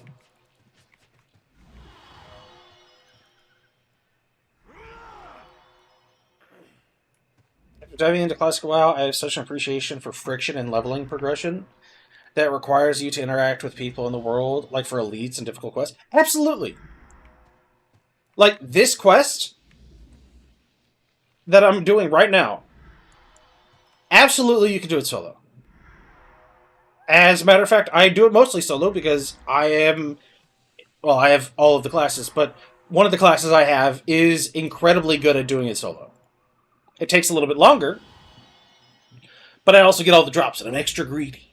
But the fact that it is better to do it with more people, I think there needs to be more of that, not less of that, in games.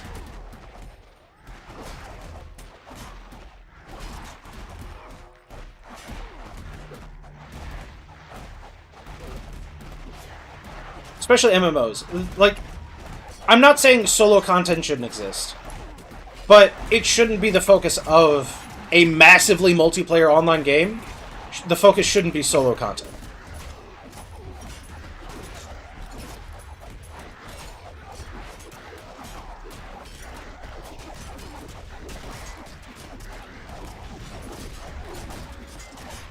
Good 1v1 victory is its own reward. Yeah, and I think there should be a place for solo content and small-scale content, but I don't think that should be the focus of the MMO. It should be available because, like, hey, maybe you don't want to hop on and run around with 20 other people.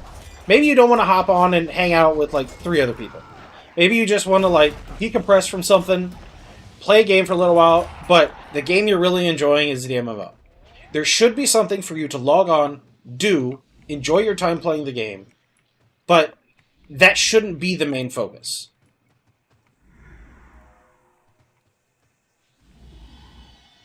I agree there's no reason to nuke a lot of solo specs that have no impact for warband play anyway. So,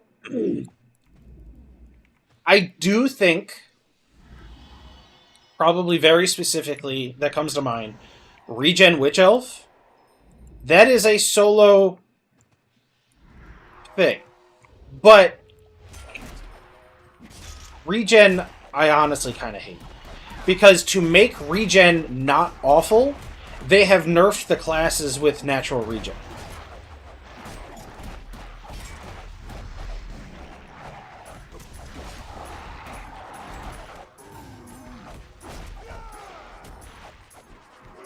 Like, the Blackguard, they fully took away an ability they used to have.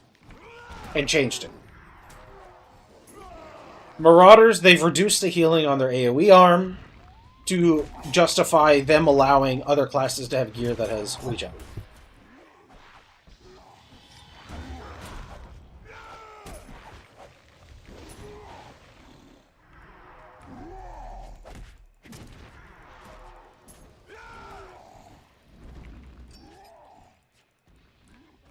And so the fact that they, like, leveled the playing field with that, while I appreciate the attempt to do that, it feels like they took away what was special about a couple of classes to standardize it, which I'm really not down with.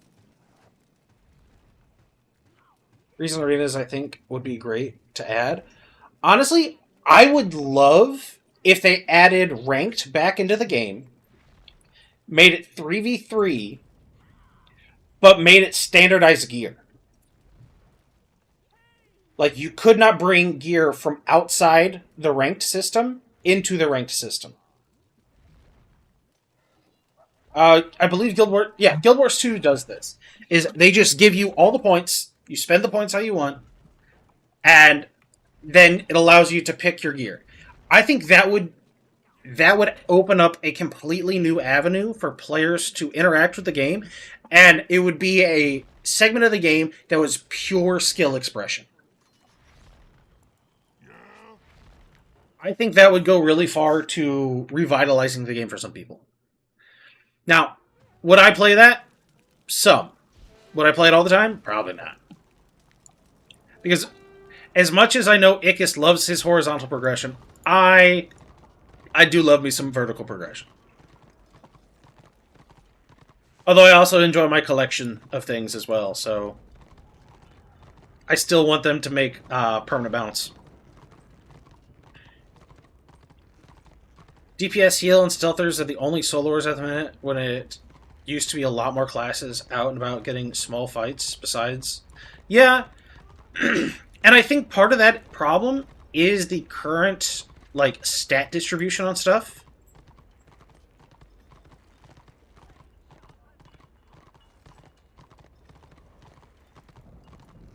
Because right now, defensive stats are far more important.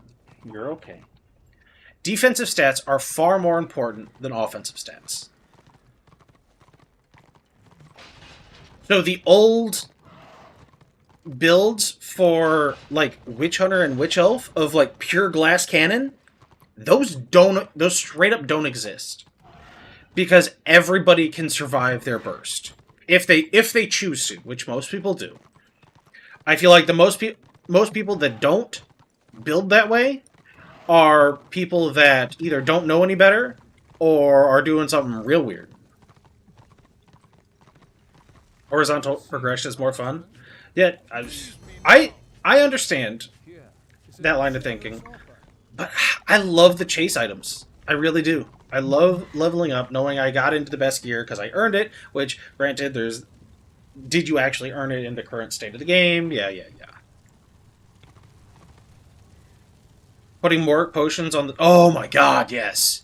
The fact that you have, what, 3 different health potions that don't share a cooldown. Then you have the absorb pot, which can't be crit, which... That's a whole different bag of worms, can of worms, jar of worms, whatever. Some container of worms. Then I'm missing one. And then there's the heal over time pot. It's just... There's too many potions that... Yeah. It's... Too many potions can be used, like, one right after the other. And the classes that are already regen, like, the fact that heal cut abilities do not affect regen, that's crazy to me. Standardized gear is what Final Fantasy XIV did with unranked ranked PvP called Crystalline Conflict. It's really fun. But they didn't add any gear with stats to earn just cosmetic rewards.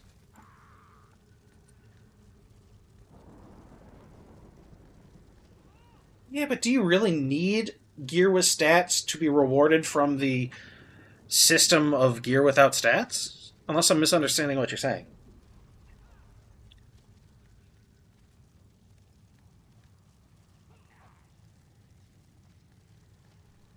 Yeah, it's having like 50% more health than you actually have.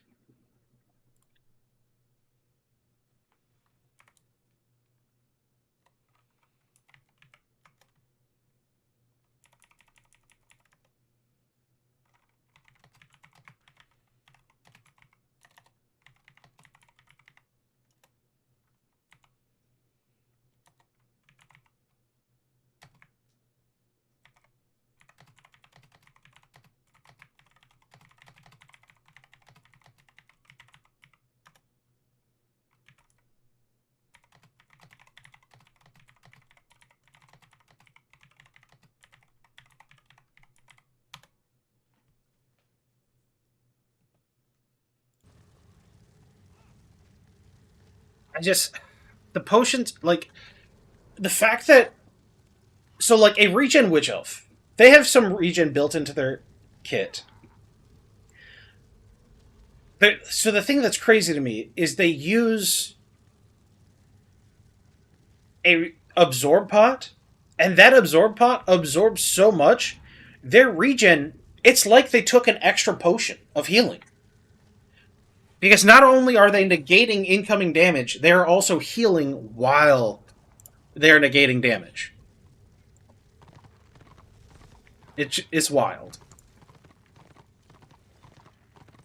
But if they nerf those potions, people will be complaining. And the people that will be complaining are the people that already feel like they're being ignored, which is the soloers. 1875 absorb. That's one really good crit. Problem is, you can't crit an absorb shield. Like that might seem strange, but if you haven't heard me complain about it before, get ready. I'm going to do it again. You cannot crit. Like, it is impossible. If you were to crit an absorb shield, you do normal damage. You cannot crit. 2.2 is the blue one. So when I crit on 18.1.8, I think I crit for like 1.4, 1.5 at max on my Squig Herder, which I think is my highest right now, because I don't really play my Sork so much. Savage's Momo. What?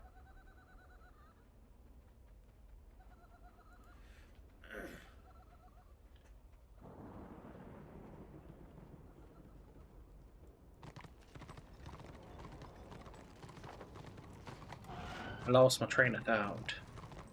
What you after? Jump here.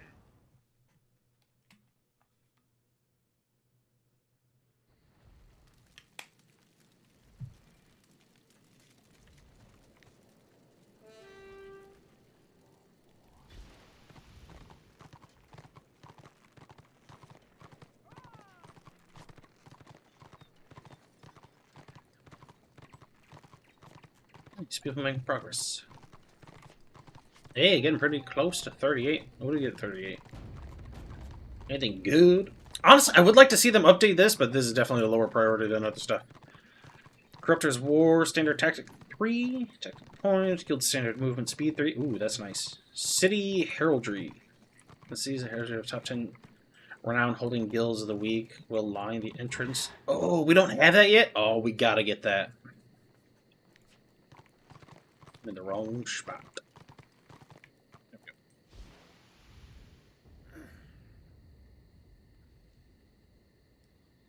Oh, talking about crit absorb. Yeah.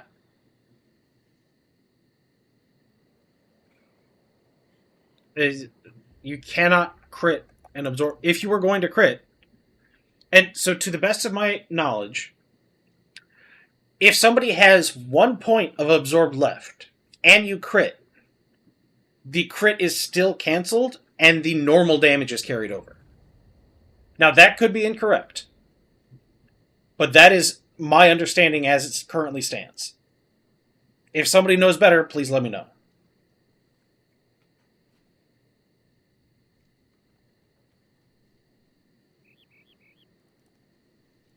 But that's why I generally don't do crit builds.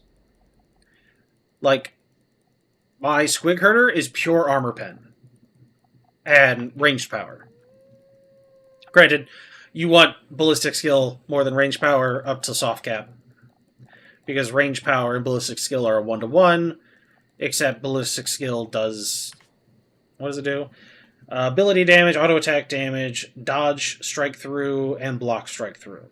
Whereas range power is just ability and auto damage.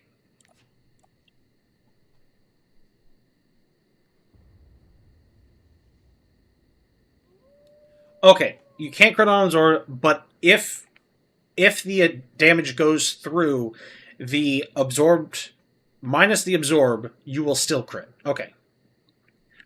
Okay, it's not as bad as I thought. It's still awful, but it's not as bad as I thought.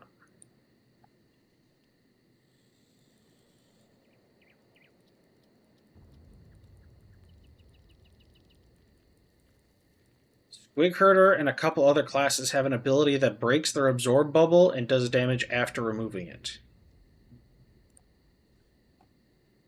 What ability is that? You're gonna say it involves the squig, and I'm gonna be upset.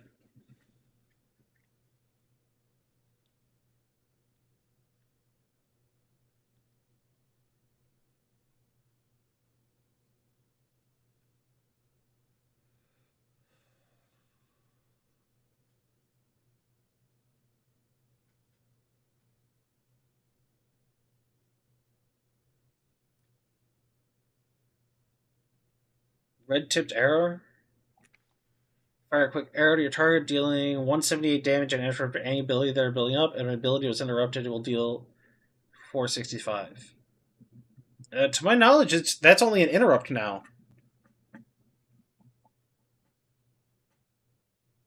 It doesn't break absorb shields. If it did break absorb shields, woohoo, buddy, I would be way more excited than I am. But I believe currently it is just a... Trophies are transmog in this game, yes.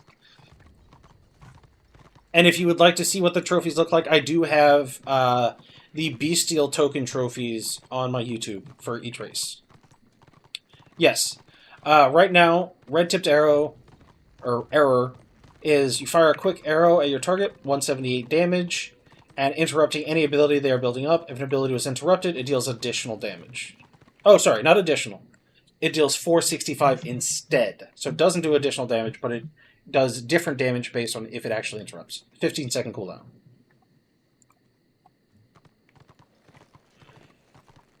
Yeah, because if it was like Shattering Throw from WoW, oh, you better believe I would have that way soon.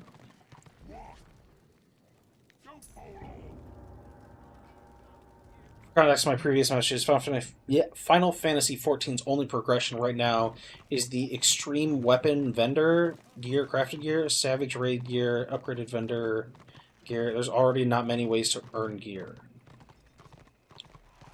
I didn't play too much Final Fantasy XIV. I think I only got like 140 hours or so in there.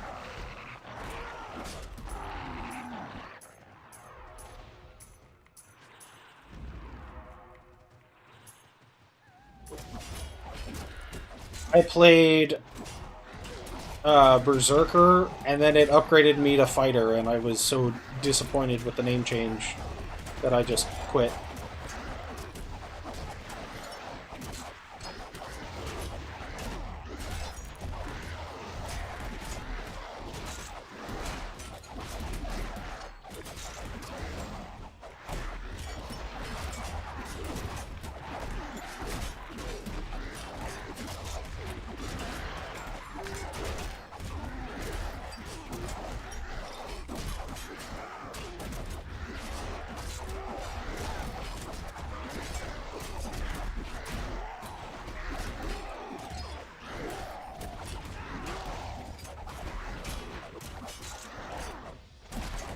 There's Time Machine that you can use on the builder. It's mostly accurate-ish.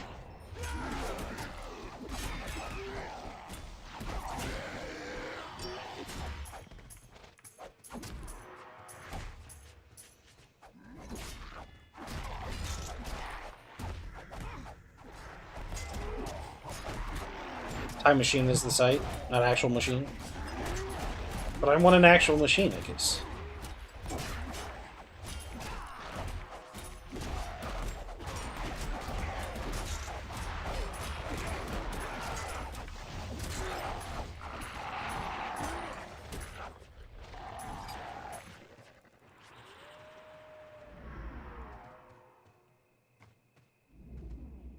Ew, I don't go to Best Buy.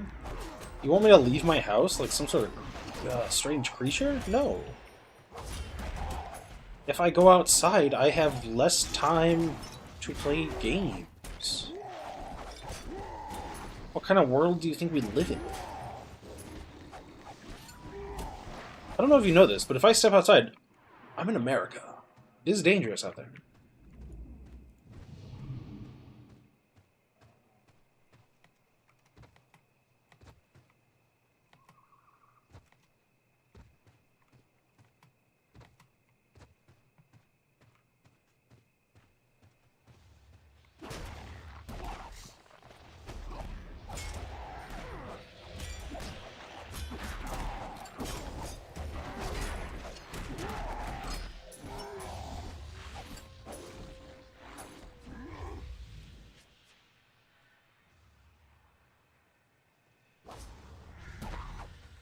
there no more.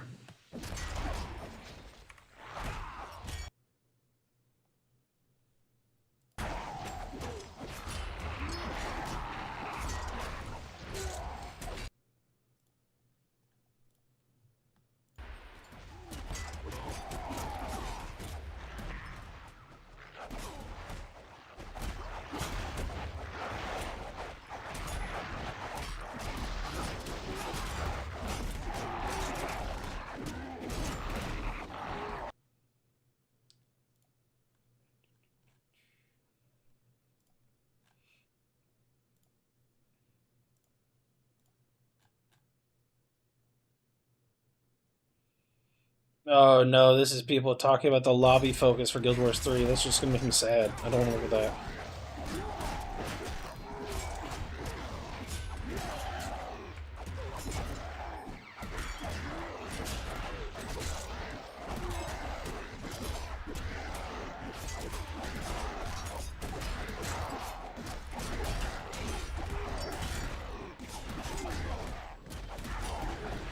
Oh no, the Discord. I believe it was you talking about it.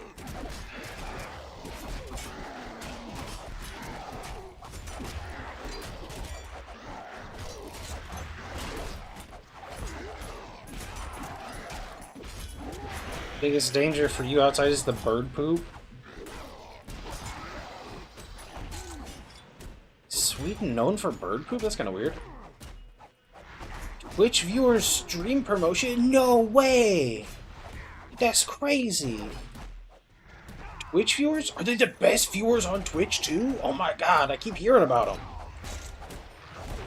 They must be really good. I keep hearing about them like every stream.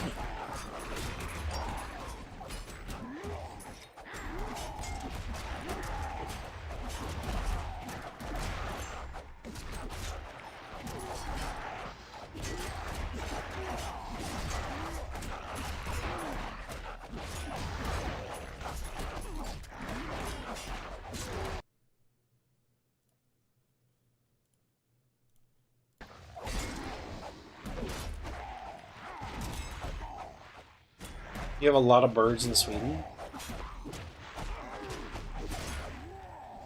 It's because you don't got no guns.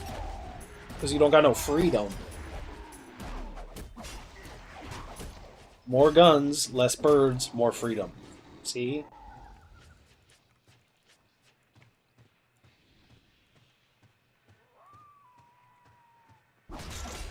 All of ours got replaced in the 80s. See? Jimmy knows. Jimmy knows about the birds.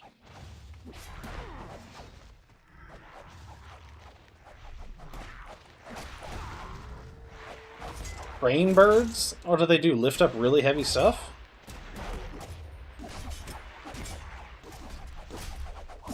Seems inefficient. We use heavy machinery for that.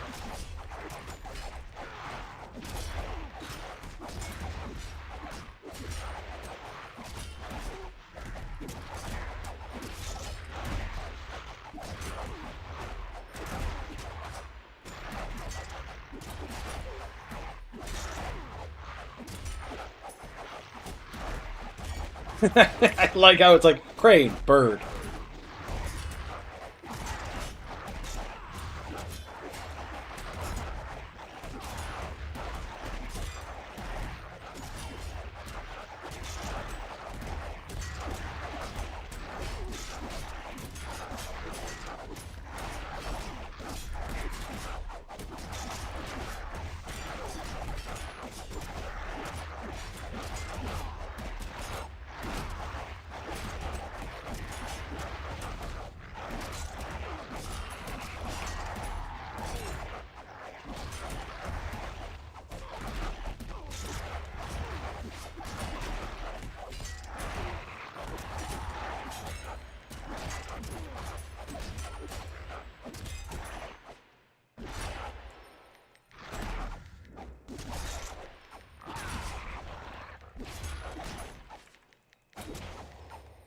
Oh, I don't want to lose that. I need to...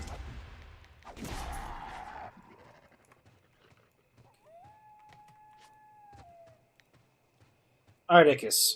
What are these primal things? Are they worthwhile?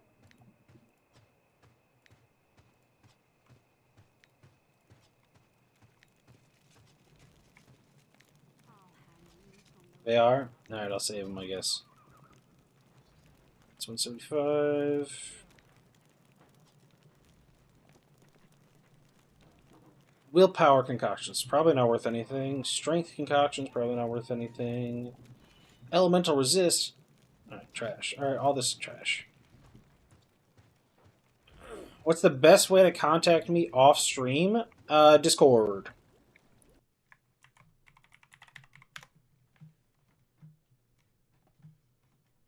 Also, here, let me put it on the YouTube side too for people that aren't interested. I'm basically just talk there and I'll post about things I post.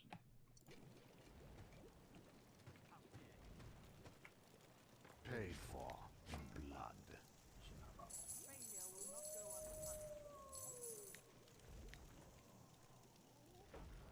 Nothing to worry about, right?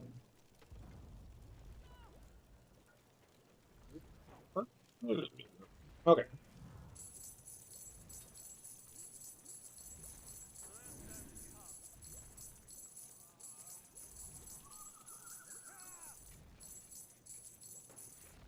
There we go. A coin for the bird. Want something, do ya? You're all Ew. Why? Why would you even say that?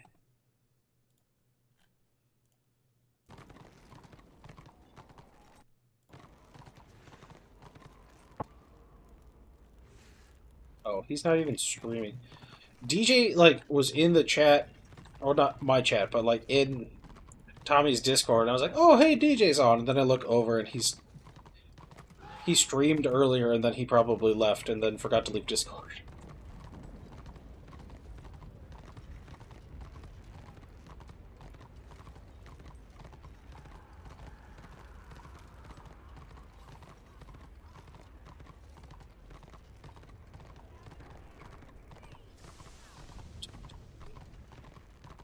It looks like we failed the siege in Ostland. Yeah, the stream together doesn't properly cancel. I feel like they didn't put a ton of effort into the stream together thing.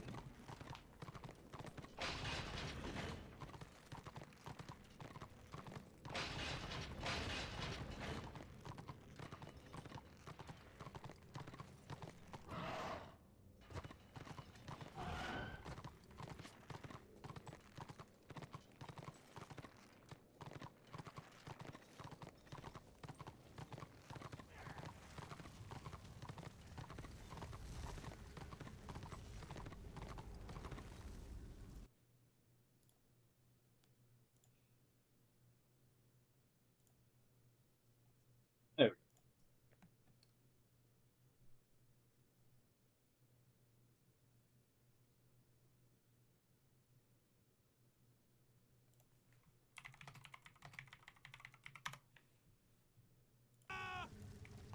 I have opportunities for you. Here is your chance to earn my favor.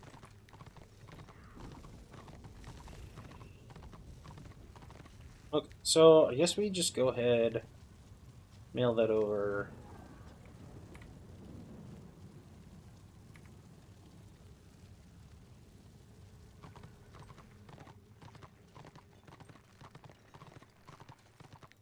And then find the ones that matter.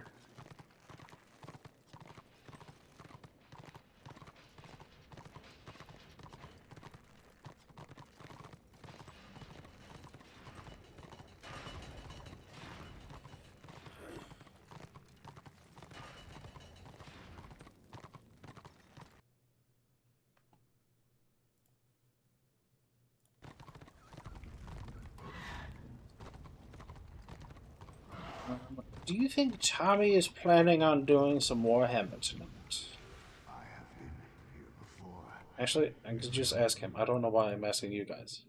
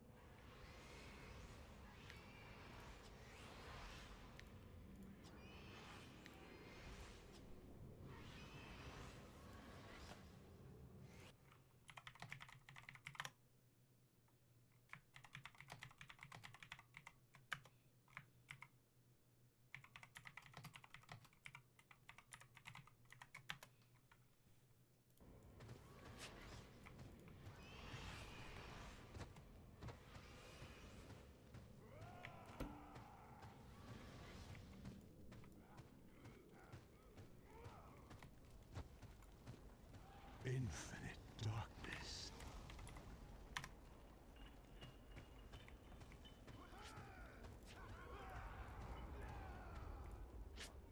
Infinite darkness.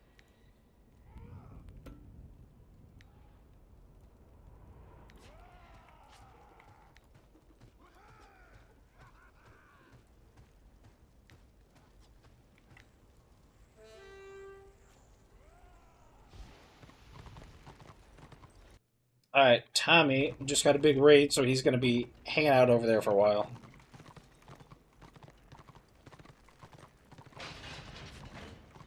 I am a chosen currently. I am going to be hopping around characters, though, to move things around.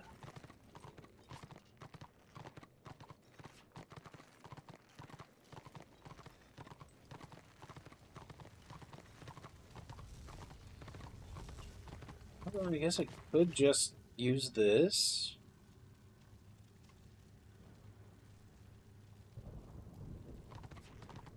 I have many fine books.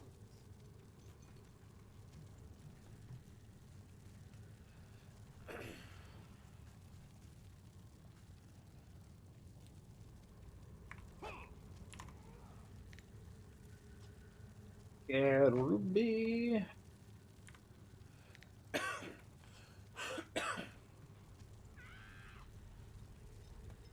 Emerald.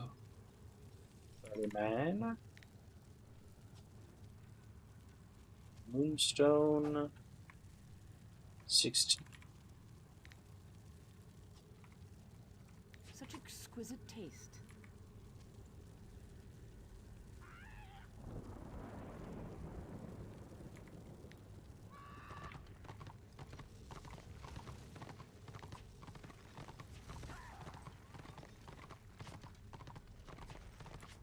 Alright, so Vim did just give me this. So maybe I should just finish upgrading this Copper Moonstone all the way to a Copper Moonstone Analyst. And then I can stand in Bright Wizard Fire.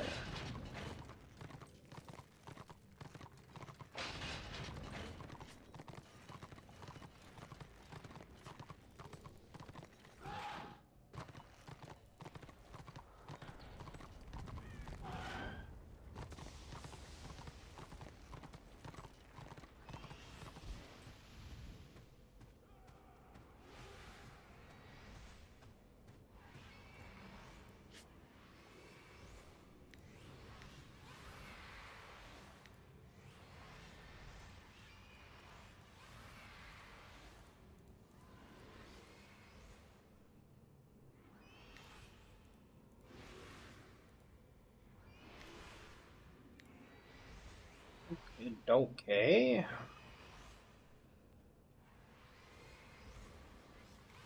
I got the rare.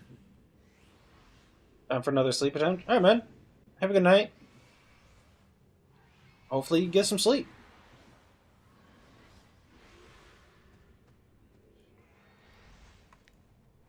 These.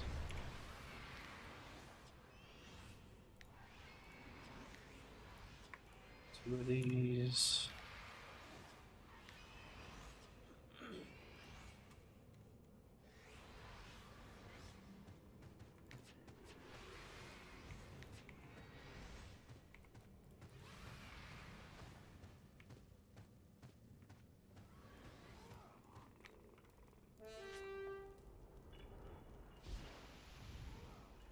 What was...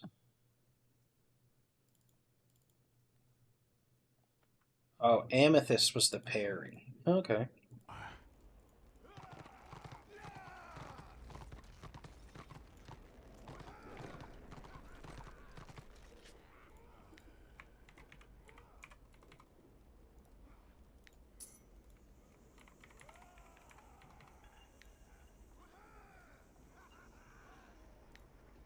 have been here before.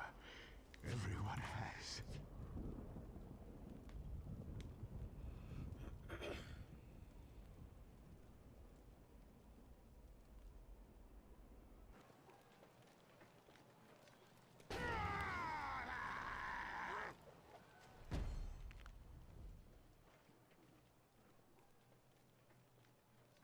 I need some copper.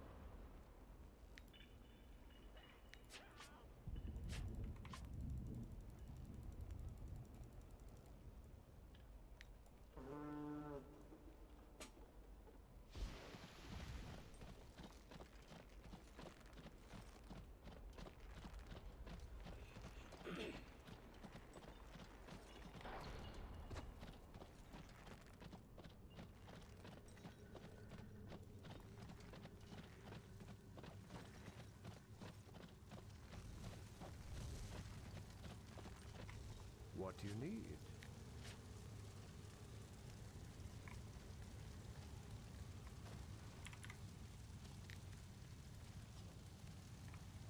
Will you buy something else?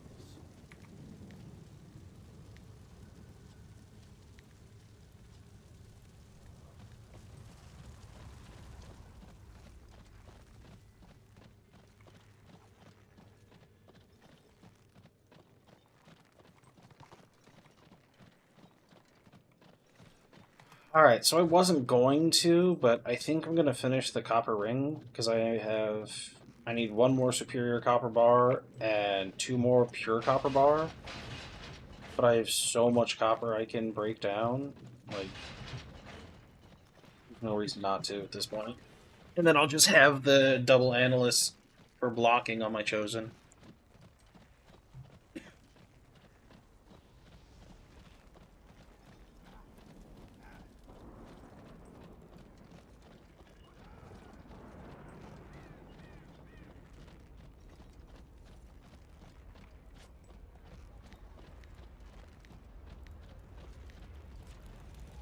Really do need to start doing dungeon runs with the guild.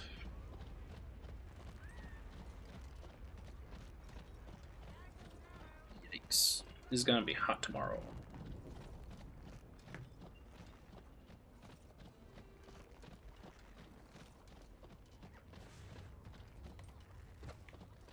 Oh, Jimmy, I missed your message. I'm sorry.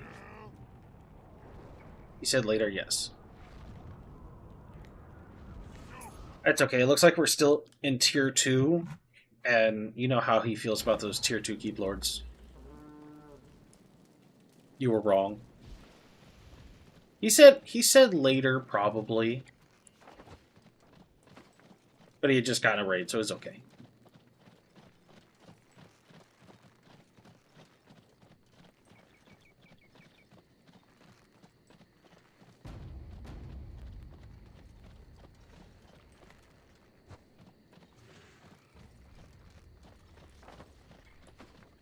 I do not enjoy when this is the active zone, when I'm not here to do active zone things.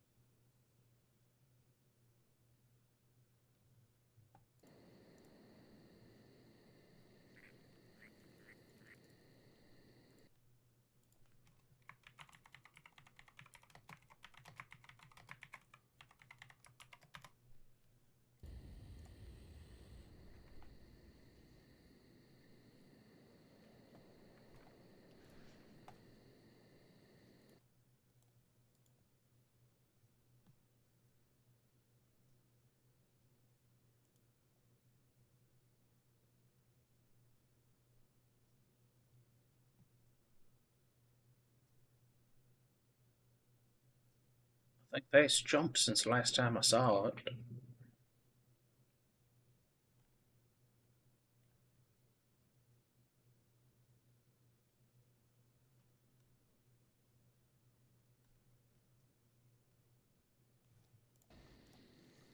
Clicky.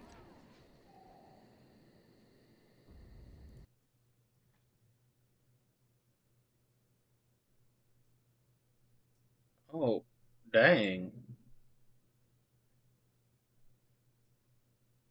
Okay. This evidently jumped a little bit.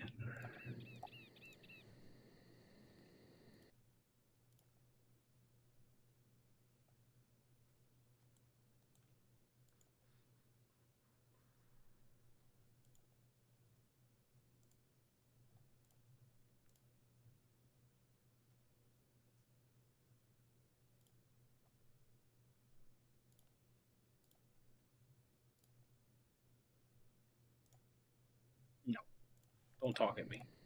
There.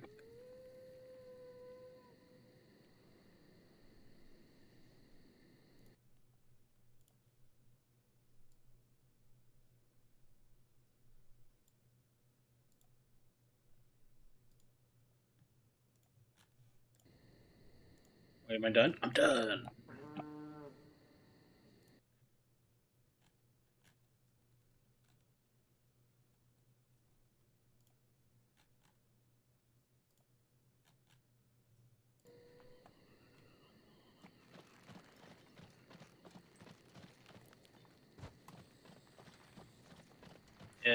We didn't have any other objectives, fellas, so, we're gonna be there for a while.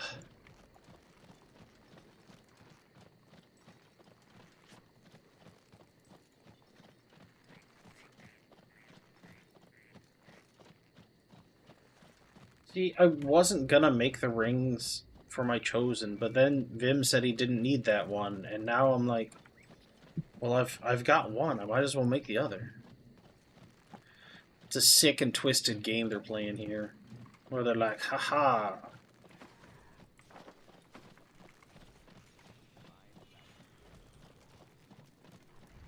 What you after? I'm going to the wrong place. You're all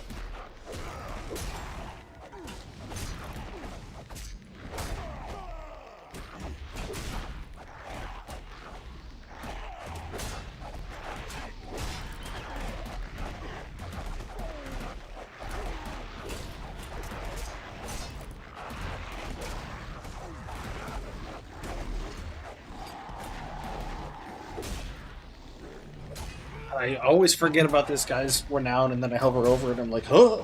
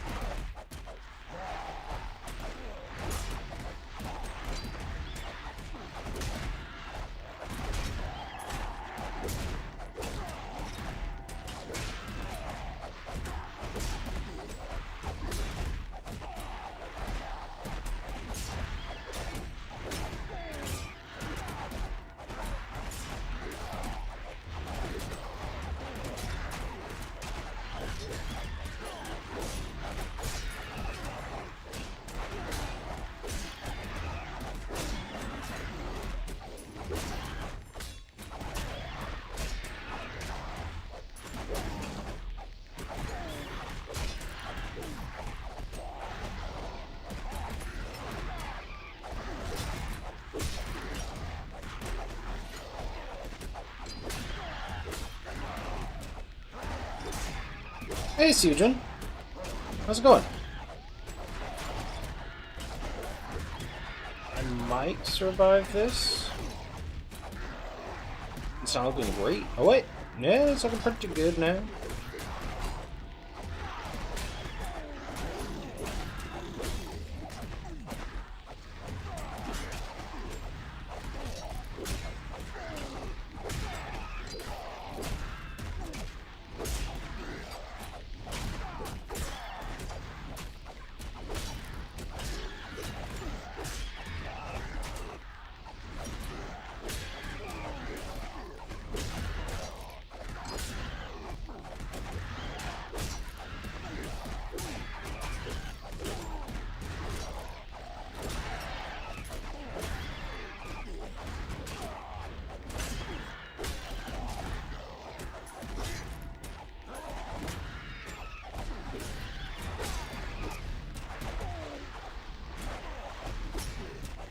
Ah, great. Sorry to hear that.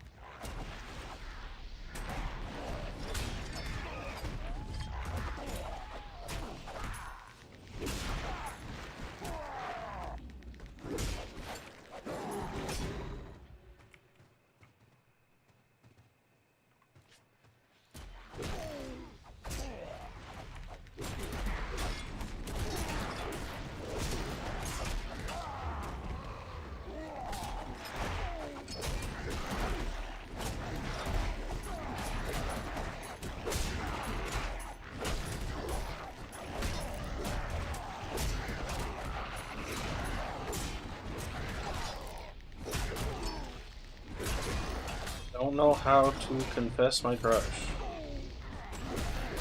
You just tell them.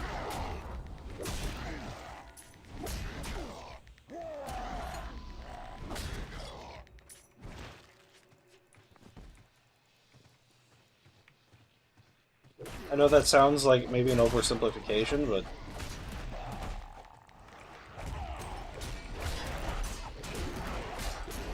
it's entirely possible you'll get an answer you don't want, but it's just how it is.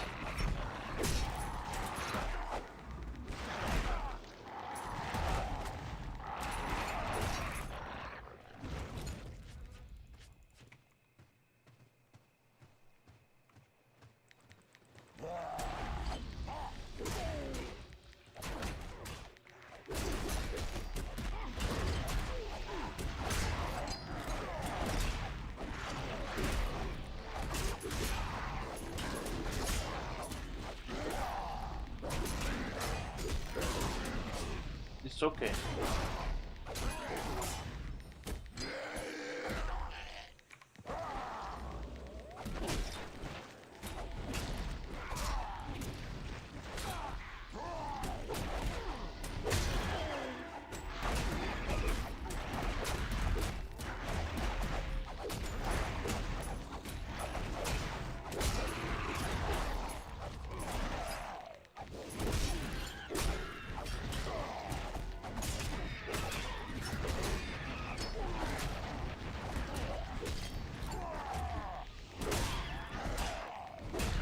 Hey, I see you, Jun.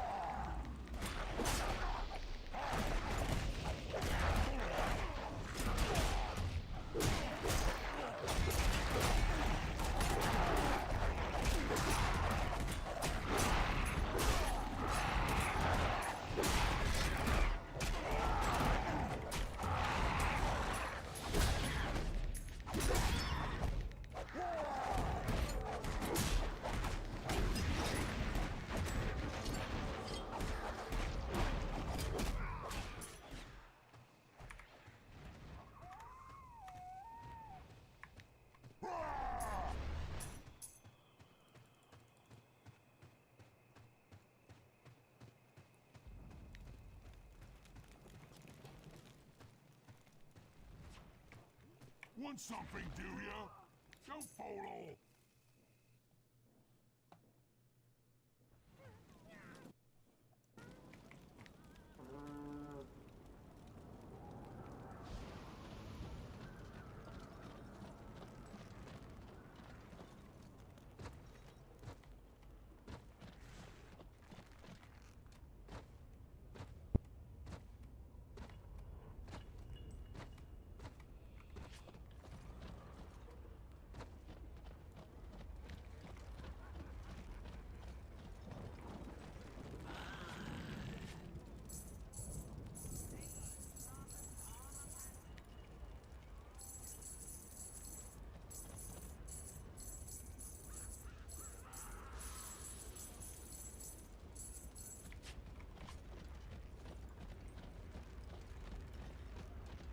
I really should get the faster mount.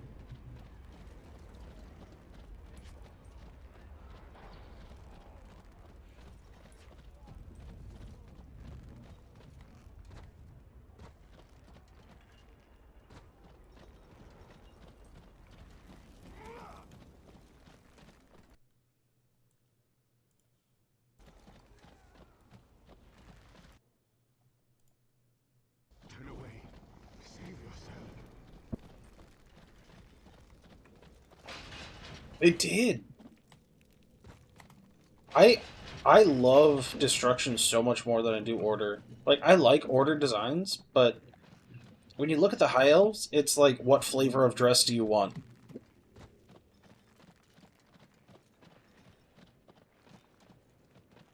Oh yeah, no. Mechanically, I like some of the order classes better, but design-wise, like aesthetically, I love Destro way too much to ever like be a full order main. I have opportunities for you. Let us bargain.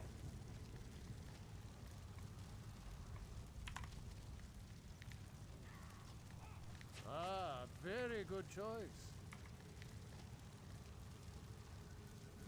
It's good.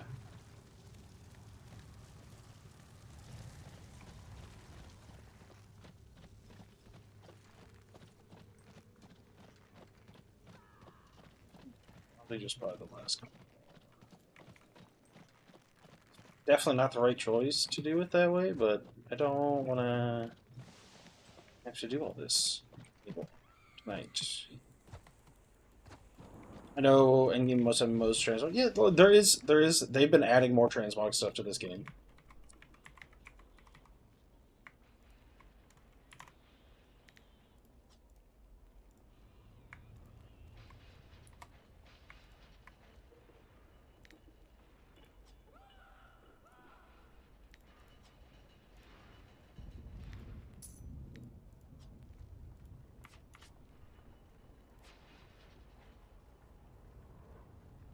Coming back for my bone mask in the fall. Well, what next month? You got to do Trial of Style on WoW with me, because I'm still gonna be playing in August.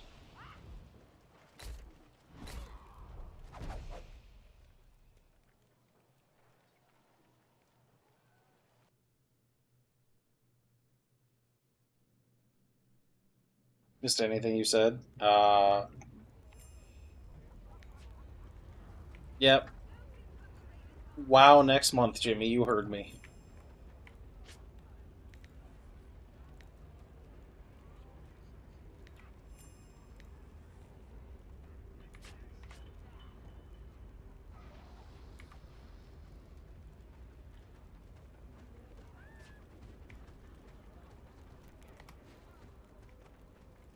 Plunder, bought and sold. Did I miss the BFA time walking? I probably did, right? Was that last month? That was probably last month.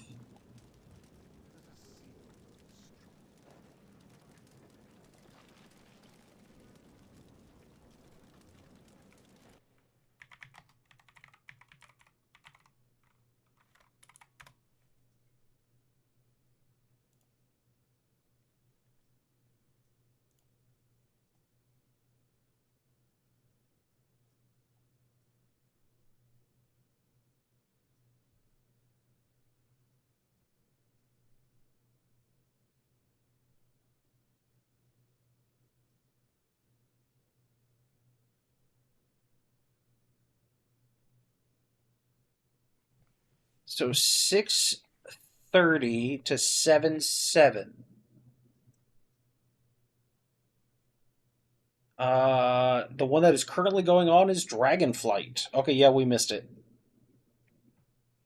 BFA. Wait, what? No, we couldn't have. I haven't missed more than that because Shadowlands should have been. What?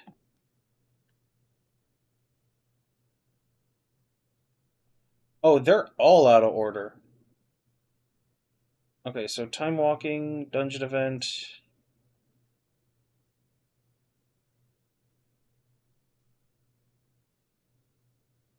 Okay.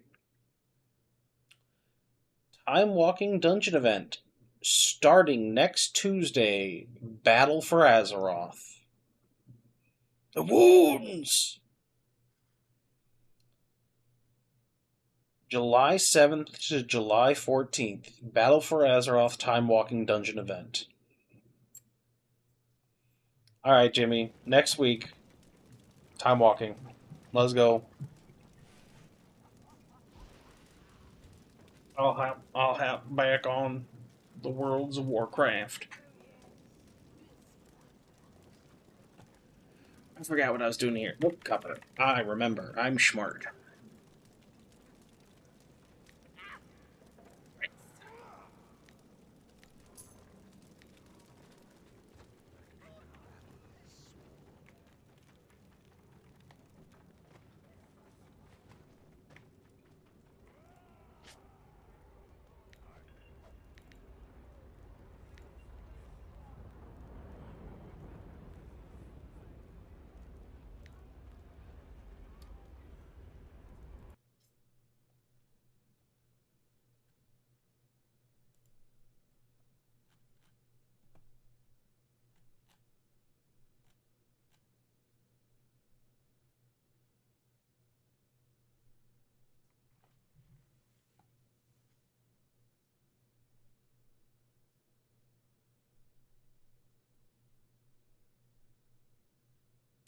The 6 dungeons for time walking Battle of Azeroth: Atal Dazar, Freehold, King's Rest, Shrine of the Storm, Temple of Seth Rawlis, and Waycrest Manor.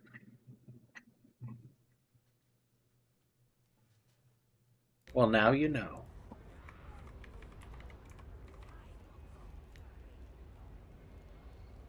Yep, Waycrest.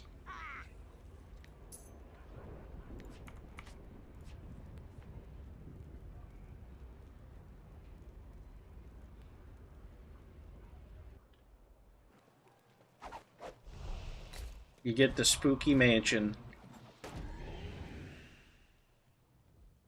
We're gonna watch the cinematic every time. It is a good dungeon. I've never actually done it legitimately. I've only ever done it just running through it.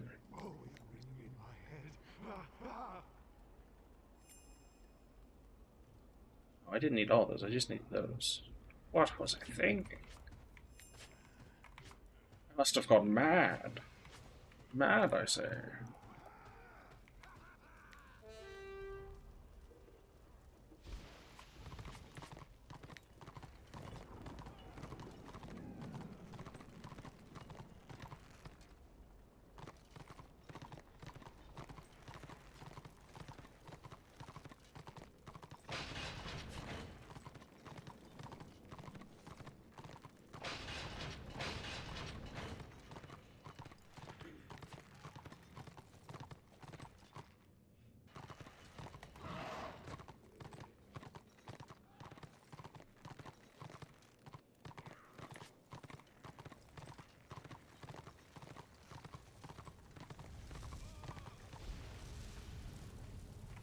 I'm in the wrong section.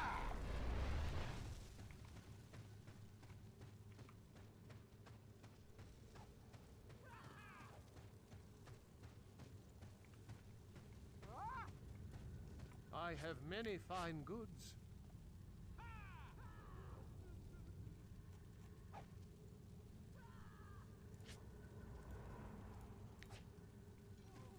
Will you Let us bargain.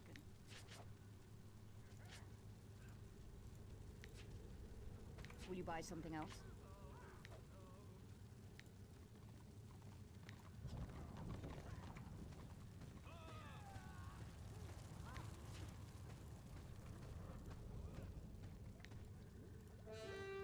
Nice.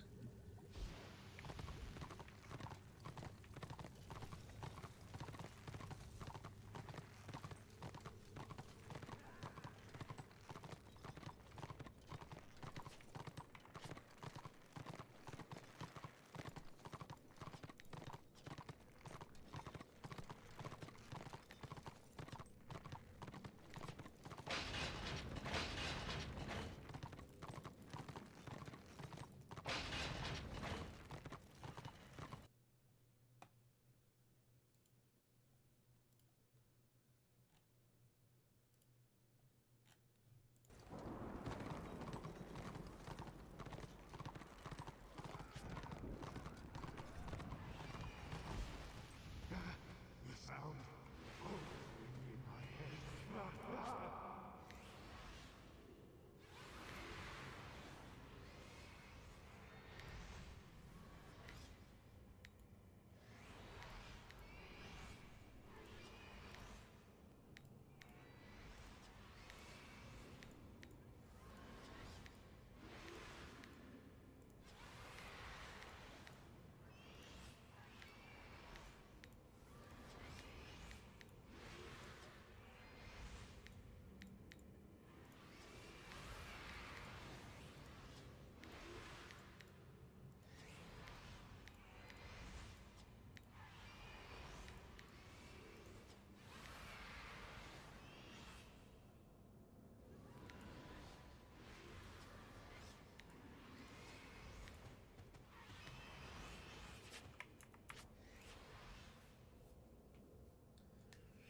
All right, time to finish this event.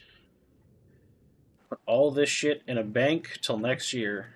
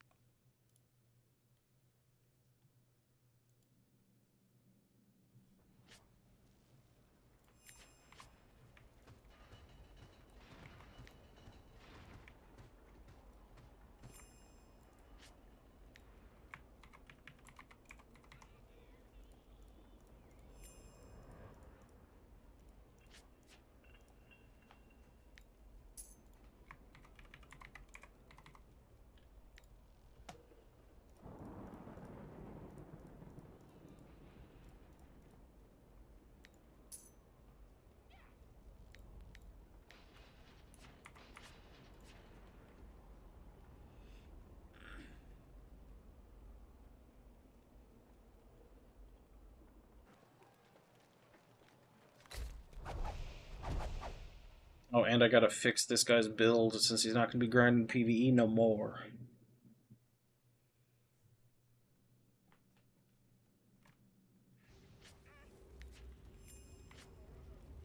No more survival, Squiggy.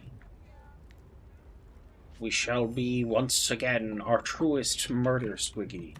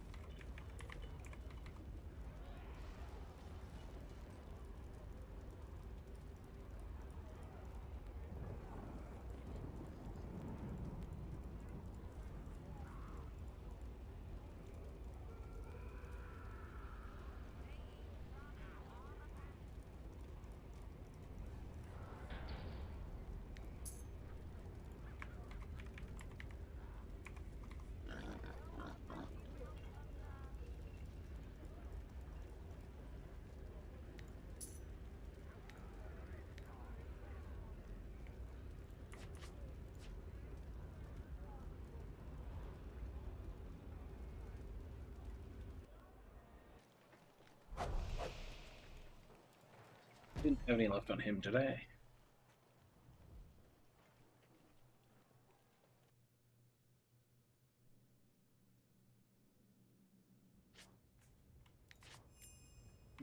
Okay, we're good.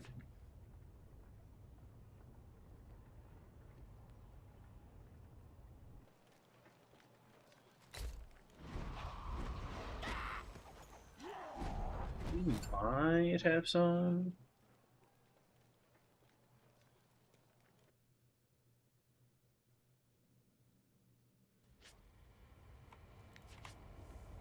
Nope, we're good.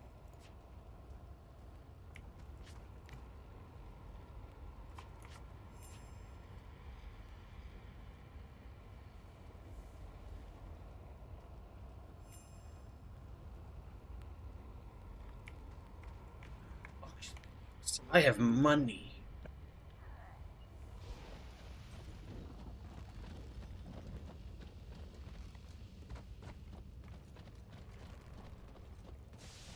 Watch this. I'm going to show you guys a secret that nobody knows. See this door that seems like it goes nowhere? Boom, auction house.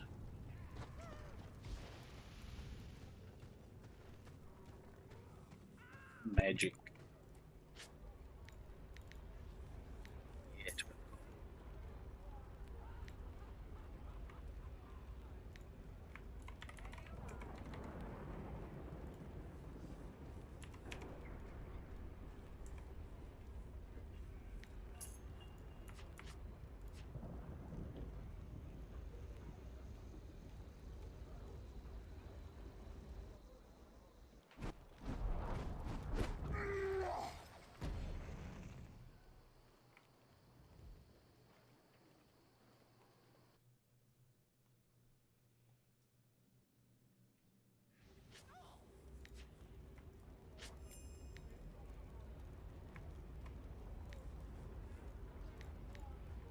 How much gold we get? 9.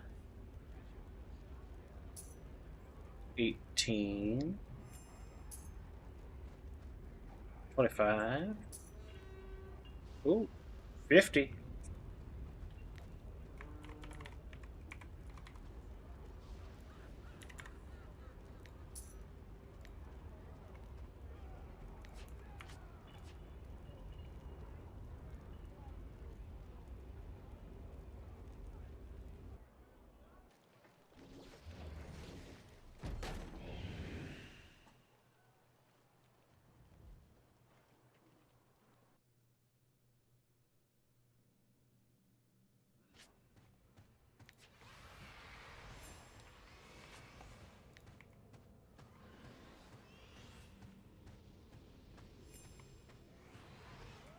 The sound always ringing in my head.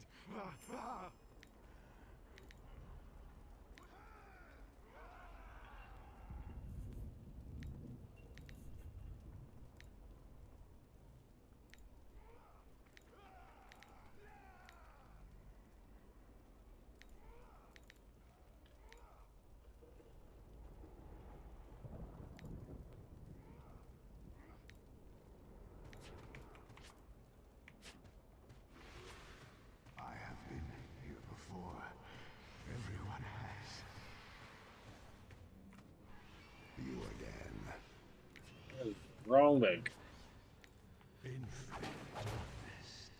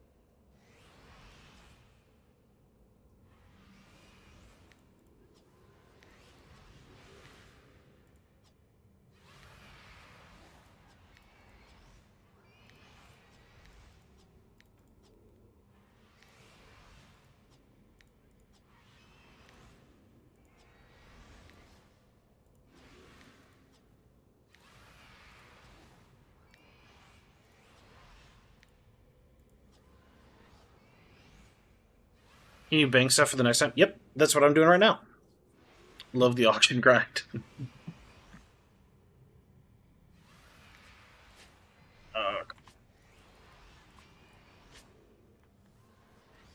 Yes, that is what I'm doing right now. I'm banking all the stuff that I don't need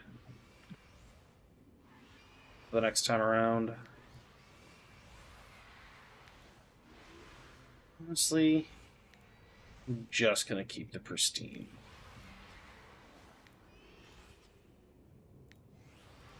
Because that stuff, so you get so much of the shards, I don't think it's worth keeping them.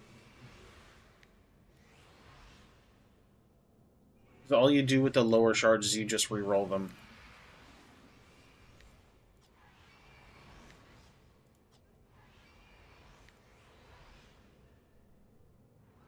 I'll keep a stack of each of these, I guess.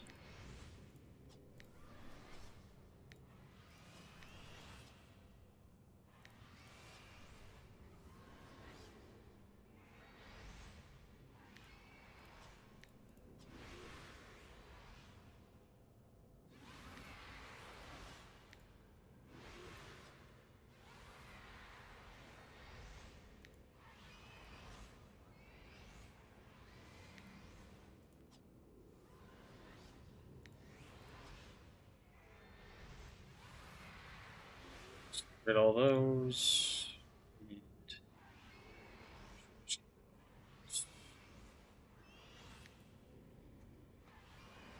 Okay, so this is my vault for this.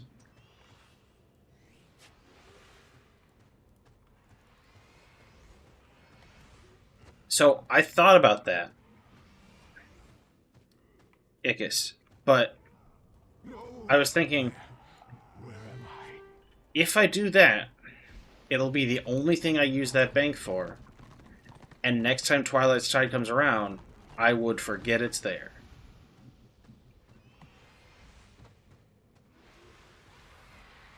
Mercy is for the weak.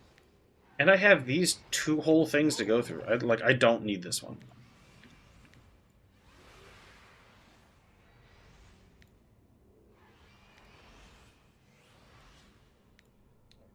Yes. Which goes in there.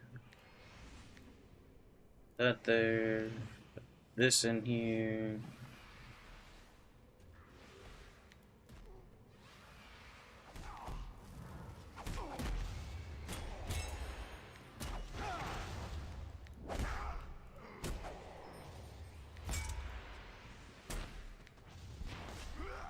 Also, I take it the sleep did not go well.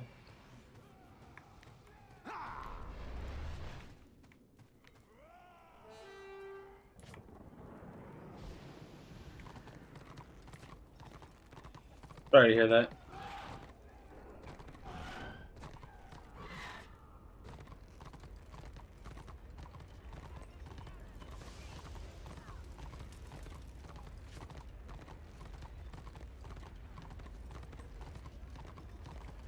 Boss said I help you. Can't sell them, can you? Nope.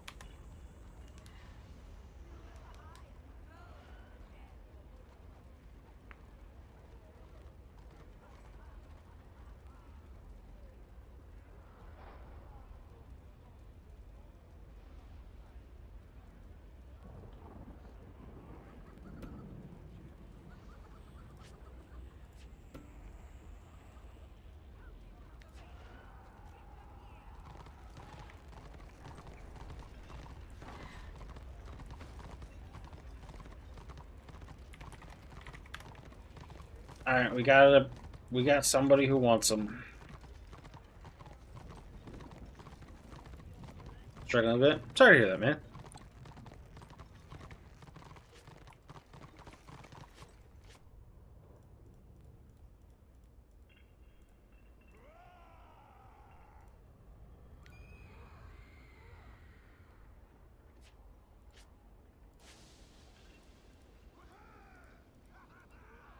Turn away. Save yourself.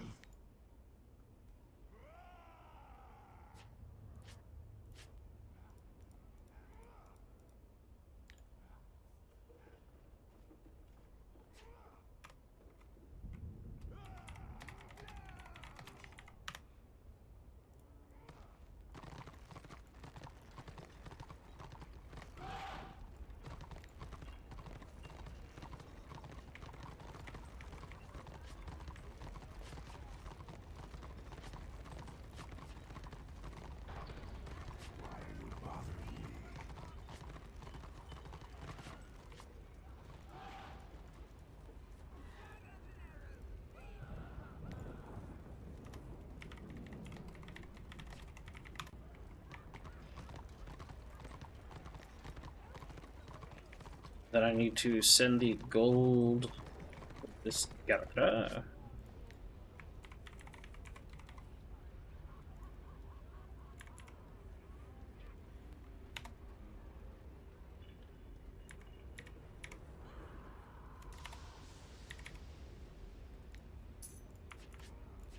There we go.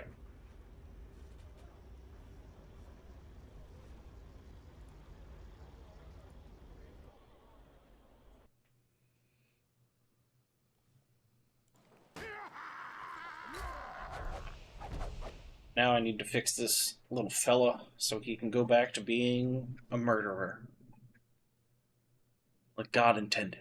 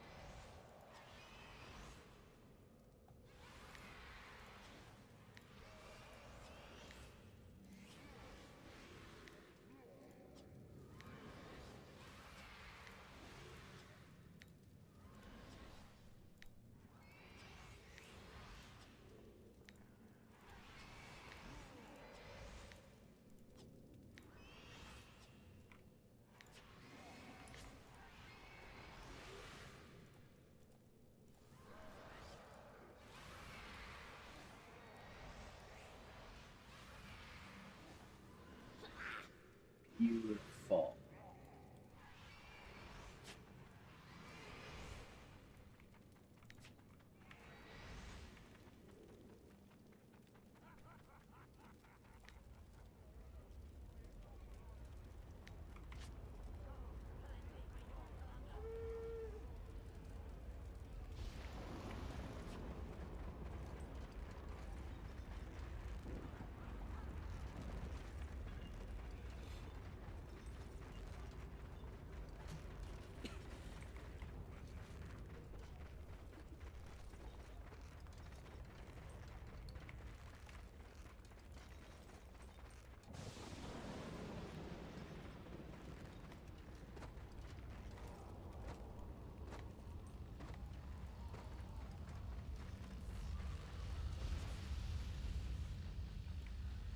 I can still teach you a lesson or two.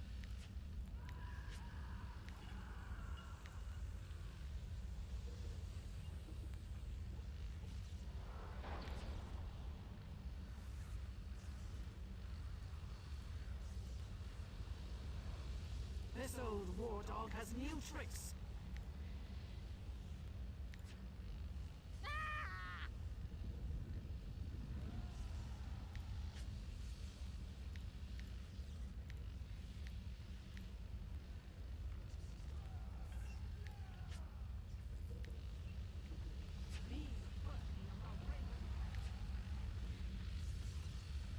I can still teach you a lesson or two.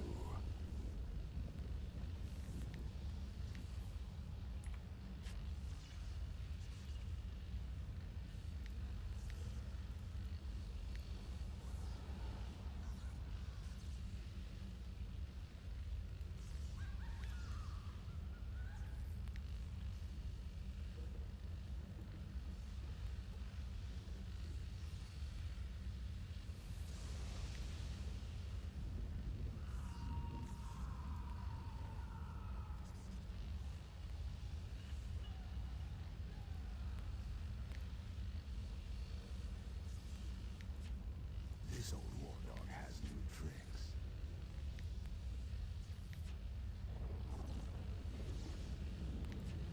Good hunting.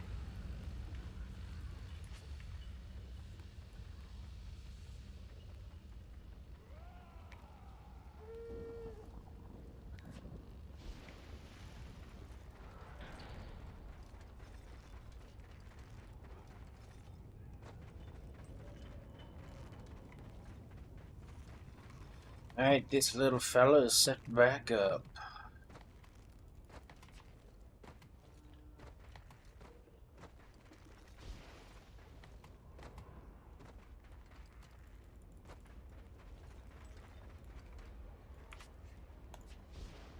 Alrighty.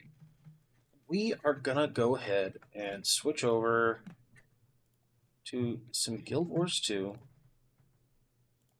Try and make progress through the main story of the base game, which is a little rough.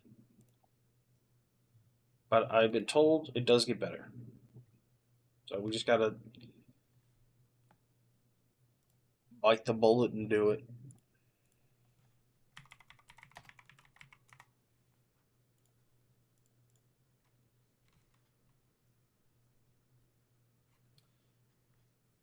What add-ons do I have for Warhammer Online?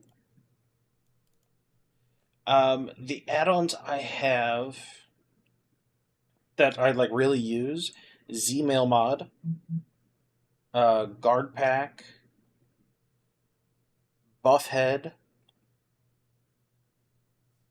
Trying to think. Enemy.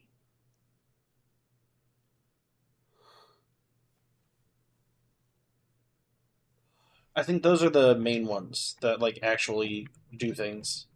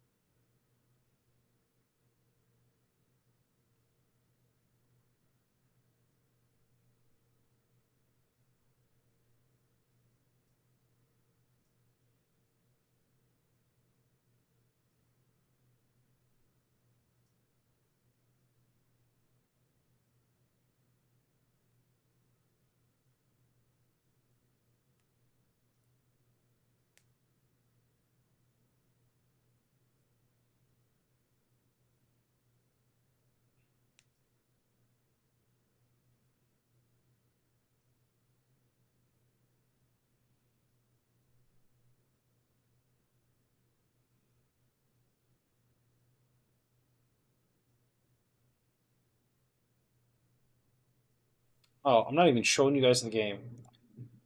Professional streamer. Sheesh. Sorry about that.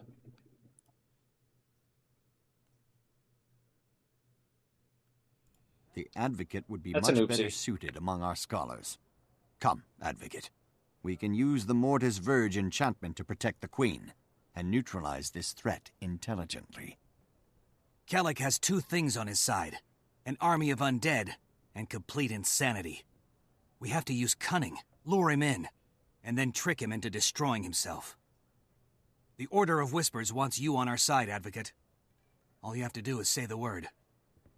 All right, everyone. Give me a moment to discuss my options with Captain Thackeray, and then I'll let you know how I'm going to proceed.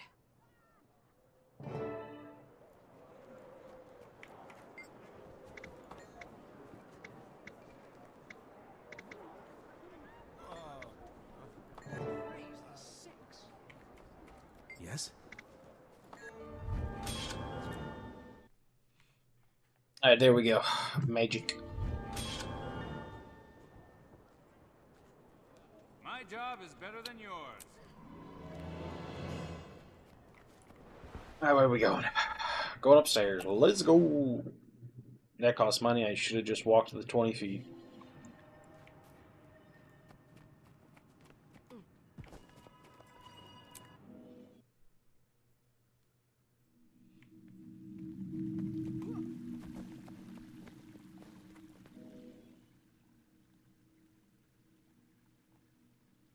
There you are, Initiate.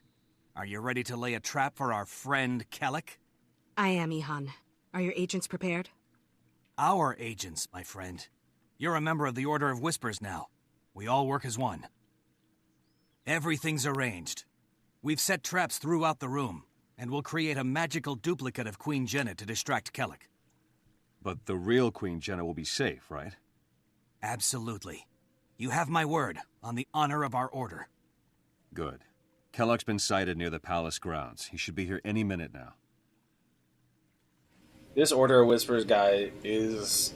I try not to say this. The bomb should be easy to arm. God, he's so cringe. Placed and just need activation.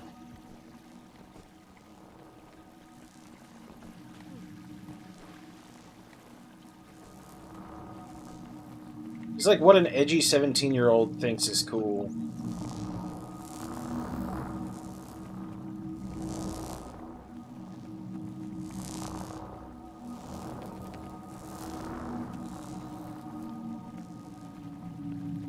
Bomb should be ready now. Good timing. Kellic's here.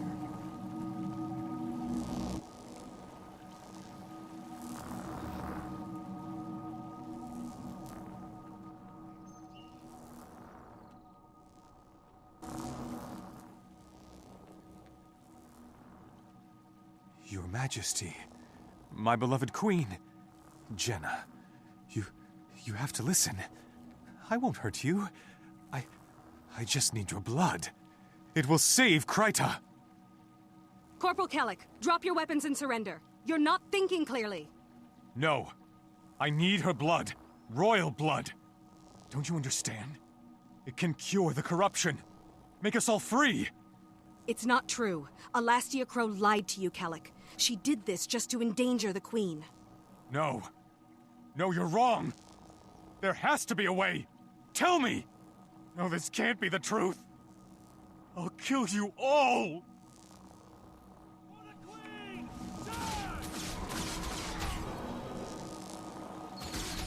Red tape. No, you won't stop me.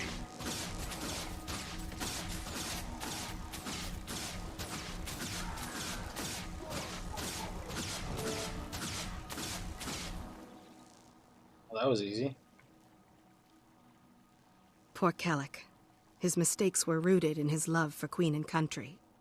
So many mistakes. Made for all the right reasons. The Queen could have been killed by someone who loved her. Even... I mean, it really makes you think. It's all right, Logan. The Queen is safe. Focus on the future, and Kryta will stay safe too. Well done, Initiate. You showed tremendous cunning and nerve. I'm proud you're a member of the Order of Whispers. Now for the rest of your initiation. Go to Lion's Arch. There you'll be contacted by an apple merchant. Meet with him to get your first formal assignment. I look forward to it. It's time to be part of a bigger world. Logan, are you all right? You seem rattled. I'm glad Jenna's safe, but I realize now that her safety is temporary. Everything is temporary. Unless the dragons can be stopped. The dragons can't be defeated by one person, or even one nation. There has to be another way. Do you think we can overcome our mistakes, my friend? Make up for the things we've done? I know we can, Logan. Mistakes make us human. It's rising up again that makes us heroes. You're right. I've been too focused on keeping the Queen safe. I love being at her side, but maybe that's not where I can best defend her. Or Kryta. An old friend named Kaith asked me to meet her at Lion's Arch. I think I'll take her up on that. I think that's an excellent idea. I'll see you in Lion's Arch.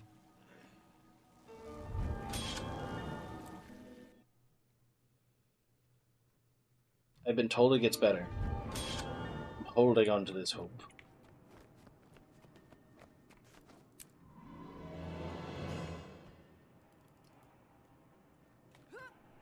Yes, there is World v. World v. World. Oh, this one, World v. World. Can I see the map for there? Match overview.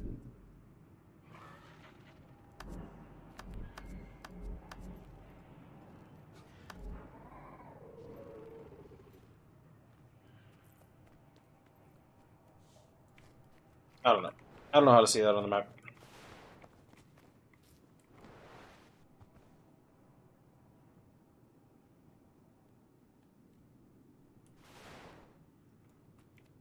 This is just the teleport over Lion's Arch. But yes, there's large World v. World. It's like a three-way combat. You queue up for it, or you don't queue up for it, but I guess you kind of do. Your guild determines faction you're fighting for during that month, and then it's your faction versus two other factions. I haven't yet done it, though, so...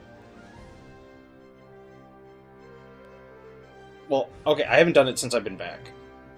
I did it quite a bit when I was first playing the game.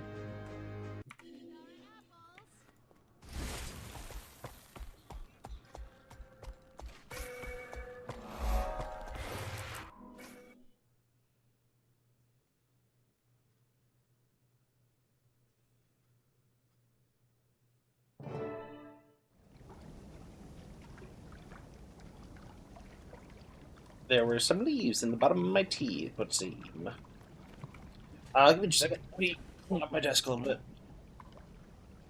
So, when you're in a guild, your guild leader chooses which faction you're in. So, current team is Mosswood. And then match overview, it looks like Mosswood is losing. Our war score is 1070 versus Cathedral of Blood, which is 1194. Versus Abaddon's Prison, which is 2198. They're definitely winning.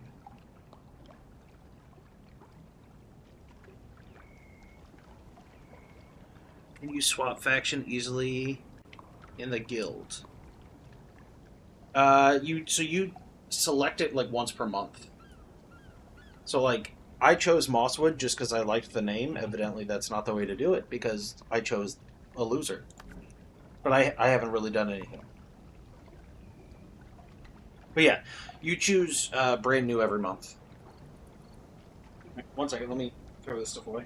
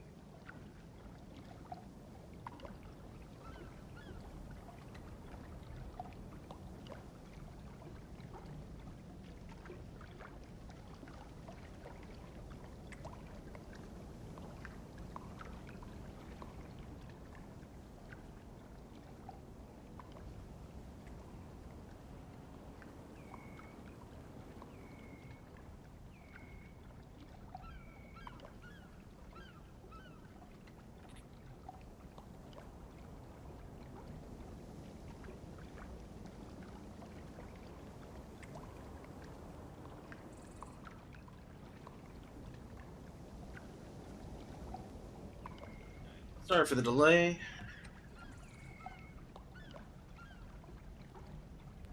Figured since I was already sitting up, I might as well finish doing a few other things real quick. Alright, I promise. No more standing up ever again.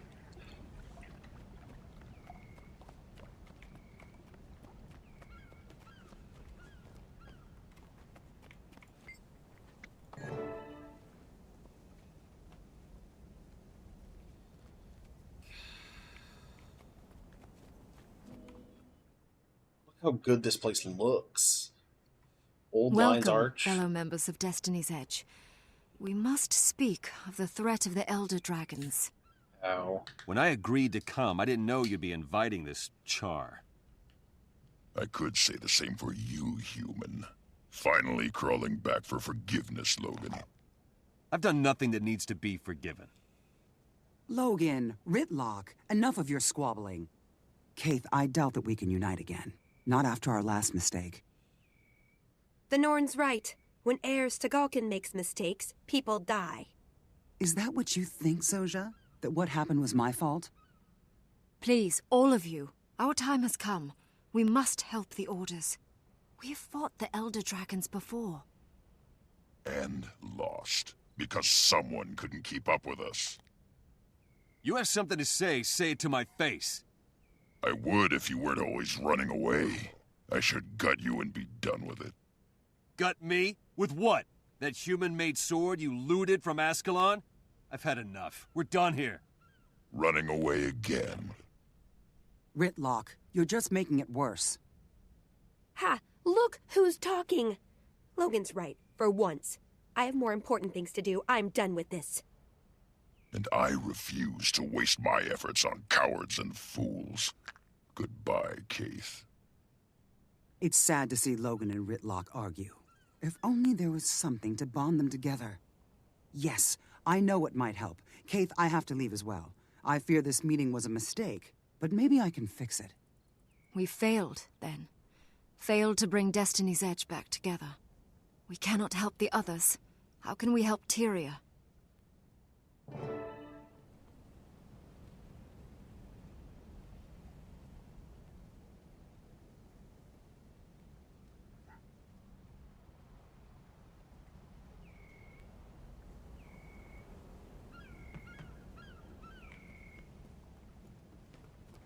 I'm gonna look around. Look how beautiful it used to be. So much life, so much vigor. Now it's a big weird ass octopus place.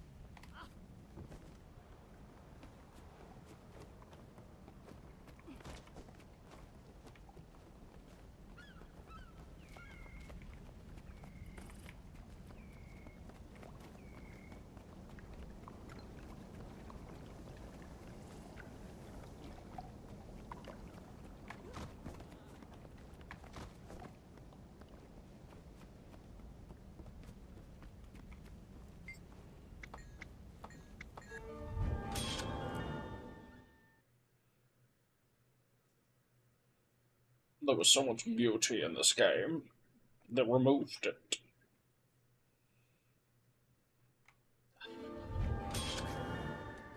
Kind of like bleed on rifle. Ah, good times, good times.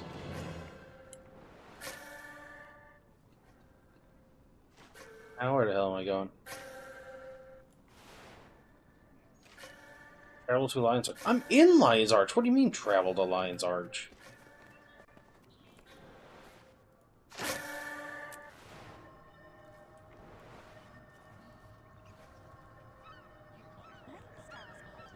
Do I need to leave and then come back?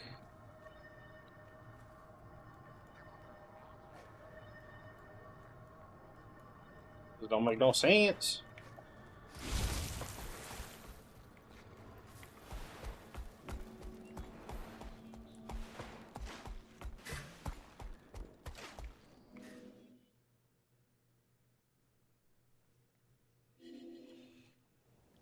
Travel to Lion's Arch. Okay.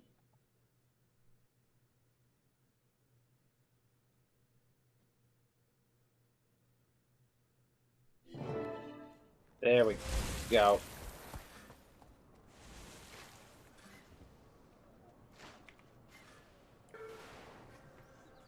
Read your mail.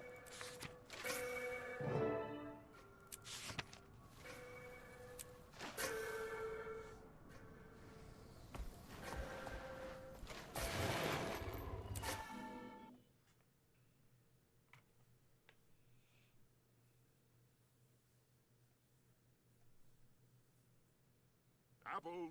Apples for sale! Come get a nice, quiet apple! Psst. They're so quiet, you might say they're whispery. These people in the secret society Hey there. are doing Can a I bad interest job you of being in in a secret apple? society. I'm looking for my contact. A member of the Shh. Apples for sale! Nothing but apples to see here, folks! What part of secret society wasn't explained to you? Keep your voice down, initiate, and pretend you're buying an apple. Sorry. Give me that apple. The one over there. My name's Tybalt, Lightbringer of the Order of You-Know-What. It's my job to train you to serve the Order. I'm supposed to figure out if you're trustworthy, and if you are, well, then you get to know more. A lot of people would love to know the secrets our Order collects about the dragons, sometimes for very bad reasons. That makes sense. Put me up to any test, Tybalt. I'll prove myself. First things first. We've got a mission assignment. Are you up for it, Initiate? Aren't you gonna tell me what it is? Not in Lion's Arch. There are ears everywhere. Meet me in Applenook Hamlet, and I'll brief you there.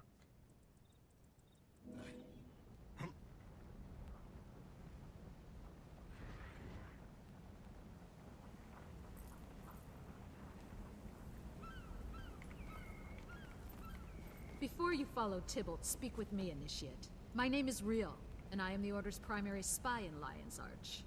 The Preceptor sent me to welcome you before you begin your first mission. You have a right to know the dangers you will face. Welcome, Initiate. Yes, we know who you are. We've been watching you. Weren't we just told not to talk out in the open? You join us even as the fate of nations hangs in the balance. Only the Order of What? Whispers stands between civilization and ruin. I'm pretty sure we were just saying, like, hey. In every nation, the don't talk dragons out are in the open. rising. They will devour the world. If they aren't stopped, they'll turn Tyria into a burnt-out husk, a broken shell. You may have chosen to join the Order of Whispers, but our trust is earned, not given. Now is the time to show your worth. It doesn't matter where the dragons came from, or why they awakened. The secrets we discover will help us send them back to hell. Welcome to the Order of Whispers.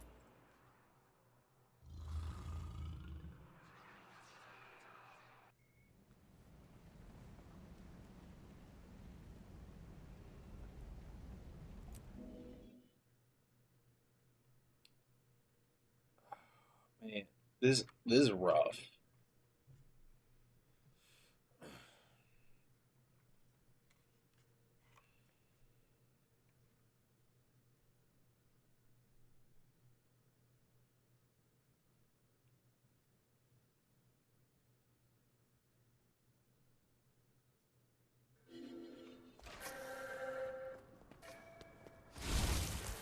All right, I'm gonna give it one more,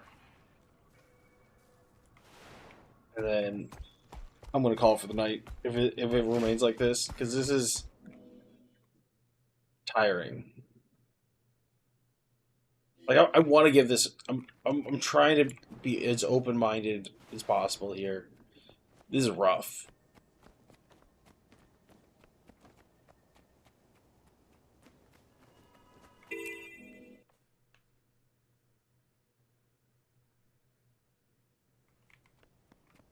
Greetings.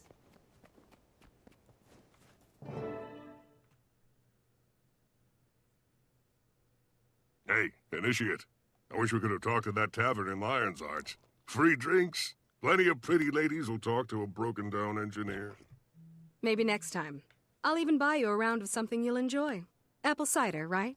After playing through the PvP good zones, Anyway, here's the it situation. would make a huge impact on graphics. Is improvements. Crichton. Most of Crichton politics center around a tug-of-war Simple between the mountain slopes, Ministry yeah. and the Queen. Minister Codicus wants to steal the throne from Queen Jenna. Codicus doesn't see the dragons as a threat. He just wants Kryta for his own. That means we're on the Queen's side, right? You're darn right. Queen Jenna's making a treaty with the Char. She supports Lion's Arch. The Order likes having her in power. Here's where it gets interesting. Minister Codicus's daughter, Demi, contacted the Order of Whispers. Apparently there's trouble at home. Demi Beetlestone is offering detailed information about her father's shady deals in exchange for asylum among the Order. Trouble is, the Order lost contact with Demi between Divinity's Reach and Applenook Hamlet. Our job is to track her down. Makes sense to me. Let's snoop around and see what we can find.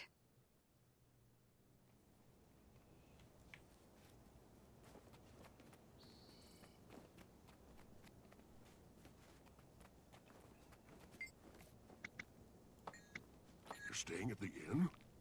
That might bear some investigation.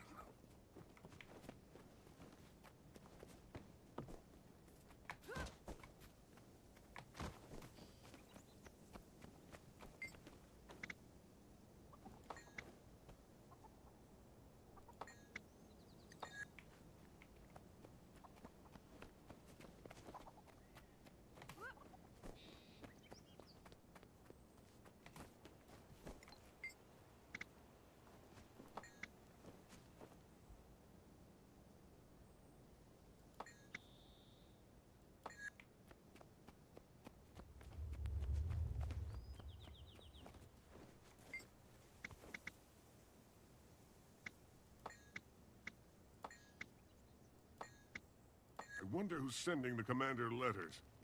I'd love to find out.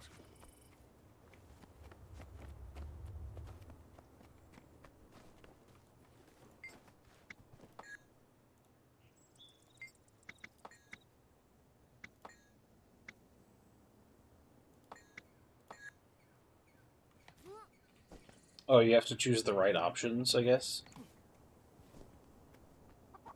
In Zelda this week, they're fun and not for the way. They're very good.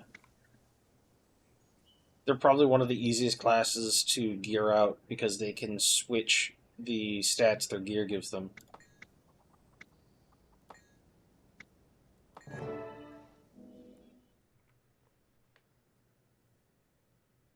You have a way with people. Not bad. Squeeze them a little and these villagers leak information. So, Demi was with friends. Our health is low. Then Do you have any disappeared. potions or The food? ministry guard appeared right after she vanished. It makes sense that her father, a powerful minister, sent the guard to Thank bring you. her back. Oh, But they're thank still here, which means they haven't found Demi yet. We also know the ministry guard commander was angry Very about nice. a message from an unknown source. The guard has answers we don't have. It's time to know what they know. They're all at the tavern. If we can get them drinking and talking, they'll spill the apples. Let's go. Demi disappeared before the ministry showed up. We need to know more.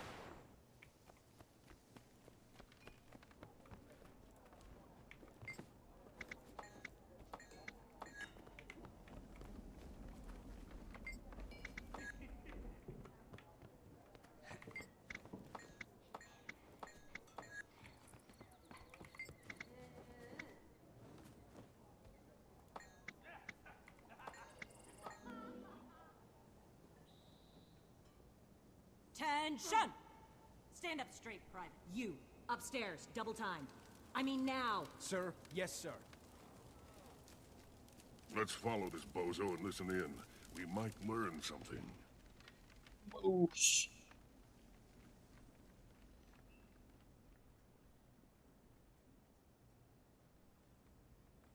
How'd Bastion Stairs go?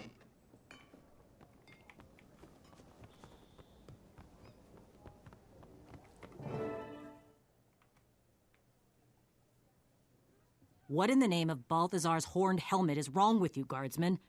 You're yammering away like a skrit caught red-handed. We were just talking. No harm done. I never mentioned the commander's letter, or the pirates. Straighten up and call me sir, or you'll find yourself transferred to the Blackhold Mines. Yes, sir. I'm sorry, sir. Please don't tell the commander, sir. You're lucky the commander's retired to his room, soldier. You'd better do the same before I change my mind on that transfer. Jackpot. These guys are no match for professionals. They fall all over themselves. Sounds like the commander has a letter in his room that we need to see. I'll make a distraction. You sneak in while he's busy. I saw some Dolyaks out front. Stampedes are always fun.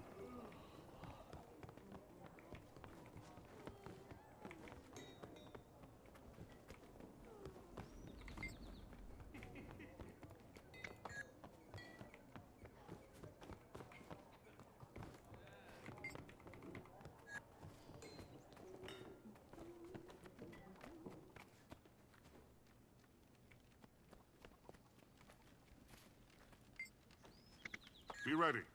This could get messy.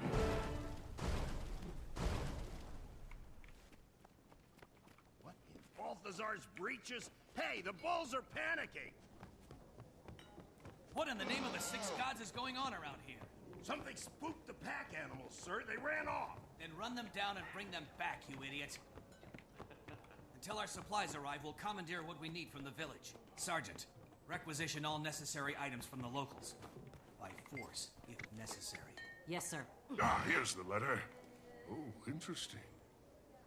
Interesting. Interesting. It's about... Whoa, what was that? I don't think they're friends. Defend yourself. Trying to do some more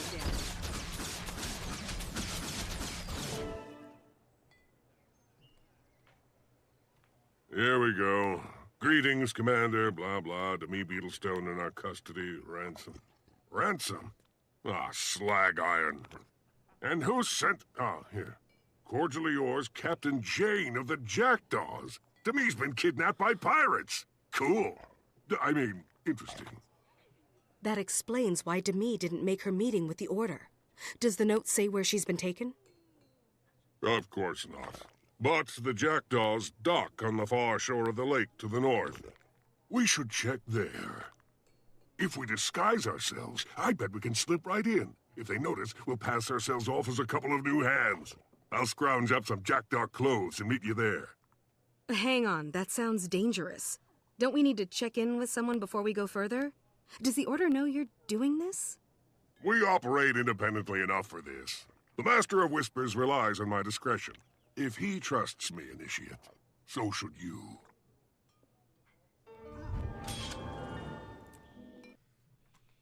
Well, okay then.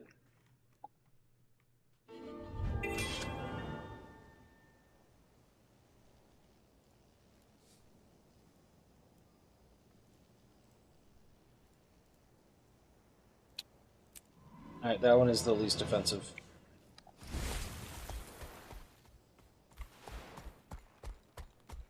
We do, but I grow grain as a farmer. I used to work in grain.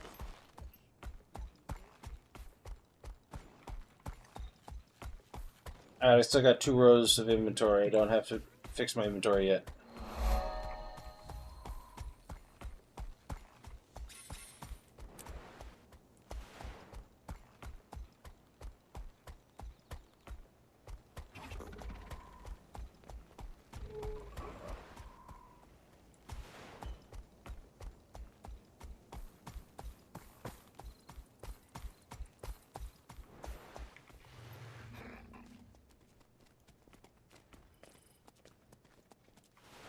The interprets.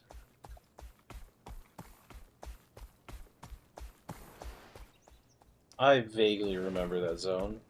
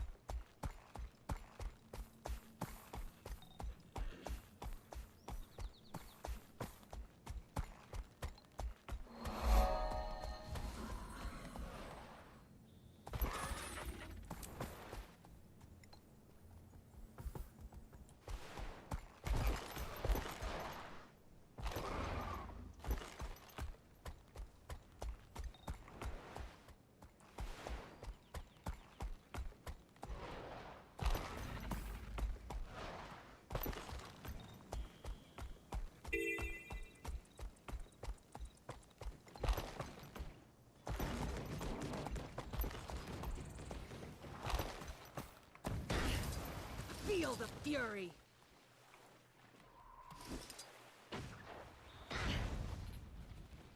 I like new places.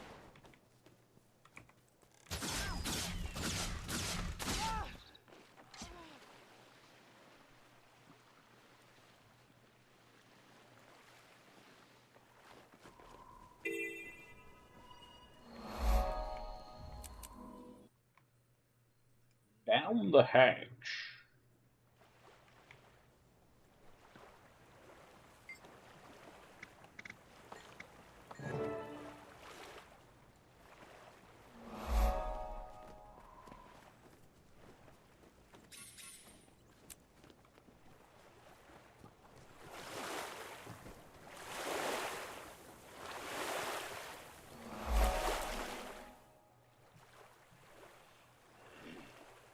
Yar, me hearties. I'll wager my buddy here can drink you foul-smelling lot out of the table.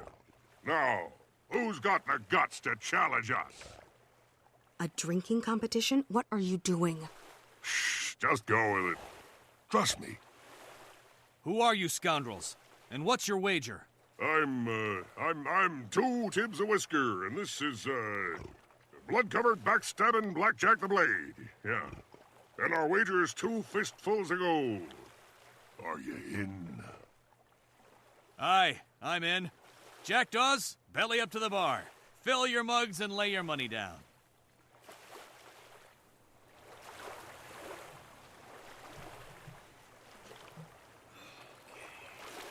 Aye. Listen up, you sea dogs. Come witness a bout to be remembered. The bold newcomer versus your favorite cheap date, one drink Drake. I hate you guys. A titanic match of fortitude and resilience. Let the drinking begin. I'll drink you under the table, lover. Here we go again. One more for room.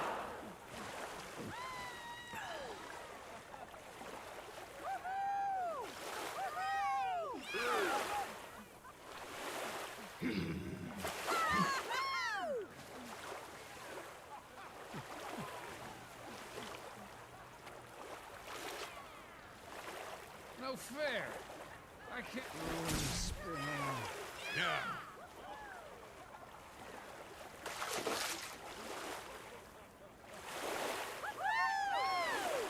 Hey, one drink Drake has lived up to his name.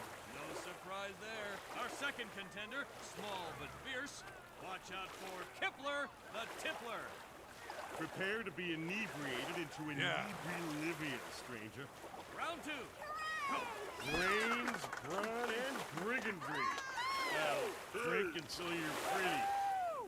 And that'll do it.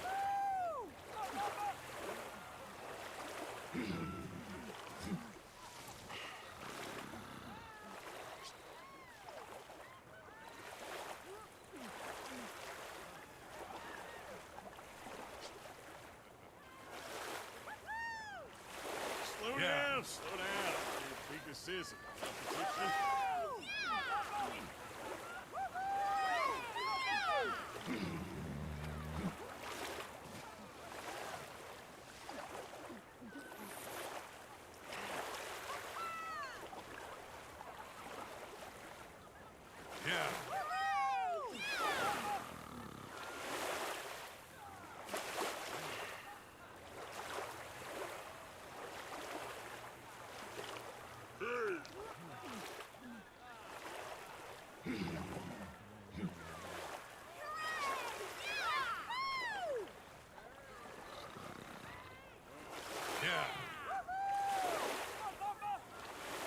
Okay.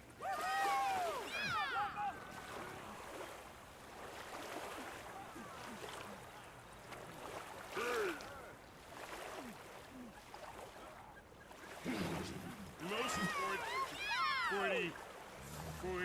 fluidus. Fortuitous. Yeah, that. Woo! Yeah.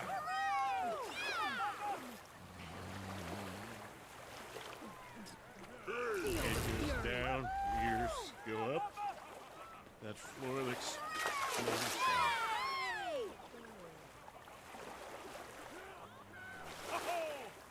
God, I hope this is the last one. No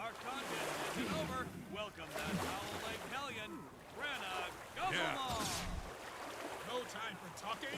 Let's drink. This is for the win. No excuses and no prisoners. Drink up till you're falling down. Keep your eyes on the booze and your head in the game.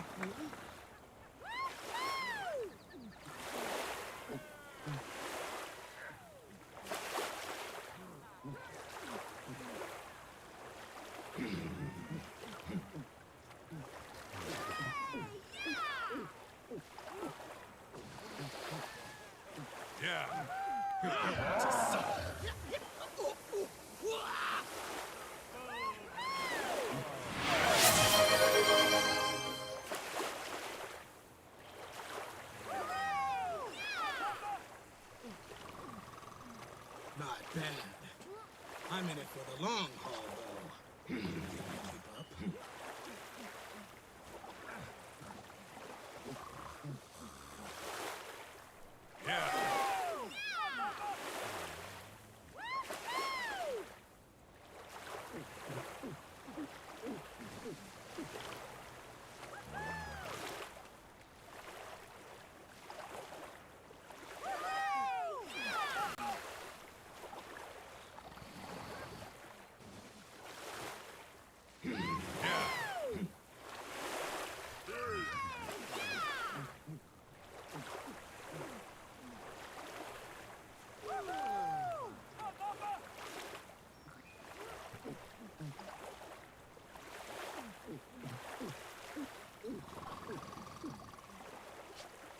Yeah.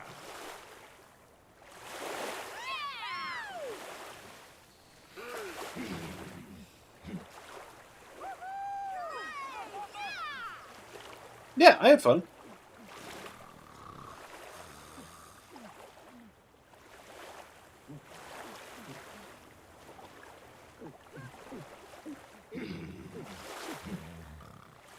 Yeah.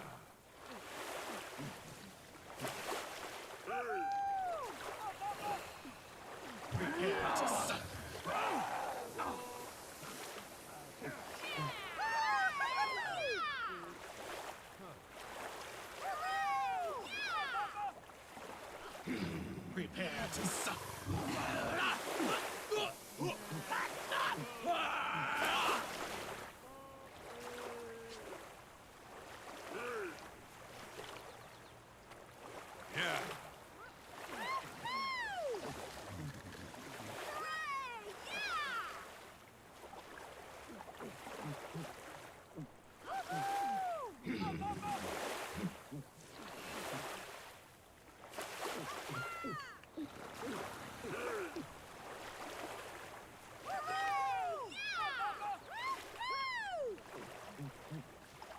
Yeah.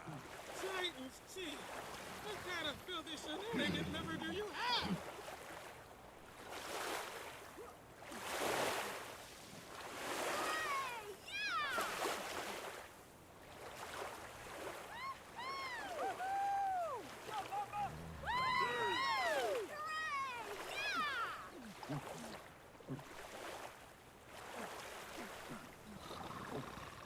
Yeah.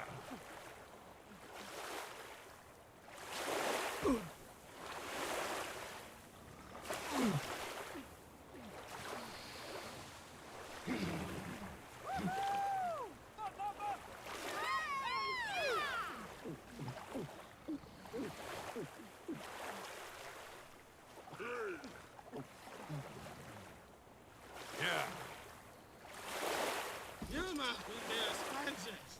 Come on, wise one, teach me your ways.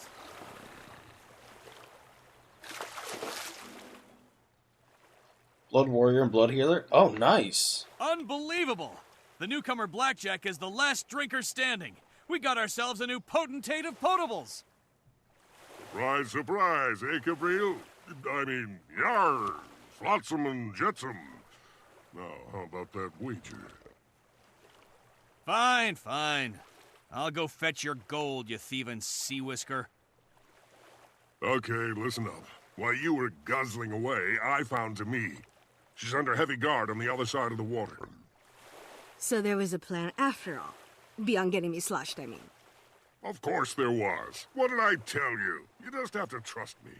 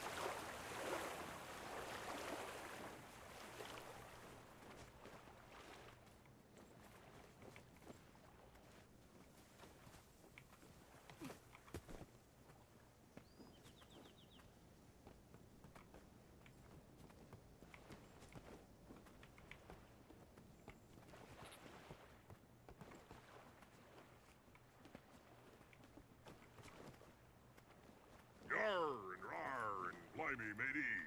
How's about you let us fellow pirates through? Avast and bosun the prow cap, sailor. Who did you say you were again, fella? I'm Two Tibs a Whisker. This is blood-covered backstabbing blackjack the blade. Yar. Raise the crow's foot and rope down the jib-jabber-gabber thingy. You're kidding. Mates, we got trespassers. Shank 'em.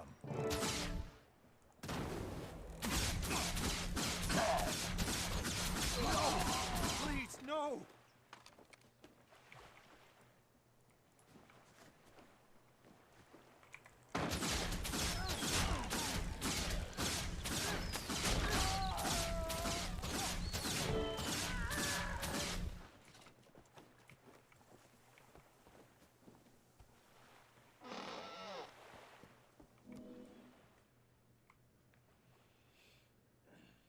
Aren't you a little sober to be a pirate? Look, we're with the Order of Whispers. We've been sent to get you out of here. We're here to abscond with you, and with the beer. The beer's already vanished into thin air, so now it's your turn. Thank the goddess, Lissa. I was starting to think the Order had forgotten me. Do you have a plan to get out of this place alive? Sort of. The idea starts with run for it, and generally goes downhill from there. Come on.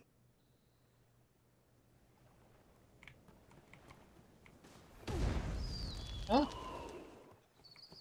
Who's shooting it?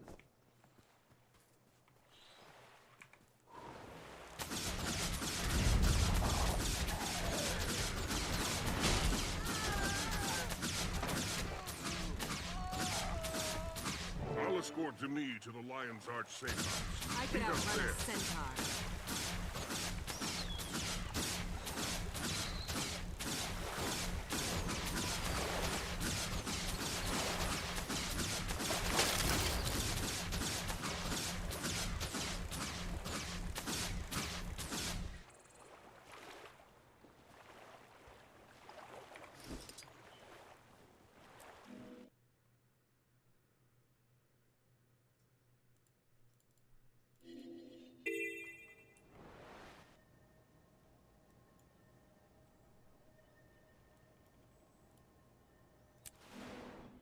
Okay.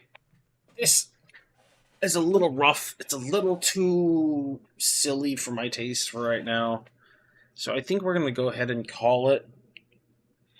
Looks like Rupee just hopped on. I think we're going to go ahead and raid her. Thank you all for hanging out. We're just raiding on the Twitch side. YouTube does not currently support that. If you're over on YouTube, please consider checking me out on Twitch. Any follow, subs, whatever, everything helps.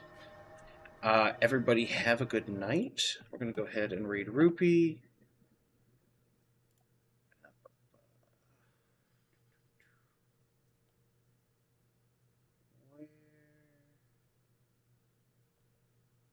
Here we go.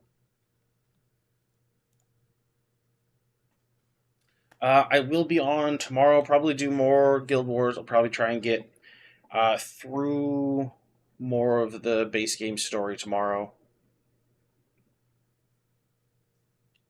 So we'll see how that goes. All right. Everybody have a good night.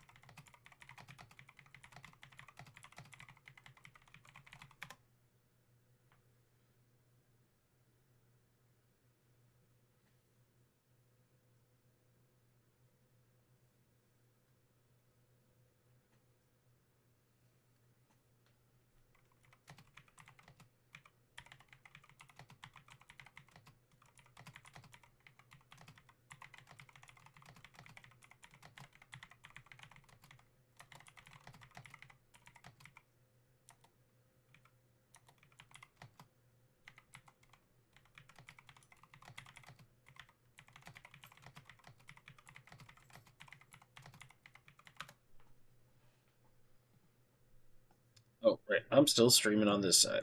All right. We're going to end all this. Thank you on the YouTube side. Please consider subbing to the channel. I will be streaming tomorrow. See ya.